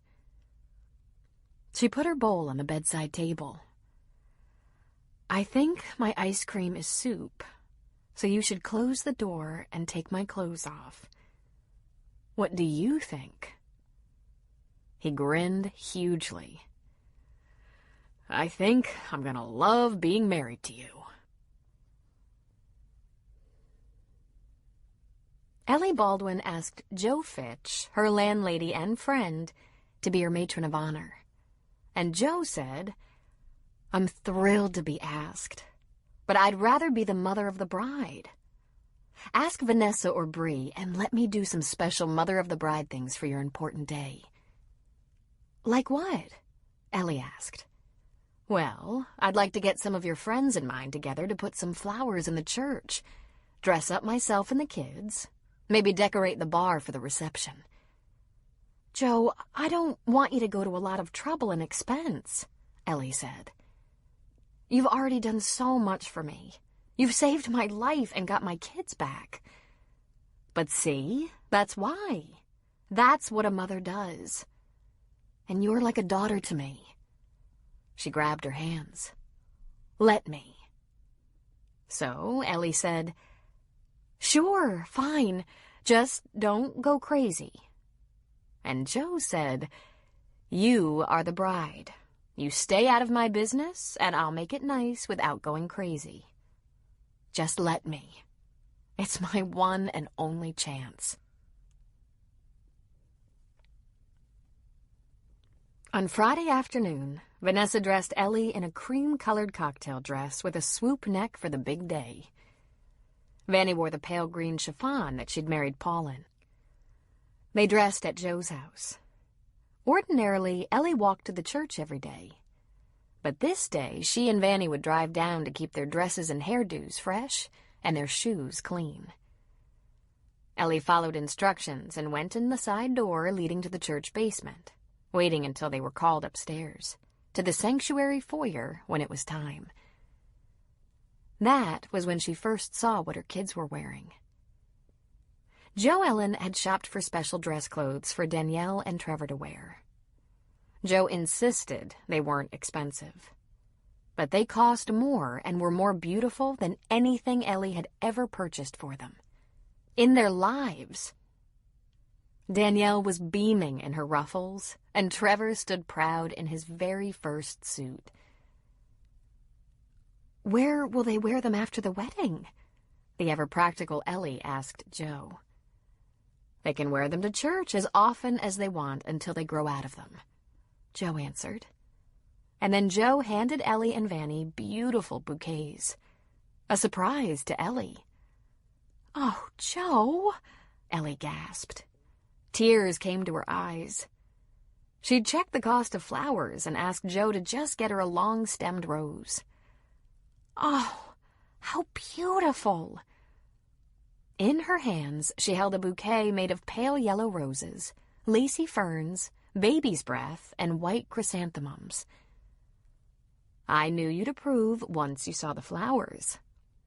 "But you weren't supposed to do too much." Jo shook her head. "I didn't do too much. I did everything just right." She smiled warmly. "This is a happy day. No tears." "They go with the flowers in the church, Mama," Danielle said. "The flowers in the church?" "It's beautiful," Vanny said. "Wait till you see." "Some of your friends helped us," Jo said. "Bree, Shelby, Muriel." "Me too," Danielle said. "I helped a lot." Vanny smoothed Ellie's blush with a soft finger. "Nervous?" she asked. "About marrying Noah? Oh, shoot. I won the lottery." "About the kids wrecking those fancy clothes? You bet." Jo Ellen looked absolutely stunning in a blue chiffon dress, and she was beaming, so proud of the kids, so proud of her new family. "I don't think I've ever seen a more beautiful bride," she said to Ellie. "Nick, are you ready? Because I think it's time." "Let's go upstairs, everyone," he said, presenting his arm to Ellie. Once they were upstairs, standing behind the closed double doors to the sanctuary, Jo said to the kids, "It's time for us to take our seats. Then right after that, Vanny will go down the aisle, and then Nick and your mom will follow her. Ready to go inside?" And with that, Jo and the kids slipped through the doors and into the church. Vanny leaned toward Ellie and kissed her cheek. "Have a wonderful day, sweetheart, and many happy years of married life. This couldn't be happening to two nicer people." "Thank you, Vanny. I've never had a friend like you." "You have lots of friends here, Ellie. This town? We're quick to notice when people are kind and generous and loving. It was our lucky day when you came to live with us." At exactly that moment, the tempo of the recorded music picked up a bit, and Nick reached for Ellie's hand, tucking it in the crook of his arm. "I'll see you up front," Vanny said as the double doors were opened and she began her walk down the aisle. Ellie looked at Nick. "This was supposed to be just a little thing. I didn't expect to do the whole walking down the aisle bit. We never even practiced." "I think it'll come natural," Nick said with a laugh. "The best part is, I'm not attempting to play the piano for this gig," Ellie said. And at that point, the sanctuary doors were opened again by handsomely suited-up Jack and Preacher. Ellie stood there, getting her first look into the church. She gasped and clutched Nick's arm tighter. Not only was the church full of people, far more than they had on Sunday services, but it was filled with flowers and candles. November's early dusk had darkened the church, but candlelight glittered everywhere. "Who did this?" she whispered in shock. Me and Joe Ellen, the kids, your husband-to-be, your friends, Nick said proudly. She glanced to the right, and in the very back pew sat some of the boys from the vagrants camp. Men Noah not only visited regularly, but also brought to church. She smiled and felt a huff of laughter escape as she noted they weren't one bit cleaner or dressed up than usual. But she was so touched to see them there. And, in addition to the Sunday regulars, she saw people she knew from town. People who didn't come to Sunday services. Dr. Cameron Michaels, his wife and twin babies. Luke Reardon's brother Sean with his girlfriend, his daughter and mother. Some neighbors she'd met at Jack's bar. A young man named Rick and his fiancée Liz. And Dan Brady with a woman she'd never seen before. Hope McCrae was there. The old crone had previously owned the church, but had never before officially set foot in it. And right up front was Dr. Nate Jensen, who had saved Noah's adopted dog's life, and his fiancée, Annie. "Wow," she whispered. "Ellie, don't stare," Nick said. "Just smile at Noah. He's waiting for you. He looks like he's been waiting forever." "Well, he hasn't," she whispered through gathering tears. The flowers and candles in the church had been a big surprise for Ellie. But the number of people at the wedding and at Jack's afterward had surprised Noah as well. It felt as if half the town was there. And, unlike typical weddings, there were people Noah and Ellie had never met before. These people brought gifts and potluck dishes, and they offered congratulations and partied as if they'd known Ellie and Noah forever. The happy couple hadn't expected the large number of guests, nor the many, many wedding gifts. What Noah realized was that he might not be everyone's pastor. They had individual preferences of faith and denomination, but they were everyone's neighbors. That realization brought a satisfaction that was indescribable. The bar was decorated with colorful streamers, flowers from the church, napkins embossed with Ellie and Noah's names and the date. The centerpiece of the event was Preacher's Cake, a two-tiered white masterpiece that he beamed over. "I'm going to start doing more of this," he said proudly. "I think I have a knack." It was only a casual gathering with covered dishes and well wishes. But Preacher had rigged up his speakers from his house stereo, and there was some dancing, even though there was hardly room to move. There was no garter to throw, and Ellie wouldn't part with her bouquet, but no one seemed to mind. Typical of Virgin River parties, people began to leave early.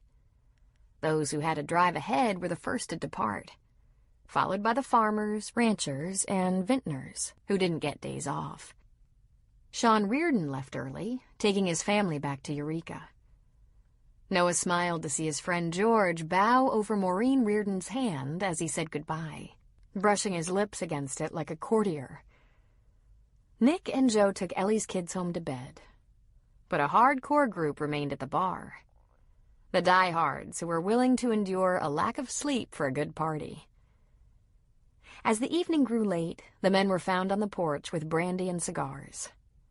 Jack's space heaters lit to warm them against the chill November night. The women sat by the fire indoors and laughed together. And, finally around 11, everyone wended their way home. And at 3 a.m, in the little apartment above the Fitch's garage, tonight, the honeymoon suite, no sleep had taken place at all. Noah rolled onto his back and groaned. "Oh my God, I love you." "You're a maniac," Ellie said.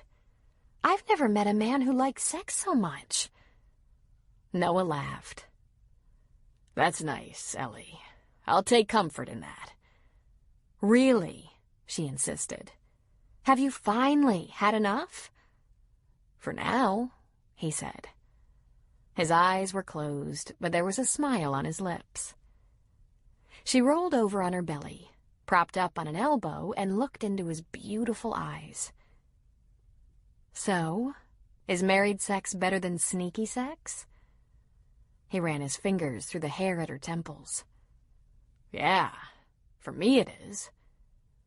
Then he pulled her head down and kissed her deeply, his heart completely hers. He couldn't remember ever being more content. "It is for me, too," she whispered. "Can we sleep now?"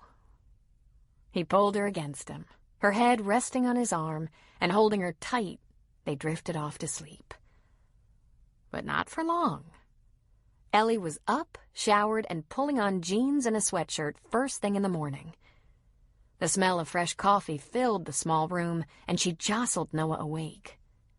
"Come on, don't be a bum. I promised the kids we'd start poking around the new house as soon as everyone woke up." He rolled over with a loud moan and put the back of his hand over his eyes. "What's the matter with you?" he asked. "I'm so excited," she laughed. "The house has been ours for a whole week, and we haven't had time to do anything to it yet. You said we'd get down there right away, as soon as we got married." He moaned again and rolled over. "My right away and your right away are at least a couple of hours apart. Aren't you in the afterglow from a wedding night of magnificence?" She giggled. "Not anymore. Come on, Noah, don't be lazy." "Lazy, she says," he muttered, dragging himself out of bed. "There should be a warning attached to marrying an energetic younger woman." They went downstairs to Joe and Nick's kitchen. The kids were just rising, so they were talked into more coffee and breakfast. By the time everyone was moving at a normal pace, Ellie was jittery with anticipation. She loaded a few things in the back of Noah's truck. Broom, mop, rags, detergent, scrub brushes, trash bags. Joe promised she and Nick would follow behind with the kids. So, on their first official day of married life, Ellie and Noah took off down the road to their new old house. Ellie and Noah could hear the sound of heavy equipment well before they could see it. But neither said a word because they couldn't imagine that it would have anything to do with them. The next thing they noticed was that the road to their house was difficult to navigate because it was lined with parked cars and trucks. "What in the world?" Ellie said. Noah edged his old truck closer, and the moment they broke through the trees, they were both momentarily stunned. Their property was a beehive of activity. Someone was driving a large farm-size mower around the property. There were men on ladders propped up against the house, more men pounded hammers on the roof, and at ground level, people were raking up the cuttings, hauling trash, scraping off old paint, replacing boards, and sanding porch rails. George was standing on the porch wearing a carpenter's apron, looking very much at home. Noah walked up the porch steps. "What's going on here?" "Looks like your friends have decided to give you a hand to get you started." "Don't worry, Noah. There's going to be plenty of work for you to do." Then he grinned. Paul Haggerty walked up behind Noah and Ellie, balancing a dozen or so long baseboards over one shoulder. "Morning, Noah, Ellie," he said as he passed. Inside the house, they found Muriel up on a ladder, using a liquid chemical mixture to slowly remove years of white paint from a solid oak archway that separated the living room from the dining room. She had about 2 feet of the arch's natural wood exposed. Walt was at work doing the same thing on the banister. "Hi, Ellie," Muriel called from her place on a ladder. "I had to take paint off the most beautiful wood at my old house, and let me tell you, it looks awesome when it's done. You're going to love this when it's stained and varnished. It won't be quick, but it's worth it. And there's nothing we can do about the beveled stairs. Each step will have to be replaced from the wear, but it's not a hard job. I can do it." Ellie's mouth fell open. This was the woman who had been in movies and nominated for Oscars and was most commonly seen on TV in strapless evening gowns and glittering jewels. And she was talking about replacing the wood on her steps for her? It was unreal. Luke Reardon came out of the kitchen with his arms full of crinkling old rotting wallpaper he'd torn off. He dumped it in the empty dining room. "Morning," he said. "Art," he yelled back into the kitchen. "Can you get this pile of trash in the back of my truck? I'll run by the dump on the way home." "Wow," Ellie said. "Whose idea was this?" "I don't know," Walt said. "Paul, whose idea was this?" "Not sure. Jack's, maybe?" Preacher walked out of the kitchen. "Mine," he said indignantly. "I think it was my idea. We pitch in around here when it's practical. We need to get you up and running before it gets any colder. Gotta replace all the window glass that's cracked or broken, and the fireplace needs to be cleaned. You're gonna need a new furnace, I think. You're on your own there. I don't know anyone who does that, but I did get a friend from Clear River who said he'd come out this afternoon and get 50 years of soot out of those chimneys in the living and dining rooms. He's gonna do it as a donation, just to help out. He's probably got something he's gonna ask you for, Noah, like a wedding or funeral or baptism or something. As a rule, he's usually not that generous." Noah just laughed. "Hope he's not planning a funeral. That doesn't sound good." "Ellie, you should get some measurements," Muriel said. "See what size appliances will work in that kitchen, and maybe measure the windows for blinds and the floors for area rugs. It's not going to take much to get this place habitable. But to get it pretty, that's going to be a 6-month project. But I can help. I love doing this stuff." Ellie walked toward Muriel's ladder and looked up at her. Muriel wore work coveralls, boots, a ratty long-sleeved sweatshirt, gloves, and a ball cap. "Muriel," she said in awe. "You're a movie star." "She's also a crackerjack carpenter, painter, and renovator. You should see what she did to her place, almost entirely alone," Walt said. "You were a wonderful help, Walt," Muriel said. "Of course, you had ulterior motives, but that wasn't a problem for me. Come see my restored house sometime, Ellie. I love showing it off." "Vanny wanted to be here to help, but she's tied up with the kids, and they'd just be in the way," Walt said. "Most of these guys have to work all week, but a few of us had time on our hands, and we'll get back here after the weekend. Me, Muriel, George." "Someone call me?" George asked, sticking his head in the door. "No, George. Get back to work," Walt said. Ellie turned around and leaned her face into Noah's chest. He put his arms around her and felt her shoulders shake, heard her sniff. He leaned down and kissed her cheek. "Don't cry," he whispered. She lifted her head. "They're so wonderful. How can they be this wonderful?" He smiled. "I think they practice." Chapter 14.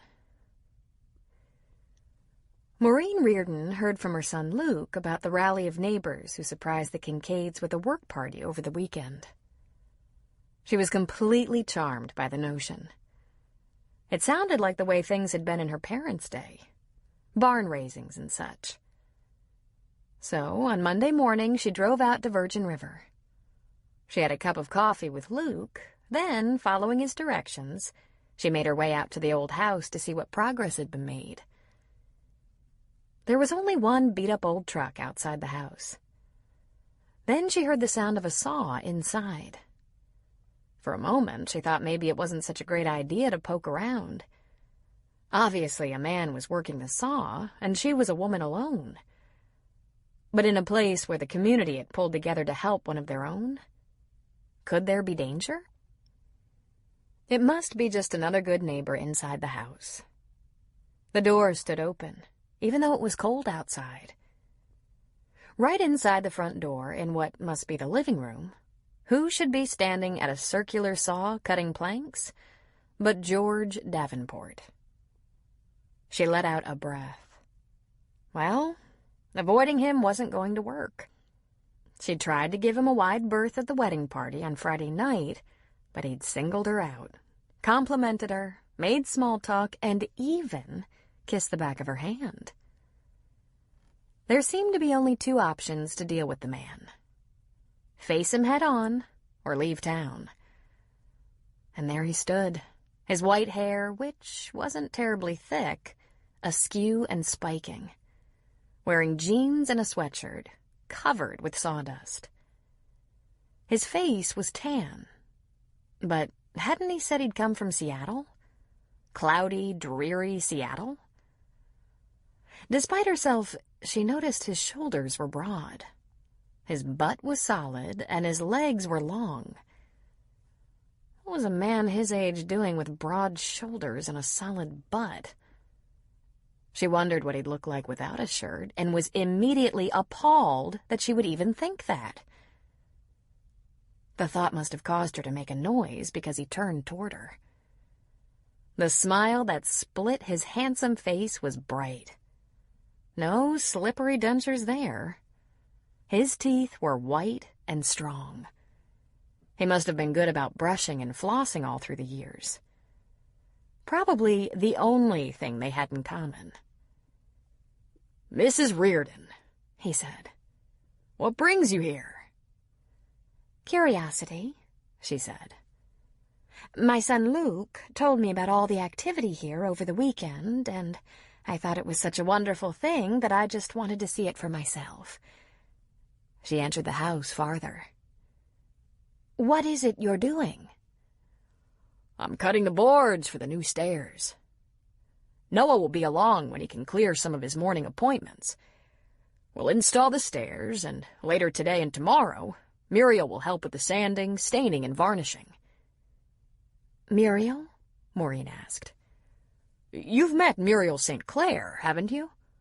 She's an ace woodworker, and she completely restored an old farmhouse on the outskirts of town.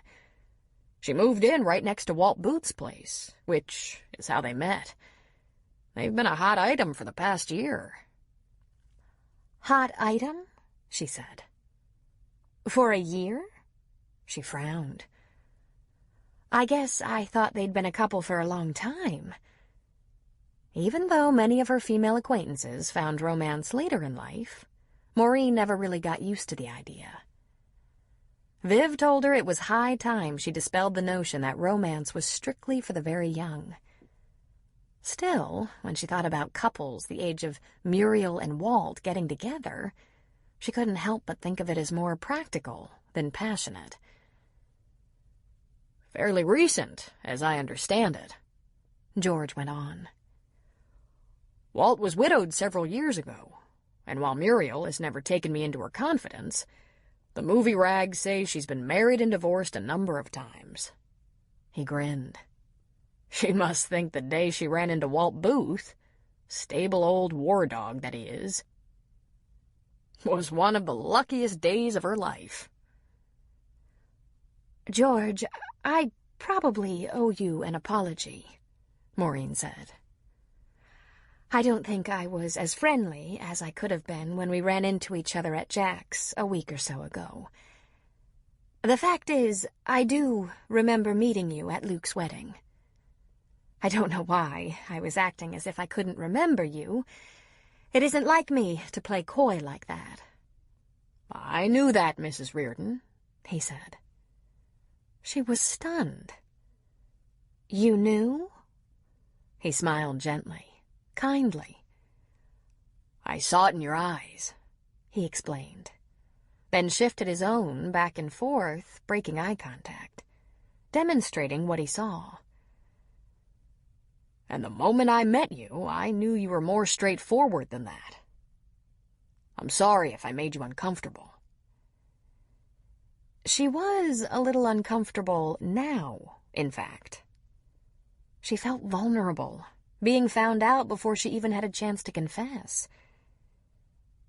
And I was widowed quite a while ago. Yes, I know that too. 12 years or so? He asked. She put her hands on her hips. And you know this how? She asked, not trying too hard to keep the indignant tone from her voice. Well, I asked, he said with a shrug. That's what a man does when he has an interest in a woman. He asks about her. Is that so? Well, what else did you find out?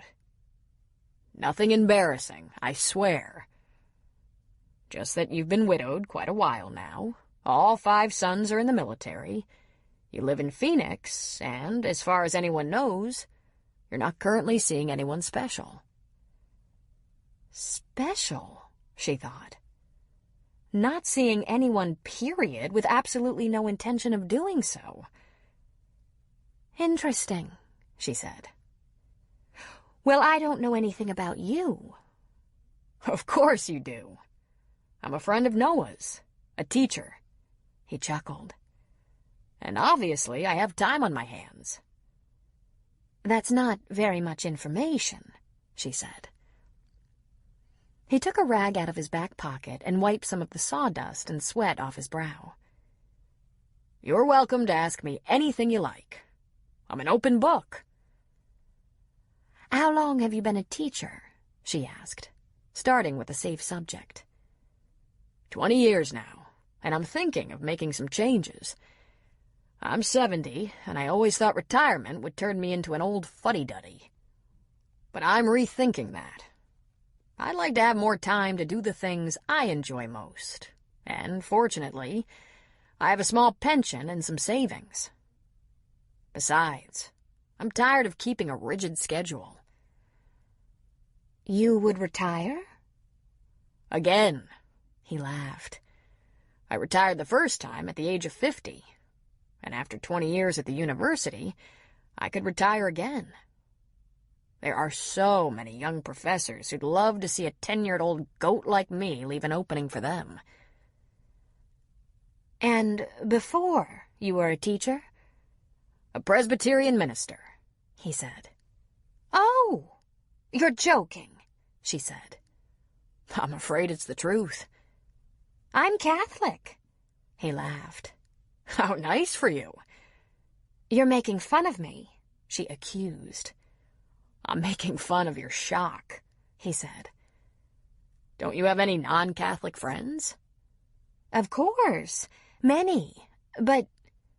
Because I have quite a few Catholic friends, and Jewish and Mormon and other faiths. I used to play golf with a priest friend every Thursday afternoon for years. I had to quit. He was a cheat. He was not. You're right, he wasn't. I just threw that in there to see if I could rile you up. No one riles quite as beautifully as a redhead. Actually, he was transferred to a new parish. I hear from him once in a while. We used to have the best time with those minister-rabbi-priest jokes. We were in search of a golfing rabbi for a long time. We never did find one. You don't take things very seriously, do you? She asked. Not as much now as I did when I was younger. I'm proud of that, by the way. So, what do you say we pick a night for dinner? Have you ever been married? She asked. You asked that before. Twice, he said. Does that disqualify me as a dinner companion? Truthfully, she'd been too rattled to pay attention to his answer. Are you a widower? Yes. My second wife died of cancer a few years ago. You'd have liked her. She was such a lovely, funny woman. My first wife is alive and well, She left me over 35 years ago. You wouldn't have liked her at all. Hardly anyone does. He frowned and shook his head. Really, she was one of the most difficult women I've ever known. Beautiful, however, very beautiful. But oh, never mind. I thought I was long past complaining about her. Divorced? She said. A divorced minister? You'd be amazed at how many real-life issues priests, ministers, and rabbis deal with in their own lives. Now, you know, you're a peculiar man, she said. Why would you want to have dinner with me? I thought it was obvious, he said. You're a striking woman with a strong and entertaining personality. In fact, you're even more entertaining today. What a lot of funny questions and concerns you seem to have. Does the Catholic Church have some sort of punishment for parishioners who date out of the faith? Don't be glib, she said. I'm old school. When I was growing up, one didn't even contemplate a date outside the faith. Of course, attending an all-girls Catholic school pretty much ensured that. Besides, I wasn't an ordinary Catholic. I was, for a short time, a novitiate. Well, now, he grinned. Well, now what? She asked. He shrugged. Very devout, are you? Then it turns out we have more in common than we have at odds. He grinned. I, for one, am glad that didn't work out. But it certainly explains how you can seem so sophisticated on one hand and so old-fashioned on the other. Want to think about that invitation a while longer? She sighed deeply. I like to spend whatever afternoons and evenings I can with my newly found granddaughter. Obviously, I can't spend every evening with her. That gets in the way of my son having quality time with Rosie and her mother. But... but you like to keep evenings open for her. Understandable. How about a nice, leisurely lunch? How does that sound? Lunch shouldn't be out of the question, she said, surprising herself. Bravo! Tomorrow? What about your work on this house? I imagine I'll be spending plenty of time on this old house, George said. I'm planning to stay through Thanksgiving. And besides, a man has to be well-rounded. All work and no play is no good, you know. You're very persistent, aren't you? Absolutely, he agreed. Now, may I at least call you Maureen? Or do I have to continue with this Mrs. Reardon business forever? It makes it seem like I'm trying to get a date with a married woman. She laughed in spite of herself. My sons are going to be flabbergasted. Why? You might as well know the truth. I haven't been out with a man since my husband died. And, in fact, I hadn't been out with many before I met him. Somehow that doesn't surprise me at all, Maureen. I haven't run into a woman as difficult to get a date with as you. We're going to have a good time, you and me. And then he smiled at her. Maureen had no idea how many people George Davenport told that they were having lunch together, but she saw no need to mention it to anyone. She told herself she wasn't keeping a secret, just not making an issue. The real truth was that she couldn't bear to answer any questions, before or after the lunch. She was nervous, excited, a little frightened, afraid of disappointment, and even more afraid of not being disappointed. All morning while she tidied up Vivian's small house and got ready for George to pick her up, her stomach was in flutters, and she went over possible scenarios in her mind. What if he came on too strong, or made a pass, or tried to kiss her, Or worse, what if it turned out he was a terrible bore and she never wanted to see him again for lunch or anything else? All those flutters and possibilities were gone minutes after he picked her up. "Have you been to Ferndale, Maureen?" he asked her. "I haven't been much of anywhere around here." "Good," George boomed. "Actually, I didn't mean it was good you haven't seen the sights, just good that I get to show you some of them. It's a beautiful little town. The restored and renovated Victorian houses and buildings are wonderful. There are plenty of shops, and just outside of town there's an amazing cemetery built straight up a hill. It's old and interesting. One of the big old churches in town has been remodeled into a large bed and breakfast. I thought we'd walk the town and poke into the shops. I'd put a picnic basket and cooler in the trunk. If the weather holds and the sun stays out, we can sit at the top of the hill, above the river, and have crackers, wine, cheese, and fruit. There's a blanket in the back. It'll be brisk, but not too cold." "That sounds so nice," she said. Perfect, she thought. Not too fancy. "Will that hold you? Not much of a lunch, but I'll take you to get dessert afterward if you like.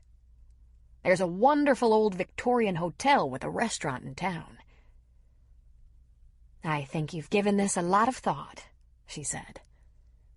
"Do you date a lot?" "I suppose you could say I do," he answered.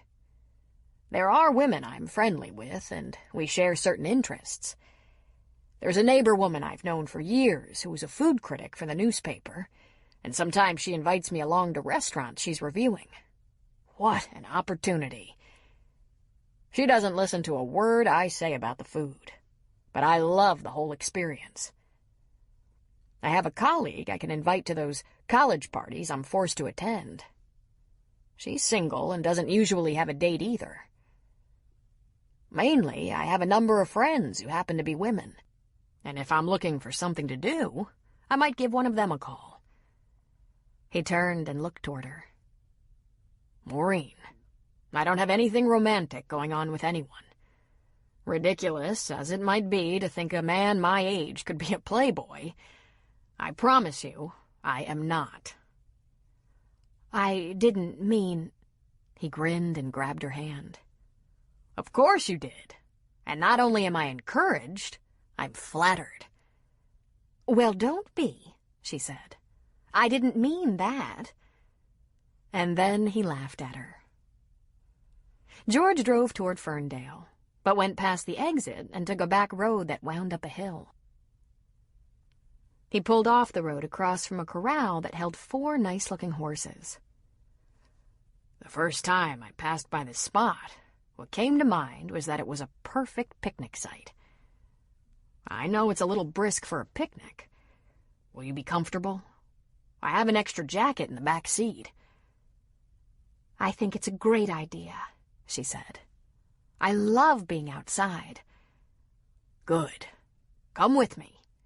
You take the basket and blanket, and I'll take the cooler. Let's go up this path a little bit, just until we can get a view." Maureen followed him for a while. Then when he stopped, she turned around and sighed. The hill sloped down sharply, and the river and valley spread out beneath them. "That's beautiful," she said. "Isn't it?" He agreed.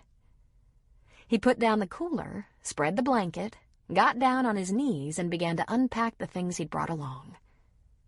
He had an aged Gouda, some soft brie, cheddar, and Munster. He put out 2 small boxes of crackers and, using the cooler lid as a table, spread out grapes, apples, some sliced kiwi from a baggie, and a small plastic container of melon balls. "George, you went to some trouble," she said. "You very nearly cooked." "I'm not a bad cook, either. Will you have a glass of Merlot? Or a soda or bottled water?" She chose the wine and toasted him. "I'm glad you're persistent," she said. "This is wonderful." During the course of their leisurely picnic, they learned about each other. How it was he'd never had children. I wanted them, but my first wife and I didn't have children. My second wife had a couple from a first marriage, and, given her age, wasn't keen on more. My first wife remarried and had a son, so I suspect it was my physiological problem that prevented pregnancy. God has always saved my butt in the clinches. It was a terrible relationship. George wanted to know what it was like raising 5 sons. Like war, she answered. My husband was a good father, but he worked long hours and plenty of overtime. I learned early that I'd better make sure they understood my word was law, or I was doomed. I know they called me the enforcer behind my back. God knows what they call me now. They talked about their friends, their hobbies, their favorite foods and books, trips they'd like to take, their homes and what they liked about them. They talked about their community service. He liked the soup kitchen and food drives. She moderated a grief group at church and was drafted for every fundraiser they had. Eventually, they talked about their spouses and their deaths. Maureen's husband had developed congestive heart failure, and, although he was being treated, he didn't live long after the diagnosis. I guess he tried to ignore his symptoms too long, and, though I hounded him, he wouldn't see the doctor. Men don't, you know. And good wives don't want to aggravate them by nagging. If I had to do it over, I'd have had him abducted and taken off to the doctor for a full exam. No doubt, George said. I know what you mean. She asked about his wife. Well, a similar situation. Her doctor harped about a colonoscopy to be safe, to make sure there was nothing wrong. Something a person should really have done around the age of 50. But Mary was obstinate. It sounded dreadful to her, and she put it off. She had no symptoms of any kind, after all. What neither of us realized, once you have symptoms, you might have waited too long. She went through surgery and chemo, which bought her a year. He gave her a small smile. She surprised herself by covering his hand. Time eases a lot. I did the best I could back then, and so did you. In the early afternoon, they packed up their picnic and proceeded to Ferndale to stroll the neighborhoods to see the houses. Dawdling and talking and laughing. They had an ice cream and looked in the shop windows and finally climbed the steep cemetery hill on the outskirts of town. Maureen was fascinated by the headstones and read many of them. Suddenly, she looked at her watch and realized she hadn't been paying attention to the time. "Oh, my God," she said, plucking the cell phone out of her purse. "Rosie!" "It's only 3, George said. "But I promised to pick her up today at 3. "I can have you there by 3:30. They're not going to leave her on the curb, are they?" "No, they're open till 6 for working parents, but—" He grabbed her wrist firmly to get her attention. "Maureen, call the daycare center and tell them you're on your way. No harm done." "Sean, I should call Sean. He might be at Francie's and waiting for me to bring Rosie home." "Then call him," George said softly. "She's safe, Maureen. And you haven't been a bad grandmother by going on an outing with me." She stilled immediately. Then she looked at her cell phone and called Sean. "Hi, Sean, it's me. I've been out to lunch and lost track of time. I can be there to pick up Rosie by 3:30 if you—" "All right. I'll see you at Francie's in a half hour or so. No, I'm on my way." She ended the call and slipped the phone back into her purse.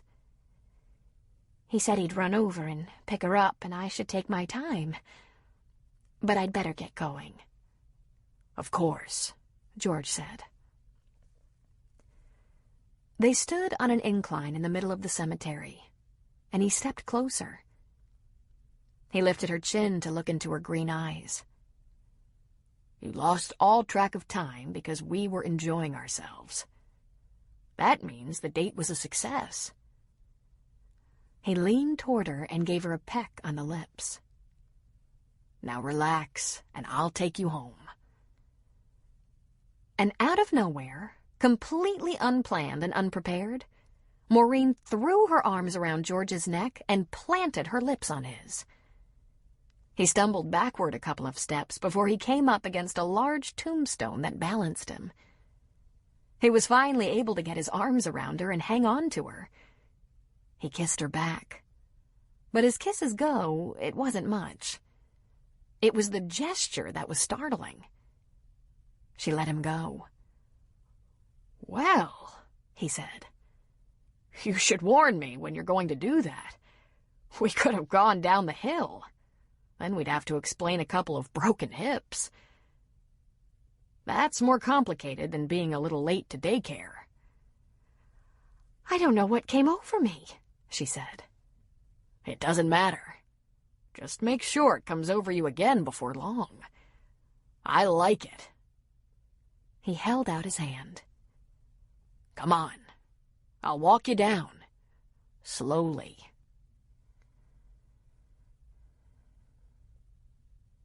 As the end of November approached, Francie and Sean talked to Rosie about the fact that Daddy had to go back to his flying job after Thanksgiving. It would mean that he could only visit when he had a few days off. They explained that he hoped they could spend Christmas together, but he wasn't sure he'd be able to. "But I will call you and talk to you on the phone whenever I can. Sometimes every day." To which Rosie replied, "'Kay." They avoided telling her about the larger problem, that Sean would be transferred somewhere, probably soon after the New Year. Perhaps someplace where he wouldn't be allowed to take a family. They did get their marriage license, and a very nice ring was being made for Francie. But their plans would have to wait until they knew more about the future. Francie was past all the fear and anger she'd felt when Sean had first reappeared in her life. She no longer worried that her heart would be broken again, nor was she still angry about the way they'd parted 4 years ago. Those thoughts were now all forgotten, and she wondered how she'd managed to live without him. As well, she didn't know how he'd accomplished it, but he'd turned into a wonderful father, affectionate and devoted and completely comfortable in his role. "Didn't we used to fight all the time?" she asked him. "It seemed like a lot of arguing. But once we broke up, all I could think about were the things we had going for us," he said. "Here's what I know, babe. I think now we got it down.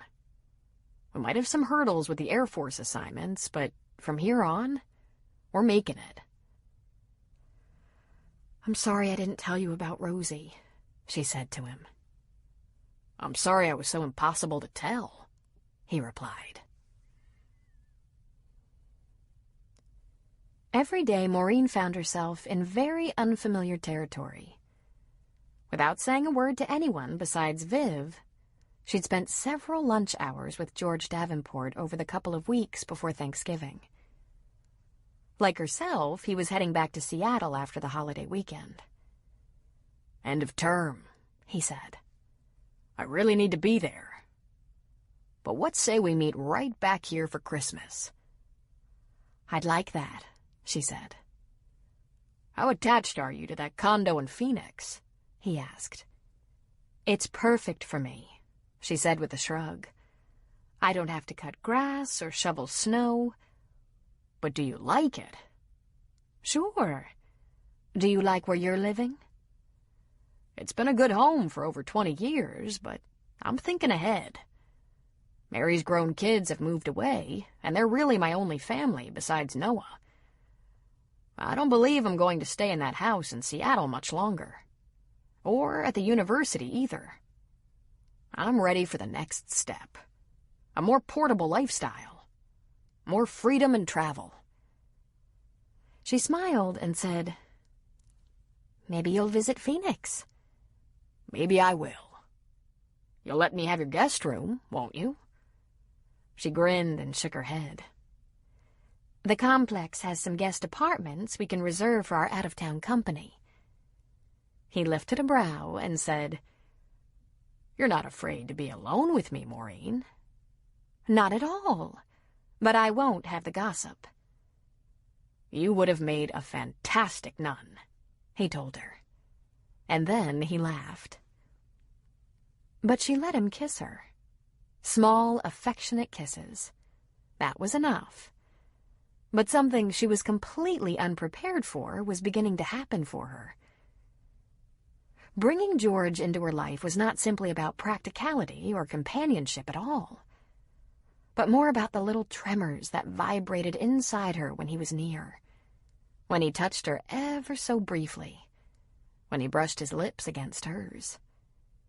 She had no idea that a woman in her 60s could feel like a teenager. She kept remembering what Vivian had said about mature love, that it was slower, sweeter, more tender, and very fulfilling. Such thoughts made her shiver. She had yet another long lunch with George planned for today. They were making the most of their time together before Aiden appeared for Thanksgiving week, and Maureen concentrated on family again. When she heard the blast of a horn in front of Vivian's house, she was astonished. She went to the window thinking that it couldn't be George honking for her. He was, above all else, a gentleman. He was debonair. But there, sitting in front of the house, was Noah's old RV, and George was standing outside the door. Her mouth slightly open, she wandered out of the house. "George, what's this?" "What I really want to do is take you for another picnic. This time on the coast by the ocean. But it would be torture in this cold wind. So I volunteered to take Noah's RV for its weekly housekeeping. Empty the lavs, load the portable water, all the stuff that has to be done regularly. He was more than happy to put me on that job since I've been using the RV as a hotel room. But I'll tell you the real reason I wanted to steal the RV. I'm going to take you to the ocean and we're going to have a picnic. But we'll sit inside, at the table next to the big window, and be nice and warm and comfy. And alone." She grinned and knew it was a girlish smile. "I don't know if I ought to get into a vehicle that private with you." "Well, you can be sure the neighbors won't talk. Now get your jacket and purse, lock up the house, and let's get going." "I'll be just a minute," she said. He was in the driver's seat by the time she got back. She climbed up and inside and sat in the seat beside him.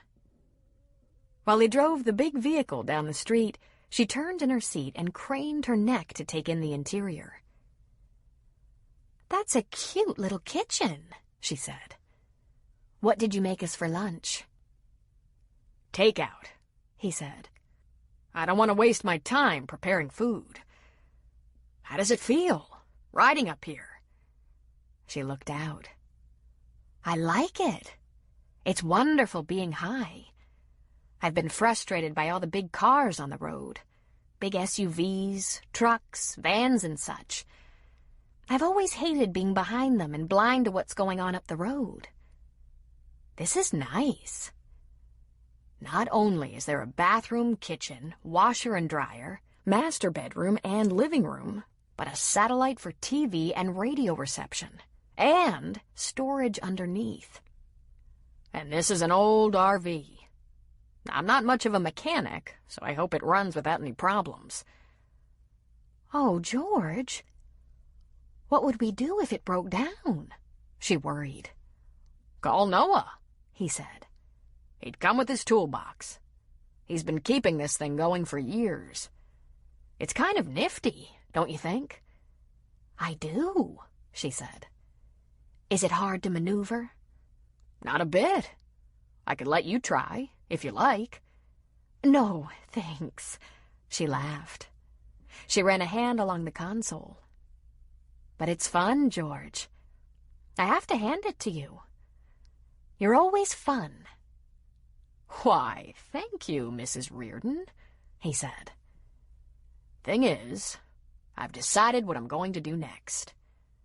I have to go back to the university, of course. Next semester, I'm cutting back my schedule. I need more freedom. I'm going to transition out, sneak up on retirement. I'm going to get myself one of these," he exclaimed, smacking the steering wheel. "Mary's sons are married and have children. They're great kids, superior stepsons. One lives in Texas, one in Florida.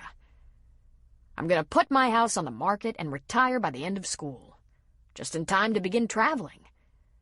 I'm going to see this country one state at a time. And I'm going to drop in on those boys. They both have amazing wives. One has 3 children, one has 2. And even though I'm a stepfather, they call me Papa instead of Grandpa. I'm going to visit them occasionally while I'm traveling, then move on to the other sites, then check back in. What do you think of that idea?" Her smile was alive. "It sounds wonderful. You'll enjoy that. Maybe I'll even see you now and then in Virgin River." "Or you could come along," he said. "You have all those military boys all over the place. We could check on them as well. And believe me, once a couple of them get married and have children, the others fall in line. I've seen it 1,000,000 times. As soon as I get an offer on the house, which is a good house and should bring a nice price, even in a depressed economy, I'm going to start shopping for a quality RV. I've been looking at pictures online. Maureen, you have no idea how high-tech these things have become. They now come with expandable sides, 2-people showers, freezers, big screens in the living room and bedroom, whirlpool tubs, you name it. How'd you like to have a hot tub on wheels, Maureen?" She looked over at him. He was so excited by his idea, he was actually a little flushed, and she found herself hoping it wasn't high blood pressure. If the moment ever presented itself, she'd ask about that. But after all his rambling about his future RV, all she could say was, "Come along?" "A perfect solution for both of us," he said. "We'd have time together. We'd have fun together. We'd see the families, travel." "George, that's outrageous. We've had a few lunches, and we'll have a few more. We'll also email, talk on the phone, get together occasionally. In Virgin River, but also in Phoenix and Seattle. We'll spend the next 6 months figuring out if we fit as well as it seems we do." "Long distance? Occasional visits?" she asked doubtfully. "It'll give you time to look over my accounts to be sure you're not getting conned out of your retirement." He laughed at his own joke, slapping his knee. "Of course, with 5 brawny, overprotective sons, you're relatively safe from a dangerous guy like me." He glanced at her, and his expression was playful. "We're not young, Maureen. We should be sure we're attracted to each other and that we get along. But we shouldn't waste a lot of time. Every day is precious." He reached for her hand and squeezed it. "I'm very attracted to you. I'd love to get you alone in a fancy RV for a few years." She laughed at him. She hated that she was behaving like such a girl.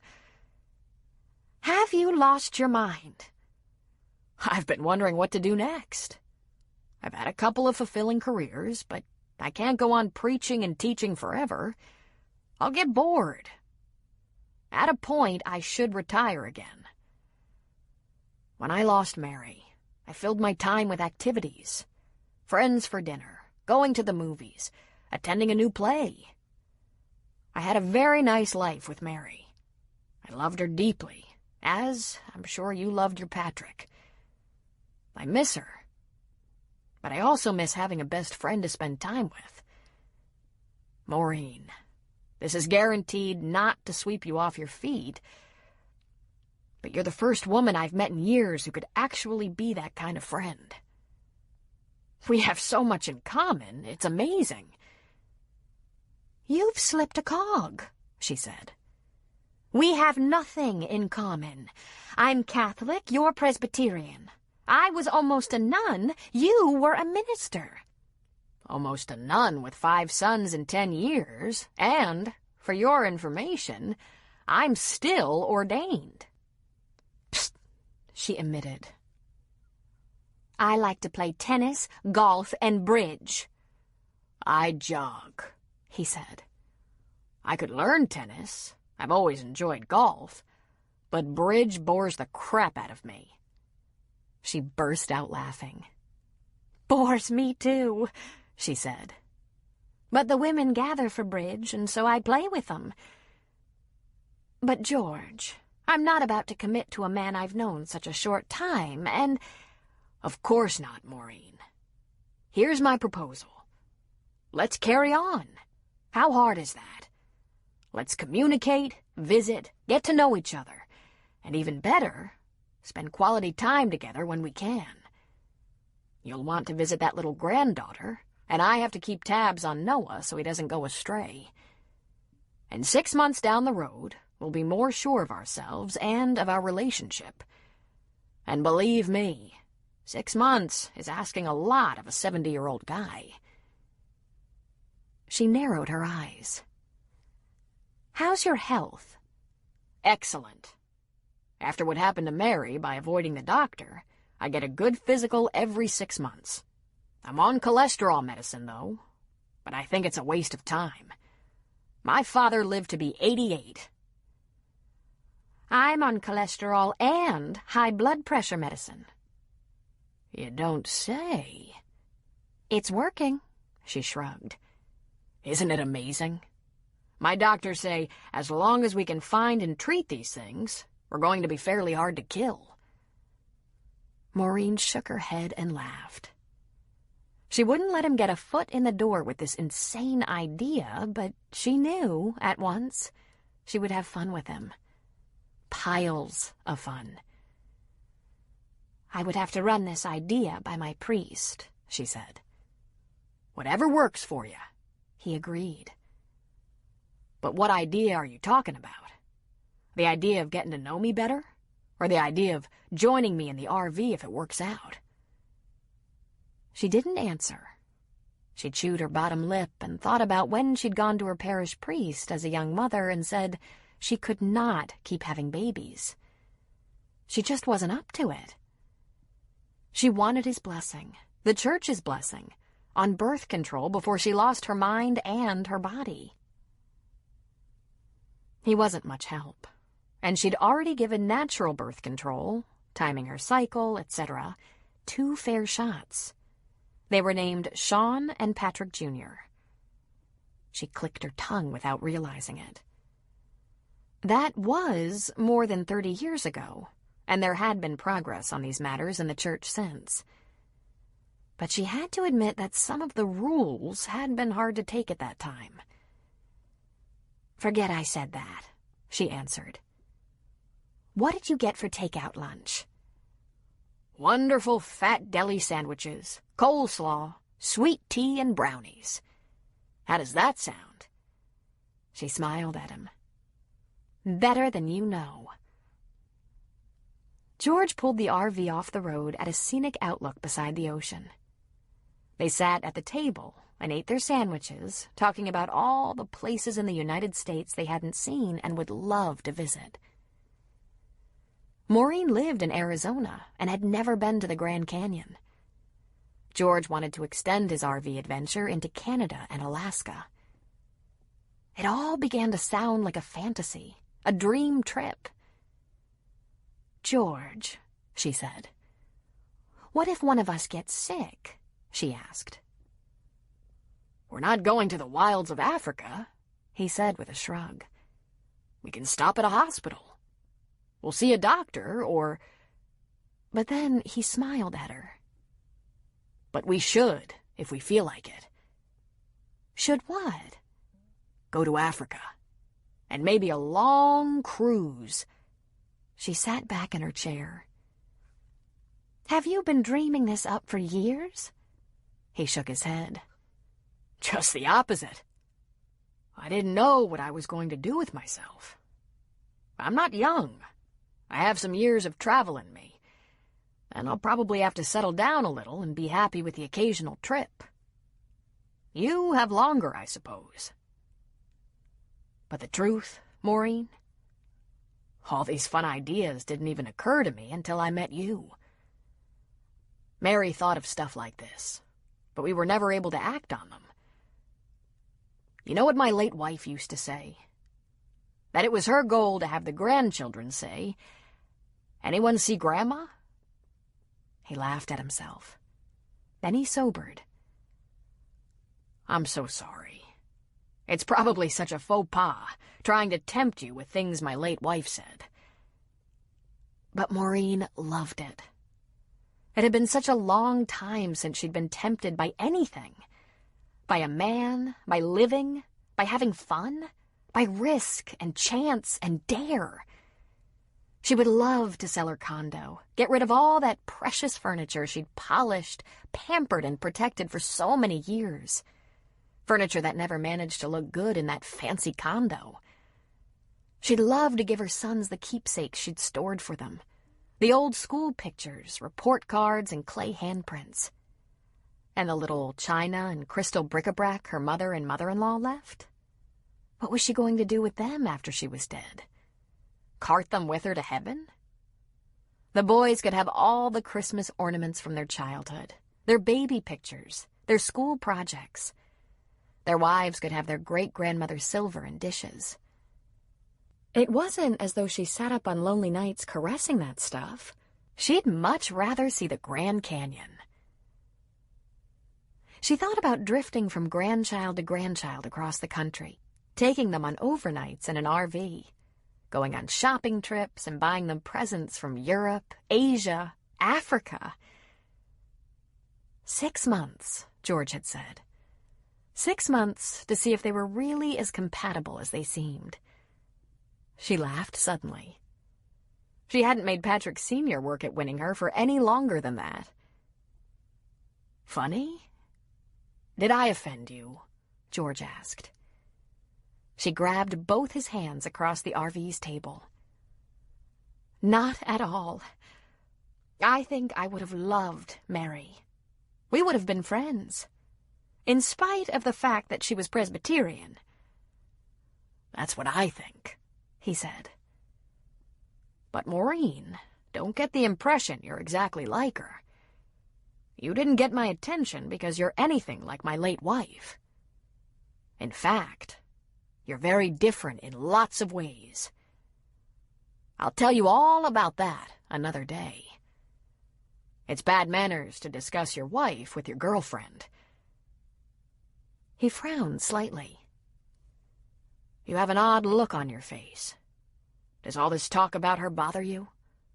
Does my suggestion about an RV upset you? No, not at all, she said. She didn't intend to give him too much information too fast, but truthfully, she was looking forward to things. Fun, exciting, fantastic things that had never occurred to her before. And someone very wonderful to do them with. She suddenly realized that while she'd been content the past several years, she hadn't been excited about the future in a long time. In fact, she couldn't remember when she'd last felt that way. Chapter 15. The very day that George proposed the RV idea, Maureen was invited to have dinner with Vivian and Carl. In fact, the invitation was extended to George as well. But Maureen wasn't quite ready for a double date. Things were just too new. She'd offered to cook them a nice dinner, but Vivian demurred. Carl is a wonderful cook, and he loves it. His kids have plans tonight, and he's going to run by the grocery on his way over, she'd said. For once, just be a guest. So, after a couple of hours of playtime with Rosie, Maureen was back at Vivian's for dinner. Vivian and Carl were already in the kitchen. Carl was searing something at the stove, and Viv was in charge of some slicing and dicing on the cutting board. "Mo," she said happily, turning from her chore and wiping her hands on a towel. "Here you are. Meet Carl, Dr. Johnson." And as Carl turned from the stove and extended his hand, Maureen found herself face to face with a very tall, very handsome black man. "Carl Johnson," he said, as though she hadn't heard his name. "How do you do?" she said, taking his hand and looking up at him. Her first thought was that Vivian might have mentioned that he was black. In that kind of quandary, she blurted, "Johnson, you're Swedish." He threw back his head in a fantastic, deep, wonderful laugh. "Viv said I'd love you. African American, Korean, Native American, and Caucasian," he said. "It's a pleasure. How long have you been in Eureka?" Maureen asked. "Over 20 years. My late wife was from Fort Bragg, and we ended up starting the practice here. It's a good place to raise kids. I have a boy and a girl." "So Vivian told me," she said. "Can I help with dinner?" "From what I hear about you, it'll be hard for you to sit idle for even 5 minutes. But just pull a stool up to the breakfast bar and visit with us. You're going to love this," he promised, turning back to the stove. "How about a glass of wine?" "Perfect," she accepted. "Something white and maybe dry?" "Red is better for you," he said. "How about a Merlot?" "Office hours are over, Carl," Vivian scolded, getting out the glasses and pouring Maureen the same Chardonnay that she had for herself. When Maureen had her glass, she said, "Now, I want to hear all about how the two of you met." Carl had a rumbling laugh that Maureen instantly loved. He was truly a beautiful man. His blended background gave his complexion the color of heavily creamed coffee, and his large dark eyes had a slight, almost exotic slant. He was well over 6 feet, perhaps as tall as 6'4", while Vivian was a small average at about 5'4". She was petite, and he was large. He was dark brown, and she was pale blonde. And yet, they seemed perfect for each other. They joked and bantered and shared quick, affectionate pets and pats in the kitchen while they worked together. How we met is pretty boring. My partner hired Vivian. The practice was getting very busy, and rather than bringing in a 4th doctor, we decided on a PA. I worked for a woman's health clinic in Santa Rosa for years before moving up here with Francie. I didn't think my chance of finding a good PA's position here was very good, given the size of the county. And it turned out I landed the best job at the best doctor's office in the entire state. Carl turned from the stove and grinned. She might be just slightly prejudiced about that. We have a nice little practice. We do some good work. "So your partner hired her, and then what happened?" Maureen boldly asked. Both Vivian and Carl turned and gave her their full attention for a moment, as though it was curious she asked. And then Carl answered. "We had a good rapport, but at the time we started working together, my wife was very ill, and shortly after that, she died. Honestly, I couldn't focus on much else at the time. It was a year after my wife's death before I asked Vivian for a bona fide date. We've been dating since, a little over a year. But my wife has only been gone 2 years, and my kids, still under 20, haven't adjusted very well. My 19-year-old daughter especially. She really can't imagine me with a significant other, and I'm giving her plenty of time. Then he smiled broadly, put his arm around Vivian, and pulled her closer. Plenty of time, but not forever. She's in her second year of college, and soon we're going to talk about how everyone gets a life, not just the kids. Carl prepared an astonishingly good goulash, and they sat around the dining table long past dinner, visiting and laughing. Carl was the one to clear the table and serve slices of cheesecake with coffee, extending their good time. When it was time to clean up, Vivian and Carl wouldn't let Maureen in the kitchen. She was shuffled off to the living room to watch TV, read, or do her needlepoint, and they promised to join her in just a few minutes. While she sat in the chair that had become hers, she found herself thinking that even though she'd lived independently, happily, she'd somehow allowed her life to become too narrow. She had quite a lot of friends, but they were acquaintances, really. People she'd known for years, but none of them felt as close as Vivian had become in just weeks. She'd been constantly busy, activities day in and day out, and yet nothing really got her motor running. She never took chances, never tried anything the least bit daring. She was stunned and embarrassed by her surprise to find Vivian in love with a black man. And how narrow was that? Or how about an almost nun traveling the country in an RV with a minister? In the end, it was what she heard in the kitchen that filled her with envy. When the water stopped running and she could hear the quiet sounds of conversation and soft laughter as dishes and flatware were being stored away, she longed for that in her life. A deep and romantic relationship, love and affection, laughter and adventure.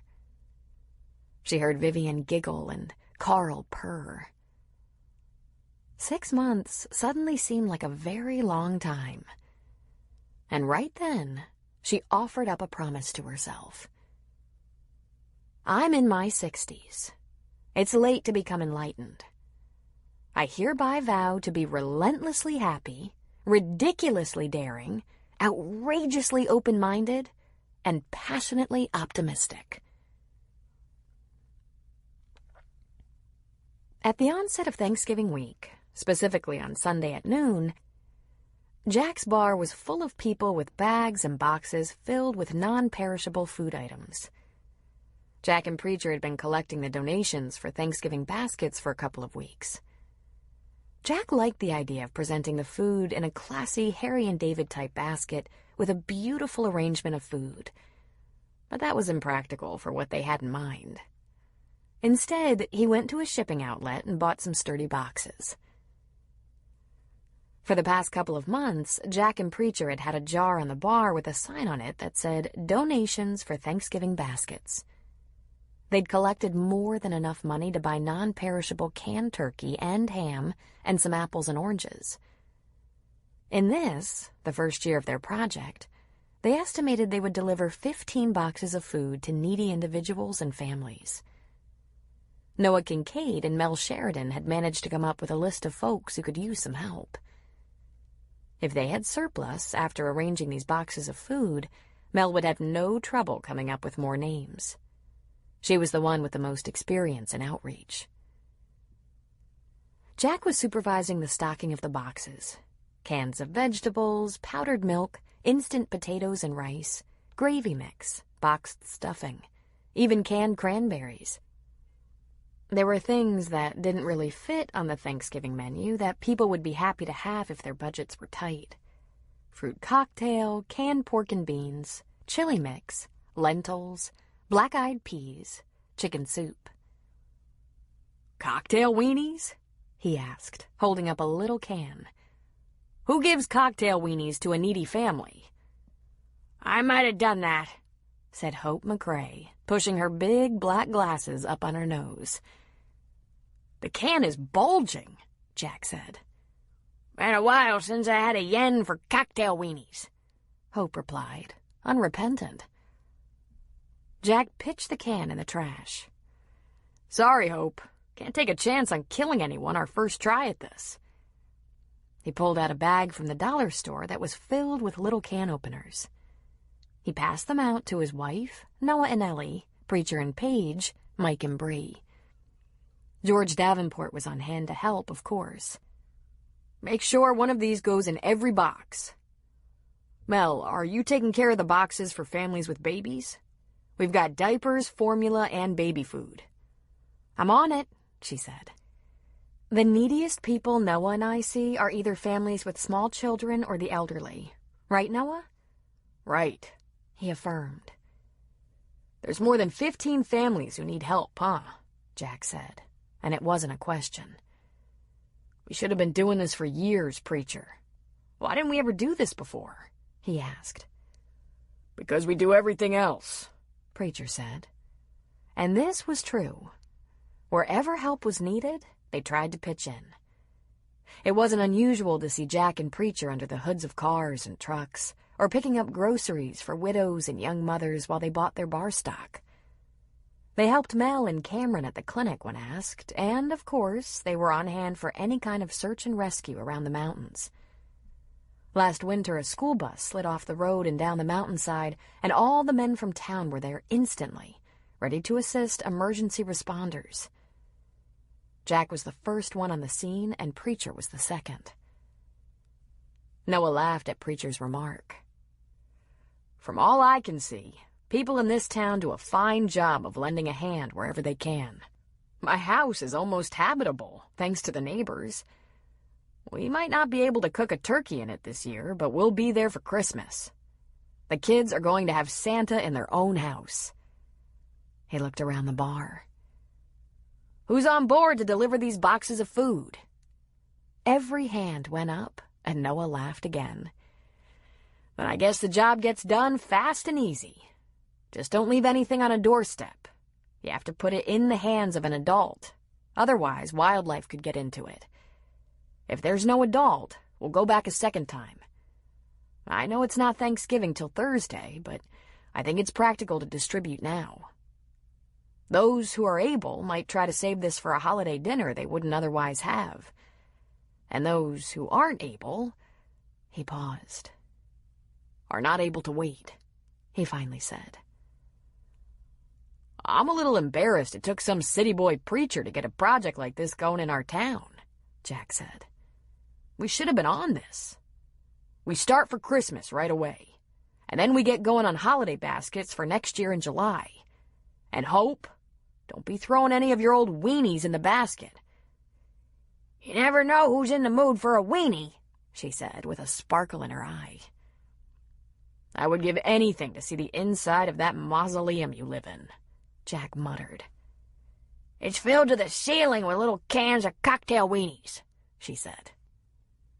The door to the bar opened, and Dan Brady and Cheryl Creighton came in. Dan was carrying a large box, and Cheryl held on to 2 bags. Are we too late to add to the Thanksgiving baskets? Dan asked.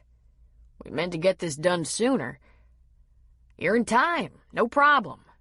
In fact, if we figured right, you might be bringing us surplus, which means we can add a couple of families to our list, Jack said. He looked in the box Dan held and pulled out a jar of dark liquid. Prune juice, he said. I'm not drinking that stuff. Ever, Dan said. Jack, Noah said with laughter in his voice. He put a hand on Jack's shoulder and gave a little shake. Really, you can't be judging people's contributions. But he laughed some more. It's icky, but it's nutritious, Cheryl said. Lot of vitamins in it. And I stopped in at the truck stop diner I used to work in and talked the owner out of some bulk-size canned goods. They're out in Dan's truck. You can probably figure out a way to use them in your food drive. Jack was just standing still, looking at Cheryl with a smile on his face. It's nice you're here, he said. I don't know what possessed you to hook up with that lunatic, Jack said, smiling at Dan. But it's real nice you're here. Thanks. She threaded her fingers in Dan's, staking her claim, but she smiled at Jack. No thanks necessary. Did you put that house of yours on the market? Jack asked. I did. The realtor seems to think it'll sell pretty easy. Dan made it beautiful. Will you come around sometimes after it's sold? Jack asked. Maybe let me buy you dinner? She laughed. During her drinking days, Jack wouldn't let her in the door. You serve food in this place? She slipped her arm around Dan's waist, and he put his arm around her shoulders. Yeah, I'll pop in once in a while, just to say hello. We'd like that, Cheryl, Preacher said. Come Thursday if you don't have other plans. I work at the community college during the week. Dan laughed and gave her a squeeze. Not this week, honey. It's Thanksgiving. She looked momentarily startled. And you're open on Thanksgiving? She asked. A few of us like to get together, Preacher said. And I put on a real culinary show. You shouldn't miss it. 4:00. Francie had been so busy over the past few weeks that she didn't give a second thought to T.J. Bruckner. Sometimes when she was at the college, she thought about their brief period of dating and the harsh words from him at their parting, and thought, what a close call.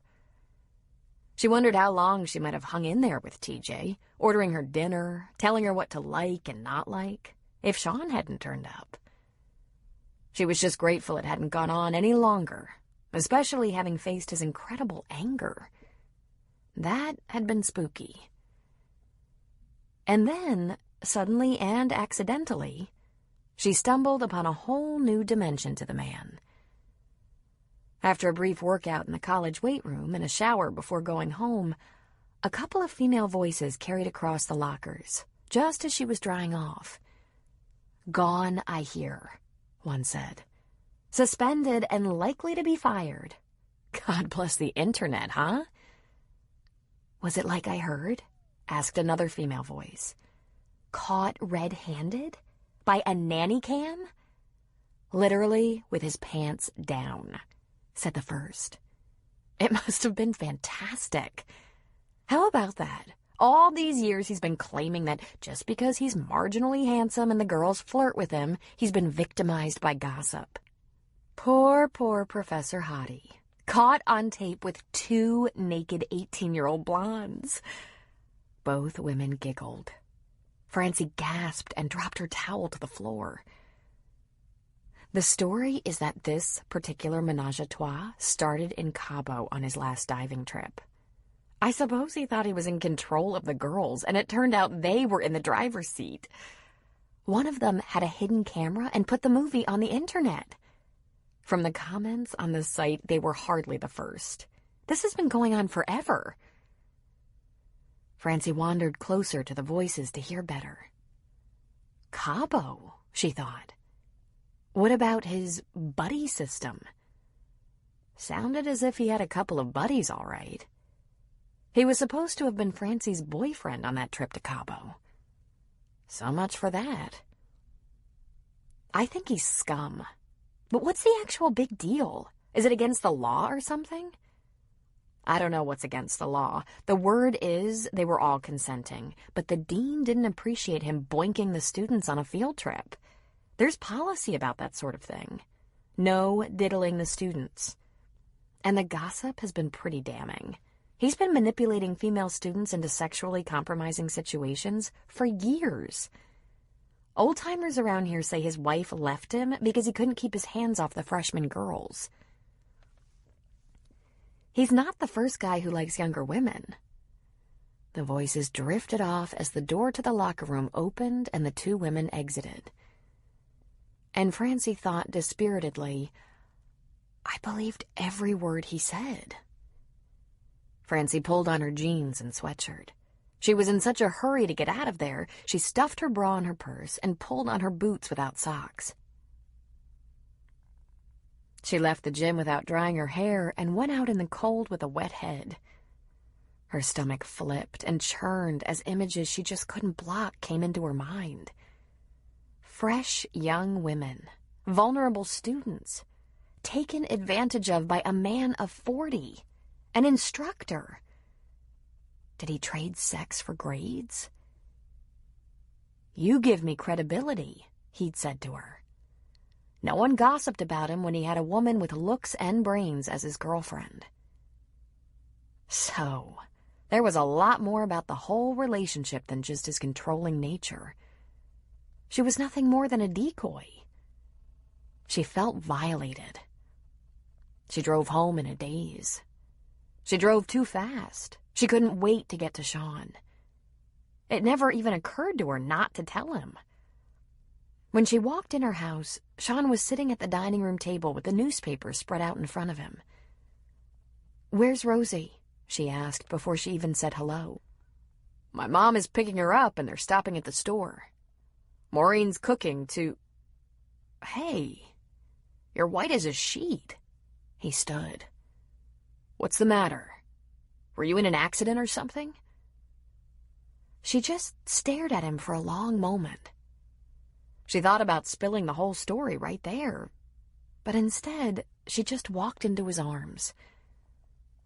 "Close call," she said. "Hold me. I'll tell you all about it later." "You okay?" She nestled in closer. She realized uneasily that she hadn't really known as much as she should have about TJ. But she knew everything about Sean. She knew his strengths and weaknesses. He'd never lied to her. When she first saw Sean a month ago, she thought he'd reappeared to screw up her life. She literally wanted to rearrange his face. Now, she ran into his arms for comfort and support. Her best friend. A man she knew she could trust. "I'll be fine now," she said. Aiden arrived in Virgin River late on Tuesday, planning to stay until Sunday. He hadn't been there long before he realized the relationships in his family were changing quite a bit and quickly. He found his scrappy older brother all soft around the edges, doting on his beautiful, sexy young wife, ever at her hand. If he saw her wrestling a full laundry basket into the bedroom, he took it from her. If she had the step stool pulled over to the cupboards to reach into the highest one for a platter, he lifted her down and got it for her. Aiden was anxious to have dinner with them to see if Luke cut Shelby's meat. Aiden caught Shelby in a moment alone and asked, "When do you suppose you're due?" "How did you guess?" "I've never seen Luke act like this. Hovering, protective, sweet." "Annoying, cloying, and paternal? I don't have a date. I haven't been to the doctor yet, but I suspect it happened on the wedding night, just as Luke planned." Aiden laughed. "You're going to want to watch that, unless you want 6 of them." "Oh, I might have 2, but not 6, she grinned. Snip, snip. "Have to admire a forward-thinking woman," Aiden said with a grin. "Congratulations." "I suppose there's no point in keeping it under wraps anymore, now that you and Sean both know.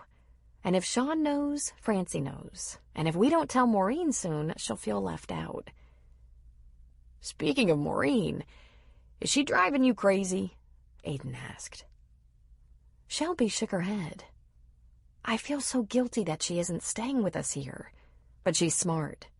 2 women under the same roof for a long period of time will eventually have a power struggle. But not Maureen and Vivian. They seem to have a special bond. Luke says they're a couple of strange old broads," she said with a giggle. "Really? Their living situation seems to be working out just fine." "You can give the credit to me," Aiden said. "Love your humility," Shelby said with a laugh. "Seriously, my advice to her was to stay out of the way. I don't know much about mothers and daughters. Maybe they do all right for extended visits. I can tell you that we all worship our mom. There's no woman I admire more. But I don't want to live with her for more than 4 days tops. I wasn't that concerned about how you'd deal with her, Shelby. I was afraid Luke would strangle her after a few days." But why? With everyone else in the world, Maureen is easygoing. She knows how to put people at ease, make them comfortable. But with her sons, she has high expectations. She's been trying really hard to keep a lid on it, but she eventually always has an opinion about how we should live our lives. Not a one of us has gone about things the way she'd like. What? But that can't be right. She's totally proud of you all. Uh-huh, Aiden laughed. Except for a few little things. Luke avoided commitment for too long after his bad marriage. Colin has had woman trouble of one stripe or another since he was 15. She was completely disappointed in me for marrying someone for only 3 months. She thinks I just didn't make an effort. Sean has a child because he refused to commit. And Patrick, her pride and joy and baby, is rumored to be thinking of marrying a girl who isn't just a non-Catholic. She calls herself agnostic. Did you know my mother almost became a nun? I heard that, yes. That might explain some things. Believe me, I know nuns who are more liberal than Maureen. He laughed and shook his head. Your brother is actually worried about her. He's planning to have a talk with you.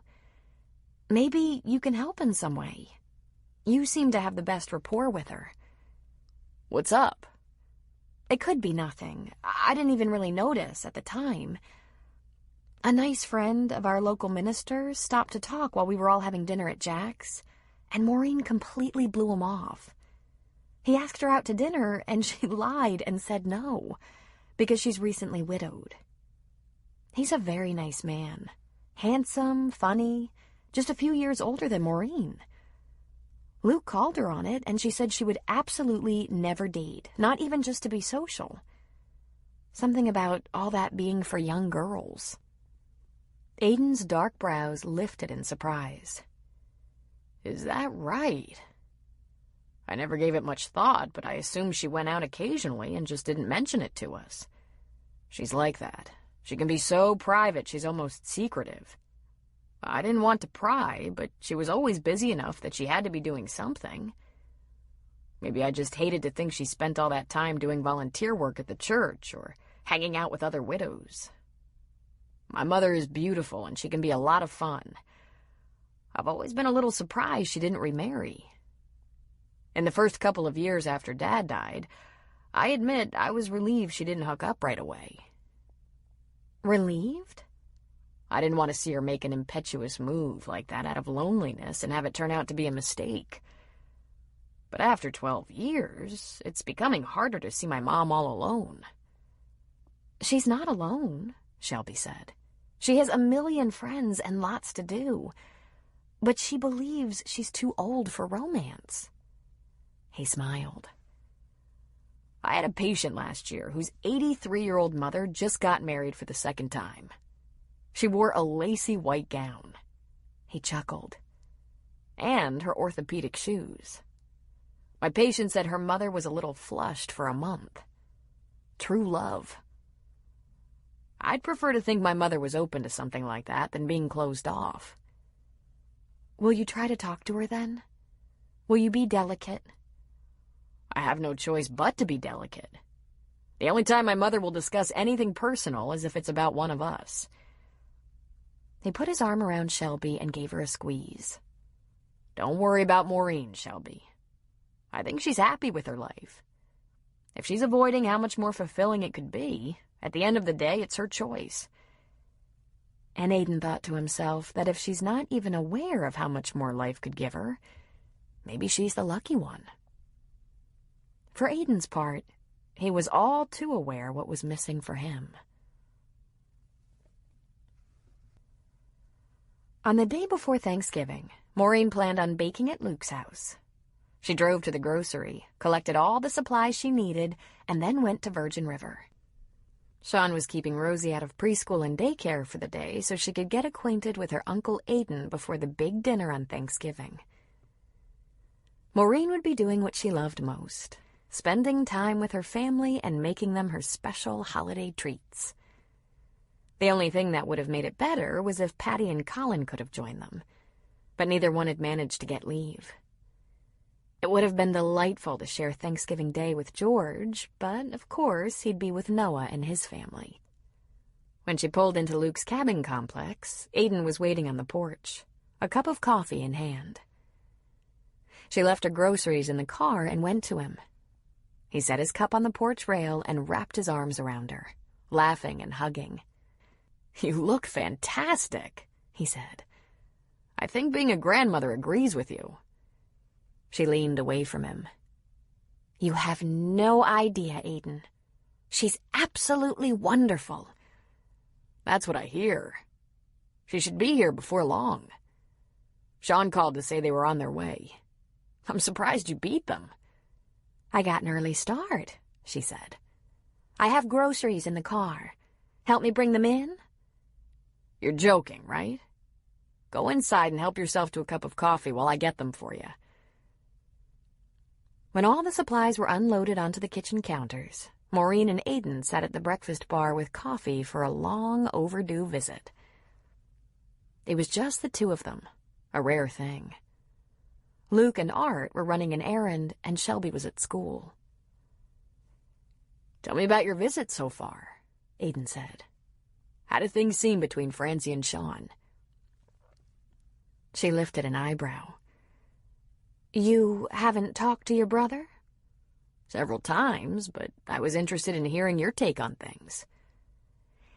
"If there's the slightest imperfection in their relationship, I can't imagine what it is.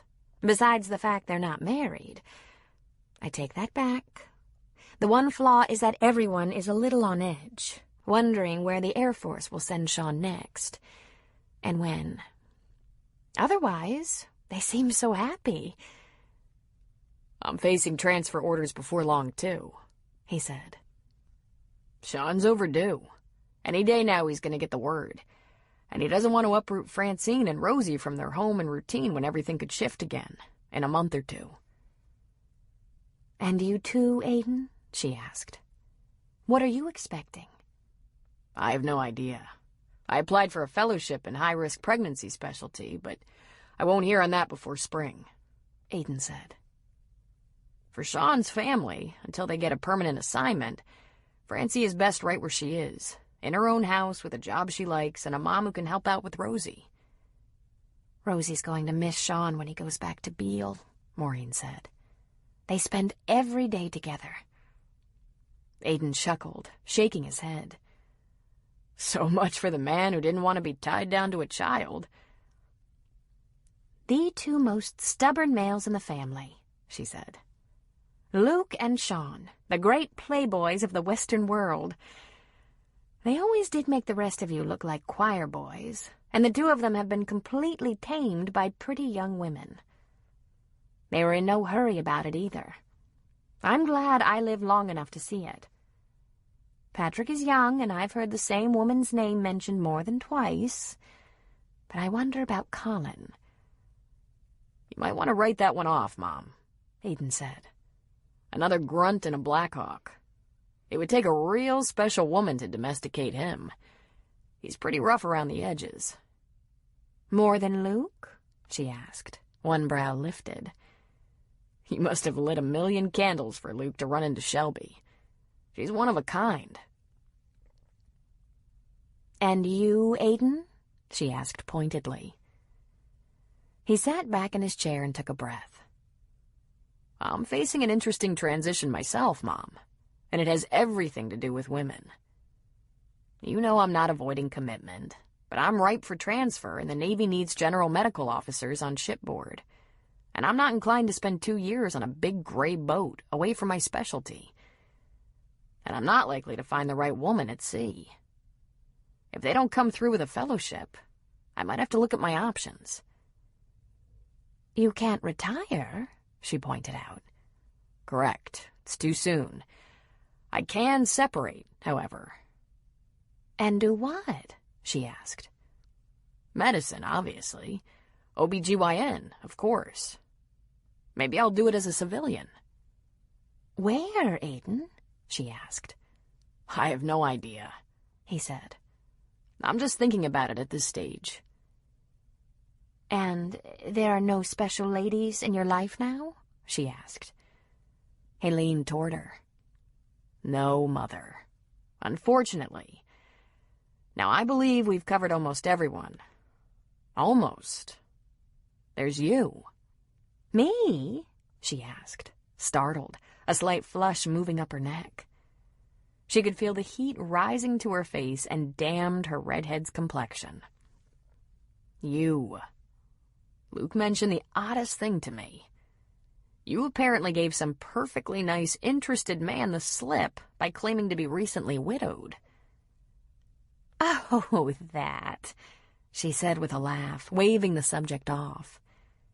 That was the Presbyterian minister's friend, briefly in town for a visit. I ran into him again and apologized for that. He was gracious, as I expected he would be. It's forgotten. But what concern is it of Luke's? It's not just Luke's concern, Mom. I guess because you're always so busy, none of us even entertained the idea you weren't socializing with men at all, that you were deliberately avoiding them. Speaking for myself, I assumed you had a date now and then. By the time Dad had been gone a few years, I prepared myself for you to find a man you wanted to marry. You were so young when we lost him. But what you said to Luke stirred the pot. It sounds as though you have no interest in even the most casual friendships with the opposite sex. Tell me what that's about. Don't be so ridiculous, she said, fuming slightly. I'm not talking to my son about that. And why not? You pry every sliver of information about women from each one of us. And you hardly throw me a bone. That's just because the kind of information available on that subject, until Luke and Sean were recently captured, isn't intended for a mother's ears. You said it yourself. At least a couple of your boys were the playboys of the Western world. Details of their dating experiences would have had you gripping your heart. I knew it was bad, she said, shaking her head. As if they were hiding anything from me. Sometimes I wonder who raised them. But that's all old news. How about you? What about me? Do you refuse to date at all? Have you made some decision you'll never again meet a man? More to the point, have you decided not even to give the idea a chance? Do you hear yourself? Maureen asked. Why in the world does that matter to you? Or to Luke, for that matter? And Sean, and even Patrick. Only Colin is dense enough to have no interest in anyone's love life but his own. Tell me you're making that up, she said, aghast. You are not talking about my possible love life. Aiden leaned across the breakfast bar toward her. Mother, you're a very attractive woman in your early 60s. You're sharp and energetic, and as far as I know, in excellent health. And if anyone would know, I would.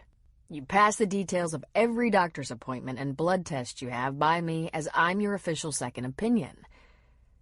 She made a face. I listened to enough of your whining as you tried to pass your exams to have earned that right, haven't I? I never once complained, he said. I'm glad I know exactly what your cholesterol level and blood pressure are. Someone in the family should. I'm committed to doing anything I can to support you living a full and happy life until you're extremely old.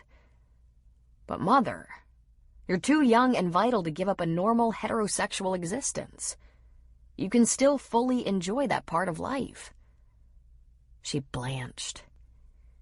You did not just say that to your mother, she said in a whisper. I'm a woman's doctor. I say it to lots of women in their 50s and 60s. And 70s, just in case you're curious. In fact, in a clinical situation, I'm much more direct. And I hope your doctor is as well. Now, let's just retrench to the original question. Have you made some ridiculous and arbitrary decision that you won't even entertain the idea of dating? Right at that critical moment, the door to Luke's house burst open and Rosie came flying in, red curls bouncing wildly. "Grandma!" she yelled, running to Maureen and throwing herself onto her lap. "We go fishing now?" "You have fishing on the brain," Maureen said. "I thought you'd like to bake pies with me." "Fishing," she said, squeezing Maureen around the neck. All right. First, I want you to meet your Uncle Aiden." She turned Rosie on her lap. "Rosie, this is Aiden. And Aiden, this is Rose." "Why'd I wish Rose?" she said with a grin. Aiden laughed and stretched a hand out to her. "So I've heard. Nice to meet you." "Fishing now," she said. Sean came into the house. "Daddy, we go fishing now?" "Let's get it over with, short stuff. It's all I've heard since I told her we were coming to Luke's for the day. Of course, her idea of fishing is tossing bread into the river for the trout. We're years away from hooking anything." "I'll save some dough rolling for after you've had your fishing trip, Rosie," Maureen said. She eased Rosie off her lap and rummaged in a cupboard for some of Luke's bread, handing Rosie a few slices. "Remember, you only go near the river with Mommy or Daddy." Aiden said he would go along, and while he fetched his jacket, Sean and Rosie were out the door and on their way. Aiden shrugged into his coat and said to Maureen, "We can continue this conversation later." "I don't think so," she said. "You boys gossip worse than a bunch of old women, and I think it's high time you mind your own bloody business." He leaned toward her and kissed her cheek. "Yeah, good luck with that." Chapter 16. Thanksgiving had a special significance for John Middleton, known as Preacher to his friends. His mother passed away around this time when he was only 17, and for so many years after that, when the holidays approached, he just endeavored to get through them as best he could. He was always relieved when the whole season was over. But once he found Virgin River and his wife Paige, everything in his life changed, and he looked forward to the holidays with excitement and spirit. He had a great deal to be thankful for. Every Thanksgiving, Preacher prepared a big turkey dinner and kept the bar open for anyone who wasn't otherwise occupied. It became the tradition at Jack's Bar to serve a big dinner free of charge to friends and any strangers who might wander in. Preacher could have used his new house to accommodate his Thanksgiving guests, but it just wouldn't be the same. Plus, he liked the idea of being open to strangers who found themselves traveling or stranded on this very important day. Mel Sheridan and Dr. Michaels were trading off holidays this year. Since Cameron and his wife had the new twins, they wanted to take a few days for family at Christmas time. So Mel and Jack were going to the Sheridan family home in Sacramento for Thanksgiving. But there would be no shortage of guests for Preacher's biggest dinner of the year. He and Paige pushed the tables together in the bar into one long, wide table. Paige dressed up the table with a horn of plenty, filled with gourds and colorful leaves. As well, orange candles provided soft lighting up and down the table. Each place setting had a construction paper turkey created by her and her son Christopher. When Preacher looked at the long table, he smiled and said, "You sure do class the place up, babe." At 4 o'clock, the turkey came out of the oven to sit for a half hour before carving. The side dishes were ready, and the hors d'oeuvres were on the bar. A Cabernet was breathing, a Chardonnay was chilled, juice and sodas were cold for the kids and abstemious. The water glasses were all filled. Coffee was ready to perk. Preacher looked around the room, puffing up a little in pride. The first to arrive were Rick and Liz, helping Rick's grandmother Liddy into the bar. Next came Connie and Ron of the corner store, and, for the first time, Connie's sister, Liz's mother. Joy and Bruce, good friends from down the street, arrived, and right behind them, Hope McCrae. Not long after, Cameron and Abby with babies, Julia and Justin, and enough baby gear to open a nursery. Preacher held on to his own little daughter, Dana Marie, and chuckled as he realized they basically had opened a nursery. He beamed when the door opened again, and Dan, Brady, and Cheryl came in. He'd hoped they would come, but he had no way of knowing if Cheryl was comfortable among them. It had taken her some time after adjusting to her newfound sobriety to get used to the idea that Virgin River folks didn't look down on her at all. The fact of the matter, Preacher knew, was that everyone was real proud of her. Paige and Preacher passed around the hors d'oeuvres and drinks, and after about 20 minutes of visiting, there was a mad scurrying among the women to put out all the side dishes, settle small children in high chairs, and find places for everyone to sit. Then and only then did Preacher bring out the noble bird on a large tray, surrounded by baked apples and parsley. He put it in front of his place at the head of the table and took in all the oohs and ahs as he prepared to carve. Right at that moment, the door to the bar opened and a man stood in the entrance. His hair was too long, and he looked a little on the worn side. His jacket collar frayed. "Oh, sorry. I thought you were open." Come in, Preacher said. "You're just in time." "Oh, no," he said, shaking his head. "I can see you're having a holiday dinner, and I have the family in the car. We're headed back to my in-laws in Trinity County, and the car was sputtering, so we decided to stop for a while. But I'll take a look under the hood and we'll push on." Dan Brady was on his feet.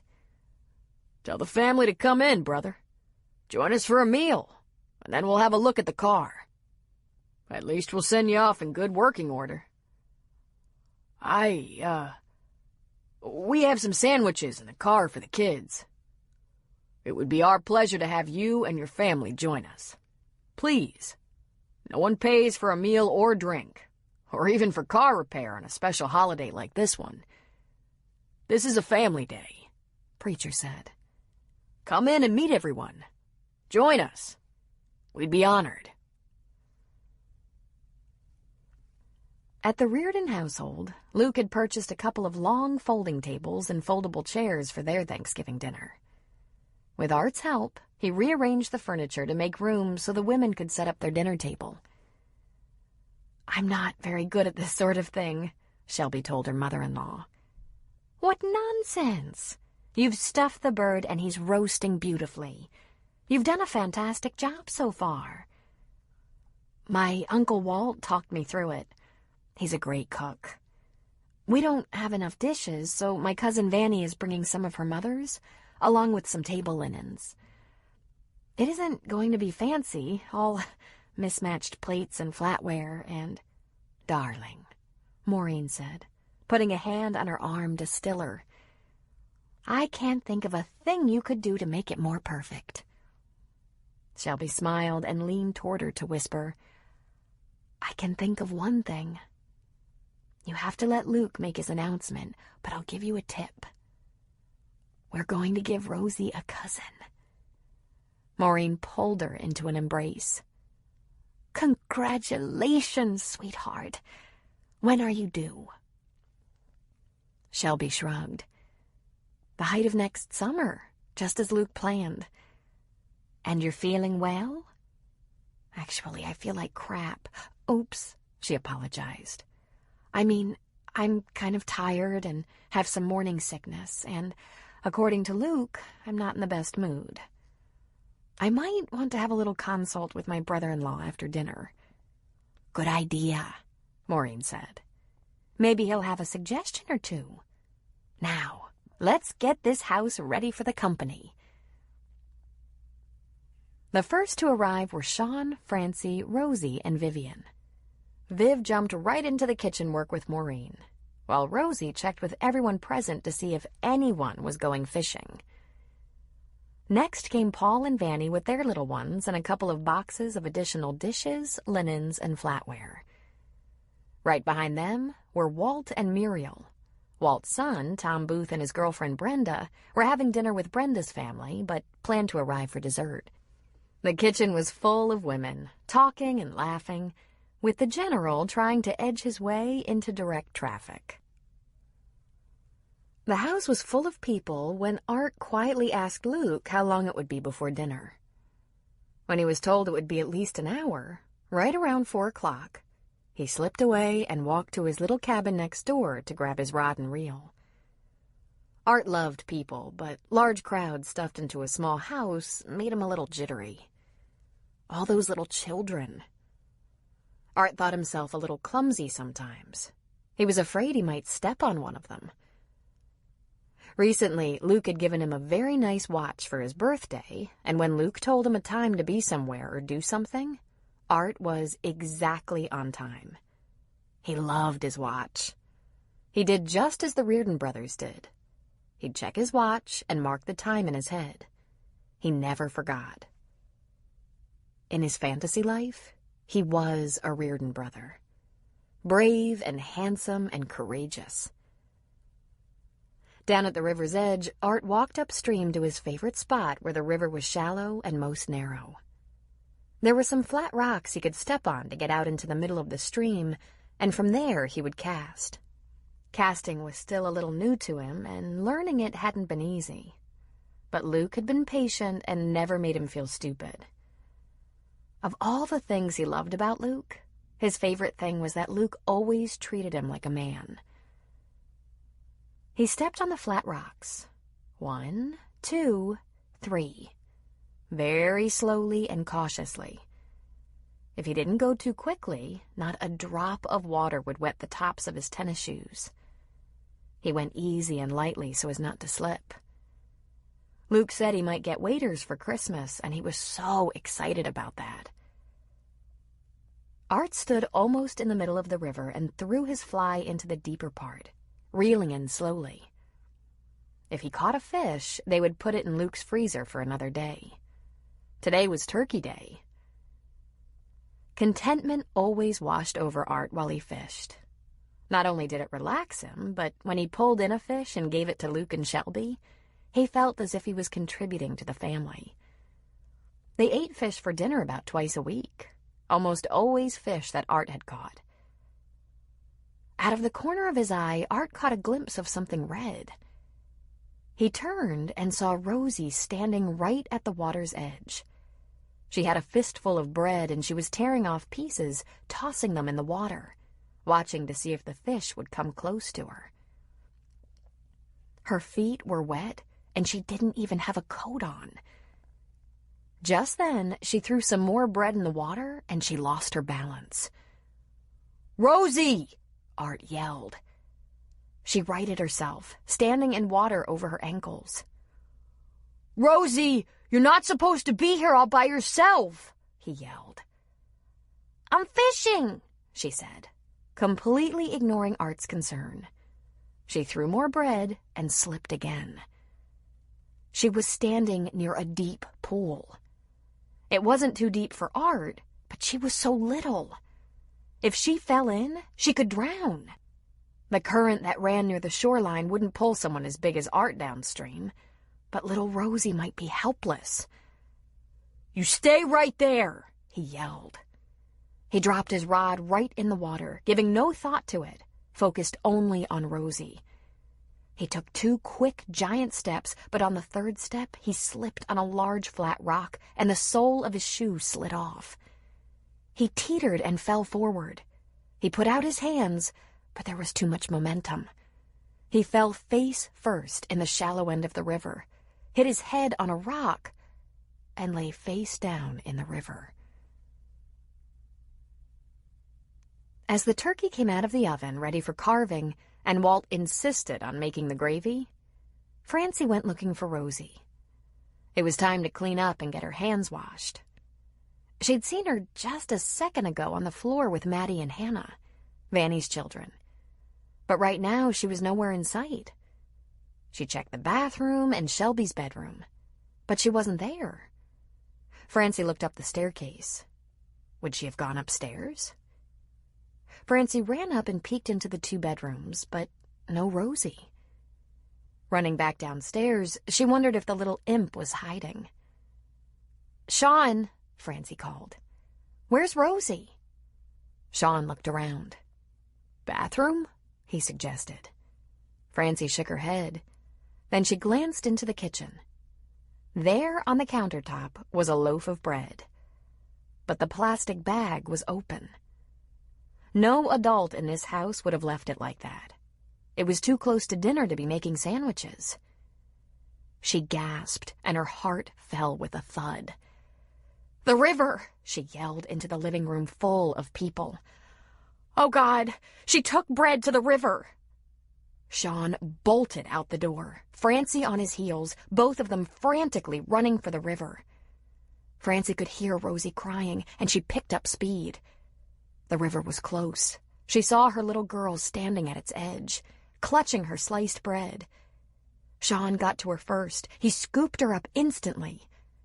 "Sean!" Francie yelled, pointing at Art, face down in the water. There was the sound of running behind them. Others had followed the alarm, and several people came pounding down the trail. Sean put Rosie back on her feet at the edge of the water and ran to Art. He was barely there before Luke and Aiden waded up to their knees in the icy water, pulling Art to the bank. They rolled him over, and Aiden immediately straddled Art's waist and began pressing upward on his chest. "Someone call rescue. We'll need emergency transport," he said, pressing on Art's chest. A bubble of river water rolled out. "And blankets. Lots of blankets." There was a flurry of activity as Rosie was taken back to the house by Maureen, while others ran to use the phone and to hunt for towels and blankets. Aiden pulled himself off Art's midsection to kneel beside him and begin mouth-to-mouth. Francie knelt on Art's other side. "I can spell you," she said to Aiden. "I'm good," he said, pushing another breath into the big man. "Come on, Art." As if performing on command, Art coughed and spewed water into the air. He coughed again. He wheezed and gasped. Aiden and Francie together rolled him onto his side, and after a great deal of coughing and choking, he threw up a lot of river water. While Art struggled to sit up, Luke was shaking out a blanket and wrapping it around his shoulders. "There we go," Aiden said. "Take slow breaths if you can, Art. Cough it out." Art had a terrified look on his face and a big lump on his head. He had a hard time catching his breath enough to speak and was clearly panicked. Finally, in a voice he could barely use, looking around frantically, he said, "Rosie, did she fall in?" "No, buddy. You did. But you're gonna be all right, I think." That didn't seem to satisfy him. "Where's Rosie? Where is she?" Luke knelt in front of Art and pulled the blanket around him, holding it tight. "Her grandma took her up to the house where it's warm." "Luke," he said, his voice raspy, "I stepped too fast and didn't look." "An accident, buddy," Luke said. "Were you trying to get to Rosie?" He nodded and coughed. "She's not supposed to fish without Sean. Did she fall in?" "She's okay. You were a close call, though. You scared me good, Art." "Sorry, Luke," he said, teeth chattering. The wet blanket was pulled away and a dry one wrapped around him. When he'd recovered enough to be breathing somewhat better, Luke and Sean made a chair out of their arms and carried him to the house so he could sit by the fire. "I called Cameron," Walt said. "When she had him breathing and sitting up, I canceled the helicopter transport. Cameron will be here faster, in less than 5 minutes. Luke, you can drive the Hummer for him so he can be in the back with Art." Then the general leaned close to Art. "Art, you're going to go to the hospital so they can check you over. Make sure you didn't get a concussion or get too much water in your lungs." "I don't want to," Art wheezed. "I'll go with you, buddy," Luke said. "Right now, I'm going next door to your house to find you some dry clothes." "Okay," he said. Maureen came close, holding Rosie, who was still gasping with barely subsiding sobs. Art looked up at her. He frowned at her.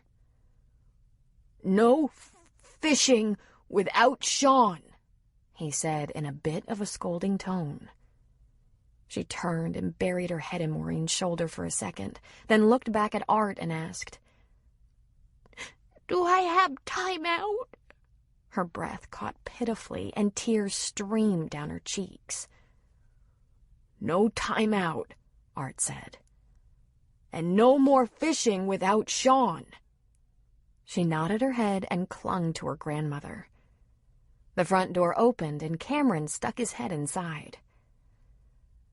"Did I hear someone's been swimming in this cold weather?" By 7 that evening at Valley Hospital, Art had a clean CT and a good chest X-ray. The danger of developing pneumonia from nearly drowning was the risk, so Cameron wanted him to stay at the hospital overnight, on antibiotics for infection and breathing treatments to keep his lungs clear. "I don't want to spend the night," Art said, his voice still gruff from the strain of coughing and choking. "I'll stay here with you," Luke said. "But I want Thanksgiving, Luke. I'll make sure—" Shelby popped her head in the room. She carried a covered tray. "Now, Art, would I let you miss Thanksgiving?" she asked. "Don't I know you like to eat better than anything?" He grinned at her, and she came into the room. She put the tray on his bedside stand. "I drove it over on a hot water bottle, but if it's not warm enough, the nurses might let us borrow their microwave." She pulled the aluminum foil off the dishes. "Oh, I think you're gonna like this." He dipped a fork in the mashed potatoes first and grinned. "It's good. Are you gonna spend the night too?" he asked her. "Probably not," she said with a laugh. "If Luke is here with you, I can stretch out at home and have the whole bed." She leaned forward and gave Art a kiss on the head. "Be more careful," she said. "I can't stand the thought you might be hurt." Art glowed scarlet from the kiss. "Knock, knock," someone said from the door. Sean came into the room with Rosie on his hip. "Some wide-eye-wish Rose can't go to sleep tonight without seeing you. She's never been in a hospital before." Right behind them, Francie entered the room, saying, "And we brought—" Her voice trailed off as she saw Art with a generous Thanksgiving meal in front of him. "Pie." Within 5 minutes, Rosie was sitting on the bed beside Art, helping him eat his dinner, which he didn't seem to mind sharing with her. Then Walt Booth's voice boomed from the hospital room doorway. "Ah, hell! I thought this was an original idea." He brought in his own collection of leftovers, and behind him Muriel laughed, holding a large serving of pie. Next came Paul with still more pie. "Vanny sent this over," he said. And right behind him, Preacher. "Heard there was a little excitement at the Reardon Thanksgiving dinner," he said, bearing a couple of takeout cartons from the bar. And finally, Aiden and Maureen crowded into the small room. "I guess it's a good thing we didn't bring food," she said. "We just wanted to check on you and make sure you had company, Art. But look at this! You have so many friends." "I have very many friends," Art said. "Very many." The day after Thanksgiving was bright and sunny, though very cold. Maureen told Vivian she had errands to run, but would be back in plenty of time to help with dinner at Francie's house. Tonight, Shelby, Luke, Art, and Aiden were all coming over for a family dinner before they scattered to the winds in a great exodus out of Virgin River and Eureka. Maureen drove to Ferndale and back to the cemetery. She saw George's car parked by the side of the road and pulled up behind it. He was halfway up the hill, apparently reading a headstone. She walked up the winding stone stairs till she met him. He turned and opened his arms, and she walked right into his embrace. "Do you think it's a bad omen to meet in a cemetery?" she asked him. "I have a special fondness for this place," he said. This is exactly where you completely lost control, threw yourself at me, and passionately kissed me. I like it here." "I think I surprised myself more than you," she said. "Impossible. I thought I'd have to chase you for years before I got a kiss." He stroked her hair back over her ear. "Are you ready to go?" "As ready as I'll ever be. You?" "I'd rather not," he admitted. "But I have responsibilities. The upside is I'm going to get those things taken care of quickly so I can get the next part of my life underway. I'm looking forward to this next stage." "And you'll be back here for Christmas?" Maureen asked. "Didn't I promise you?" "I suppose I can trust you to keep a promise," she said. Then she wrapped her arms around him and hugged him tight. "Are you still planning to leave tomorrow?" He nodded. "I'll drive for a day and have Sunday to get myself organized before classes. I think I might drum up the hardest end-of-term exams in the history of the world. I want to be remembered for something." "George, you'll be remembered. Who could forget you?" "Hopefully not you." He kissed her forehead. "Will you please give me a call when you get home, just so I know you're safe?" They'd spent one of their lunches plugging numbers into each other's iPhones. She had numbers for him on his cell phone, at the university, and at home. "Of course, once I get rid of Aiden—" "Don't be grumpy," he said, giving her a squeeze. "You'll have a very pleasant drive with him. It's nice of him to look after his mother." "He's not being nice, George. He's being overprotective and nosy. He's got this idea we have to have a heart-to-heart talk about the fact I haven't been dating. He brought it up, you know. Apparently, my sons have been concerned about me being alone. More to the point, they're all concerned that I'm determined to be alone." "Shame on you, Maureen. Tell the young man you're not going to be alone." "No! It's none of his bloody business." "You're just being stubborn. If he's worried, it might put his mind at ease." "I'm not ready to talk to Aiden about you. Besides, once you tell one of those boys, they'll all know. They're worse gossips than a bunch of girls. Nothing is sacred with them. No way I'm confessing to any one of them." "Could be a very long drive," George observed. "I'd counted on driving alone. I like to drive, and I had looked forward to being alone with my thoughts. I have a lot on my mind, you know." "I know," he said with a laugh. "Plus, you need time to check in with your priest. See if you can trick him into giving you a blessing." "I'd like your opinion about something," she said, smiling shyly. "I mean, I do realize your education in the religious arts is spotty compared to a Catholic priest's." "Indeed?" he said with laughter in his voice. "But do you suppose, at my advanced age, God would trust me to make my own decision about you?" He threw back his head and laughed. "Maureen, have you ever heard the story about the Lutheran who went to heaven?" "I don't believe I have." "Well, let's see if I remember it correctly. As I recall, he wasn't a real bad sinner, as Lutherans go, and made it to heaven based on his good works. St. Peter was giving him a little tour. They walked through magnificent gardens, past glorious mansions, beside breathtaking waterfalls and rainbows.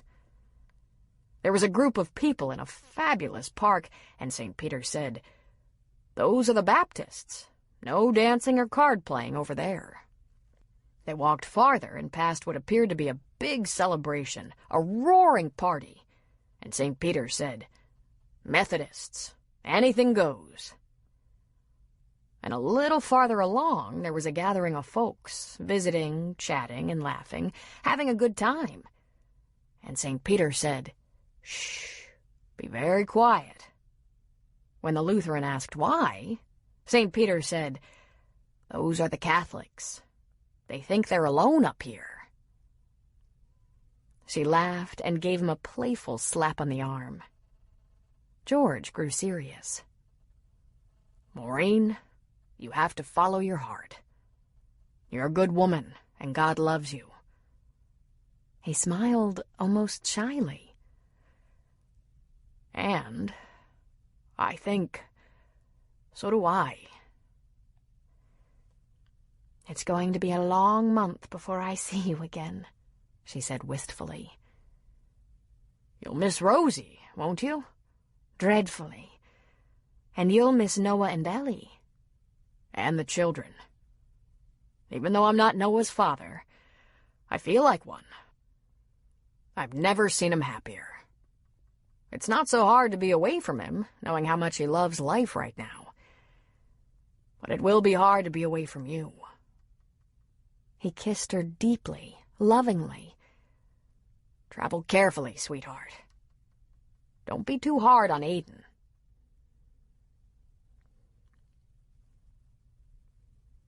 During the month of December, Maureen was kept busy getting ready for a very special Christmas. While she shopped for gifts for Rosie and a new Reardon baby, gender still unknown, she kept thinking, this is what Christmas is all about. Children. She talked to Rosie on the telephone a couple of times a week and made plans with her, getting her all wound up and excited. "When I come to California, we'll shop together and go look at Christmas lights," she told her granddaughter. "I'll help you buy presents for your mommy and daddy, if you like, and we can bake Christmas cookies together for the whole family." Maureen had talked to Sean. He was spending approximately 4 days a week, just 3 nights, at Beale. He had enough long weekends in Eureka with Francie and Rosie for it to almost seem as though he wasn't gone at all. He was scheduled to have the Christmas holidays off.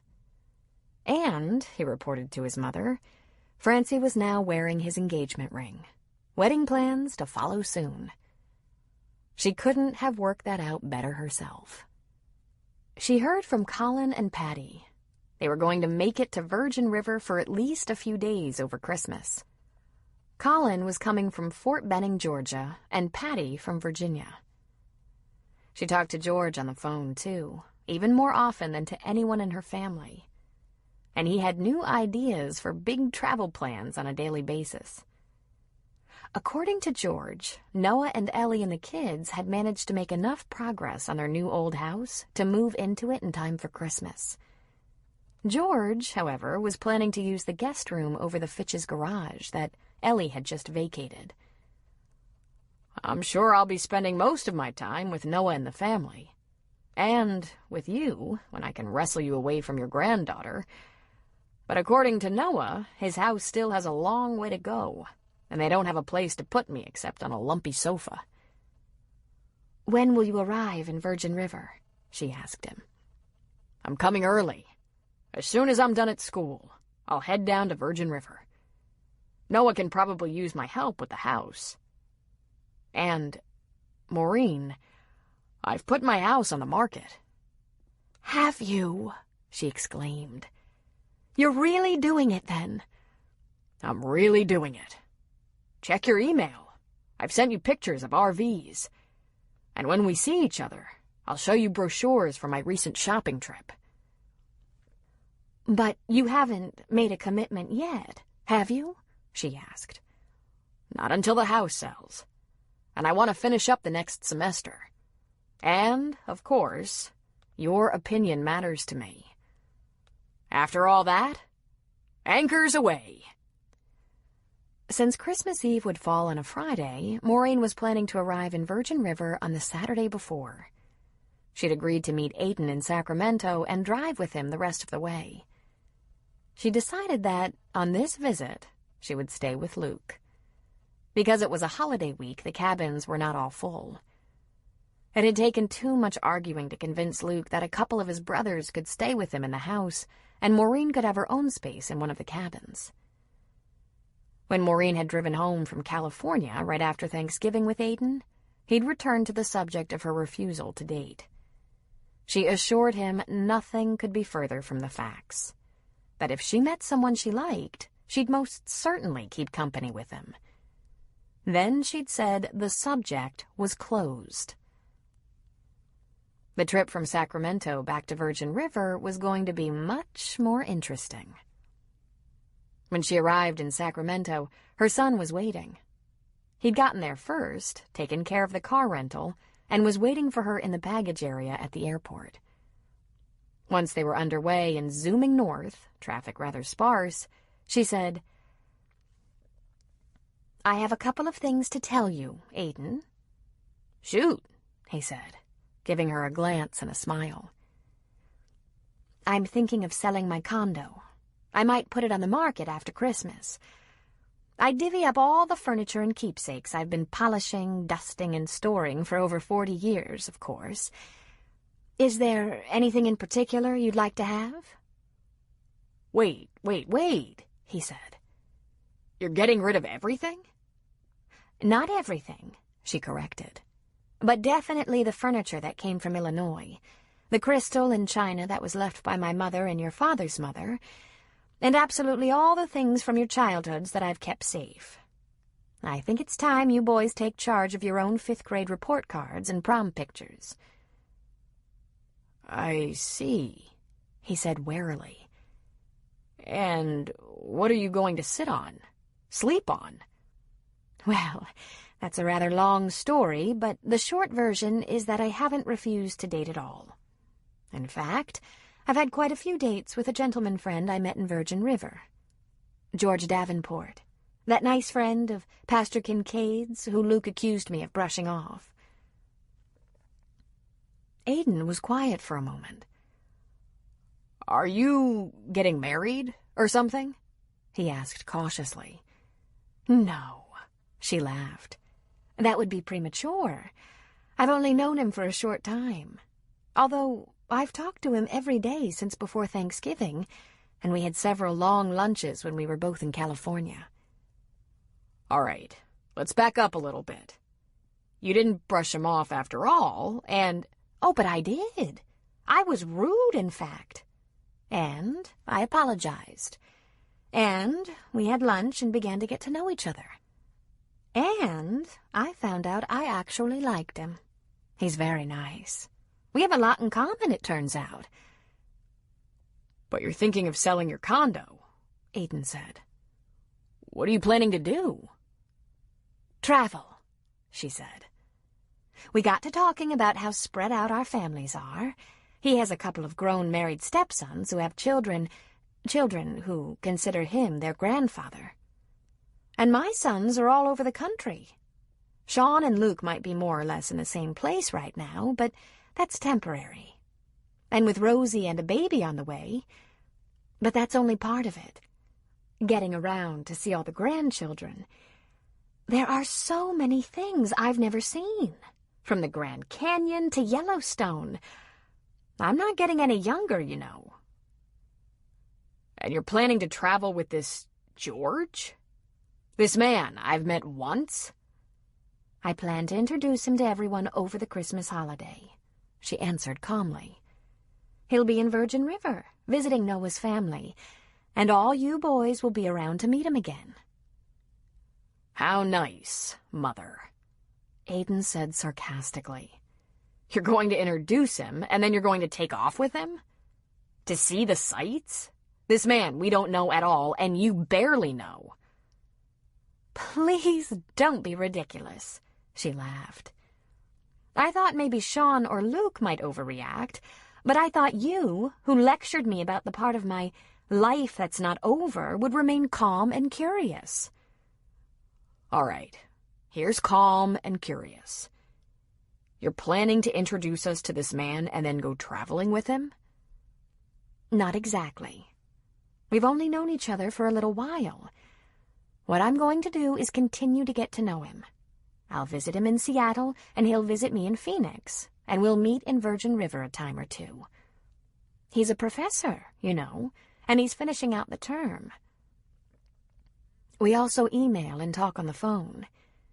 If, at the end of the term in June, we haven't changed our minds, Then we'll do some traveling together."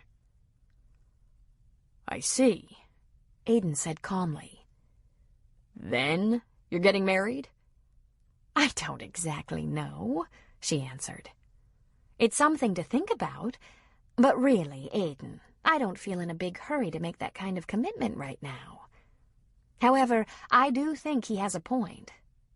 We're getting a little too old to put off doing the things we've always wanted to do, like travel. And there are practical considerations, like Social Security benefits, pensions, that sort of thing. I'd have to give it a lot of serious thought." Then she shrugged. "I might not have made up my mind about that by June. I might want to test the waters a bit, you know? See if our rapport is as good when we spend a great deal of time together. As good as the visits, phone calls, and emails." Aiden's face was getting red. "So you're going to sell your condo, give away your furniture, and go traveling? And if it doesn't work out?" "I suppose I'll have to say, sorry it didn't work out. And then I'll find an apartment or small house near one of you boys. I'm trying to stay flexible. I've gotten a little tired of being such a stick in the mud." "I see. You're going to spend your life savings on plane tickets, hotel rooms?" "No, Aiden," she said with a laugh. "George is buying a nice new RV. He's been looking around, sending me pictures of the various models. He's bringing brochures to Virgin River. These new RVs, they're every bit as big and modern as the condo I'm living in." "Mother, have you lost your mind?" "Well, actually, once I started thinking about this adventure, I decided I'd lost my mind by closing myself off so much. I've just been marking time for the past 12 years. I stay very busy, you know, but there hasn't been much excitement in my life. I haven't really looked forward to much. You boys are wonderful about visiting when you can, but it hasn't exactly escaped my notice that you each have a 3-day limit. I haven't been as excited as this in years." "I don't know what to say, Mother. This is sudden, it's a little crazy, and—" She looked at her watch. "We have 4 hours for you to get right with the idea. I'm not the only one who will have 6 months to find out everything about George I want to know. So do you and your brothers. I'm sure he'll be more than happy to answer any of your questions." "Great," Aiden sulked. "There's a reason I wanted to talk to you first, Aiden. You've always been the voice of reason in our family. I think you get that from my father. He was like that. So, we're about to have one of the best holidays ever. Our first with Rosie, a new baby coming in the summer, Luke married, Sean engaged, all my boys together. I'm not going to have that ruined with a lot of high drama from a bunch of overprotective pups who can't be bothered to spend more than a long weekend with me anyway. I'm ready for some company. I'm ready for some fun.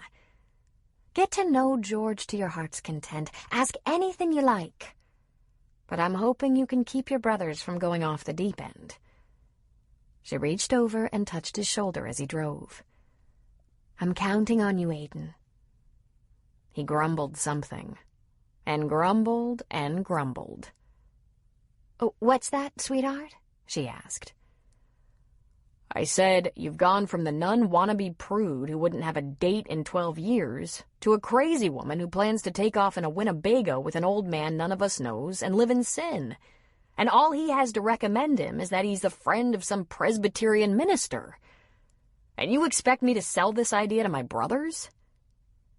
She couldn't help it. She burst into laughter. "Nun wannabe prude? I guess I'll have to live with that, though it sounds pathetic. And George isn't just a friend of a minister, Aiden. As it turns out, he's an ordained minister as well. Presbyterian." Aiden checked his rearview mirror, turned on a signal, and pulled onto the freeway shoulder. He put the car in park and turned toward Maureen. He looked at her for a long moment. And then he said, "Who are you, and what have you done with my mother?" Sean arrived at Francie's house on December 23rd at about 10 in the evening. He had called at 4, said he was finishing up his out-processing at Beale Air Force Base, and would be on his way as soon as possible. The front door was unlocked when he arrived, and he walked in, tossing his packed duffel on the floor just inside the door. In seconds, she was in his arms. "Are you okay?" she asked him. "I'm okay," he said. "I got everything done. I don't have to go back to Beale at all. On January 15th, I leave for Iraq out of San Francisco. But we're so lucky, Fran. A 6-month deployment, then a year at Air Command and Staff College. It could have sucked way worse than this. Have you told anyone?" She shook her head. "Not even Rosie?" "We should do that together." Sean got his orders a week ago, and the first person he told was Francie. He would go to Iraq to fly a U-2 on a UN peacekeeping surveillance mission. He'd relieve one of the aircraft commanders who'd been there since July. Then, his alternate position for the Air Force Air Command and Staff College had been upgraded, and he'd have a year in residence in Alabama. A very hard slot to get. All things considered, it was a gift. He could have been sent to Iraq for a year. He could have lost that ACSC slot altogether. He almost felt as if he was stealing. "The movers came, put everything from my house in storage," Sean said. "The realtor has instructions to try to sell it, and if after 90 days passes with no sale, the property management division of her company will rent it. There's nothing for you to do. Except, have you thought about—" "Yes," she said, nodding. "Let's get married before you go." "I don't want it to be sad," he said. "It's not sad. It'll be the happiest day of my life. But if you don't have time to plan a pretty wedding—" "I bought a dress," she said, smiling broadly. "I bought a dress, made a list, called that minister in Virgin River, and swore him to secrecy. Tomorrow at breakfast we'll tell Rosie about your orders, about our wedding." "You're sure? I'm not suggesting this because I'm afraid something will happen. Nothing will happen. I'm going to be flying one of the safest, most protected aircraft in that part of the world. But if I step in front of a Jeep and get myself killed, I want the Air Force to take care of you and Rosie." She rubbed her fingers along the dark blonde hair at his temple. "I'm not worried about anything happening to you. I'm not afraid. I just want to be your wife." She grinned. "I want the piece of paper." "My mother will be ecstatic," he said. "Your mother is turning the family upside down," she told him. "I can't wait to fill you in. All your brothers are here, and she has plans that they—" "Oh, I already know," he said. "Aiden called and filled me in. We're under strict orders not to screw up St. Maureen's Christmas with Rosie by acting out about her new plans. Besides, I don't want to talk about my mother or my brothers tonight," he said, pulling her against him. "I want to go kiss Rosie, make sure she's sound asleep, and then get you alone. All alone, with the door closed." Colin and Patrick arrived in Virgin River on the 23rd and did a little grumbling about Maureen's proposed adventure, even suggesting once or twice that she'd officially lost her mind completely. But early on the 24th, George paid his first visit to Luke's house, and it didn't take them long to begin joking about this nutty idea. This idea that no one was going to take with complete seriousness until certain things happened, like the sale of the condo, the purchase of an RV, the solidification of these crazy plans. The quick acceptance of George came not so much because of George's natural wit and charm, but because Maureen was so different when he was around. He gentled her. Her smile was almost girlish, and the enforcer had turned into a woman in love.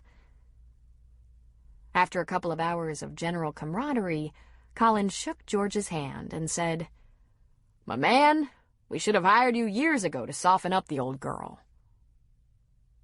"I heard that," Maureen said from the kitchen. The next day, when everyone was milling around in Luke's house, Rosie burst through the door, coat open and curls flying. She looked around at all the people hunting for her grandmother. When she spotted her in the kitchen, she squealed and ran to her. "Grandma Maureen! Mommy and Daddy is having a wedding, and then Daddy's going to Iraq. It's very important." Dead silence hung in the air. The men in the living room all slowly stood. Maureen smoothed Rosie's curls. "Is that right?" she asked. "Uh-huh. And before he goes to Iraq, we're getting us a calendar, and I will make an X on every day till he comes home. He's going in his plane. Remember his plane? The big plane? It's a very important job." She stopped talking for a moment and looked around at the room full of people.